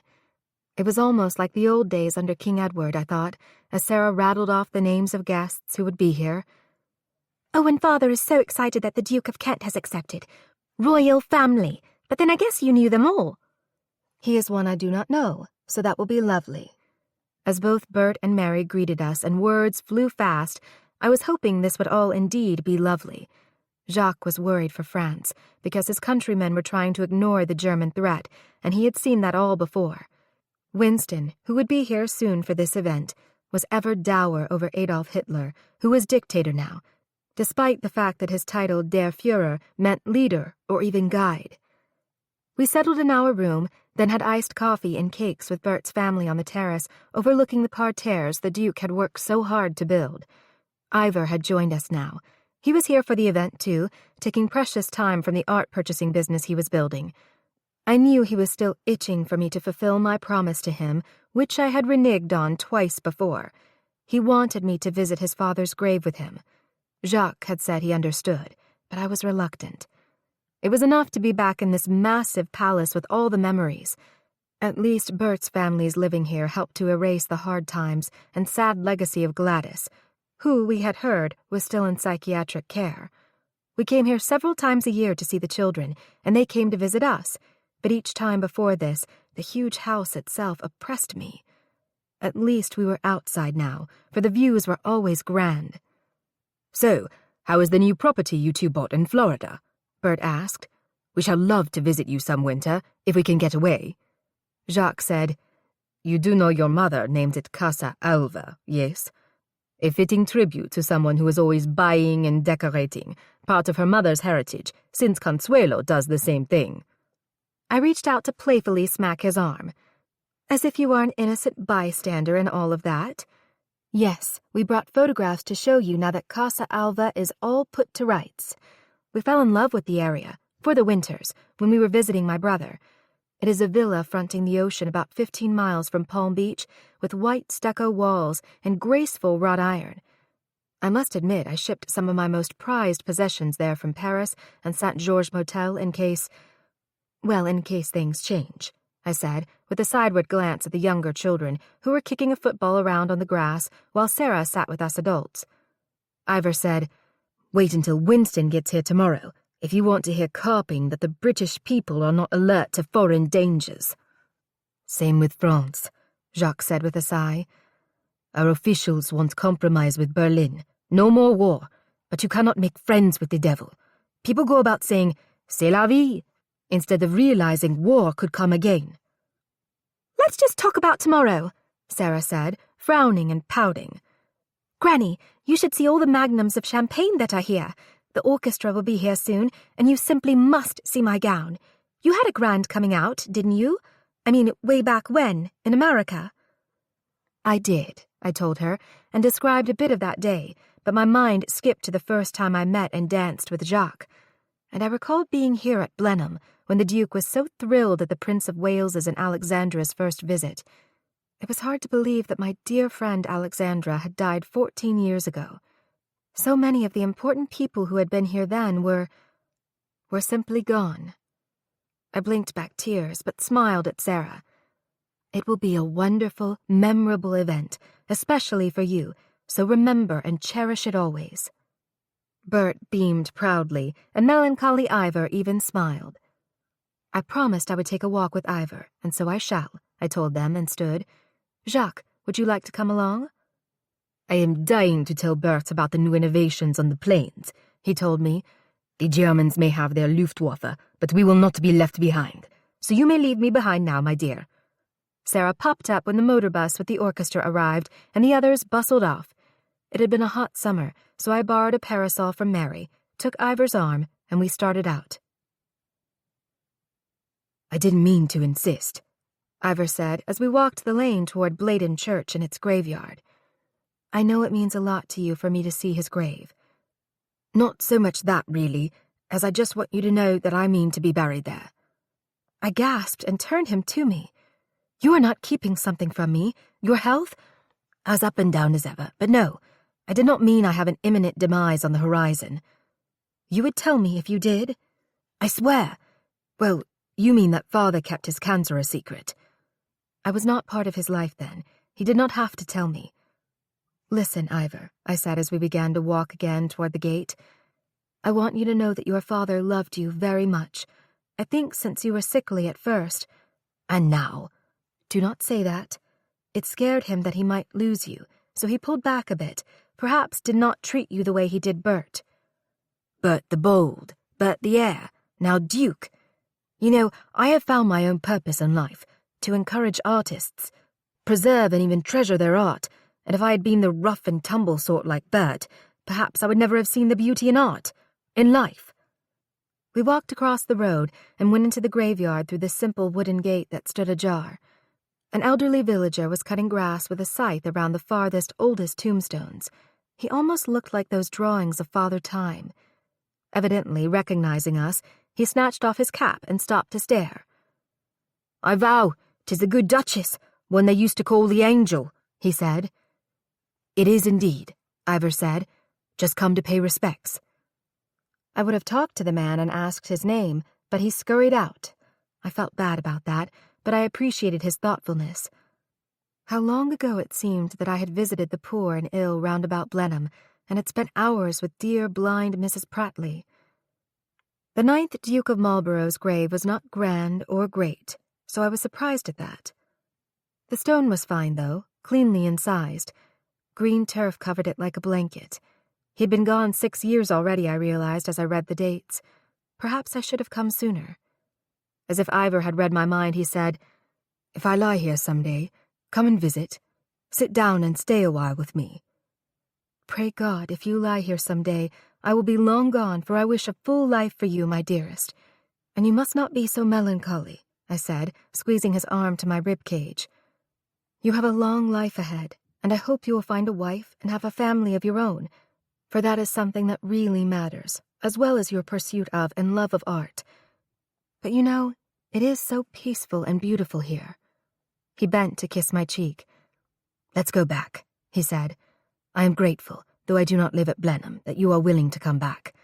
Come on then, for this is Sarah's special day, and you are special to her, and to me." We went out the gate to the road. At least a dozen people stood there, with more hurrying up. A woman I did not recognize called out, "So glad you come out of the big house to see us like you done years ago. I was Lizzie Milbank then, Your Grace." Others called out their names or greetings, calling me Duchess or Your Grace. Several said something about my being the good Duchess. I shook everyone's hands. Of all the accolades and honors I had been given lately, including the Legion of Honor Award in Paris for starting my children's hospital and helping with one in Paris, this moved me deeply. So why did I see doom on the horizon and still fear what was coming next? Despite the warm weather, the high-ceilinged, huge rooms at Blenheim kept us fairly cool, even when dancing. Sarah Consuelo's debutante ball was a smashing success. It was indeed like the old days. Clemmy, however, was not speaking to Winston because he kept muttering, thank heavens where Sarah could not hear him, things like, "You know Nero fiddled while Rome burned. It is coming, Consuelo. Dark days. I have done my last pretty peacetime painting." Jacques and I relished the music and kept out on the floor, especially for each waltz. I could not believe I was 63 and he almost 72, for I believe neither of us felt or looked our ages. How long and how far we had come since that first dance we had shared in Paris. As we left the dance floor again, my head was spinning with the Blue Danube waltz and champagne, when the Duke of Kent, the king's younger brother, came up to talk more, for we had met him earlier. He and Princess Marina were such a handsome couple, and he greatly resembled his brother, the king. "You two must come dine with us next time you are in London," he told us. "Consuelo, I have heard you were friends with my grandmother, Queen Alexandra." Indeed, for she was very kind to me when I first lived in England, and I was a fish out of water, and she tried to help me with my hearing problem. "Ah, she would. If this were a Catholic country, I would nominate her for saint. Without her love and that of my wonderful nanny, Charlotte Bill at Sandringham, of course my parents too, who knows what sort of layabout or ruffian I would be." So he had a good sense of humor amid all the war talk. As for considering Alexandra a saint, I wondered if he was referring to King Edward forever cheating on her, as they put it now. But it was not long before the Duke and Jacques were talking aeroplanes, for the Duke said he had long been fascinated by flying. "I earned my pilot's license in 29, I heard him tell my husband, "and 2 years ago I became a Royal Air Force group captain." And so they were off to the races, the flying races. After a half hour of such chatter, with much gesticulating, while I talked to Princess Marina, the Duke turned to me again. "I apologize for capturing your husband," he told me. "The next time we are in the same vicinity, as I said, both of you must be our guests. Either I will take your Jacques and you up in an RAF plane, or he will take me up the next time I am in France. That is decided. God bless you ladies who put up with the avid airmen the likes of us." He took my hand, then started away. Soon I saw Jacques dancing with Sarah. She looked so young, so happy, and I prayed that is the way she would stay. Our last night at Blenheim, I felt like a silly schoolgirl sneaking out with Sarah at the top of the stairs, but she was still so excited she knocked on our door because she could not sleep.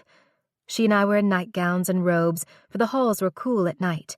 Because of the rising national tensions, I was not sure when I would see her again, so I was happy for more private time with her. "You have a wonderful, blessed life ahead of you, my dear," I told her. "But do not just be a social butterfly or gadabout. Find some way to help other people, and when you find someone to love and make a home with, Make your family your very first priority. I will, Granny. But did you miss your family terribly when you wed, and even had to leave your home and country? Yes, my father and brothers at least, for I had a difficult mother. I remember hearing all that. I think I have a rather good one, because we have girl talks, just like you and I. Her voice trailed off, and she stared down the staircase into the darkness. No, not darkness, for someone was coming up toward us, the footsteps clear, the old staircase creaking a bit. But there was no solid form there, only the shape of a woman with one hand on the banister and her head held high. She wore a tiara like the one passed down by Marlborough duchesses and a pale, flowing silk gown. Sarah gripped my hand so hard I flinched. I shuddered with goosebumps and scooted closer to her, pushing her over as a strange coolness wafted at us, and I felt the air move. No peace. I thought I heard a female voice say, an angry voice, but then there was nothing. It was her, Sarah said so quietly I could not really hear her, but I knew what she had said. I think she said something, didn't she? Well, I guess you couldn't hear her, Granny. I think she was looking for a piece of something. Yes, that must be it, I told Sarah, and we shall tell no one of this, because they will think we are daft. She let us see her, hear her, so that is special that we were together. As I told you years ago, never be afraid of Duchess Sarah. But I was afraid now. Here I was partially deaf without my hearing aid, and I would have sworn I heard no peace, a terrible omen from beyond. In early September of that year, I held tight, very tight to Jacques. We stood on the front lawn of our chateau while his motor car loomed nearby. Jacques was in uniform, a colonel in the French Air Force. He had been away on duty, but had come home and was leaving me here now. Germany had invaded Poland, while France and England were waiting for Herr Hitler's next move in a period the papers had dubbed the Phony War, because we were not yet under attack. But there was nothing phony about Jacques departing for duty again. I planned to wait for him here at Saint-Georges Motel, nearest to his airfield where he oversaw pilots, but I could not bear to let him go. Consuelo, my love, I will be late, so I must go, he whispered. But he held hard to me, too. You do not have some special premonition, do you? About you? No, I just cannot shake this general feeling of doom. But I will keep busy here with the ill children, in case there is an invasion. More likely, as the Huns get closer, it will be refugees streaming through here in the thousands. But I am sure our Maginot Line will hold. I could help with refugees, too. I just cannot bear it that the places and life we love and came to so late should perish. He stepped back only to seize both my hands hard in his. Listen to me, Consuelo. France will fight, and I with it. And I fight for you too, my wife and my life. You must be strong for me, because— Pardon, Monsieur Jacques, but there is a phone call for you, our butler called from the front door of the chateau. Important. The man insists, else I would not interrupt you now. I bit my lower lip. He kept my hand in his, and we went back inside to his study where he took the call. I could hear rapid French, a deep voice, but could not catch the meaning of the words. My heart thudded. Something wrong at Blenheim. Something about Ivor? Yes, of course. I will tell her. He ended the conversation and put the receiver back in its cradle. Tell me what?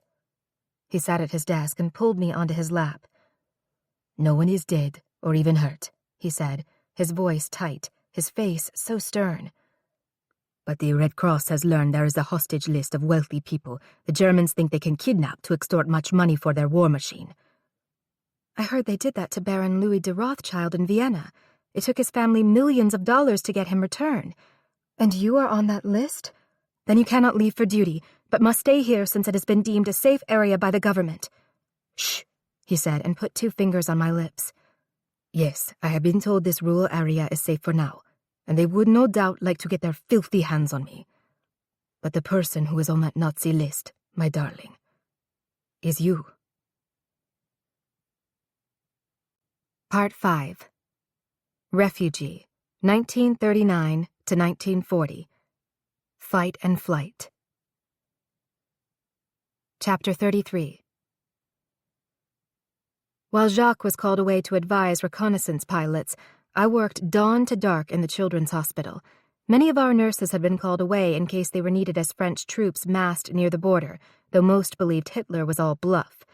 Some newspapers had been claiming that the real enemy was the Soviet Union, with their dictator, Joseph Stalin.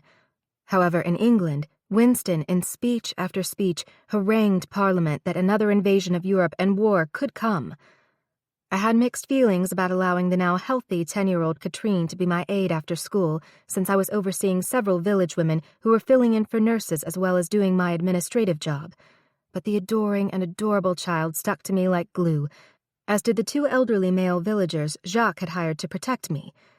We did not believe I was in imminent danger of being spirited away by the distant Nazis for ransom, but stranger things had happened. Madame, must I wear this mask when you do not wear one? Katrine asked, fidgeting with the half-face cotton protection I made her wear. Since you have had the disease and insist on helping, my girl, yes. Otherwise, I must banish you to using that typewriter in my office. Yes, madame. But I am tired of hearing war, war, war. I too, but that is the way things are now. So we shall all stick together, like you and I do. No matter what, she said, and pulled down her mask for a moment so I could see her smile. She was like a bright and sparkling jewel to me, like another granddaughter, which made me miss Sarah even more. I felt so alone without Jacques, and missed Winston too. I could understand why he was on his own warpath, despite the fact even Clemmy had told him to tone down his inflammatory rhetoric. Hitler had taken Austria last year and was in league somehow with the Italian dictator Mussolini, who had annexed Ethiopia of all places. At least the German border was not near our part of France, for Belgium was closer here. Yet most people, Jacques included, believed that since we lived near Normandy, our little village would be safe. I put on a good front, yet I was secretly afraid. For France, for Jacques, for all we had built here, and for myself. I had told him if the Huns, mostly called the Nazis now, crossed France's borders, we must move the patients in the children's hospital farther south. But to where? When I was ill and then got better, Katrine broke into my agonizing, I learned you keep your promises. She pointed to a soft cloth doll in the arms of a sleeping young patient named Suzanne, we were watching through a glass divider. I still have my doll. It meant so much that she could stay with me, and now I want to stay at your side, to help out. I set the tray I carried aside on a cart and hugged her with one arm. Little things like that, daily kindnesses and gifts, are more precious than gold, I told her. We must remember that with big things swirling around us. Come along now, and we will have a quick lunch at the chateau before we come back here. Sometimes on weekends, she stayed with me there, but I planned to send her home tonight because I knew she helped her mother with the younger children. Katrine's father had gone into the army and had trained near Paris.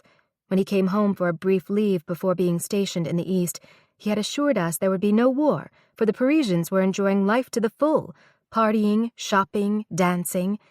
His naive, happy report made me wonder if I had once been like that. Too many grand parties, too much shopping for luxuries, even properties. But never enough dancing, not with my Jacques. I took my daily phone call from Jacques inside the chateau while Katrine sat out on the terrace. She looked so peaceful there, so young and pretty. "My darling," came his voice over the receiver. "Anything doing there? I miss you terribly, but these are terrible times." The usual at the hospital, very quiet, normal, but for lack of men, including my dear husband. Are you quite all right? Flying, training, advising. Listen, Consuelo, I was thinking perhaps you should go to Blenheim to stay with Bert and Mary. You could see Ivor more. Britain is an island nation, and though Hitler has planes that could fly the Channel to get there, surely not clear from Germany? If so, they will be met by the Duke of Kent's RAF planes, just as we would resist here, but... Jacques, I am needed here. You are here in France. I am staying, as much as I long to see my sons. We decided I was safe here, at least for now. So have you changed your mind on France's borders holding firm? No, but perhaps I have listened to Winston too long. Darling, if things get worse, do not be afraid if I do not call on time, or call at all for a while. But now, to my real news. I have been informed there will be a high-ranking official who will be visiting you tomorrow. General Armand Fuis, to advise about the possible evacuation of your hospital. Oh, thank heavens. So you are thinking as I do, that if there are any problems at the border, I must move the children farther south. Perhaps he will know where I can take them. I do not know, but he is most insistent, and the hierarchy here know you are on that ransom list. I will be eager to hear what he has advised you. I love you, my dearest, and pray we will soon have our life together back. I too. Such treasures now, our memories, but we shall survive this and make more. I must go. General Fuis, tomorrow or the next day. I know you will entertain him and win him over. His tone had become more agitated, even for my confident Jacques, a bit shaky. Win him over? So did he not like or trust this General Fuis? And did he not really trust that I was safe here in our haven far from the German border? Ah, a large chateau. Some outlying cottages, too, General Fuis said, scribbling notes after he had looked around the estate. He had come in a large black motor car with a driver and a guard. And that hospital you have built. Excellent. I was already beginning to think of him as General Fussy. He was prissy and fastidious, drinking his coffee with his little finger in the air. His uniform boasted a billboard of medals. He had ordered his men to stay with their vehicle, although I had invited them inside too.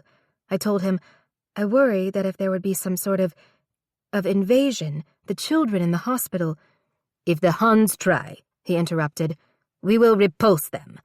But if there are some casualties, if refugees flee south from Belgium, that could be a problem here with our soldiers needing care. From Belgium? You do not think Hitler will be content to have Austria, but will want Belgium too? But that is right on our border. Then you agree with Winston Churchill. He is a relative and friend of mine, you see. Ah, I did not know that, he said, putting his coffee cup in its saucer and writing on his notepad again. Quite the rabble-rouser, is he not? And quite right on Hitler's intentions, I believe, though my husband says we will repulse him. He appeared to shake that off with a little shrug. He did not seem to take me seriously, which would not please Jacques, and did not please me. He had skirted the question each time I mentioned protecting the ill children. Madame Balzon, should there be casualties, Mother France will need hospitals and rehabilitation sites in the countryside for our soldiers. As you and Colonel Balzon are surely patriots, we know we can rely on you. But in what way? Unless I can be certain the children in our facility are carefully and comfortably moved to another, General, I do not see how this could be accomplished. I thought an American would be all full steam ahead on this. Take charge, he said, looking up and squinting at me. We may indeed need not only the facilities of the hospital here for France's soldiers, but the chateau also. I gasped and sat up even straighter. I give you the duty, he went on, for you are, of course, respected and even honored here, of doing what you can to prepare for the worst. General, turning out our children would be the worst. The chateau and its outlying cottages can be used for the nation, but the sanitarium cannot just be requisitioned like that. Frowning, he only scribbled away as if I had not protested. I wanted to throw the coffee pot at him. I wanted to argue more, to absolutely refuse giving up the hospital. But I had to speak again to Jacques first. Had he realized what this man would ask, would demand? That Fuis could commandeer the buildings of our estate was one thing, but is that why Jacques had sounded so nervous at the end of our last telephone call? I understand, Madame Balzon. You're on a German ransom list, as they call it. It would do this estate good to be swarming with French soldiers, for you could surely keep a room for yourself and help with the nursing, too. I stood as he rose. Thank heavens he was leaving, for I wanted so badly to turn into my mother to tell him off and throw him out. I hired several villagers. They refused to take payment at first until I insisted, to store items and some furniture from the chateau in our cellars, though I made certain there was space for people lest there was an air attack. I even brought in mattresses and cots when I could find them. I had lain awake at night thinking that, as in London during the Great War, the cellar would have to do for a bomb shelter, as would those at the hospital. I gave notice to several artists who were living gratis in our cottages, that they might have to move if there would be any injured French soldiers arriving. The general had mentioned refugees, too. After speaking to Jacques, who was furious and said he had been misled, I made several phone calls about facilities farther south to move our sanitarium patients if need be, but I got nowhere. I knew I would have to take a motorcar trip to look for sites myself, but Jacques forbid it until he could get a leave. He said he agreed we would have to help with wounded soldiers if it came to that, but he would try to get a promise the ill children would not be evicted. Yet again today he argued, "You are safe there, Consuelo. I know where you are, and it is not far from me, so do not go south on your own, or even with a companion or guard." "I might as well be on the moon. I feel so far from you, and I feel overwhelmed." "This is not like you, my love. I know times are frightening, but we must hang on. You are a strong woman, have always been strong." "I do not mean to complain. I want to support you, and I know you are under great strain. But frankly, I just pray the French generals in command of the borders are not like that beastly General Fuisse. I hope they are more like my Jacques." "This is a nightmare, I agree. The threat of war, our being apart when we were apart for so long. I swear to you, I will see you soon, even if briefly. Just pray that the lines will hold. We lived through separation once and built a life together. If the chateau goes to the state for now—" "That is one thing, but again I say, not the hospital." "I know. I will inquire. I will even beard old Fuisse in his den if I must. The old— Well, enough said. Enough said, except for how much I miss you and love you. Darling, as I said, if you ever change your mind and want to go to England or even home to America, you are here, and that makes France my home. Then someday, I swear to you, I will make America my home too. You wait and see." "That is all I am doing here. I wait to see what will happen to these dear people in my care, and I wait to see you." "I will always," he said, and then we were cut off. The line absolutely went dead. I tried to tell myself that was not an omen. I slept fitfully now, even in my exhaustion. Sometimes I dreamed we were under attack as in London. It was dark in the cellar. Where was Jacques? Was he flying in the night sky without me? Despite my weak hearing, I sometimes was certain I heard guns booming, but it was just the wind rattling a shutter or a spring thunderstorm. I wore myself down, caring for the children, visiting the villagers, tiring myself so that I could manage to get some sleep. Sometimes I lay awake for hours before dawn. Jacques' telephone calls were scarce now. He said he would be home soon, but when? Perhaps never again if the Germans attacked or broke through the French lines. Dawn came slowly on a day that should have been so pretty. I tried to reckon the date. It was May 16th, 1940, I figured.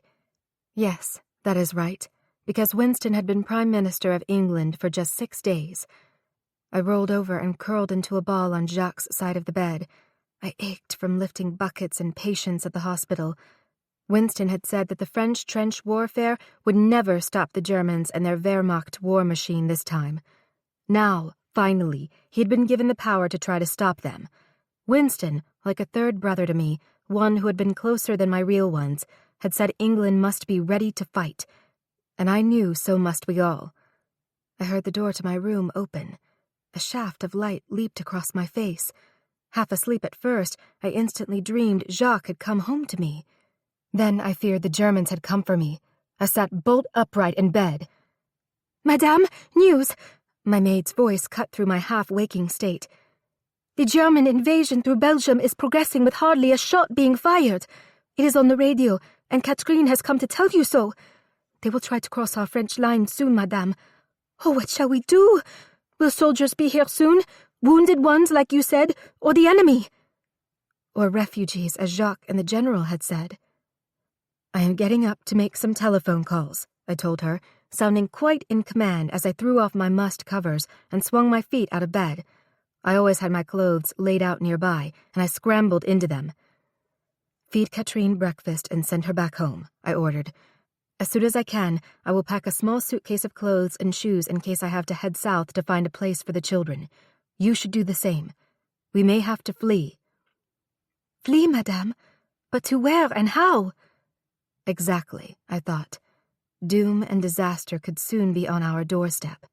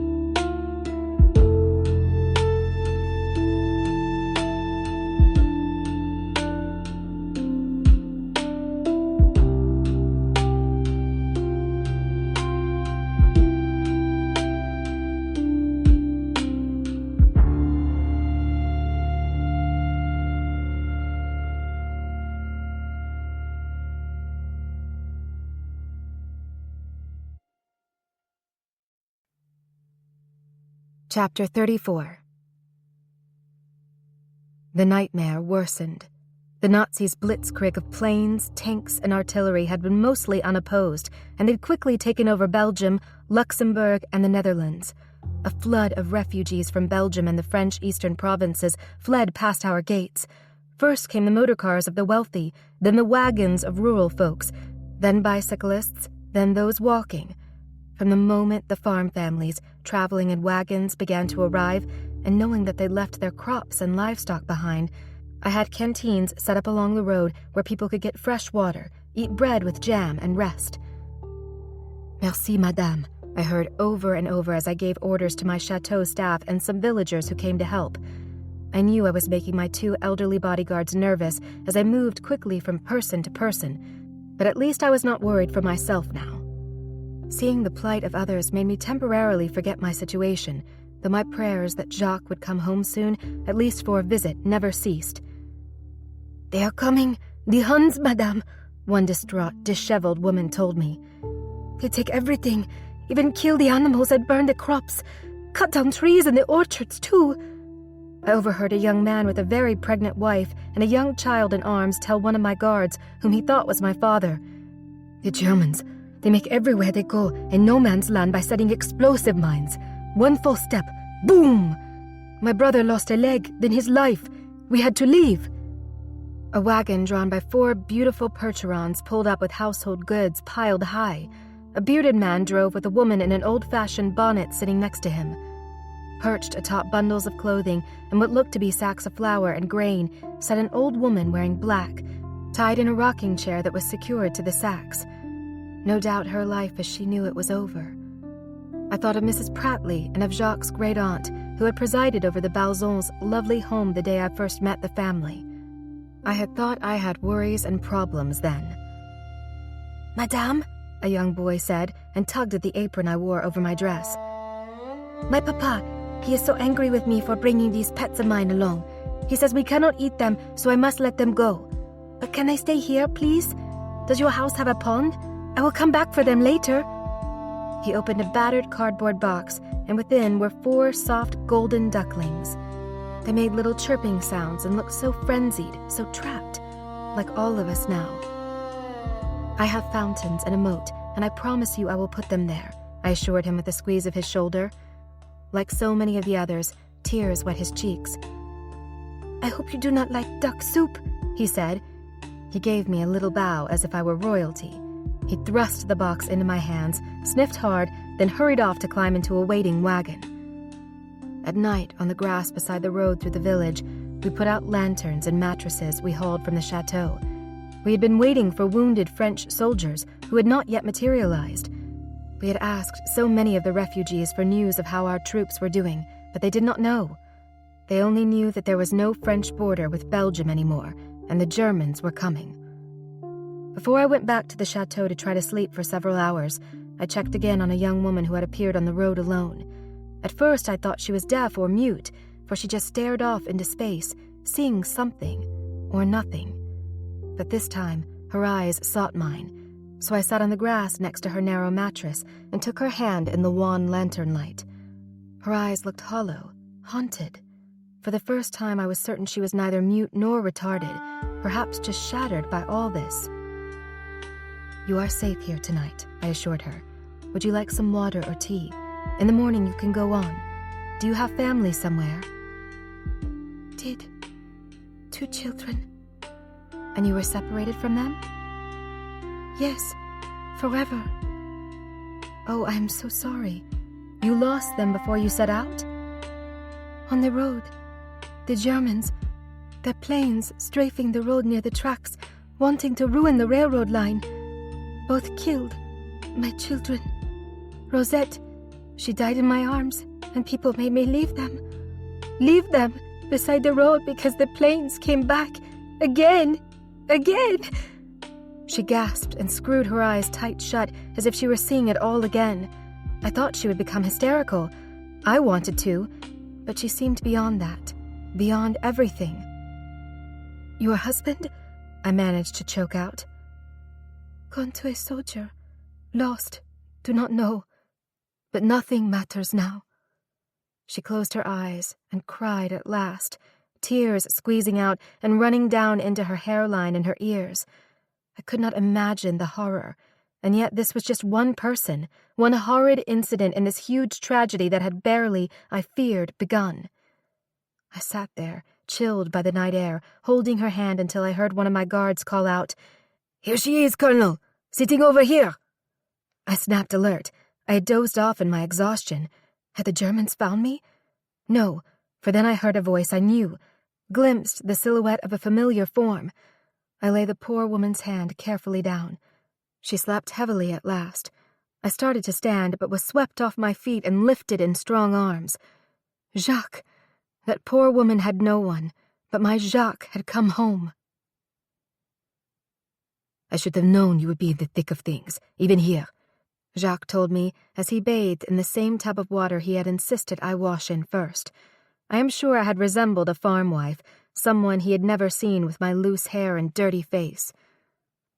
"At least some of the parents of patients at the children's hospital have been coming to get them," I told him. "That will be fewer we will have to be sure to get safely south. I am so glad you are here to help." I held up a towel for him as he stepped out of the tub. He looked strong as ever, maybe a bit thinner and more muscular. He dried himself off. He seemed well enough fed, and not a scratch or new scar on his lean form. "How long can you stay?" I asked, as he tied the damp towel around his waist, ignoring the pajamas I had laid out on our bed. "Long enough for us to drive south to find a place to evacuate the children, I hope?" "Just long enough to follow the orders of my commander, the Minister de l'Air.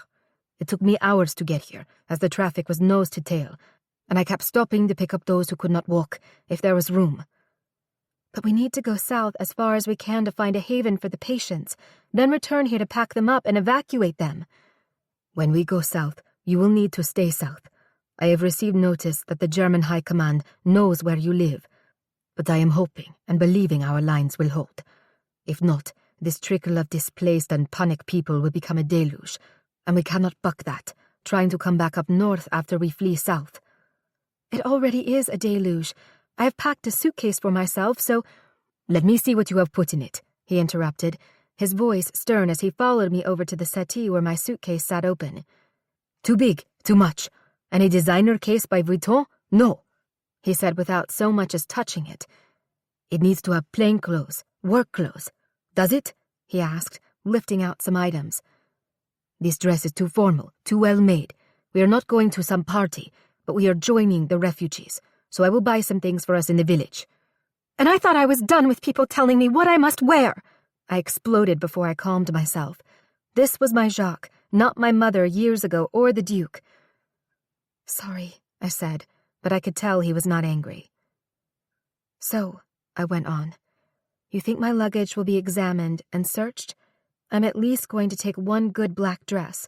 What if I need to talk to some magistrate, to finagle a place for the ill children, to convince them I will pay them as soon as I can get some U.S. funds through our Paris bank? And I am going to telephone my brothers to send some funds, if mine are frozen, and pay them back later." "My darling wife," he said, pulling out a small silk sack of jewelry I had included. "Haven't you noticed this is not business as usual now?" His voice rose in a scolding, exasperated tone, much like mine a moment ago. "And you cannot be caught with this," he insisted, holding up my French Legion of Honor award by its red velvet neck cord. The gold, white, and blue polished metal glimmered in the light. "It is precious to me. I had a good mind to pack yours for safekeeping, too." Why was he ignoring the needs of the ill children? Of course I wanted to be safe, but the Germans were not here, had not even breached the French lines Jacques so believed would hold. Or did he? He was more than brusque. He was harsh, and that was so unlike him. "You are exhausted," he told me. I knew that was true. I was almost swaying on my feet. My shrill voice was not my own. He went on more calmly. "I will bury both of our medals in the backyard in a tin box, and we will come back for them when we can. Your good jewelry, too. We need to set out tomorrow. I have orders from the general to keep you safe." "If you mean that beastly General Fuis, he just wants his hands on the hospital, let alone the chateau. I am telling you again, and you can tell him and your higher command, that I am willing to turn the chateau over to French soldiers or refugees, but not the hospital. Not yet, at least.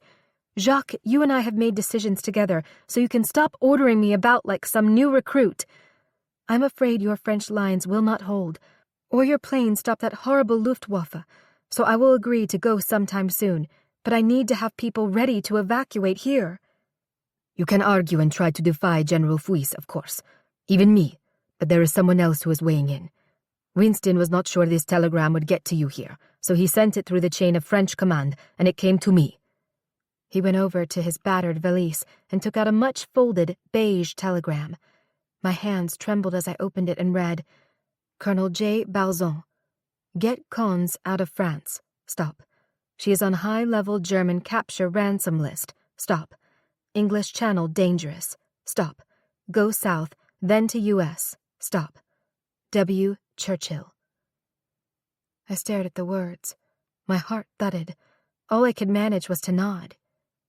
I said we need to set out tomorrow morning, he told me.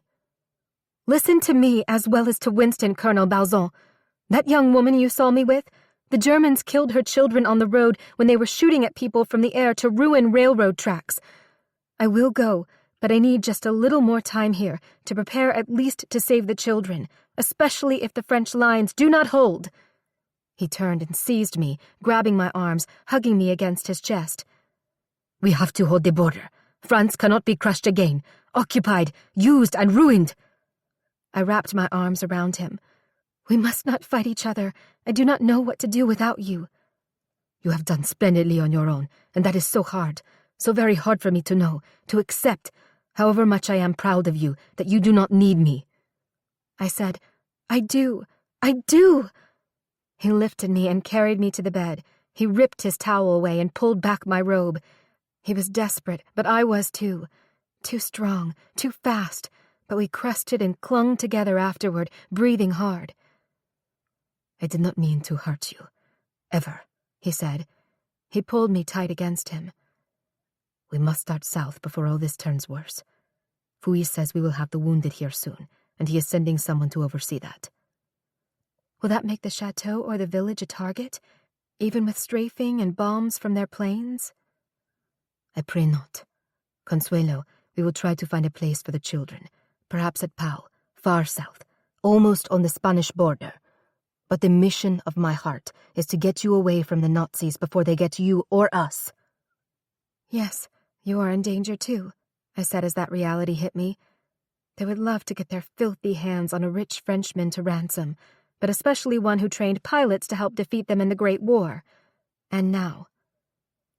But even if we find a place for the children, then how to evacuate them from here to there? Because once I get you out of France and to the United States— Clear to America? I cried, turning to face him in our twisted sheets. I cannot leave you. I am to take you out of the country, get you safe, then return. I made a bargain for that, and we must play by their rules. But I want you to stay with me. Then let us work on all that together, yes? But you must do as I say when we set out. We can stay with my brothers as we head south, and then it depends on where we can go after that. But I swear I will see you safe in America before I return here. I have contacted your brother Mike to work on getting us a plane to evacuate, but the question is, evacuate from where? So, will you agree to my bargain in all this? To be with you clear to America? Yes, and I will even help you bury our honor medals and my jewelry. But please, one more day here to do what I must. Stage a mock evacuation, arrange all that for later. But we will be conspicuous if we take the big motor car. We will take the old Citroën that sits in the carriage house. I will give you only tomorrow here, and then we must go. So we are agreed.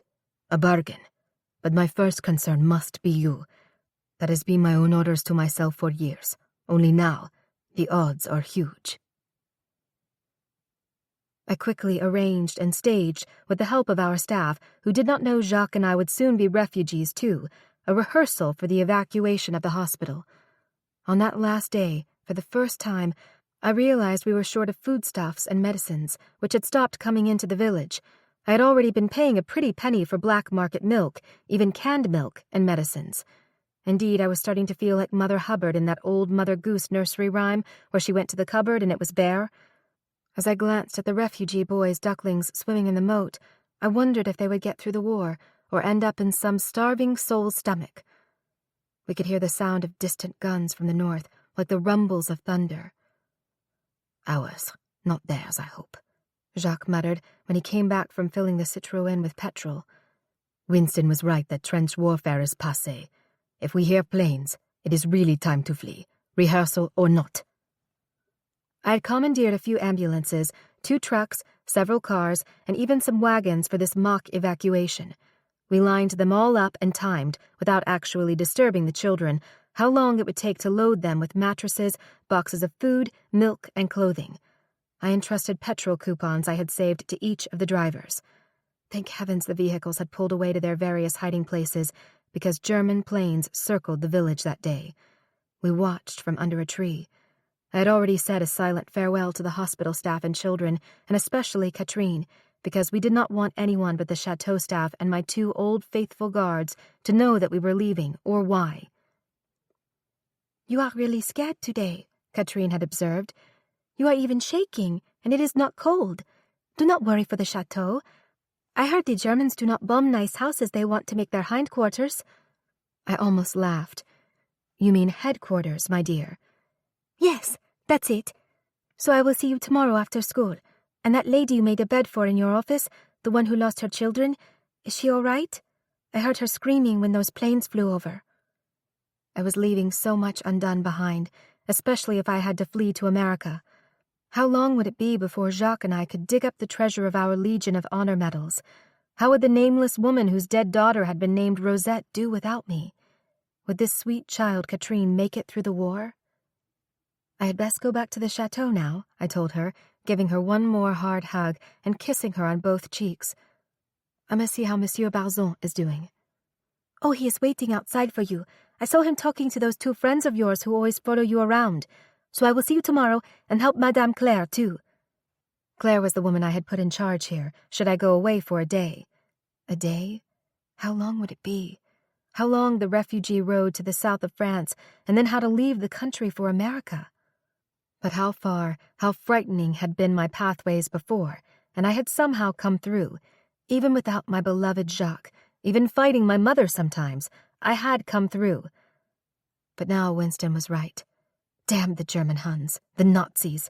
I would die before they would get their greedy, brutal hands on me. Holding hands at dusk, Jacques and I walked the grounds of the chateau. I even could hear the chatter of the fountains. We threw a coin in our moat for good fortune, and by candlelight had wine and vegetable stew, which I prayed would not be our last supper. Chapter 35. We drove out of Saint-Georges Motel at 4:00 the next morning. I tried not to look back. I had left a note for Rosemary to read to the rest of the staff and to give them a month's wages, and one for her to give to Catherine with a pearl necklace. Claire at the hospital had her directions. Strong women all, but we had to be. Yet I realized with some shame that I had not been without a personal maid my entire life. We got a good start, though at dawn, traffic heading south became heavy again, absolutely clogged at times. We sometimes drove around wagons or walkers on the northern lane, for it was usually quite open. No one was heading toward the German invasion, but an occasional French army vehicle. We crossed the Loire Bridge at Blois, refueling our small Citroën with the petrol coupons Jacques parted with reluctantly. Some petrol stations were already low or out of fuel. "At least we are going to see some family," I told him, trying to buck us both up, for we were to stay with his brother Etienne the first night in Châteauroux, where the Barzon factories were. When Jacques had gone back into service, Etienne had stepped forward on his own to oversee things there. And finally, farther south, we would look up his much younger brother Henri, the black sheep of their family, in the town where we hoped to find a refuge for the children. "Welcome," Etienne cried when we pulled in near dark. He hugged and kissed us on both cheeks. "Sad it takes a war for a family reunion. I will pull your motor car into the carriage house where it cannot be seen. Dinner and a safe bed is waiting. Sad to have to say a safe bed here in central France. Come in." I tried to broach that subject indirectly that night at a dinner of beef bourguignon, salad with a lovely wine, and then gâteau. "At least," I said, "this is the heart of France, away from the dangerous borders." "Have you not heard?"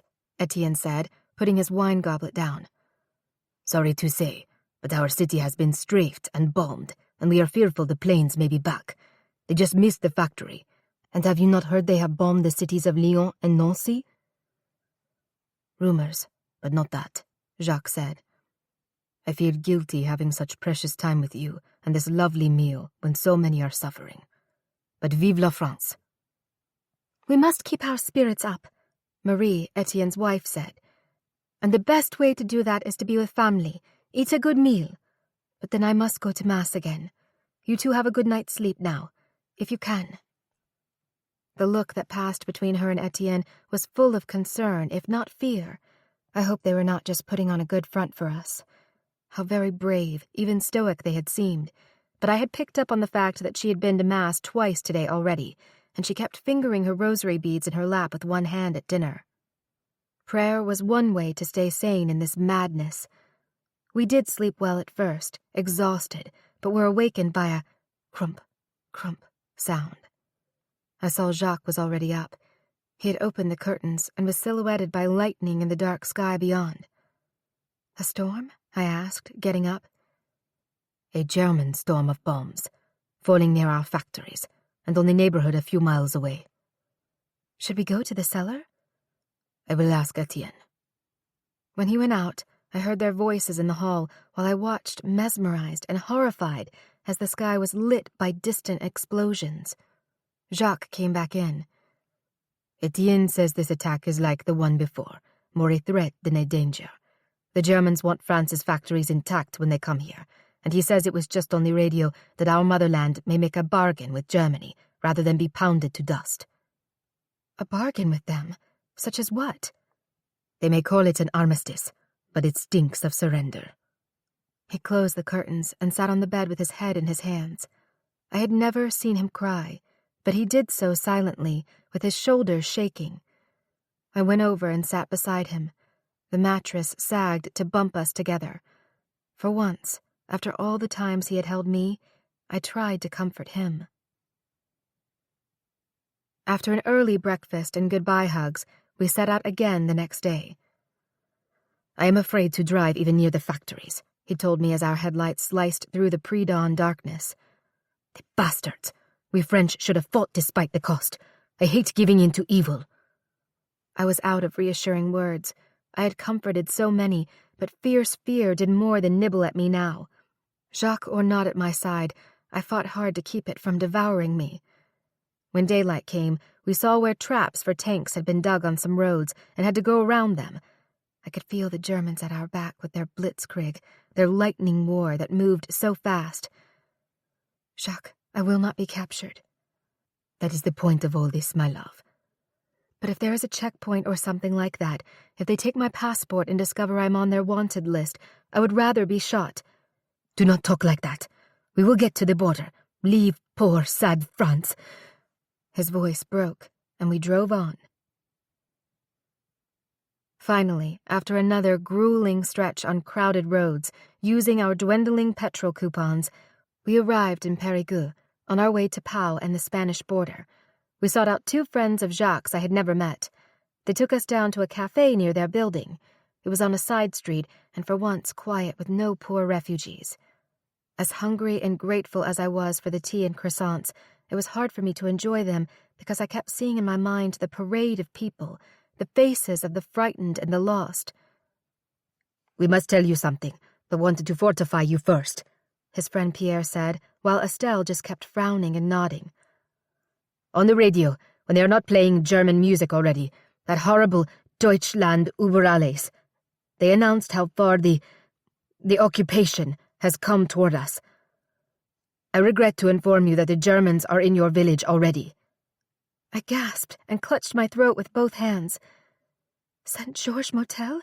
Are you sure? We were hoping, praying it would be too small a place and they would at least just pass through. Estelle reached over to touch my shoulder. Jacques sat stunned, silent, but I had never seen him more angry. And bombs? He asked. Yes, but your brother Etienne phoned your chateau. Then here. Your home was not hit, nor was the hospital, Jacques. Some places in town. I covered my face with my hands. All those ill, innocent children, Katrine and her family, all the others, as good as prisoners. God forgive me, but I also thought of the June flowers, those innocent little ducklings.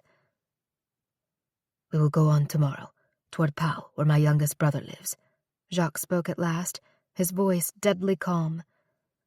I thank you for being in touch with Etienne as I asked. We still hope to find a safe place for the hospital children to live in case the Germans take over that facility, if they even have any wounded in this lightning war they wage. I reached across the table to grasp his hand.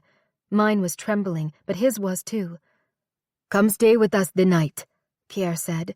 You cannot push on in the dark with all the danger on the roads, especially now that France has declared the armistice with Germany, now that France has fallen. We sat there in tears, silent. Then suddenly from a phonograph or radio came the strains of La Marseillaise. Everyone in the cafe jumped to their feet. The Germans be damned! People in the street came running and stood at attention, too, some with their hands over their hearts. A woman ran through the tables waving a French tricolor flag that had sharp folds in it, as if it had been hidden in a drawer. Everyone began to sing, but the words stung my soul. The day of glory has arrived. Against us tyranny's bloody flag is raised. I only got that far before I could not go on, so I only mouthed the words. Yet around me, however ragged and tearful the voices, nothing had ever sounded braver. The road to Pau was through beautiful, peaceful farmland, just waiting to be plundered by the German rapists. The city itself was a crowded mess. Jacques said it was because it was on the route to the Spanish border where many desperate people would try to escape the country, including us. But here we were, blessed to find a big old house, large enough to accommodate the hospital children if they could flee south with the Germans nearby, with their planes in the sky. But how to get them here quickly and safely? For once I cursed the Vanderbilt name and my ties to the fortune I sometimes spent so frivolously, though it had gone for good things, too. The city of Pau gave me a feeling of increasing claustrophobia and dread. Panicked French officers seemed to be everywhere, looking for German loyalists. Thank God we had a place to stay amid the seething, homeless crowds, for Jacques' youngest brother, Henri, happily took us in, though he lived in a small apartment. We do not mean to crowd you, Jacques told him when he barely cracked open the door, then his face lit to see us. But I did not let my sweetheart talk me into sleeping on the floor of an old house we just rented for our children's hospital patients, and we need your help with that. But come in, he cried, kissing us on both cheeks. You are both welcome, and I have a bed you can use, and to be of help to my big brother. Sacré bleu, a joy and an honor. Not if it is your only bed, Henri, Jacques insisted, clapping him on the back and then hugging him again. I am the host, and you and your lovely Consuelo will do as the host says, he declared, and dragged us out of the hall. Though he was in his early 50s, he had never married and was estranged from some of the extended family, for what I knew not, though I knew how that felt.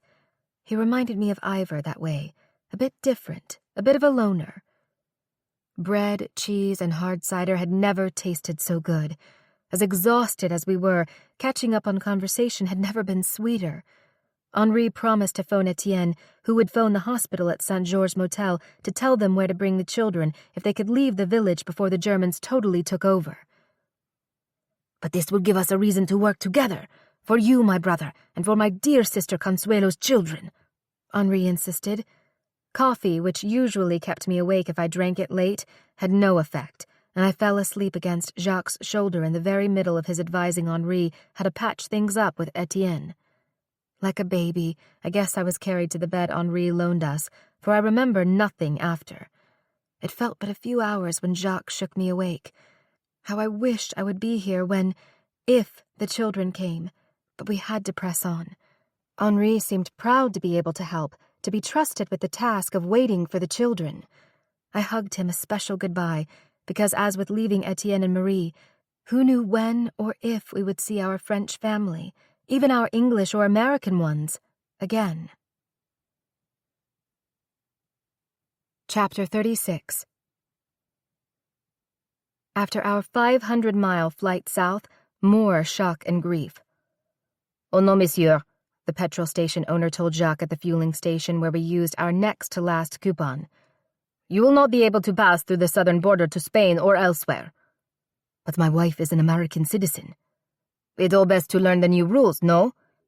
You must drive to the American consulate in Bordeaux and get a visa there. I know these things, monsieur, from my cousin. He works there. Yes, right in the consulate, but not as an officer. He is a guard, and they are besieged now, as are we all, no? Here, I can draw you directions once you get to Bordeaux. It is such a lovely city, but what will become of it now?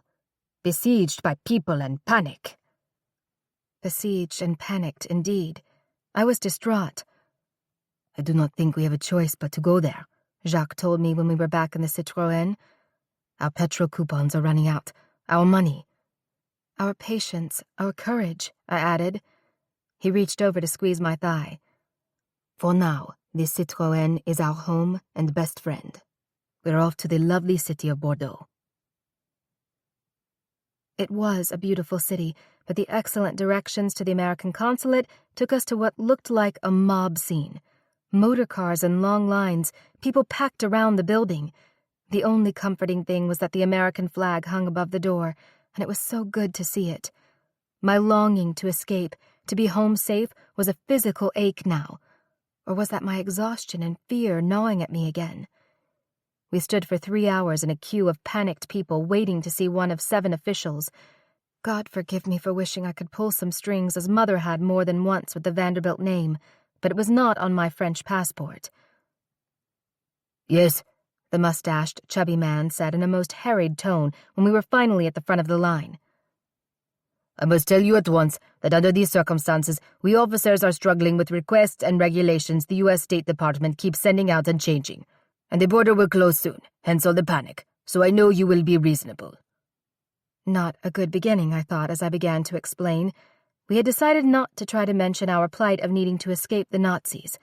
Would he even believe such a story? "Passports, please," he interrupted my explanation that we wanted to go to our home in Florida. "But you will need a visa, too. A visa," he repeated loudly in the noise of the room. I read his lips, for the buzz was bothering my hearing aid. He skimmed our paperwork. "You do not have a visa?" "No, but I am an American citizen also, and—" "To issue you a visa, for both of you, I would need your birth certificates and marriage certificate." "But those are with our lawyer in Paris." He rolled his eyes. "Paris might as well be the moon, madame, until this hellish so-called armistice is worked out with the Germans. You must come back in the morning, and I will inquire, but there are many more behind you." Jacques cut in. "We are not giving up our passports. Is there any other way to obtain visas, then?" "Well, you could have your passports visaed for Spain and Portugal, but you would have to go to Bayonne, where those countries have consulates. Then you could go to Lisbon in Portugal to get your official entry to the U.S., but that is a gamble, because the frontier will be closing soon, very soon, if it has not already. Yes, that might be your best chance. Please move on then. Next!" I could have hit the man, and yet he had given us a ray of hope to not have to be separated from our passports and to get out of France. But to drive on with our last petrol coupon to another place and the threat of the way being cut off there too was daunting. We walked several blocks to our motor car, buying a loaf of bread and soda water on the way. We had no place to sleep but in the car. How far to Bayonne? We looked at each other weary, frightened, but determined. We did not even talk it over, for we had no choice. "Bayonne it is," Jacques said, and started our faithful old motor car. We drove through a torrent of rain. It seemed the very heavens were against us. I might not be able to hear the swish, swish of our windscreen wipers, but they mesmerized me as I tried to help Jacques navigate the road to the west. And they said it rained too much in England. Strange, but I thought of beautiful Blenheim in the spring rain. I thought of Winston leading the nation through this dreadful war, and yet taking time to be worried about me. I missed my English family and wanted to see them all again desperately.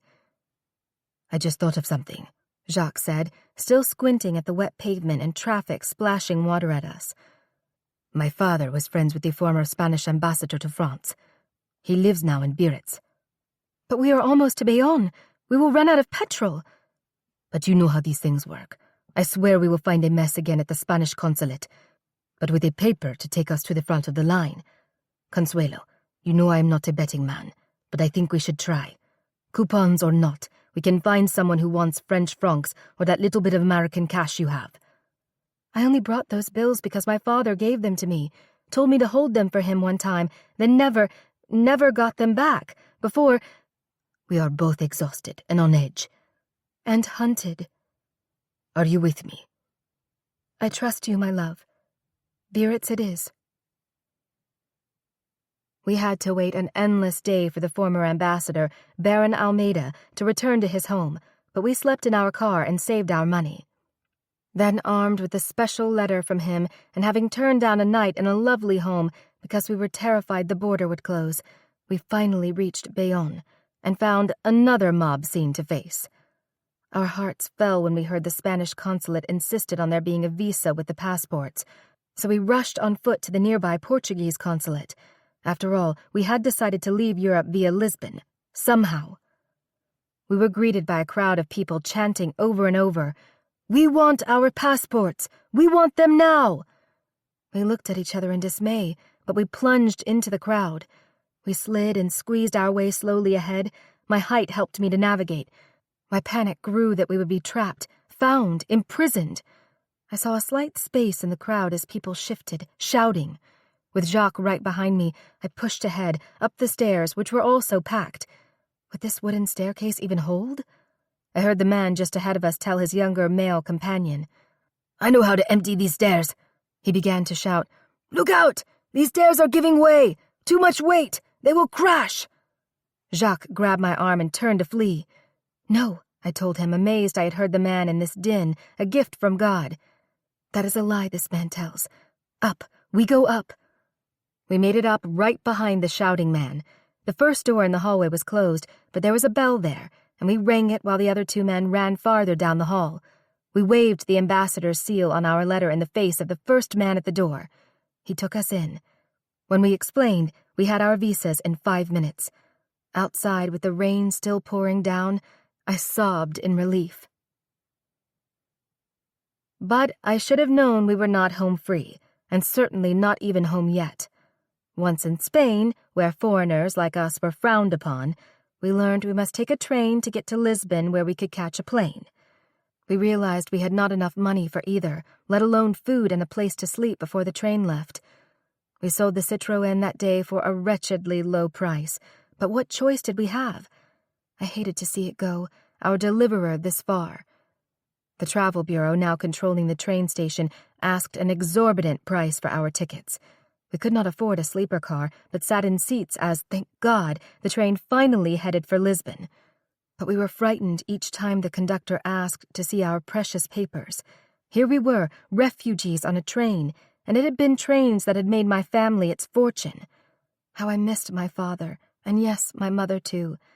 She would have settled down those confusing and confused people in the places we had just been. "Senor, senora, I must have your passports, please. You will receive them back later in Lisbon." "We do not wish to give them up," Jacques argued. "Can you not examine them?" "Do not worry. I will give you this official paper, and you will have them returned to you at the passport office." My stomach cramped, and I had to rush to the horrid swaying toilet on the train, while Jacques guarded our meager pieces of paper as our precious passports, our safety and our future, were taken away. The train was hours late, and the hotels were occupied, but we finally found a single room with a bed so unkempt that we slept curled up together on the small settee. But we were together. We were out of France, but still far from home. And where was home now? We stood in a long line, which they even dared to close for an hour for a siesta. But at last, we had what we needed, and a moment of help, too. "Oh," the officer said. Thankfully, he spoke decent English, since Portuguese was something neither of us understood well. That alone, and his handing over our passports and visas, made him a hero in my eyes already. "Here it is, yes. Oh, 2 documents sent for you here." He squinted at the envelopes and handed them to me. One was a cable from my brother Mike, telling us he had followed Jacques' request, which I had not realized he had sent from Biarritz, and had booked 2 spaces for us on a Clipper Land and Sea aeroplane to the United States via Lisbon. Even more amazing, the other missive was an invitation to a formal state dinner as the guest of Prince George, Duke of Kent, at a champagne reception and dinner that night, for he was in Lisbon on a diplomatic mission and had heard we were here to leave the country. Our nightmare, I prayed, was over. I thrust both letters at Jacques and burst into tears. It felt to us surreal to be greeted by the Duke amid happy chatter and the clink of goblets. Jacques wore his uniform, which he had hidden under the seat of the Citroën and had only remembered to rescue at the last moment when we sold it.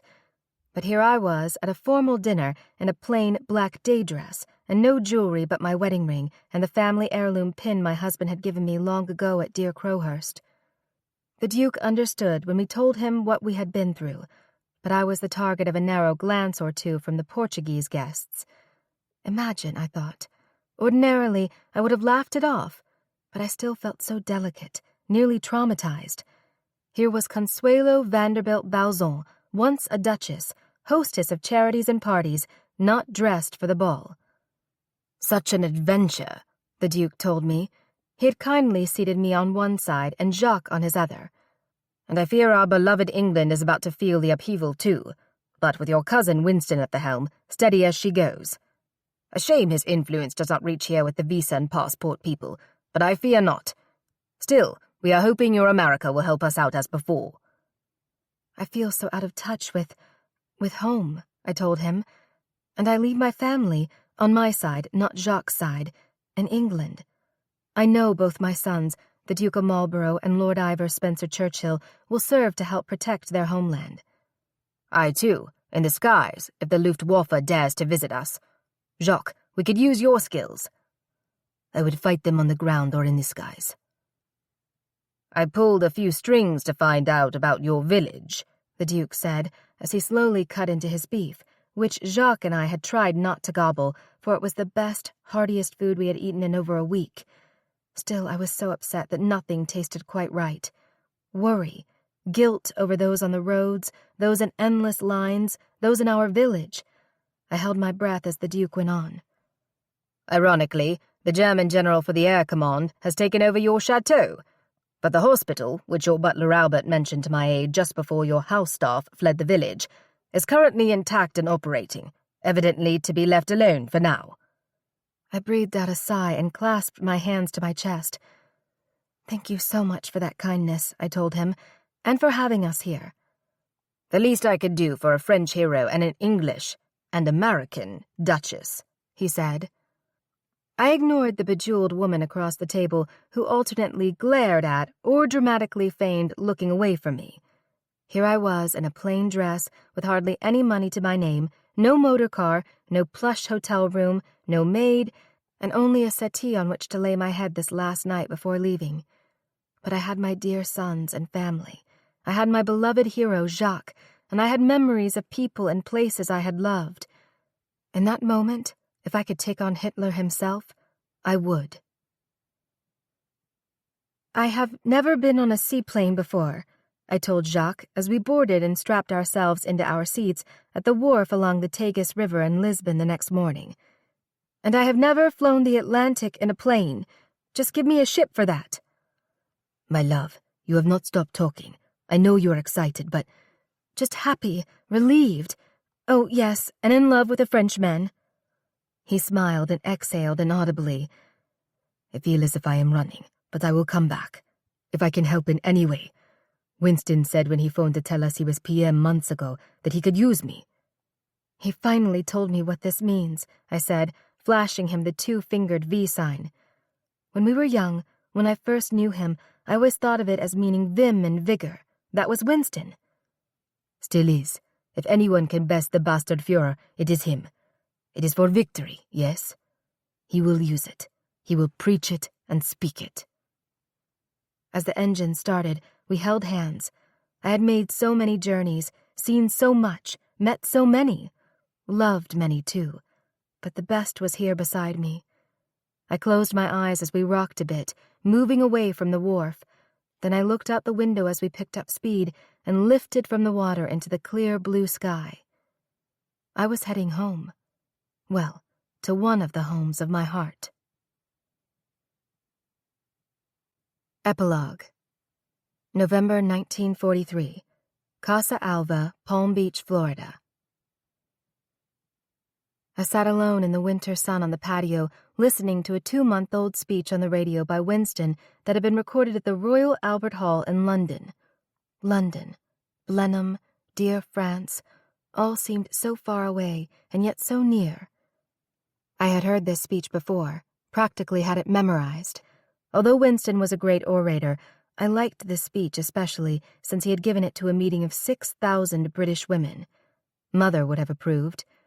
I wished I'd been there, but I had promised Jacques, Bert, Ivor, and Winston that I would remain here until after the war. Damn the war.